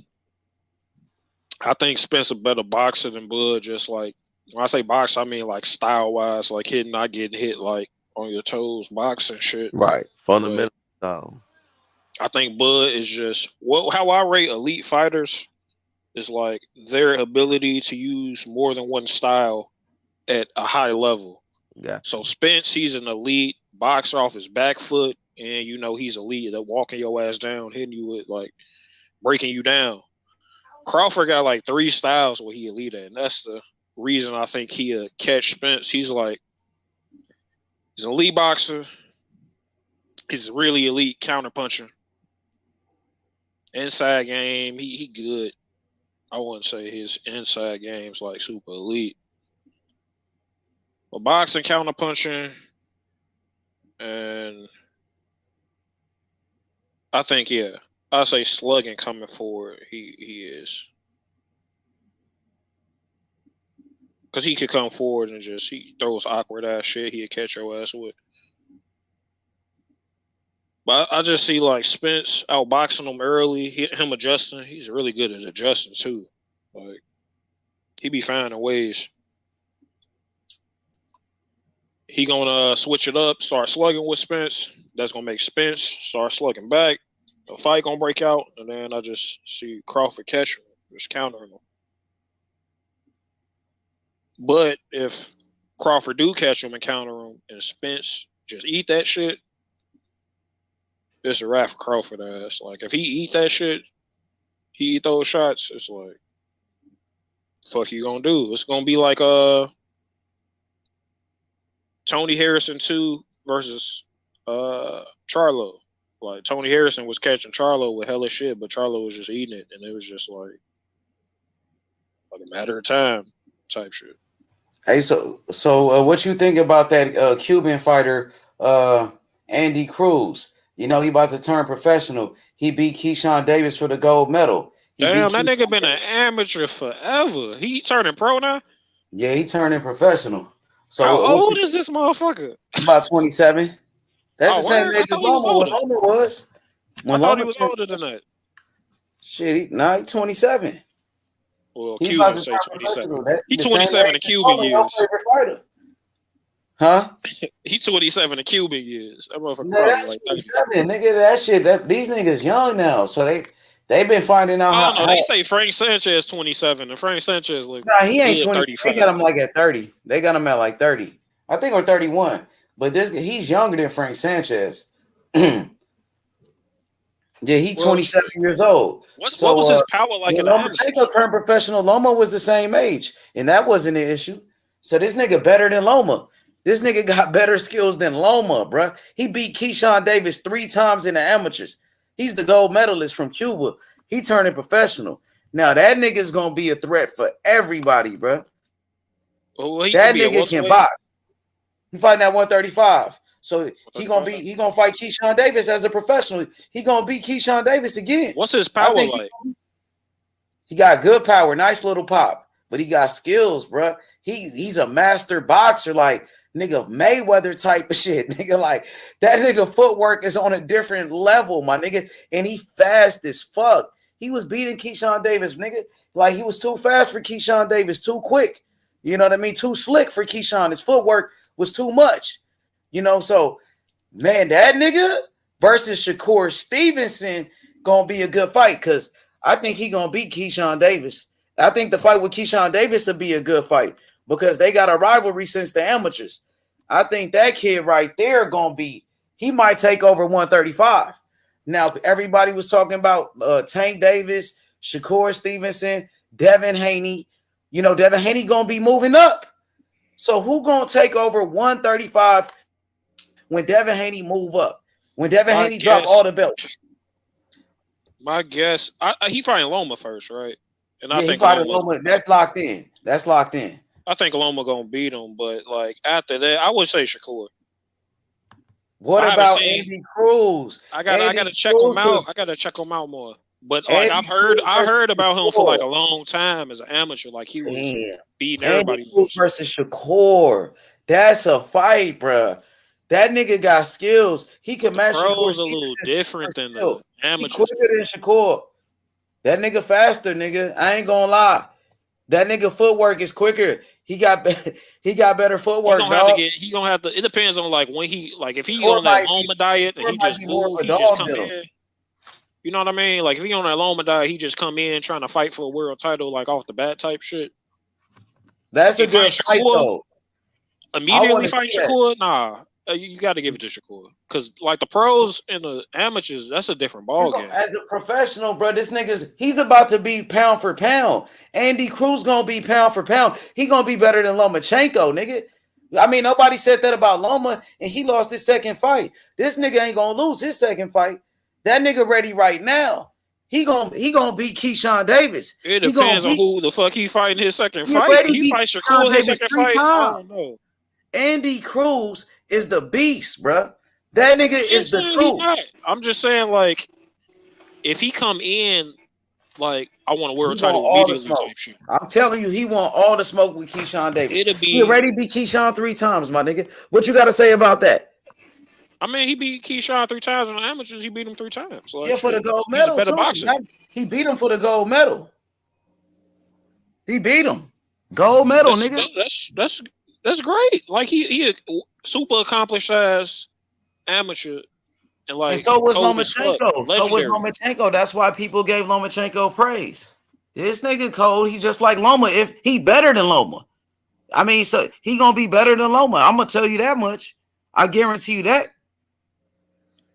I promise you that. Like Loma. He moved better than Loma. Devin Haney moved better than Loma. I'm talking about career-wise, like fighting the fights. Like okay, but he lost his second fight. Shit, he lost his second fight. I mean, he lost, but he about to lose again to Devin Haney. He gonna lose to Devin Haney too. I got Andy Cruz beating Loma. How about that? I mean, Loma like gonna be old as fuck by the time this nigga like. He's only 34, my nigga. Mayweather was fighting till 37. I thought he was 35. He got that many fights. He about 34, 35, like 35 maybe. But guess what? He only got 17 fights. So goddamn, nigga. And 400 amateur fights. You know what I'm saying? This motherfucker had wear and tear before he came in the game. You know what I'm saying? Okay. So long ass amateur career. I understand, but he ain't. Guess what, bro? He still got a lot to do. He got to keep fighting. It ain't time for him to retire like he out the game. Damn, you Oh only no, got no. professional I ain't fights. with motherfuckers retiring like when they win some shit. I'm with motherfuckers passing the torch. Like if you going downhill, fight that next dude. Like Triple Well, I G want to see is a Loma piece of fight shit. everybody. Nah, like this Loma said he motherfucker. wanted to smoke. They said Loma was the boogeyman. He gonna fight Devin Haney. Then he got to fight against Shakur Stevenson, and he got to fight against Andy Cruz and Keyshawn Davis. Loma got to fight everybody, my nigga, before he retire. Shit, I don't know if he get Shakur. That's gonna be a tough one. I really like Loma and like stylistically, Loma and Pitbull Cruz will be a fun ass fight. I ain't gonna even front. Hey, I think Devin Haney, Shakur Stevenson, Andy Cruz. These are the top guys. I think Tank Davis too. I like Tank. I like Keyshawn Davis. He's a good fighter too. You know, I think those are guys, that I like the most at 135. I want to see Andy Cruz. Like, I'm be keeping an eye on him. His first fight fucking come on. I like Loma too. Loma's good though. I ain't gonna lie. Loma, he just ain't look like shit in his last fight though. Yeah, I heard it was bad. I heard Buddy was putting in work. Yeah, but Andy Ortiz. Cruz though with Dover, that nigga coming for all the smoke, bro. He want to fight everybody at 135, man. When Devin Haney move up to 135, man, it's up for grabs. Who gonna take over the division? Will it be Tank Davis? Gervonta Tank Davis. A lot of people think Tank Davis is the top dog at 135. I think Tank gonna try to fight Loma when Loma like 36, and then say, why you trying to say like Tank is ducking him or something, or like Tank was ducking or something like that? Why you say that? Come on, man. Like you already knew Loma wanted that smoke way back when. Tank wanted the smoke too. What Mayweather, that was Floyd Mayweather, bro. Floyd Mayweather was doing that. Yeah, you gotta protect the bag. Mayweather's known for protecting his bag. I mean, you act like Loma was some type of killer or something like that.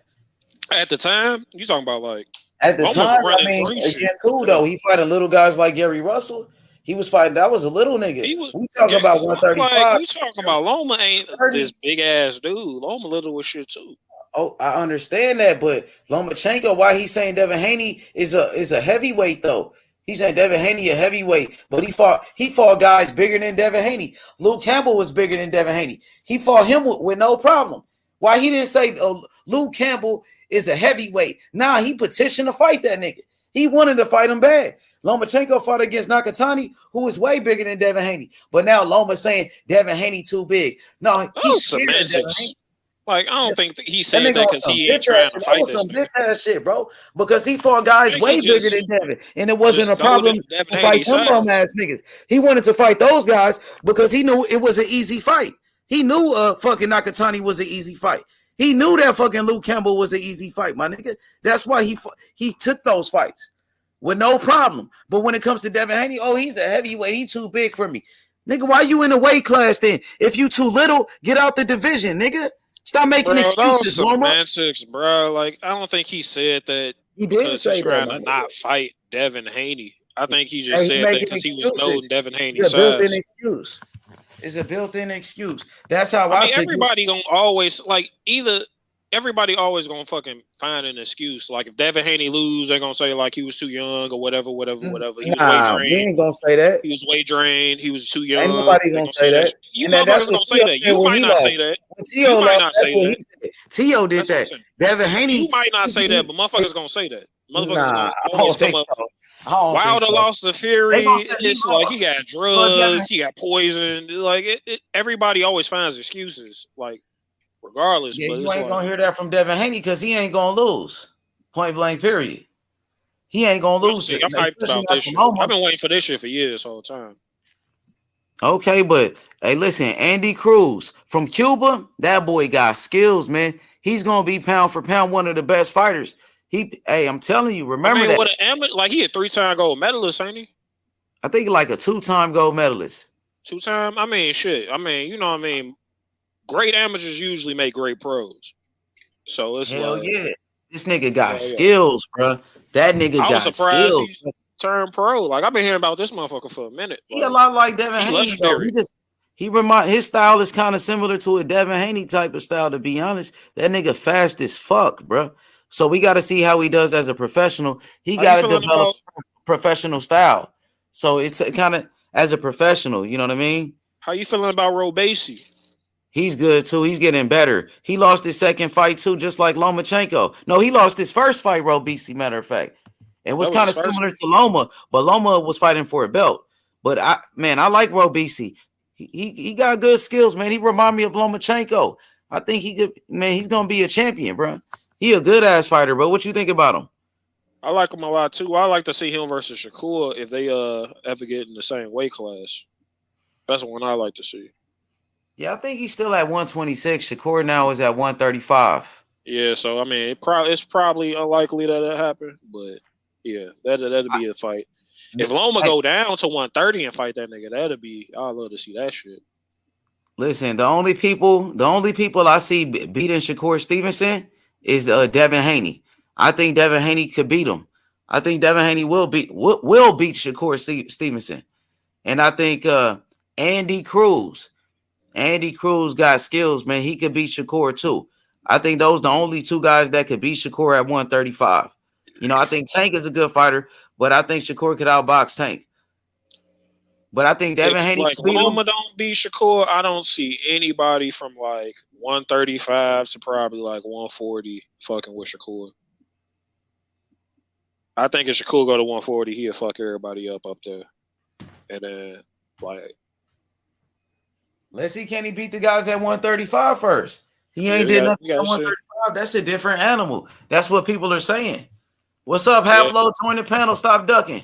You know, yeah, I think that we got to see what Shakur do at 135. You think he gonna dominate 135? Yeah, I mean Shakur fucking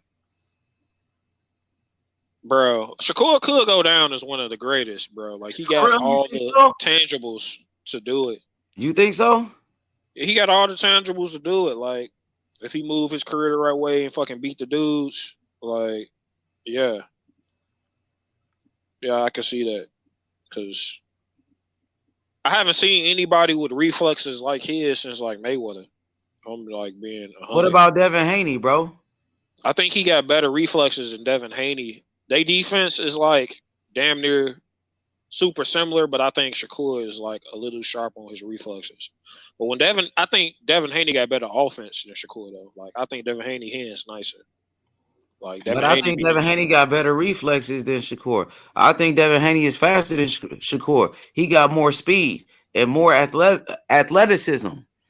I don't think he's more athletic. As fast, but I think quicker. Athletic. He's probably more athletic. He's faster. I don't know if he's faster. He quicker too. I don't know if he's faster than him, but I think like his reach he's more explosive than him. That's for sure. And he got more power than him. They're probably about equal in power. I mean, how can we say that? Like Shakur couldn't even knock out Oscar Valdez. He couldn't even drop. Knock out Kambosos. But he hurt him though. Beating his ass. He hurt him though. He was beating his ass. You seen that? He destroyed him. Yeah. He punished him. Like Shakur, he showed his power against Jamel Herring. Yeah, Jamel Herring similar fights. Okay, but where was the power against Oscar Valdez? He dropped him. But I mean, you think he hit harder than Devin Haney? I'm just asking. I think they power is probably about equal. I think they hit probably about. You think it's stronger? Stronger? Probably Devin Haney's probably stronger. So okay, who's bigger? Haney bigger. I give a slight speed advantage to Shakur. Reflexes Shakur. Hand speed. Like Shakur throw combinations, but I like Devin Haney's combinations more. He's more creative. But I got defense. I give like Shakur a slight edge on defense, even though Devin Haney defense is also fucking like. You're not gonna get much. Devin Haney faster than Shakur Stevenson, my nigga. He's quicker, my nigga. How could you say that? Devin Haney's the fastest fighter in the game. He the fastest fighter in the game right now. I don't know. I don't think it's like probably maybe one punch speed. Like his jab, I'm one talking punch. about athleticism overall, nigga. He got more speed. Devin Haney got more speed. He's quicker. He's faster than Shakur Stevenson, bro. And he's more athletic. No, Shakur like doesn't. I'm not sure if he is faster. I'm when saying, you saying faster, you talking about like you foot said speed or hand speed? reflexes though. Devin Haney got better reflexes than Shakur. His shit like Roy Jones Jr., nigga. You talking about the next Floyd Mayweather, Devin Haney, my nigga? Are you talking about foot speed or hand speed? Hand speed and foot speed. Okay. Both of them. Foot speed, I can see what you're saying with Devin Haney, but like I don't know because Shakur doesn't move a lot. Like he takes like small steps, but I've seen him exactly. You see jump Devin back Haney quick as moving fuck, though. Devin Haney showing lateral movement, bro. Yeah. All through the whole ring, footwork, quick, nigga. You know what I mean? Like Sugar Ray Leonard. Like Sugar Ray Leonard. Devin Haney moving like Sugar Ray Leonard. You talk about his speed, his foot speed. That's like Sugar Ray Leonard, nigga. Shakur ain't moving like that, nigga. Devin I Haney don't think bigger. Shakur needs to or hasn't Listen. needed to. Devin Haney is bigger, stronger, and faster than Shakur Stevenson. Facts. And that's a fact, my nigga. Bigger, stronger, and faster than Shakur. Tell me I'm wrong. Tell me I'm lying. He the undisputed champion of the world, of the whole world. I ain't got a cap. We got all the belts. I haven't seen Shakur hasn't really needed to use. That's why I like the Esau Cruz fight, because Esau's gonna apply pressure to his ass where it's gonna be like, you ain't gonna be able to like stay in a pocket and just tap this dude. Like he's gonna eat your shots. So it's like most of Shakur's fights, he doesn't move much really. Like he's kind of like James Toney, where he'll be like, or Mayweather, like he'll slightly move back just enough that he out of range. Like he's just wow, Devin Haney is showing better movement. Devin Haney is showing lateral movement. But he's able to do that because of his reflexes. I don't think I'm saying that's why Devin Haney is like Devin Haney's like a Sugar Ray Leonard type of fighter using better movement. The way Sugar Ray Leonard was fighting Hagler, that type of movement, that's what Haney does. He got that speed, but he too fast. He too quick. That's why I'm saying I feel like Haney has to do that because his reflexes aren't as sharp as Shakur. No, it is. It's better. He got better reflexes than Shakur Stevenson. It's not even close, man. Shakur Stevenson. It's not even close. Come on. Yeah, it's not even close. So let's make the fight happen. Fuck a Loma fight. We go straight to Shakur if it's like that. But Shakur don't want no smoke. He talking about fighting William Zepeda. Come on, man. That's William Zepeda. It's Haney time. That ain't a bad fight. Who you got, Haney or Shakur? I got Haney. Let's bet. I got Haney. We could bet right now. What's happening? I got Shakur if it came down to it, but I don't think they're gonna fight unless it's like 140. You said if it come down to it, ain't no ifs, my nigga. Let's make it happen then, nigga. Yeah, I just don't see it happening until they get to 140. I don't think let's make it happen, nigga. It's Haney time. Devin Haney, the best lightweight in the world, nigga. He the undisputed champion. Yeah, little Penny. It's Haney time, little I'm sorry, Penny. I have to jump, Edge. I had to jump in, man. When I heard that you saying that Haney has got a better reflexes than Shakur, I had to step in, man. I had to. I'm sorry. Oh, go ahead. I'm going on mute. Go ahead. The floor is yours. The floor is yours. No. I think we all know. I'm gonna let you cook on this one. I want you to tell the people why. Okay. We all know Shakur is very twitchy, kind of like how what Floyd used to be at 130 and 135. That twitchy kind of a. Haney doesn't even have that. Haney's good. I like Haney. Fundamentally sound, right? He does everything well. Like whatever is in his toolbox, whether it's one or two, he does it very well. But Shakur, unfortunately for Haney, Shakur's got like 5 tools in his toolbox, and he's very, very twitchy, right? Like, he's got that fast reflexes. Now, he doesn't have the shoulder roll as good as Floyd. I don't think he even uses the shoulder roll. But in terms of reflexes, I think Shakur is definitely better than Haney. But I do think that Haney at the moment is probably more experienced at 135, and I don't know. I don't know if that's what Haney. So I don't know if that's what Shakur wants to do at 135, like straight away. He'll probably wait maybe in his second or third fight to fight Haney at 135. But when he does, Haney will be at 140. So everyone might think that like Haney's ducking Shakur but I don't think so. But by that time, Haney will be at 140 and Shakur will probably be the king at 135. So, but anyway, I just thought I'd want to jump in because Little Penny, Devin Haney is bigger, stronger, and faster than Shakur Stevenson. Shakur's big too, bro. Have you seen him? But Devin Haney's bigger.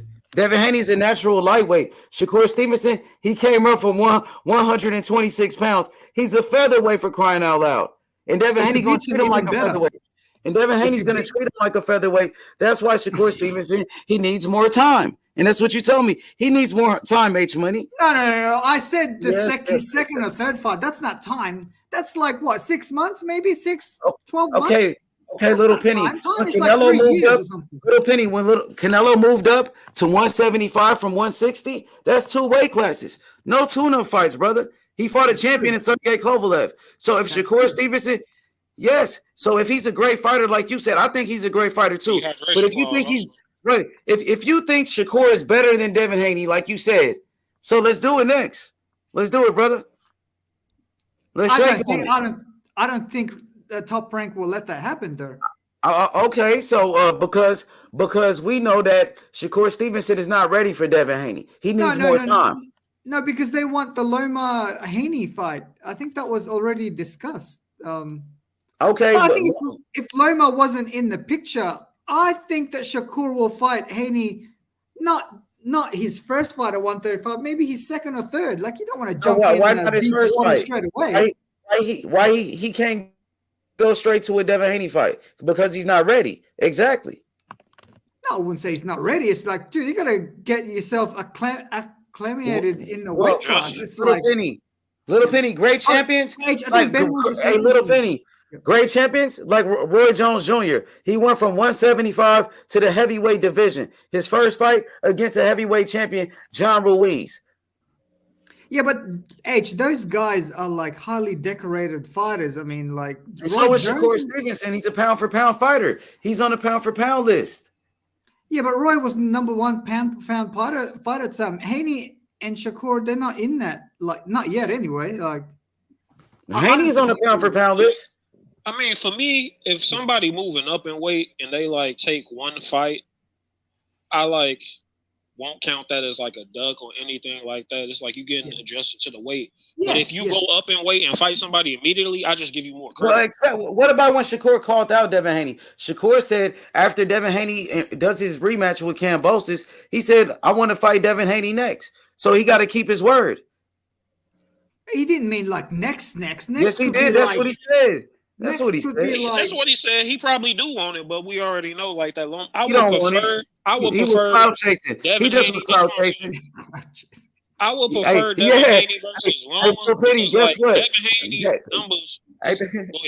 Hey, Little Penny, Devin Haney is the next Floyd Mayweather, not Shakur Stevenson. Not Shakur Stevenson.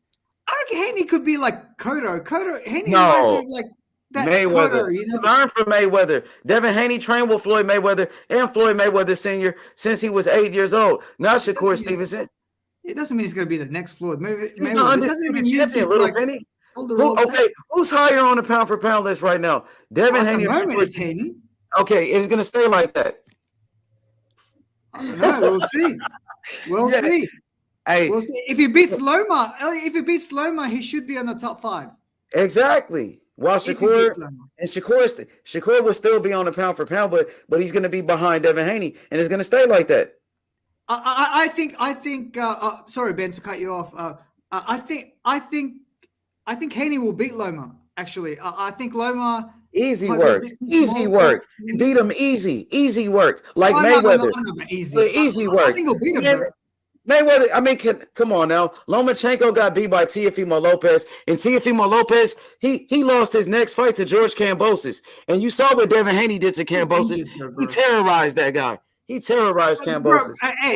Ben, you know that fight with Loma and Teofimo Lopez, it wasn't a whitewash or anything. I mean, I Loma had was it in the fight. 6'6" personally, but everybody's You calling had me it crazy. 6'6". Well, okay. So look, he lost though. He Yeah, lost he no lost. matter what. And he didn't throw any punches, Little Penny, In until the the first 7th half. round. In the Yeah, first half, what was yeah. that? And you come on, he's boring. He's a boring fighter. He doesn't throw punches. Loma doesn't throw punches. He's a boring fighter. No. No, because they say Haney's boring. They say Shakur is boring. So this guy doesn't throw any punches. Come on, man. Hey, guess what, Little Penny? Lomachenko, he got exposed by Ortiz, man. Jermaine Ortiz exposed Lomachenko. Yes, sir. Hey, sorry. Ben wants to say something. Sorry, dude. Go, Ben. I damn near forgot what I was about to say. Oh yeah. It's like I would prefer like Devin Haney to fight Loma because it's like his days at 135 number. Like he been having to move up. He been talking about moving up for a while. It's like it's like all right, if you fight Shakur, you don't get the Loma fight. You move up. All right, you got Shakur, but why not fight Loma now and then fight? Because Shakur is not going to be at 135 ever. They can meet at 140. Like they young. Like, well, we could do it next. He said he wanted to do it next. I want to do it next, so I could. So Devin Haney can show it. Devin Haney can show that he see like Haney at 135. Like he look okay. So look, when it happens, Little Penny, when it happens, and Devin Haney beats Shakur Stevenson, what you gonna say? Oh, I'm gonna congratulate him, of course. Okay, we don't want to hear no excuses that Shakur wasn't ready. I don't think they'll fight at 135. They'll probably be. I agree with Ben. I think it'll be at 140. Okay, let's do it then, Little Penny. I'm down. And Little Penny, guess what? There's a young fighter by the name of David Morrell Jr. from Cuba. Yeah. He's the future of boxing. He just fought this past Saturday, and man, he destroyed his opponent. And his opponent is in a hospital, in a coma, fighting for his life. So make sure you say a prayer for Idos. You know, he's from how old is David Morrell Jr.? He's only 24 years old. Oh, okay. He's the future of boxing. He's going to take over 168 pounds. Canelo Alvarez is holding up the division. I know you're a big Canelo fan. Hey, you know what? I got a feeling that David Morrell Jr. will go through the same thing as what Boots Ennis is going through at 147. No, he's a world champion already, Little Penny. He has the WBA world title. He became world champion in his third fight. You know, he has the world title belt.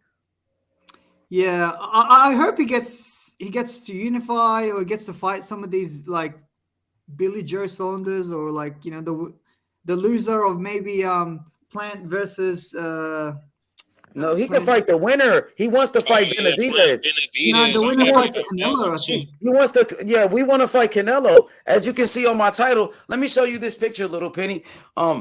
David Morrell Jr. is the real champion of the WBA at 168, not Canelo Alvarez. Canelo Alvarez is holding up the division. Hold on a second. Is this the regular belt? The world title is no such thing as a regular belt. It's the regular belt. It's called a world title, isn't it? If I go to the WBA website, it says a world title. It doesn't say regular belt on the website. It's not the super. So we know it's not the super. It's the world title, and then you have a super Canelo, title. who's really the champion at 168. How is he the real champion? And Canelo, Canelo's inactive. Morrell is fighting mandatories, as you can see on this. Loma's face. Hey, look at Loma's face, man. He's going for the kill, dude.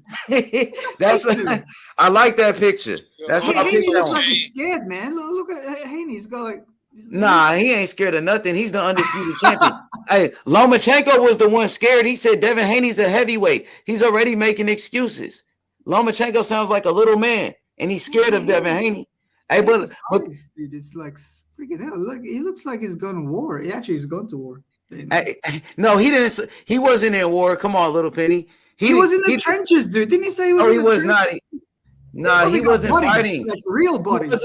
He was no, he was not. That's a lie. Buddies, man. That's a lie. You know, he was supporting Russia too. While Russia was killing the people in his own country, he was supporting Russia. He's a traitor, Lomachenko. I'm gonna bring the facts. I got the facts. What? But Little Penny, listen to me. What are you talking about? I'm talking about Lomachenko. He's a fraud, bro. He's a fraud. How so? Because he was supporting Russia. He's Ukrainian, isn't he? I know, but that's what I'm telling you. He's a traitor, bro. No, how so? I gotta send you the articles, Little Penny. You know, of when Lomachenko when he lost to Teofimo Lopez, a lot of Ukrainians was happy that he lost because Lomachenko actually took a picture with somebody he wasn't supposed to take a picture with. Maybe it's maybe like with Usyk, he's got a lot of Russian friends who are helping him with his training. That could be something like that. I'm saying, is this like American propaganda in preparation for the Loma versus? Nah, hell no. No, what I'm telling you, Lomachenko didn't. He wasn't fighting in that war. That's a lie.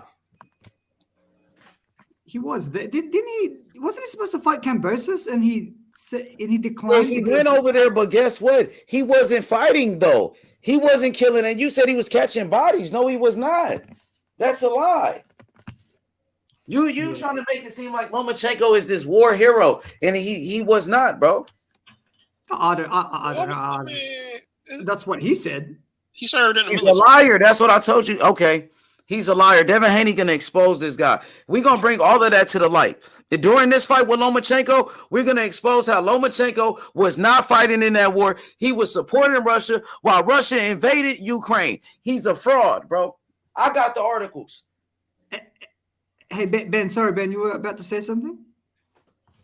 Oh, no, I'm just saying, like, he enlisted in the military. He was fighting in the war. Nobody's saying, like, oh, he won the war.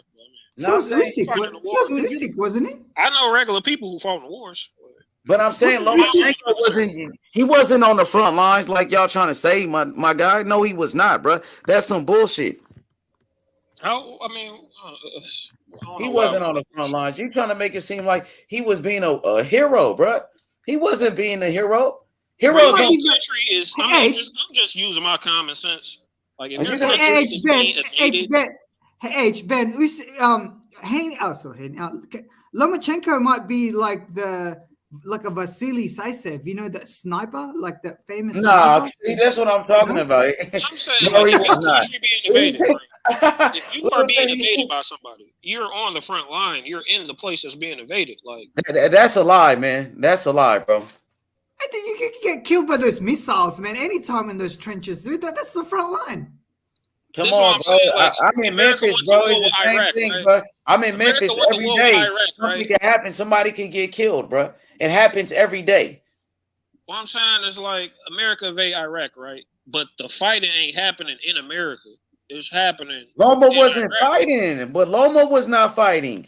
He wasn't fighting shit. That's what I'm telling you, bro. Hey, you're saying Lomachenko was like the accountant or something, or the guy who makes the coffee and all that. I don't think. Yes, that's exactly what I'm saying. Oh, making coffee?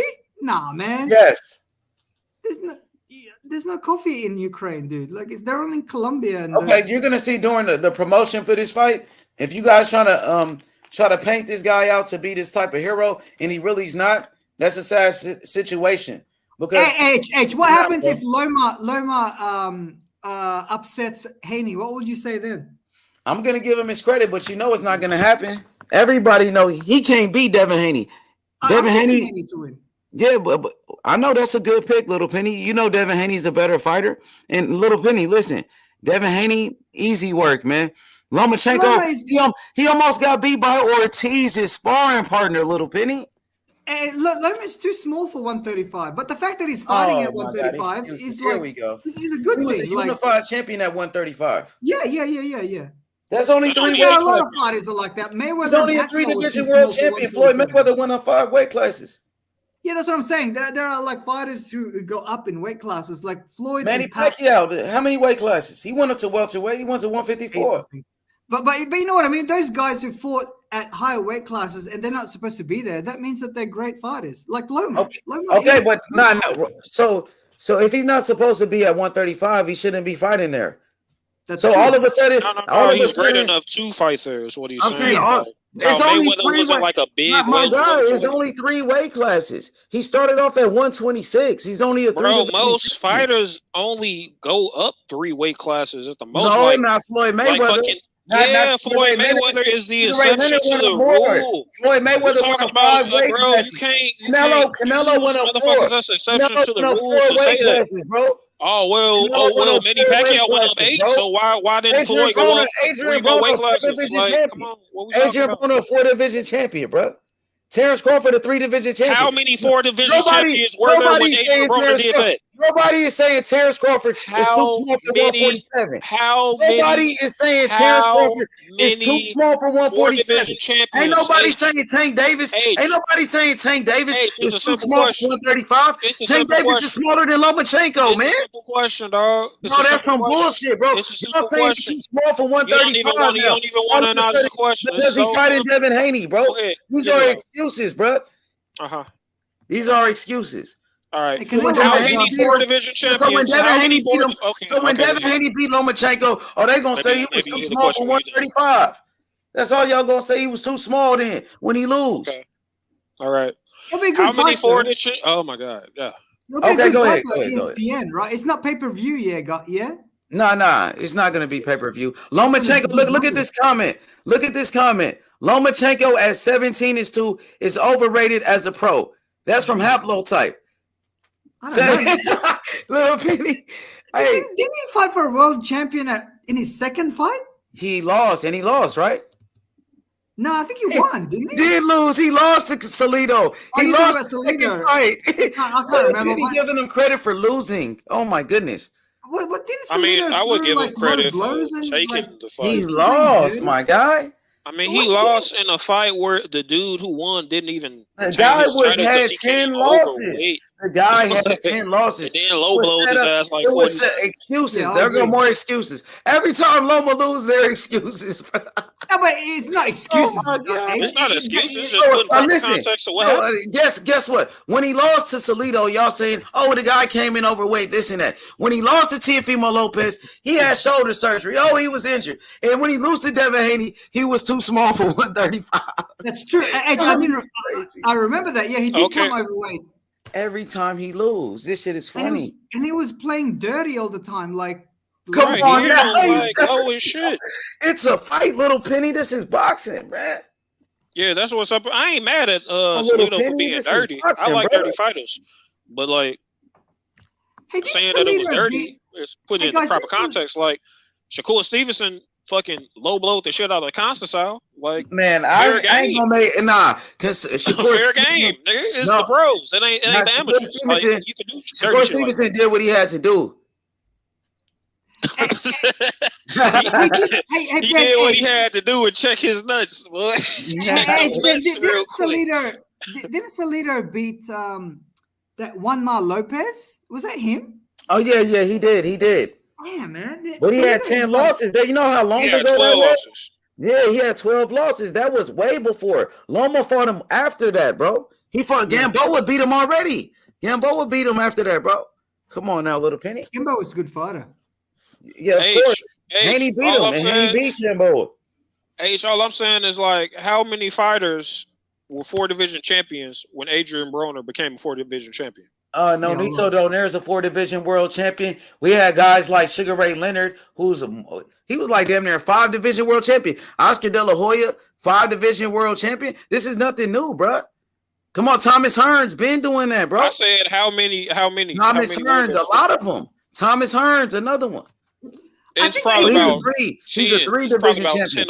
Lomachenko's a 3-division champion. Well, I'm saying there's probably about 10 people that did that shit. Not more than that, bro. Hey, Ben H, I like Adrian Broner, but I think Adrian Broner's journey to that 4 weight classes, it's probably not as good as the others. Like the people that he fought to win those titles, they're not as revered as the other guys that we mentioned. That's why sometimes he gets a little bit of flack because the fighters that he fought to get there were a little like Paulie Malignaggi and shit. Hey, a lot of fighters, multiple division champion, 3-division world champion, don't get the credit they deserve then, bro, if that's the case. Because Fernando Montiel, he was a 3-division champion from Mexico, bro, just like Loma. He doesn't get any credit. Nobody remembers. Nonito Donaire knocked him out too. And he knocked him out, bro. Remember that? Yeah. Nonito Donaire is a 4-division champion, more than Lomachenko, 4 divisions.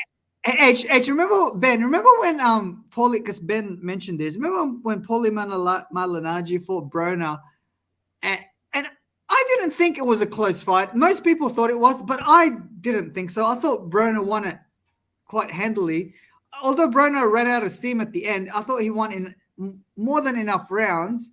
But I do remember like Broner won the fight, right? Like, and then just to put salt into the wound. Remember when he said, the commentator said something like, did you regret anything about the promotion of the fight? And Broner said, negative. I won, I got his belt and his girl.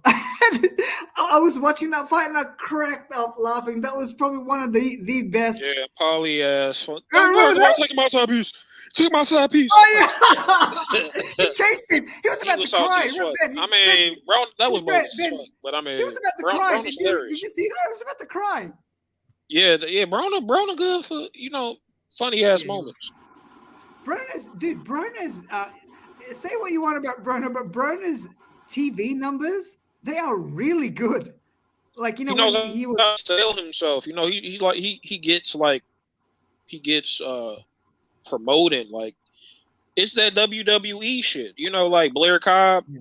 Even though like if Blair Cobb had the talent like Errol Spence, he'd be crazy. Hey Ben, I actually thought if Broner had won that Maidana fight, right? I actually thought that Broner and Floyd Mayweather would have fought in a super fight, like in a super fight at welterweight, and the promotion on that would have been sick, man. Like, you know what I mean? They'd have to fake it. They was cool at that time. They'd have to fake like they was hating each other, some shit like that. But yeah, it would have been like people don't give Broner the credit he did even during that Maidana loss, like. Oh yeah. He came back in that fight. Yeah, he was coming back. Hey, Ben, if that fight was a 15-round fight, I reckon Broner may have won a decision against Maidana because he was coming on late in the fight. Like he showed power late. Like he dropped Sean Porter late in their fight, even though he was getting his ass whooped. Like he probably would have had enough to. I just think that Broner doesn't have the discipline. Like, he's not disciplined enough. I think he wanted to live the Mayweather life without doing the hard work. I don't know if that's true or not, but from the outside, that's probably a little bit of that. It's probably like a little like like Boxer's got lives outside of the ring. He probably had some personal shit he was going through. He's working. Yeah, because even but maybe not. Now that I think about it, like how he got carried out the ring after that fight. Yeah, I know. I saw that. He looked kind of bad getting carried out, so maybe he probably wouldn't put it through. Yeah, I remember also in a 24/7, right after that Broner Maidana fight, Floyd had a fight too. Maybe I was against Guerrero. I can't remember, but I remember Floyd and Floyd Mayweather Sr. They were talking about that fight, and Floyd Sr. was saying that Broner, he wanted to talk himself into a victory instead of actually doing it against Maidana, and then Floyd agreed with him, and and those guys would know what was going on inside because AB used to train at in Las Vegas in that TMT gym, so they would know, and I kind of like agree with that. Whereas like with Floyd, you could tell that guy, he was partying, but everyone knew that he wasn't drinking or anything. He was there. Yeah. I heard he was like or fake partying, like he'd just show up type shit and then go back to the gym. Floyd like a gym rat, like that motherfucker lives in the gym. Whereas Broner isn't. Even though he retired right now, like this motherfucker can't stop. Also, like, what? And shit. Like, hey Ben, you know what really triggered me? I think when he fought Caballero, I can't remember, but he went into the ring and he was like rapping as well because he had a rapper that come in the ring and he was singing at the same time with him. I was thinking, dude, this is like a world championship fight. You should save your energy. Like that was a no-no because I've never seen like Floyd grab 50 Cent and they start singing together and blah, blah, blah. I know he did it for like, because he knew he was going to win anyway, but I don't know. To me, that was like a red flag where his mentality is not there. Like it was somewhere else. I think it's all promotion. What he always it was does. just promotion. He like. He's just doing what he always does, Little Penny. He always does it. But You know, you remember Corey Spinks? Remember that? And Zab Judah knocked him out. Well, yeah, but you know how many times Corey Spinks did that before a fight? That was just the only time he got knocked out. But he always came to the ring dancing and doing the same thing. H, to be honest, that was the best ring entrance I have ever seen. Of course, because Corey Spinks, he had the best dance moves out of anybody. Yeah. Remember when he was doing that? Yeah.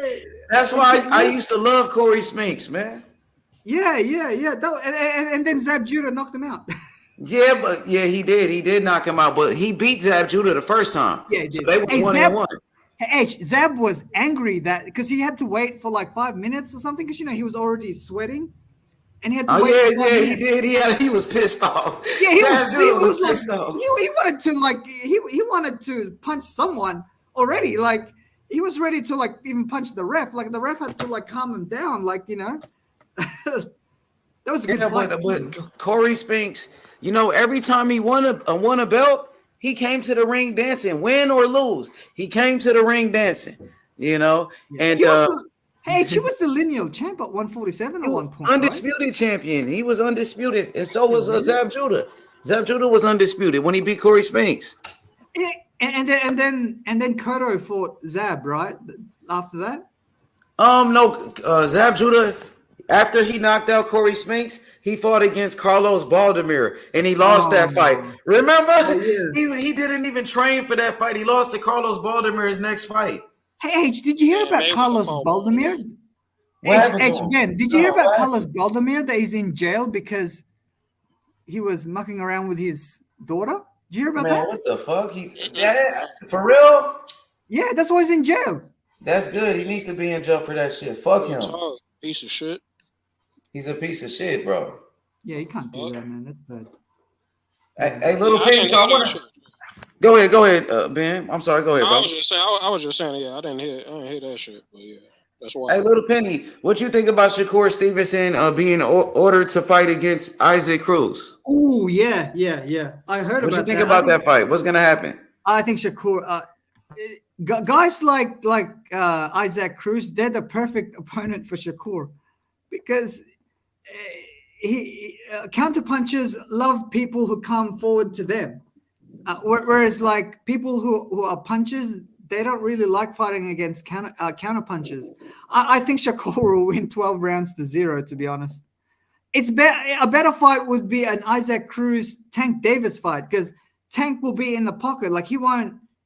He's not going to counterpunch Cruz. He will be in there with him. I think that would be a more exciting fight because Tank can take it and he can give it too. See, Penny, I'm gonna have to disagree on that one. I feel like those two styles make the best fights. You got an inside guy coming forward, and then you got an outside guy. That's some Frazier Ali shit. That's gonna be a good fight. Yeah, I'm a bit biased, I think, because I like punches like Hearns and those guys. I prefer more like Cruz Tank because it would be like a collision it would be like a Hearns Hagler type of a fight at lightweight. You know what I mean? I mean, they fought already, and Tank was on his back foot. Tank wasn't coming forward at all down there. Tank didn't want to give him a rematch. He was countering the fuck out of Isaac. Hey, did you see that? Isaac ate that shit. Isaac got a chance. Hey, remember when he got interviewed at the end, and the guy asked him, "Do you want to give Isaac Cruz a rematch?" And Tank Davis says, "Hell no." Fuck. That was a hard ass fight. Nah. Tank said if he rematch him, Tank said if he did a rematch, he would knock him out in a rematch. That's what he said. They asked him after the fight. They asked him about the rematch. Tank Davis said I would knock him out in a rematch. Tank said he would knock him out this time. Actually, H, out of all of these, what he's supposed to say is going to be a decision. I'll take him. He's gonna knock him out. I think he would knock him out this time. But a little Penny, I agree with you. I got Shakur Stevenson beating Isaac Cruz 12 rounds to 0. Easy work. You know, hey, Shakur is the truth, little Penny. And you got a lot of boxing knowledge. And when you tell me about a fighter, I always listen to you. Hey, H, out of all of these 135ers, right? It might seem like Shakur's my favorite fighter because I always try and defend him. It's actually Tank Davis is the one that I like.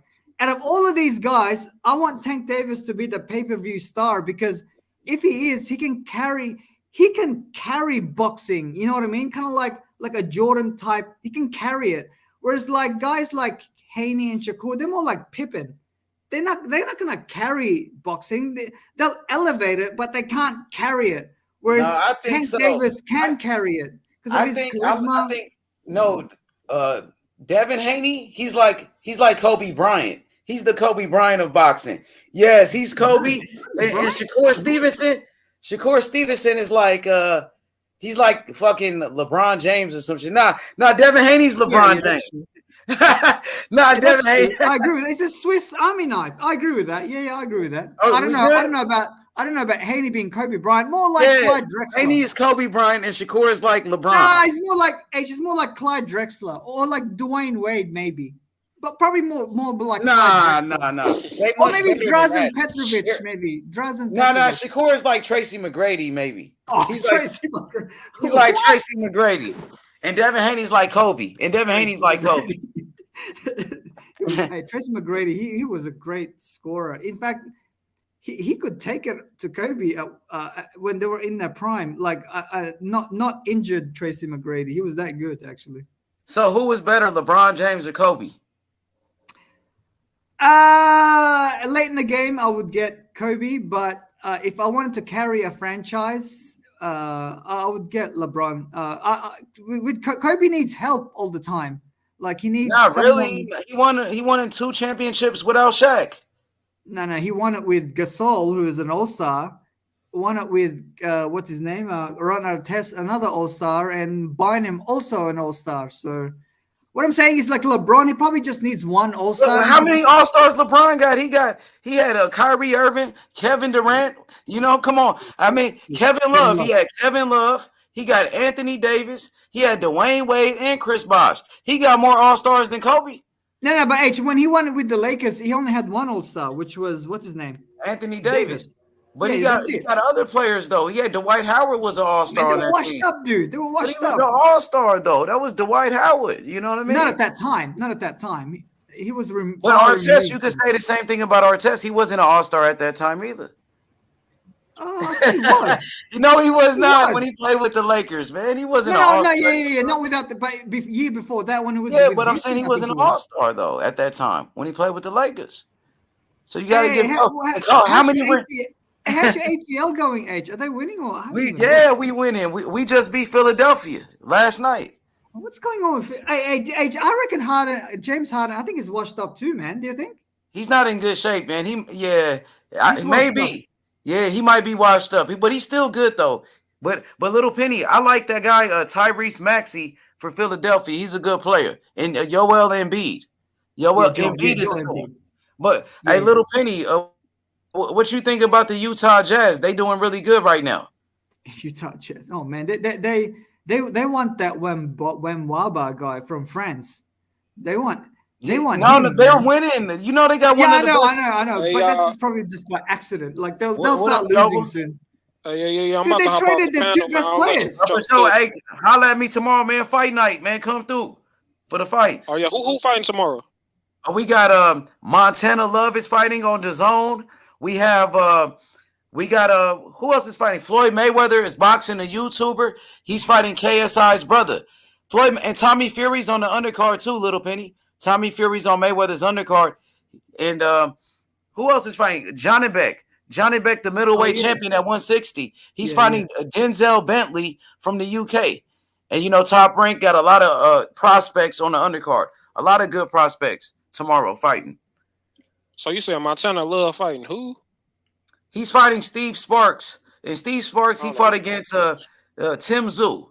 And he fought against a couple of guys.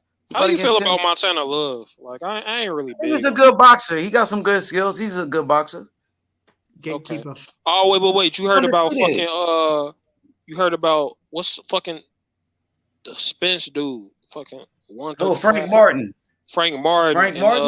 Rivera. Yeah, he's fighting Michelle Rivera. That's a good fight right there. 2 undefeated fighters, 2 contenders, 2 fighters in the top 10 in the lightweight division. I'm gonna pick Michelle Rivera from the Dominican Republic. Good boxer with a good jab. I like him, man. He's a good fighter.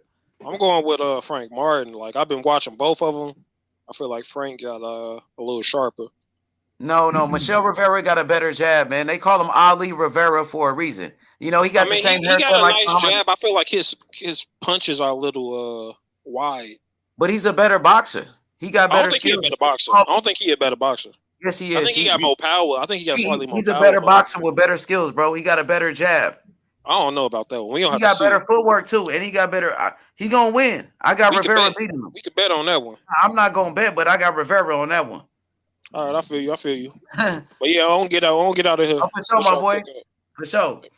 Hey, Little Penny, man. Little Penny, I'm really looking forward to this Amanda Serrano versus Katie Taylor fight in Ireland at Croke Park. 80,000 people, man. Far out. If you thought that Madison Square Garden was loud, man, you should. Because I've seen Croke Park, not in person, but on TV when Donaire fought Carl Frampton. This would be even bigger, man. Like, damn, like that's gonna be loud as 80,000 people rooting for one person. man, that's good. So when is that fight gonna happen? First half of the year, I think. Did they sign it? It's already been No. signed? No, Okay. no. Yeah, that's a big fight, Little Penny. If it happens like that, man, 80,000 people, you said? Yeah. Wow. Damn, that's a lot of people right there. That's a big fight. I think Serrano will win this time. I actually picked Katie Taylor to win against Serrano the first fight, but I scored at 5-5. But I had one of the rounds 10-8 to Serrano, so I actually had Serrano winning. I reckon in the rematch, I think Serrano will beat Katie Taylor. I just think now Katie Taylor has just fought so many great fighters, and she's been in so many wars. Kind of like reminds me when Pacquiao fought maybe Bradley. Just too many treads on the water, on the tire. I think Amanda Serrano will beat her this time. What do you think?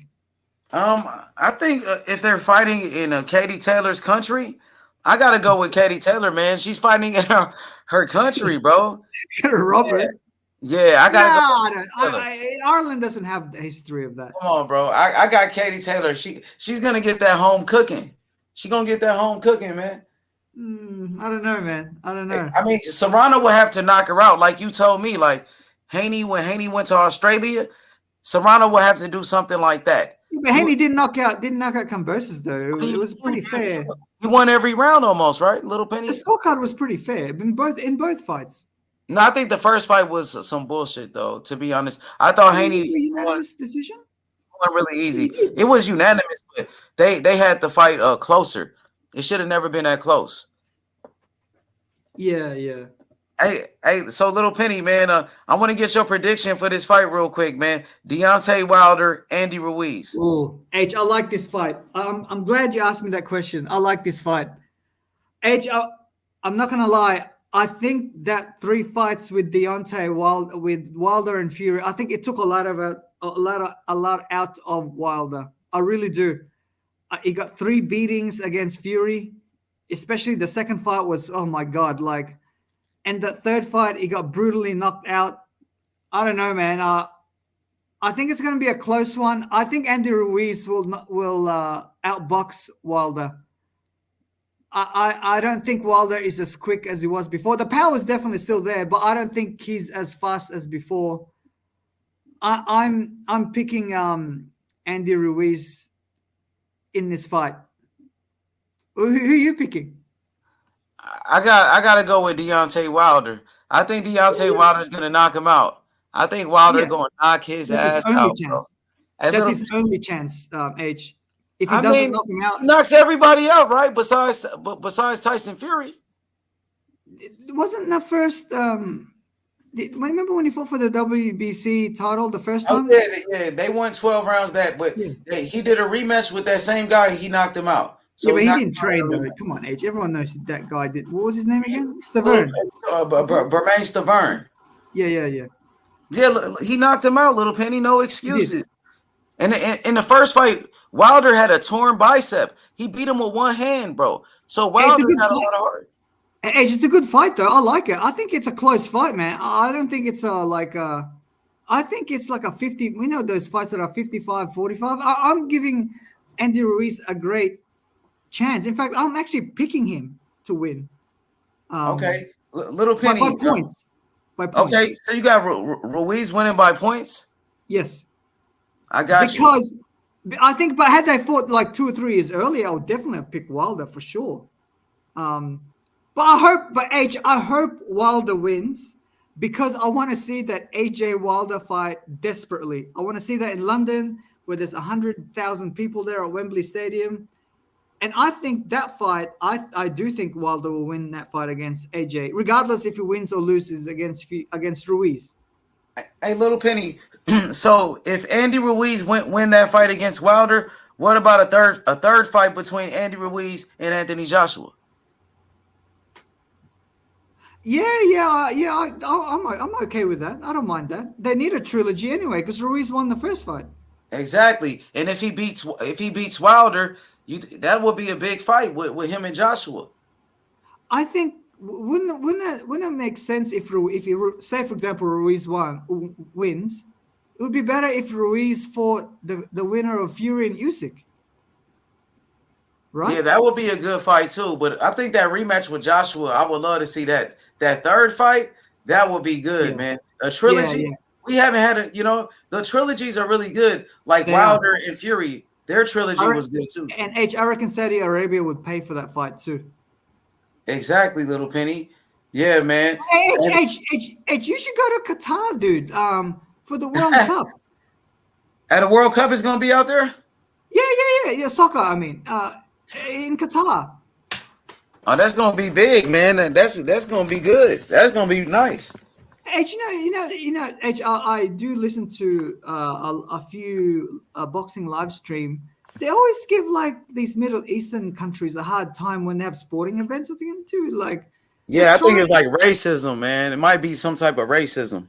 Yeah, I wouldn't go that far, H. Maybe like. I mean, why though? You just said every time. Yeah, I know. Because I when I was in high school, I went to school with a few Lebanese guys, right? And they're fine. They did like to fight, though. I do remember that. I do remember when I was going to a nightclub, they'd always ask us to come out just for moral support and go to the train station because they want to fight other Lebanese guys. I was saying, dude, man, come on! We're about to pick up a few ladies here. Like we're a couple of minutes away, and then when they tell us to come out, we can't go back in to the club to speak to them again because we were fighting. Not me, but we were involved in the fight at the train station. So it's like, but anyways, what I'm trying to say is these Arabic nations, yeah, we gotta admit they're not as Western as like us, for example, but they're trying to open up their economy. Like they are trying. And one of the ways to do it is to have worldwide events. And and it's not like they're underpaying these events. They're actually overpaying a lot of these fighters and a lot of the World Cup as well. So you got to give them credit for that. Like they could have easily done it in Afghanistan and say, stuff you world, we'll do it our way. But at least they're like, they want the world to like, because one of the ways also is to learn is to let tourists in and then, get ideas from them, blah, blah, blah, so that they can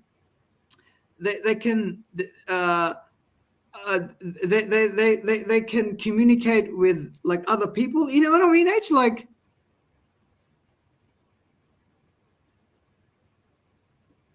H, you there? Yeah, I got you, Little Penny. I got you. Yeah. Bro. I think it's really racism, bro, or it might be like some type of discrimination. To be honest, man, against those maybe indirectly. I don't think I mean, maybe, Little Penny. I think so, bro. So I'm not. It's hey, I don't know what to say, Little Penny. But H, that last fight in Saudi Arabia, who was it? Dimitri. Who was it? Oh no, Usyk and Joshua. Usyk and Joshua. It was Bivol versus what's his name? Yeah, that was in Abu Dhabi. Yeah. You know what the word is that it was boring and no one was like people could hear the trainer's voice, and they were saying that there's no atmosphere like it's in Britain. Dude, who has that atmosphere in Britain? Like there's maybe in Mexico, but other than that, like you're not gonna get like that sort of an atmosphere. Of course, it's gonna be better in Britain, but the thing is, that stadium was full, right? What about America, man? It'd be packed over here. Like I'm telling you, America putting on big fights. Little Penny, the biggest fights be in America. But they can't. Las Vegas can't beat Saudi Arabia though, or like those guys have real money. Like, no, come on, Mayweather versus Pacquiao. Mayweather versus Manny Pacquiao was in America. They made the most money, and Mayweather versus Conor McGregor. You know, but that money wasn't on Las Vegas. That was more on pay-per-view. I think like MGM Grand would have paid a site fee. I don't know, say 25 million. Well, Canelo never fought over there. So what does that say about Canelo? He's never fought in Saudi Arabia. But 25 million in Saudi Arabia, that's nothing, man. That's like church money, dude. Like, where does Canelo fight at? They say he's the biggest star in boxing. He fights in America. Yeah, he probably doesn't want to. I don't like, because he probably wants home ground advantage at in Las Vegas.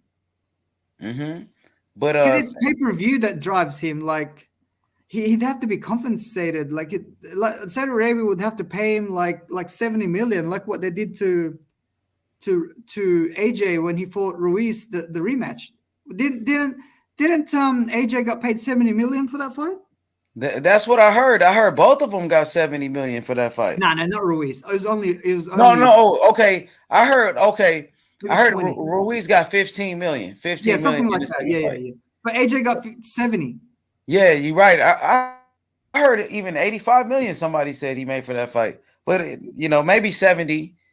Hey, did you hear about Saudi Arabia? They're actually building some sort of a city where it's like a line.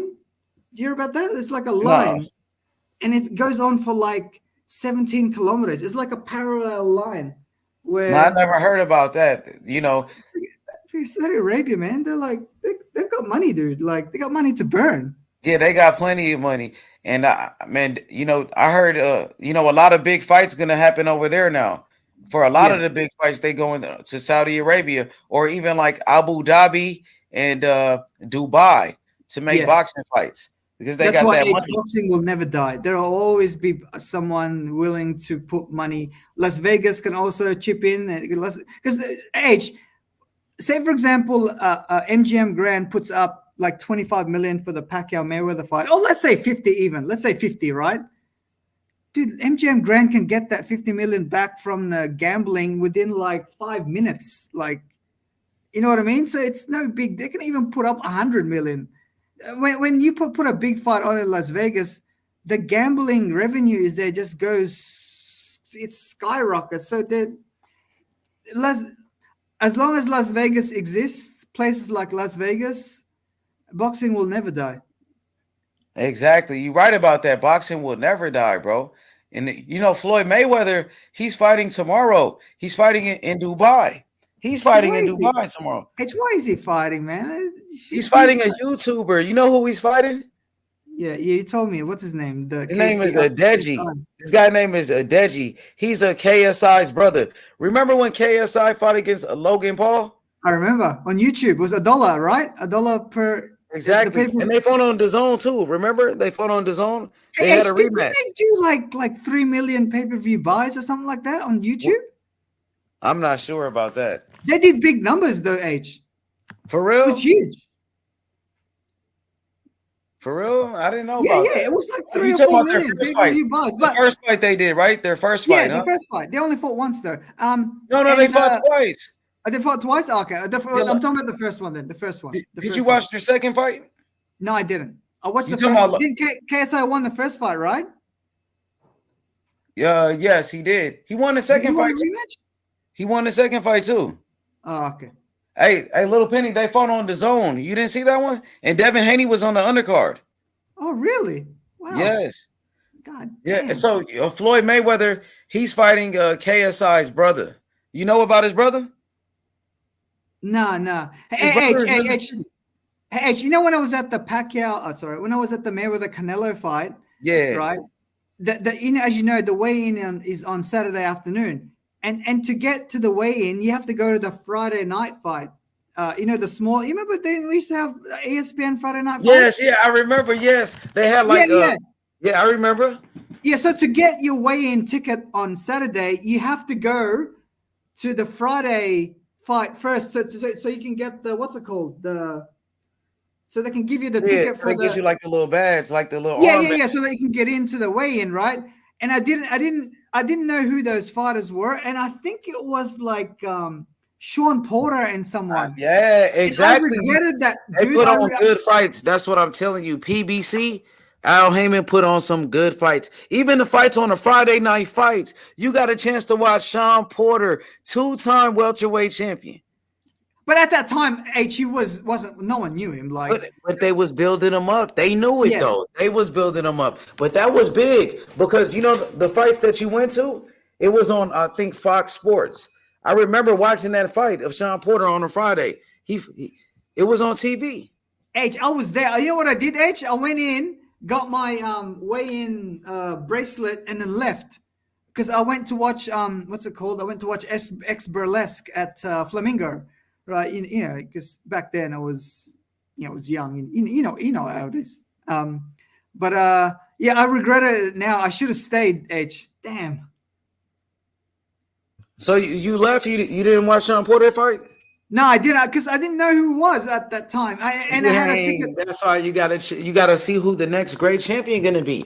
You gotta, You never know, you never know, Little Penny. And that it turned out to be Sean Porter, who's a 2-time world champion who fought everybody. He fought everybody, Sean Porter, bro. He fought everybody. Yeah. And Edge, that weigh-in, that was sick, man. Mayweather and Canelo?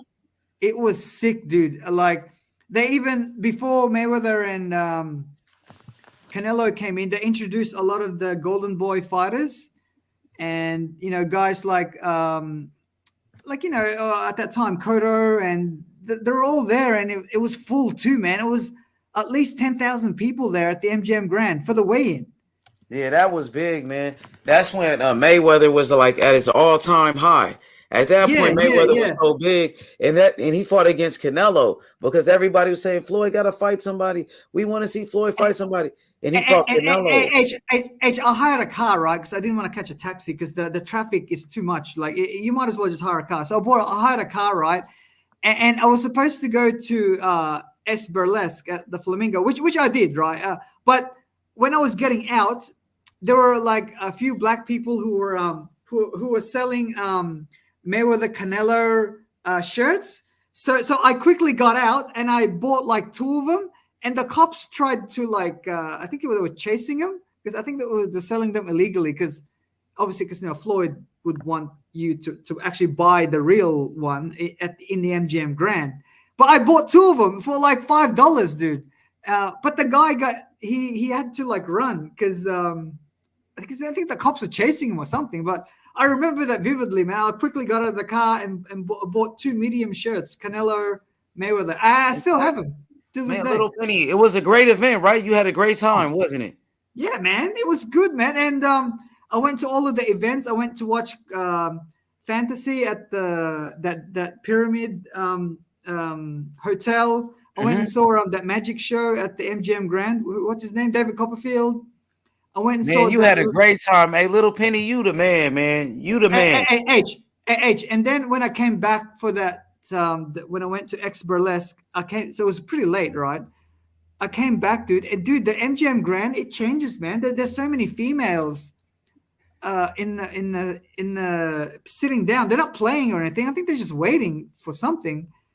And Little Penny, so you went to Mayweather versus Canelo. See, people, they could say whatever they want to say about Floyd Mayweather, but guess what? He fought the best guys, man. He gave the fans the fights they want to see, and that's why you went all the way to that fight. Yes, I did, and also the undercard too. It was Andy Garcia. Yeah, and Matisse. Yeah, Lucas Matisse. They were undefeated at that time. I think Matisse had a loss. He lost to I think Zab Judah. Zab Judah beat him, and he might have had a loss to Devin Alexander, but he was the champion. He just knocked out Lamont Peterson. He was the boogeyman. But he had a couple of losses, Little Penny. He lost to Zab Judah, and he lost to Devin Alexander. Hey, H, that pay-per-view did really well too. I think didn't it do like 2.2 million pay-per-view buys or something like that? Yeah, it broke the record. It was the biggest fight in the boxing history. No. The De La Hoya one did 2.4. But it broke that record. Canelo and Mayweather was bigger than that one. but not pay-per-view buys. The Mayweather De La Hoya did 2.45 or something. Mayweather Canelo I only thought did Canelo 2.2. did Canelo and okay. I didn't know But that. in terms of revenue, because the Mayweather De La Hoya was only like $65 a pop, whereas Canelo Mayweather was probably like $80 a pop. So in revenue terms, yeah, it did better than Mayweather De La Hoya, but in pay-per-view numbers, De La Hoya Mayweather did better. Hey, Little Penny, like Mayweather, like he was so big at that time. When Mayweather, when he fought Manny Pacquiao, that was the biggest fight in the history of boxing pay-per-view. It broke the records. I remember, I don't know if you remember. So that fight was Saturday. On Friday, dude, they had to close McCarran International Airport because there were too many private planes parked at McCarran. So they had to divert all of the commercial flights to Reno. Did you hear about that? Remember? You probably No, don't I remember. didn't hear about that. Yeah. They had a because you know when you go to Vegas, you can do the helicopter ride to get to the Grand Canyon. Anyway, they took a shot of the McCarran International Airport. There were too many private planes on the tarmac, and the what's it called, the commercial flights, they couldn't land there anymore because that's where they were parking, and because these guys were millionaires, they couldn't tell them off to say, hey, can you park it somewhere else? They said no. So all commercial flights from Friday to Saturday had to be rerouted to Reno, and they had to get a bus, which was for free, from Reno then to Las Vegas. See, Little Penny, Floyd Mayweather was making the biggest fights, And Pacquiao, dude, come on. Yeah, him and Pacquiao too. And then Mayweather fought against Conor McGregor, which was another big fight. So Little Penny. So, Showtime, Al Heyman, Floyd Mayweather been putting on the biggest fights for a long time in the biggest events. And you went to one of those events, and you just described it as, how great it was. Yeah. I actually I paid $1,000 for that. I still got the ticket. Hey, Little Penny. So I know some people, when Mayweather was fighting, like a Mayweather fight week, people would just go there just to be in Vegas. They wouldn't even go to the fight. People would just go there, get a hotel. Oh yeah, to close circuit. Yeah, close circuit. Yeah, they will get a hotel, just be out there. It's not even go to just to be there. Like exactly, that's what I mean. Yeah, and all the ladies will be there too because there's a lot of guys there. I don't know. Girls that like to get they want to get attention because all the guys are there. All the girls are there too. Exactly, that's what I mean. Because I remember on that weekend, I think it was because I got there on Wednesday. So I think it was on a Thursday. I went to the Rio where the World Series of Poker is, and I watched a comedy show. Griffith, he was black. Something Griffith. Eddie Griffith. Eddie Griffith. Yeah. It was funny. Yeah. Freddie Tiffany. His name was Eddie Griffith. And the people that I was sitting behind me, they were black girls. And I asked them, hey, are you guys here for the Mayweather Canelo fight? And I said, no, not really, but we're just here for the weekend because I don't know. I'm guessing all the homies are there too. So, but they weren't interested in boxing. They were just there because all of the guys are exactly here. Because that's where everybody was at. Yeah. Yep. Dude, the traffic, dude. If you go from say from the what's it called? Say from the Wynn, from one end, and you go to MGM Grand, which is on the other end. Even on a Thursday night, which is usually not that busy, it will probably take you about 2 hours to get there because of the traffic. Man, Little Penny, I felt like Terrence Crawford versus Errol Spence. It could have been a big fight like that, a big event like that. In Showtime, Al Heyman, PBC, they try to do the same thing. The same thing they did with Canelo when they made the fight between Canelo and Caleb Plant. And I think, I'm not sure what happened with that fight, Little Penny. I know you said you with Terrence Crawford, right? You feel like Terrence Crawford is right. No, I thought that Errol Spence would win the fight, but I did think that Spence ducked. No. You think so? That's you were Terrence Crawford. Yeah, feel like I still am. But Little Penny, like how did Errol Spence duck him when the PBC and Showtime try to make the fight. They try to make the super fight. Yeah, they did do, but you gotta. I think Bud wanted to see the. Didn't he wanted to see like the expenses? Like Yes. he didn't want. Yeah, go sorry. Yeah, Earl Spence. He said he agreed to that. He agreed to show him that. But dude, Errol's what's his name? Bud Crawford across the street, man. Like he was earning good money at Top Rank. He could have didn't easily cross the stayed street, there. Little Penny. He crossed the street to BLK Prime. To be what? No, I said he crossed the street to BLK Prime. He's fighting on BLK Prime now. Yeah, that's more like the aftermath, like Yeah, but I hope they have fight next year. But I don't think this fight is like that Mayweather Pacquiao. I think it's more like it was gonna be a big fight. And if they would have put that fight in like Dallas Cowboys Stadium, imagine how many people would have showed up. Bud's not going to agree to that. Why No, not? Why he doesn't agree to anything? He's not going to agree to do that's Errol Spence's hometown. He can't go there. You can make that's what I mean. You can make it a big fight like Mayweather and Pacquiao if you do it in Cowboy Stadium, 100,000 people. No, it would be like Bud saying, "Okay, let's fight in Omaha instead." But Errol Spence is not going to agree to that either. He doesn't have a stadium like that. He doesn't have like a big stadium like Cowboy Stadium. Sold out a lot. He sold out a few in Little Penny, Manny Pacquiao fought at Cowboy Stadium, and so does Canelo. Canelo has 73,000 people with Billy Joe Saunders. Yeah, but those guys aren't from Texas. They're like, you know what I mean? Like I think that it's big enough to be in Las Vegas. But I don't think it's Earl going to be like Spence is from Texas. He's from Dallas. That's his hometown. Yeah, I think it would be more like maybe when Margarito fought Cotto, maybe. No, like Little Penny. Earl Spence is from Dallas. That's his hometown. That's where he's from, bro. Yeah, I know. That's why Bud won't agree to that. Yeah, but I'm just saying you will have more people there, and you want to make a super fight, and if you can get more people. But if you put it in Las Vegas, it'll actually make more money because what's his name? The owner of what's his name? The owner of the Cowboys. He's also like the GM and the vice president of football operations. What's his name again? Who? The owner of the Dallas Cowboys. Jerry Jones. Jerry Jones. Jerry Jones. Yeah. He's not gonna put up 50 million or 25 million. He got the money to do it. He would do it. He got he's a billionaire. No. I think he would. He loved Earl Spence.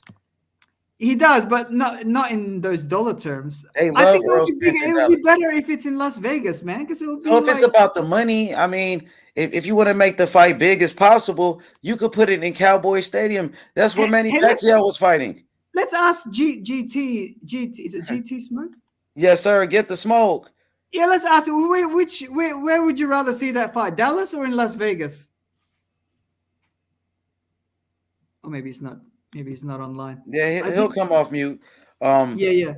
No, it's a Las Vegas fight, H. But it's a neutral venue too, so it'll be fair. I'm gonna ask you at Cowboy Stadium, how big you think the fight will be, Spence and Crawford, knowing that Earl Spence is from there. H, I've also been to Cowboy Stadium. I went to Pacquiao Joshua Clottey fight. I was there. How was it? Tell me about that. I didn't like it, H. Why? It's too far away. I was on the second tier. It's too far away. Like, well, what about the big screen they got over there? The big screen. Yeah. How was that? Tell me about that. Yeah, the atmosphere is great, but in terms of like a boxing experience, it wasn't like the MGM Grand where you're so close. I don't think stadiums are good for boxing because it's too far away, man. But you just was telling me how Katie Taylor about to fight Amanda Serrano, 80,000. That's at a stadium. That's because they used to. That's like soccer, they used to. But that's a stadium too. And Haney and Cambosis, you went to that one. Yeah, I did. How was that? To be honest, I think the Marvel Stadium was better than Cowboy Stadium because Marvel Stadium is it's a smaller stadium. I think it can only hold 50,000, whereas the Cowboy Stadium, I think it can hold 80,000 for a football game. I think it's over 100,000. I think it can hold 100,000 people at Cowboy Stadium. I think maybe for boxing, yes, but for like gridiron, I think you can only do 80. Okay. Yeah, that stadium is big. I think it holds like I prefer 100,000. an arena. Like my experience at the MGM Grand, in terms of how to view it, like Floyd and Canelo, they looked like big guys, like on the eye test. But when I saw Pacquiao, Margarito, they looked small because I was too far away. You know what I mean? Yeah, I got you. Yeah, but the Cowboys Stadium, don't they got like a big screen on where you can watch it? Like a big old screen, like a Jumbotron or something like that? I don't want to pay $1,000 just to sit on the big screen. I want to actually you know what I mean? Yeah, I got you. You're right for sure. Hey, you know that fight? I didn't actually hire a car. I hired a taxi, right? And the guy who had the taxi, he was from Ghana, which was where Claudia was from. From Africa, yeah. Yeah. And because they had traffic, right, we started talking about boxing. And then he dropped me off and he said, hey, he told me, hey, I'll be here after the fight. Like, because he's going to watch the fight at a supermarket where the owner is the Ghanaian and they ordered the pay-per-view. And he said after the fight, he'll quickly, he'll park the car at Cowboy Stadium and he'll just walk to that place.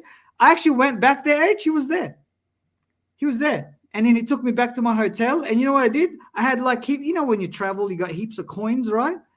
I gave it all to him because the next day I was going to go home anyway. So that those coins, that would have been at least, I don't know. So Little Penny, you're right about that. Dallas Cowboy Stadium, it holds 80,000 people. Yeah, for football. 80,000. But for basketball, I think it had an All-Star game. They didn't have like 112,000 or something like that. For real? They had the All-Star game there at one point.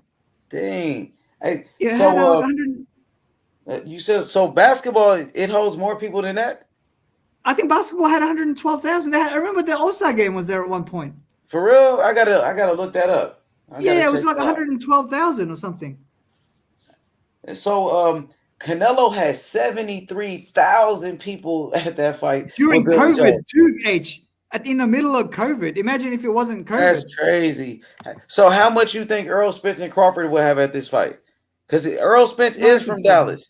Same. 73,000 or something like that? I reckon maybe a bit less. Maybe more? No, less. But he's from Dallas. Yeah, but he's not Canelo. He doesn't have a country behind him, whereas Canelo. But he got the whole state behind him. He got the whole Texas behind I don't know him. about the whole state. Maybe the African American. Even the Mexicans love Earl Spence over there, bro. That's true. That is true. Because he's a warrior and he's a come forward fighter. Yes, exactly. So they like his style. H, I don't want to hold you, man. Do you have to go to sleep? Yeah. We're gonna wrap it up, Little Penny. We'll wrap it up, bro. For sure, Little Penny. I appreciate you, bro. I'll speak to you next week, man. Okay, Little Penny. Appreciate you, bro. No For worries, sure, bro. peace. Okay, bye. For sure. And we're gonna wrap it up, y'all. Hit that like button, subscribe to the channel. We out, y'all. Peace.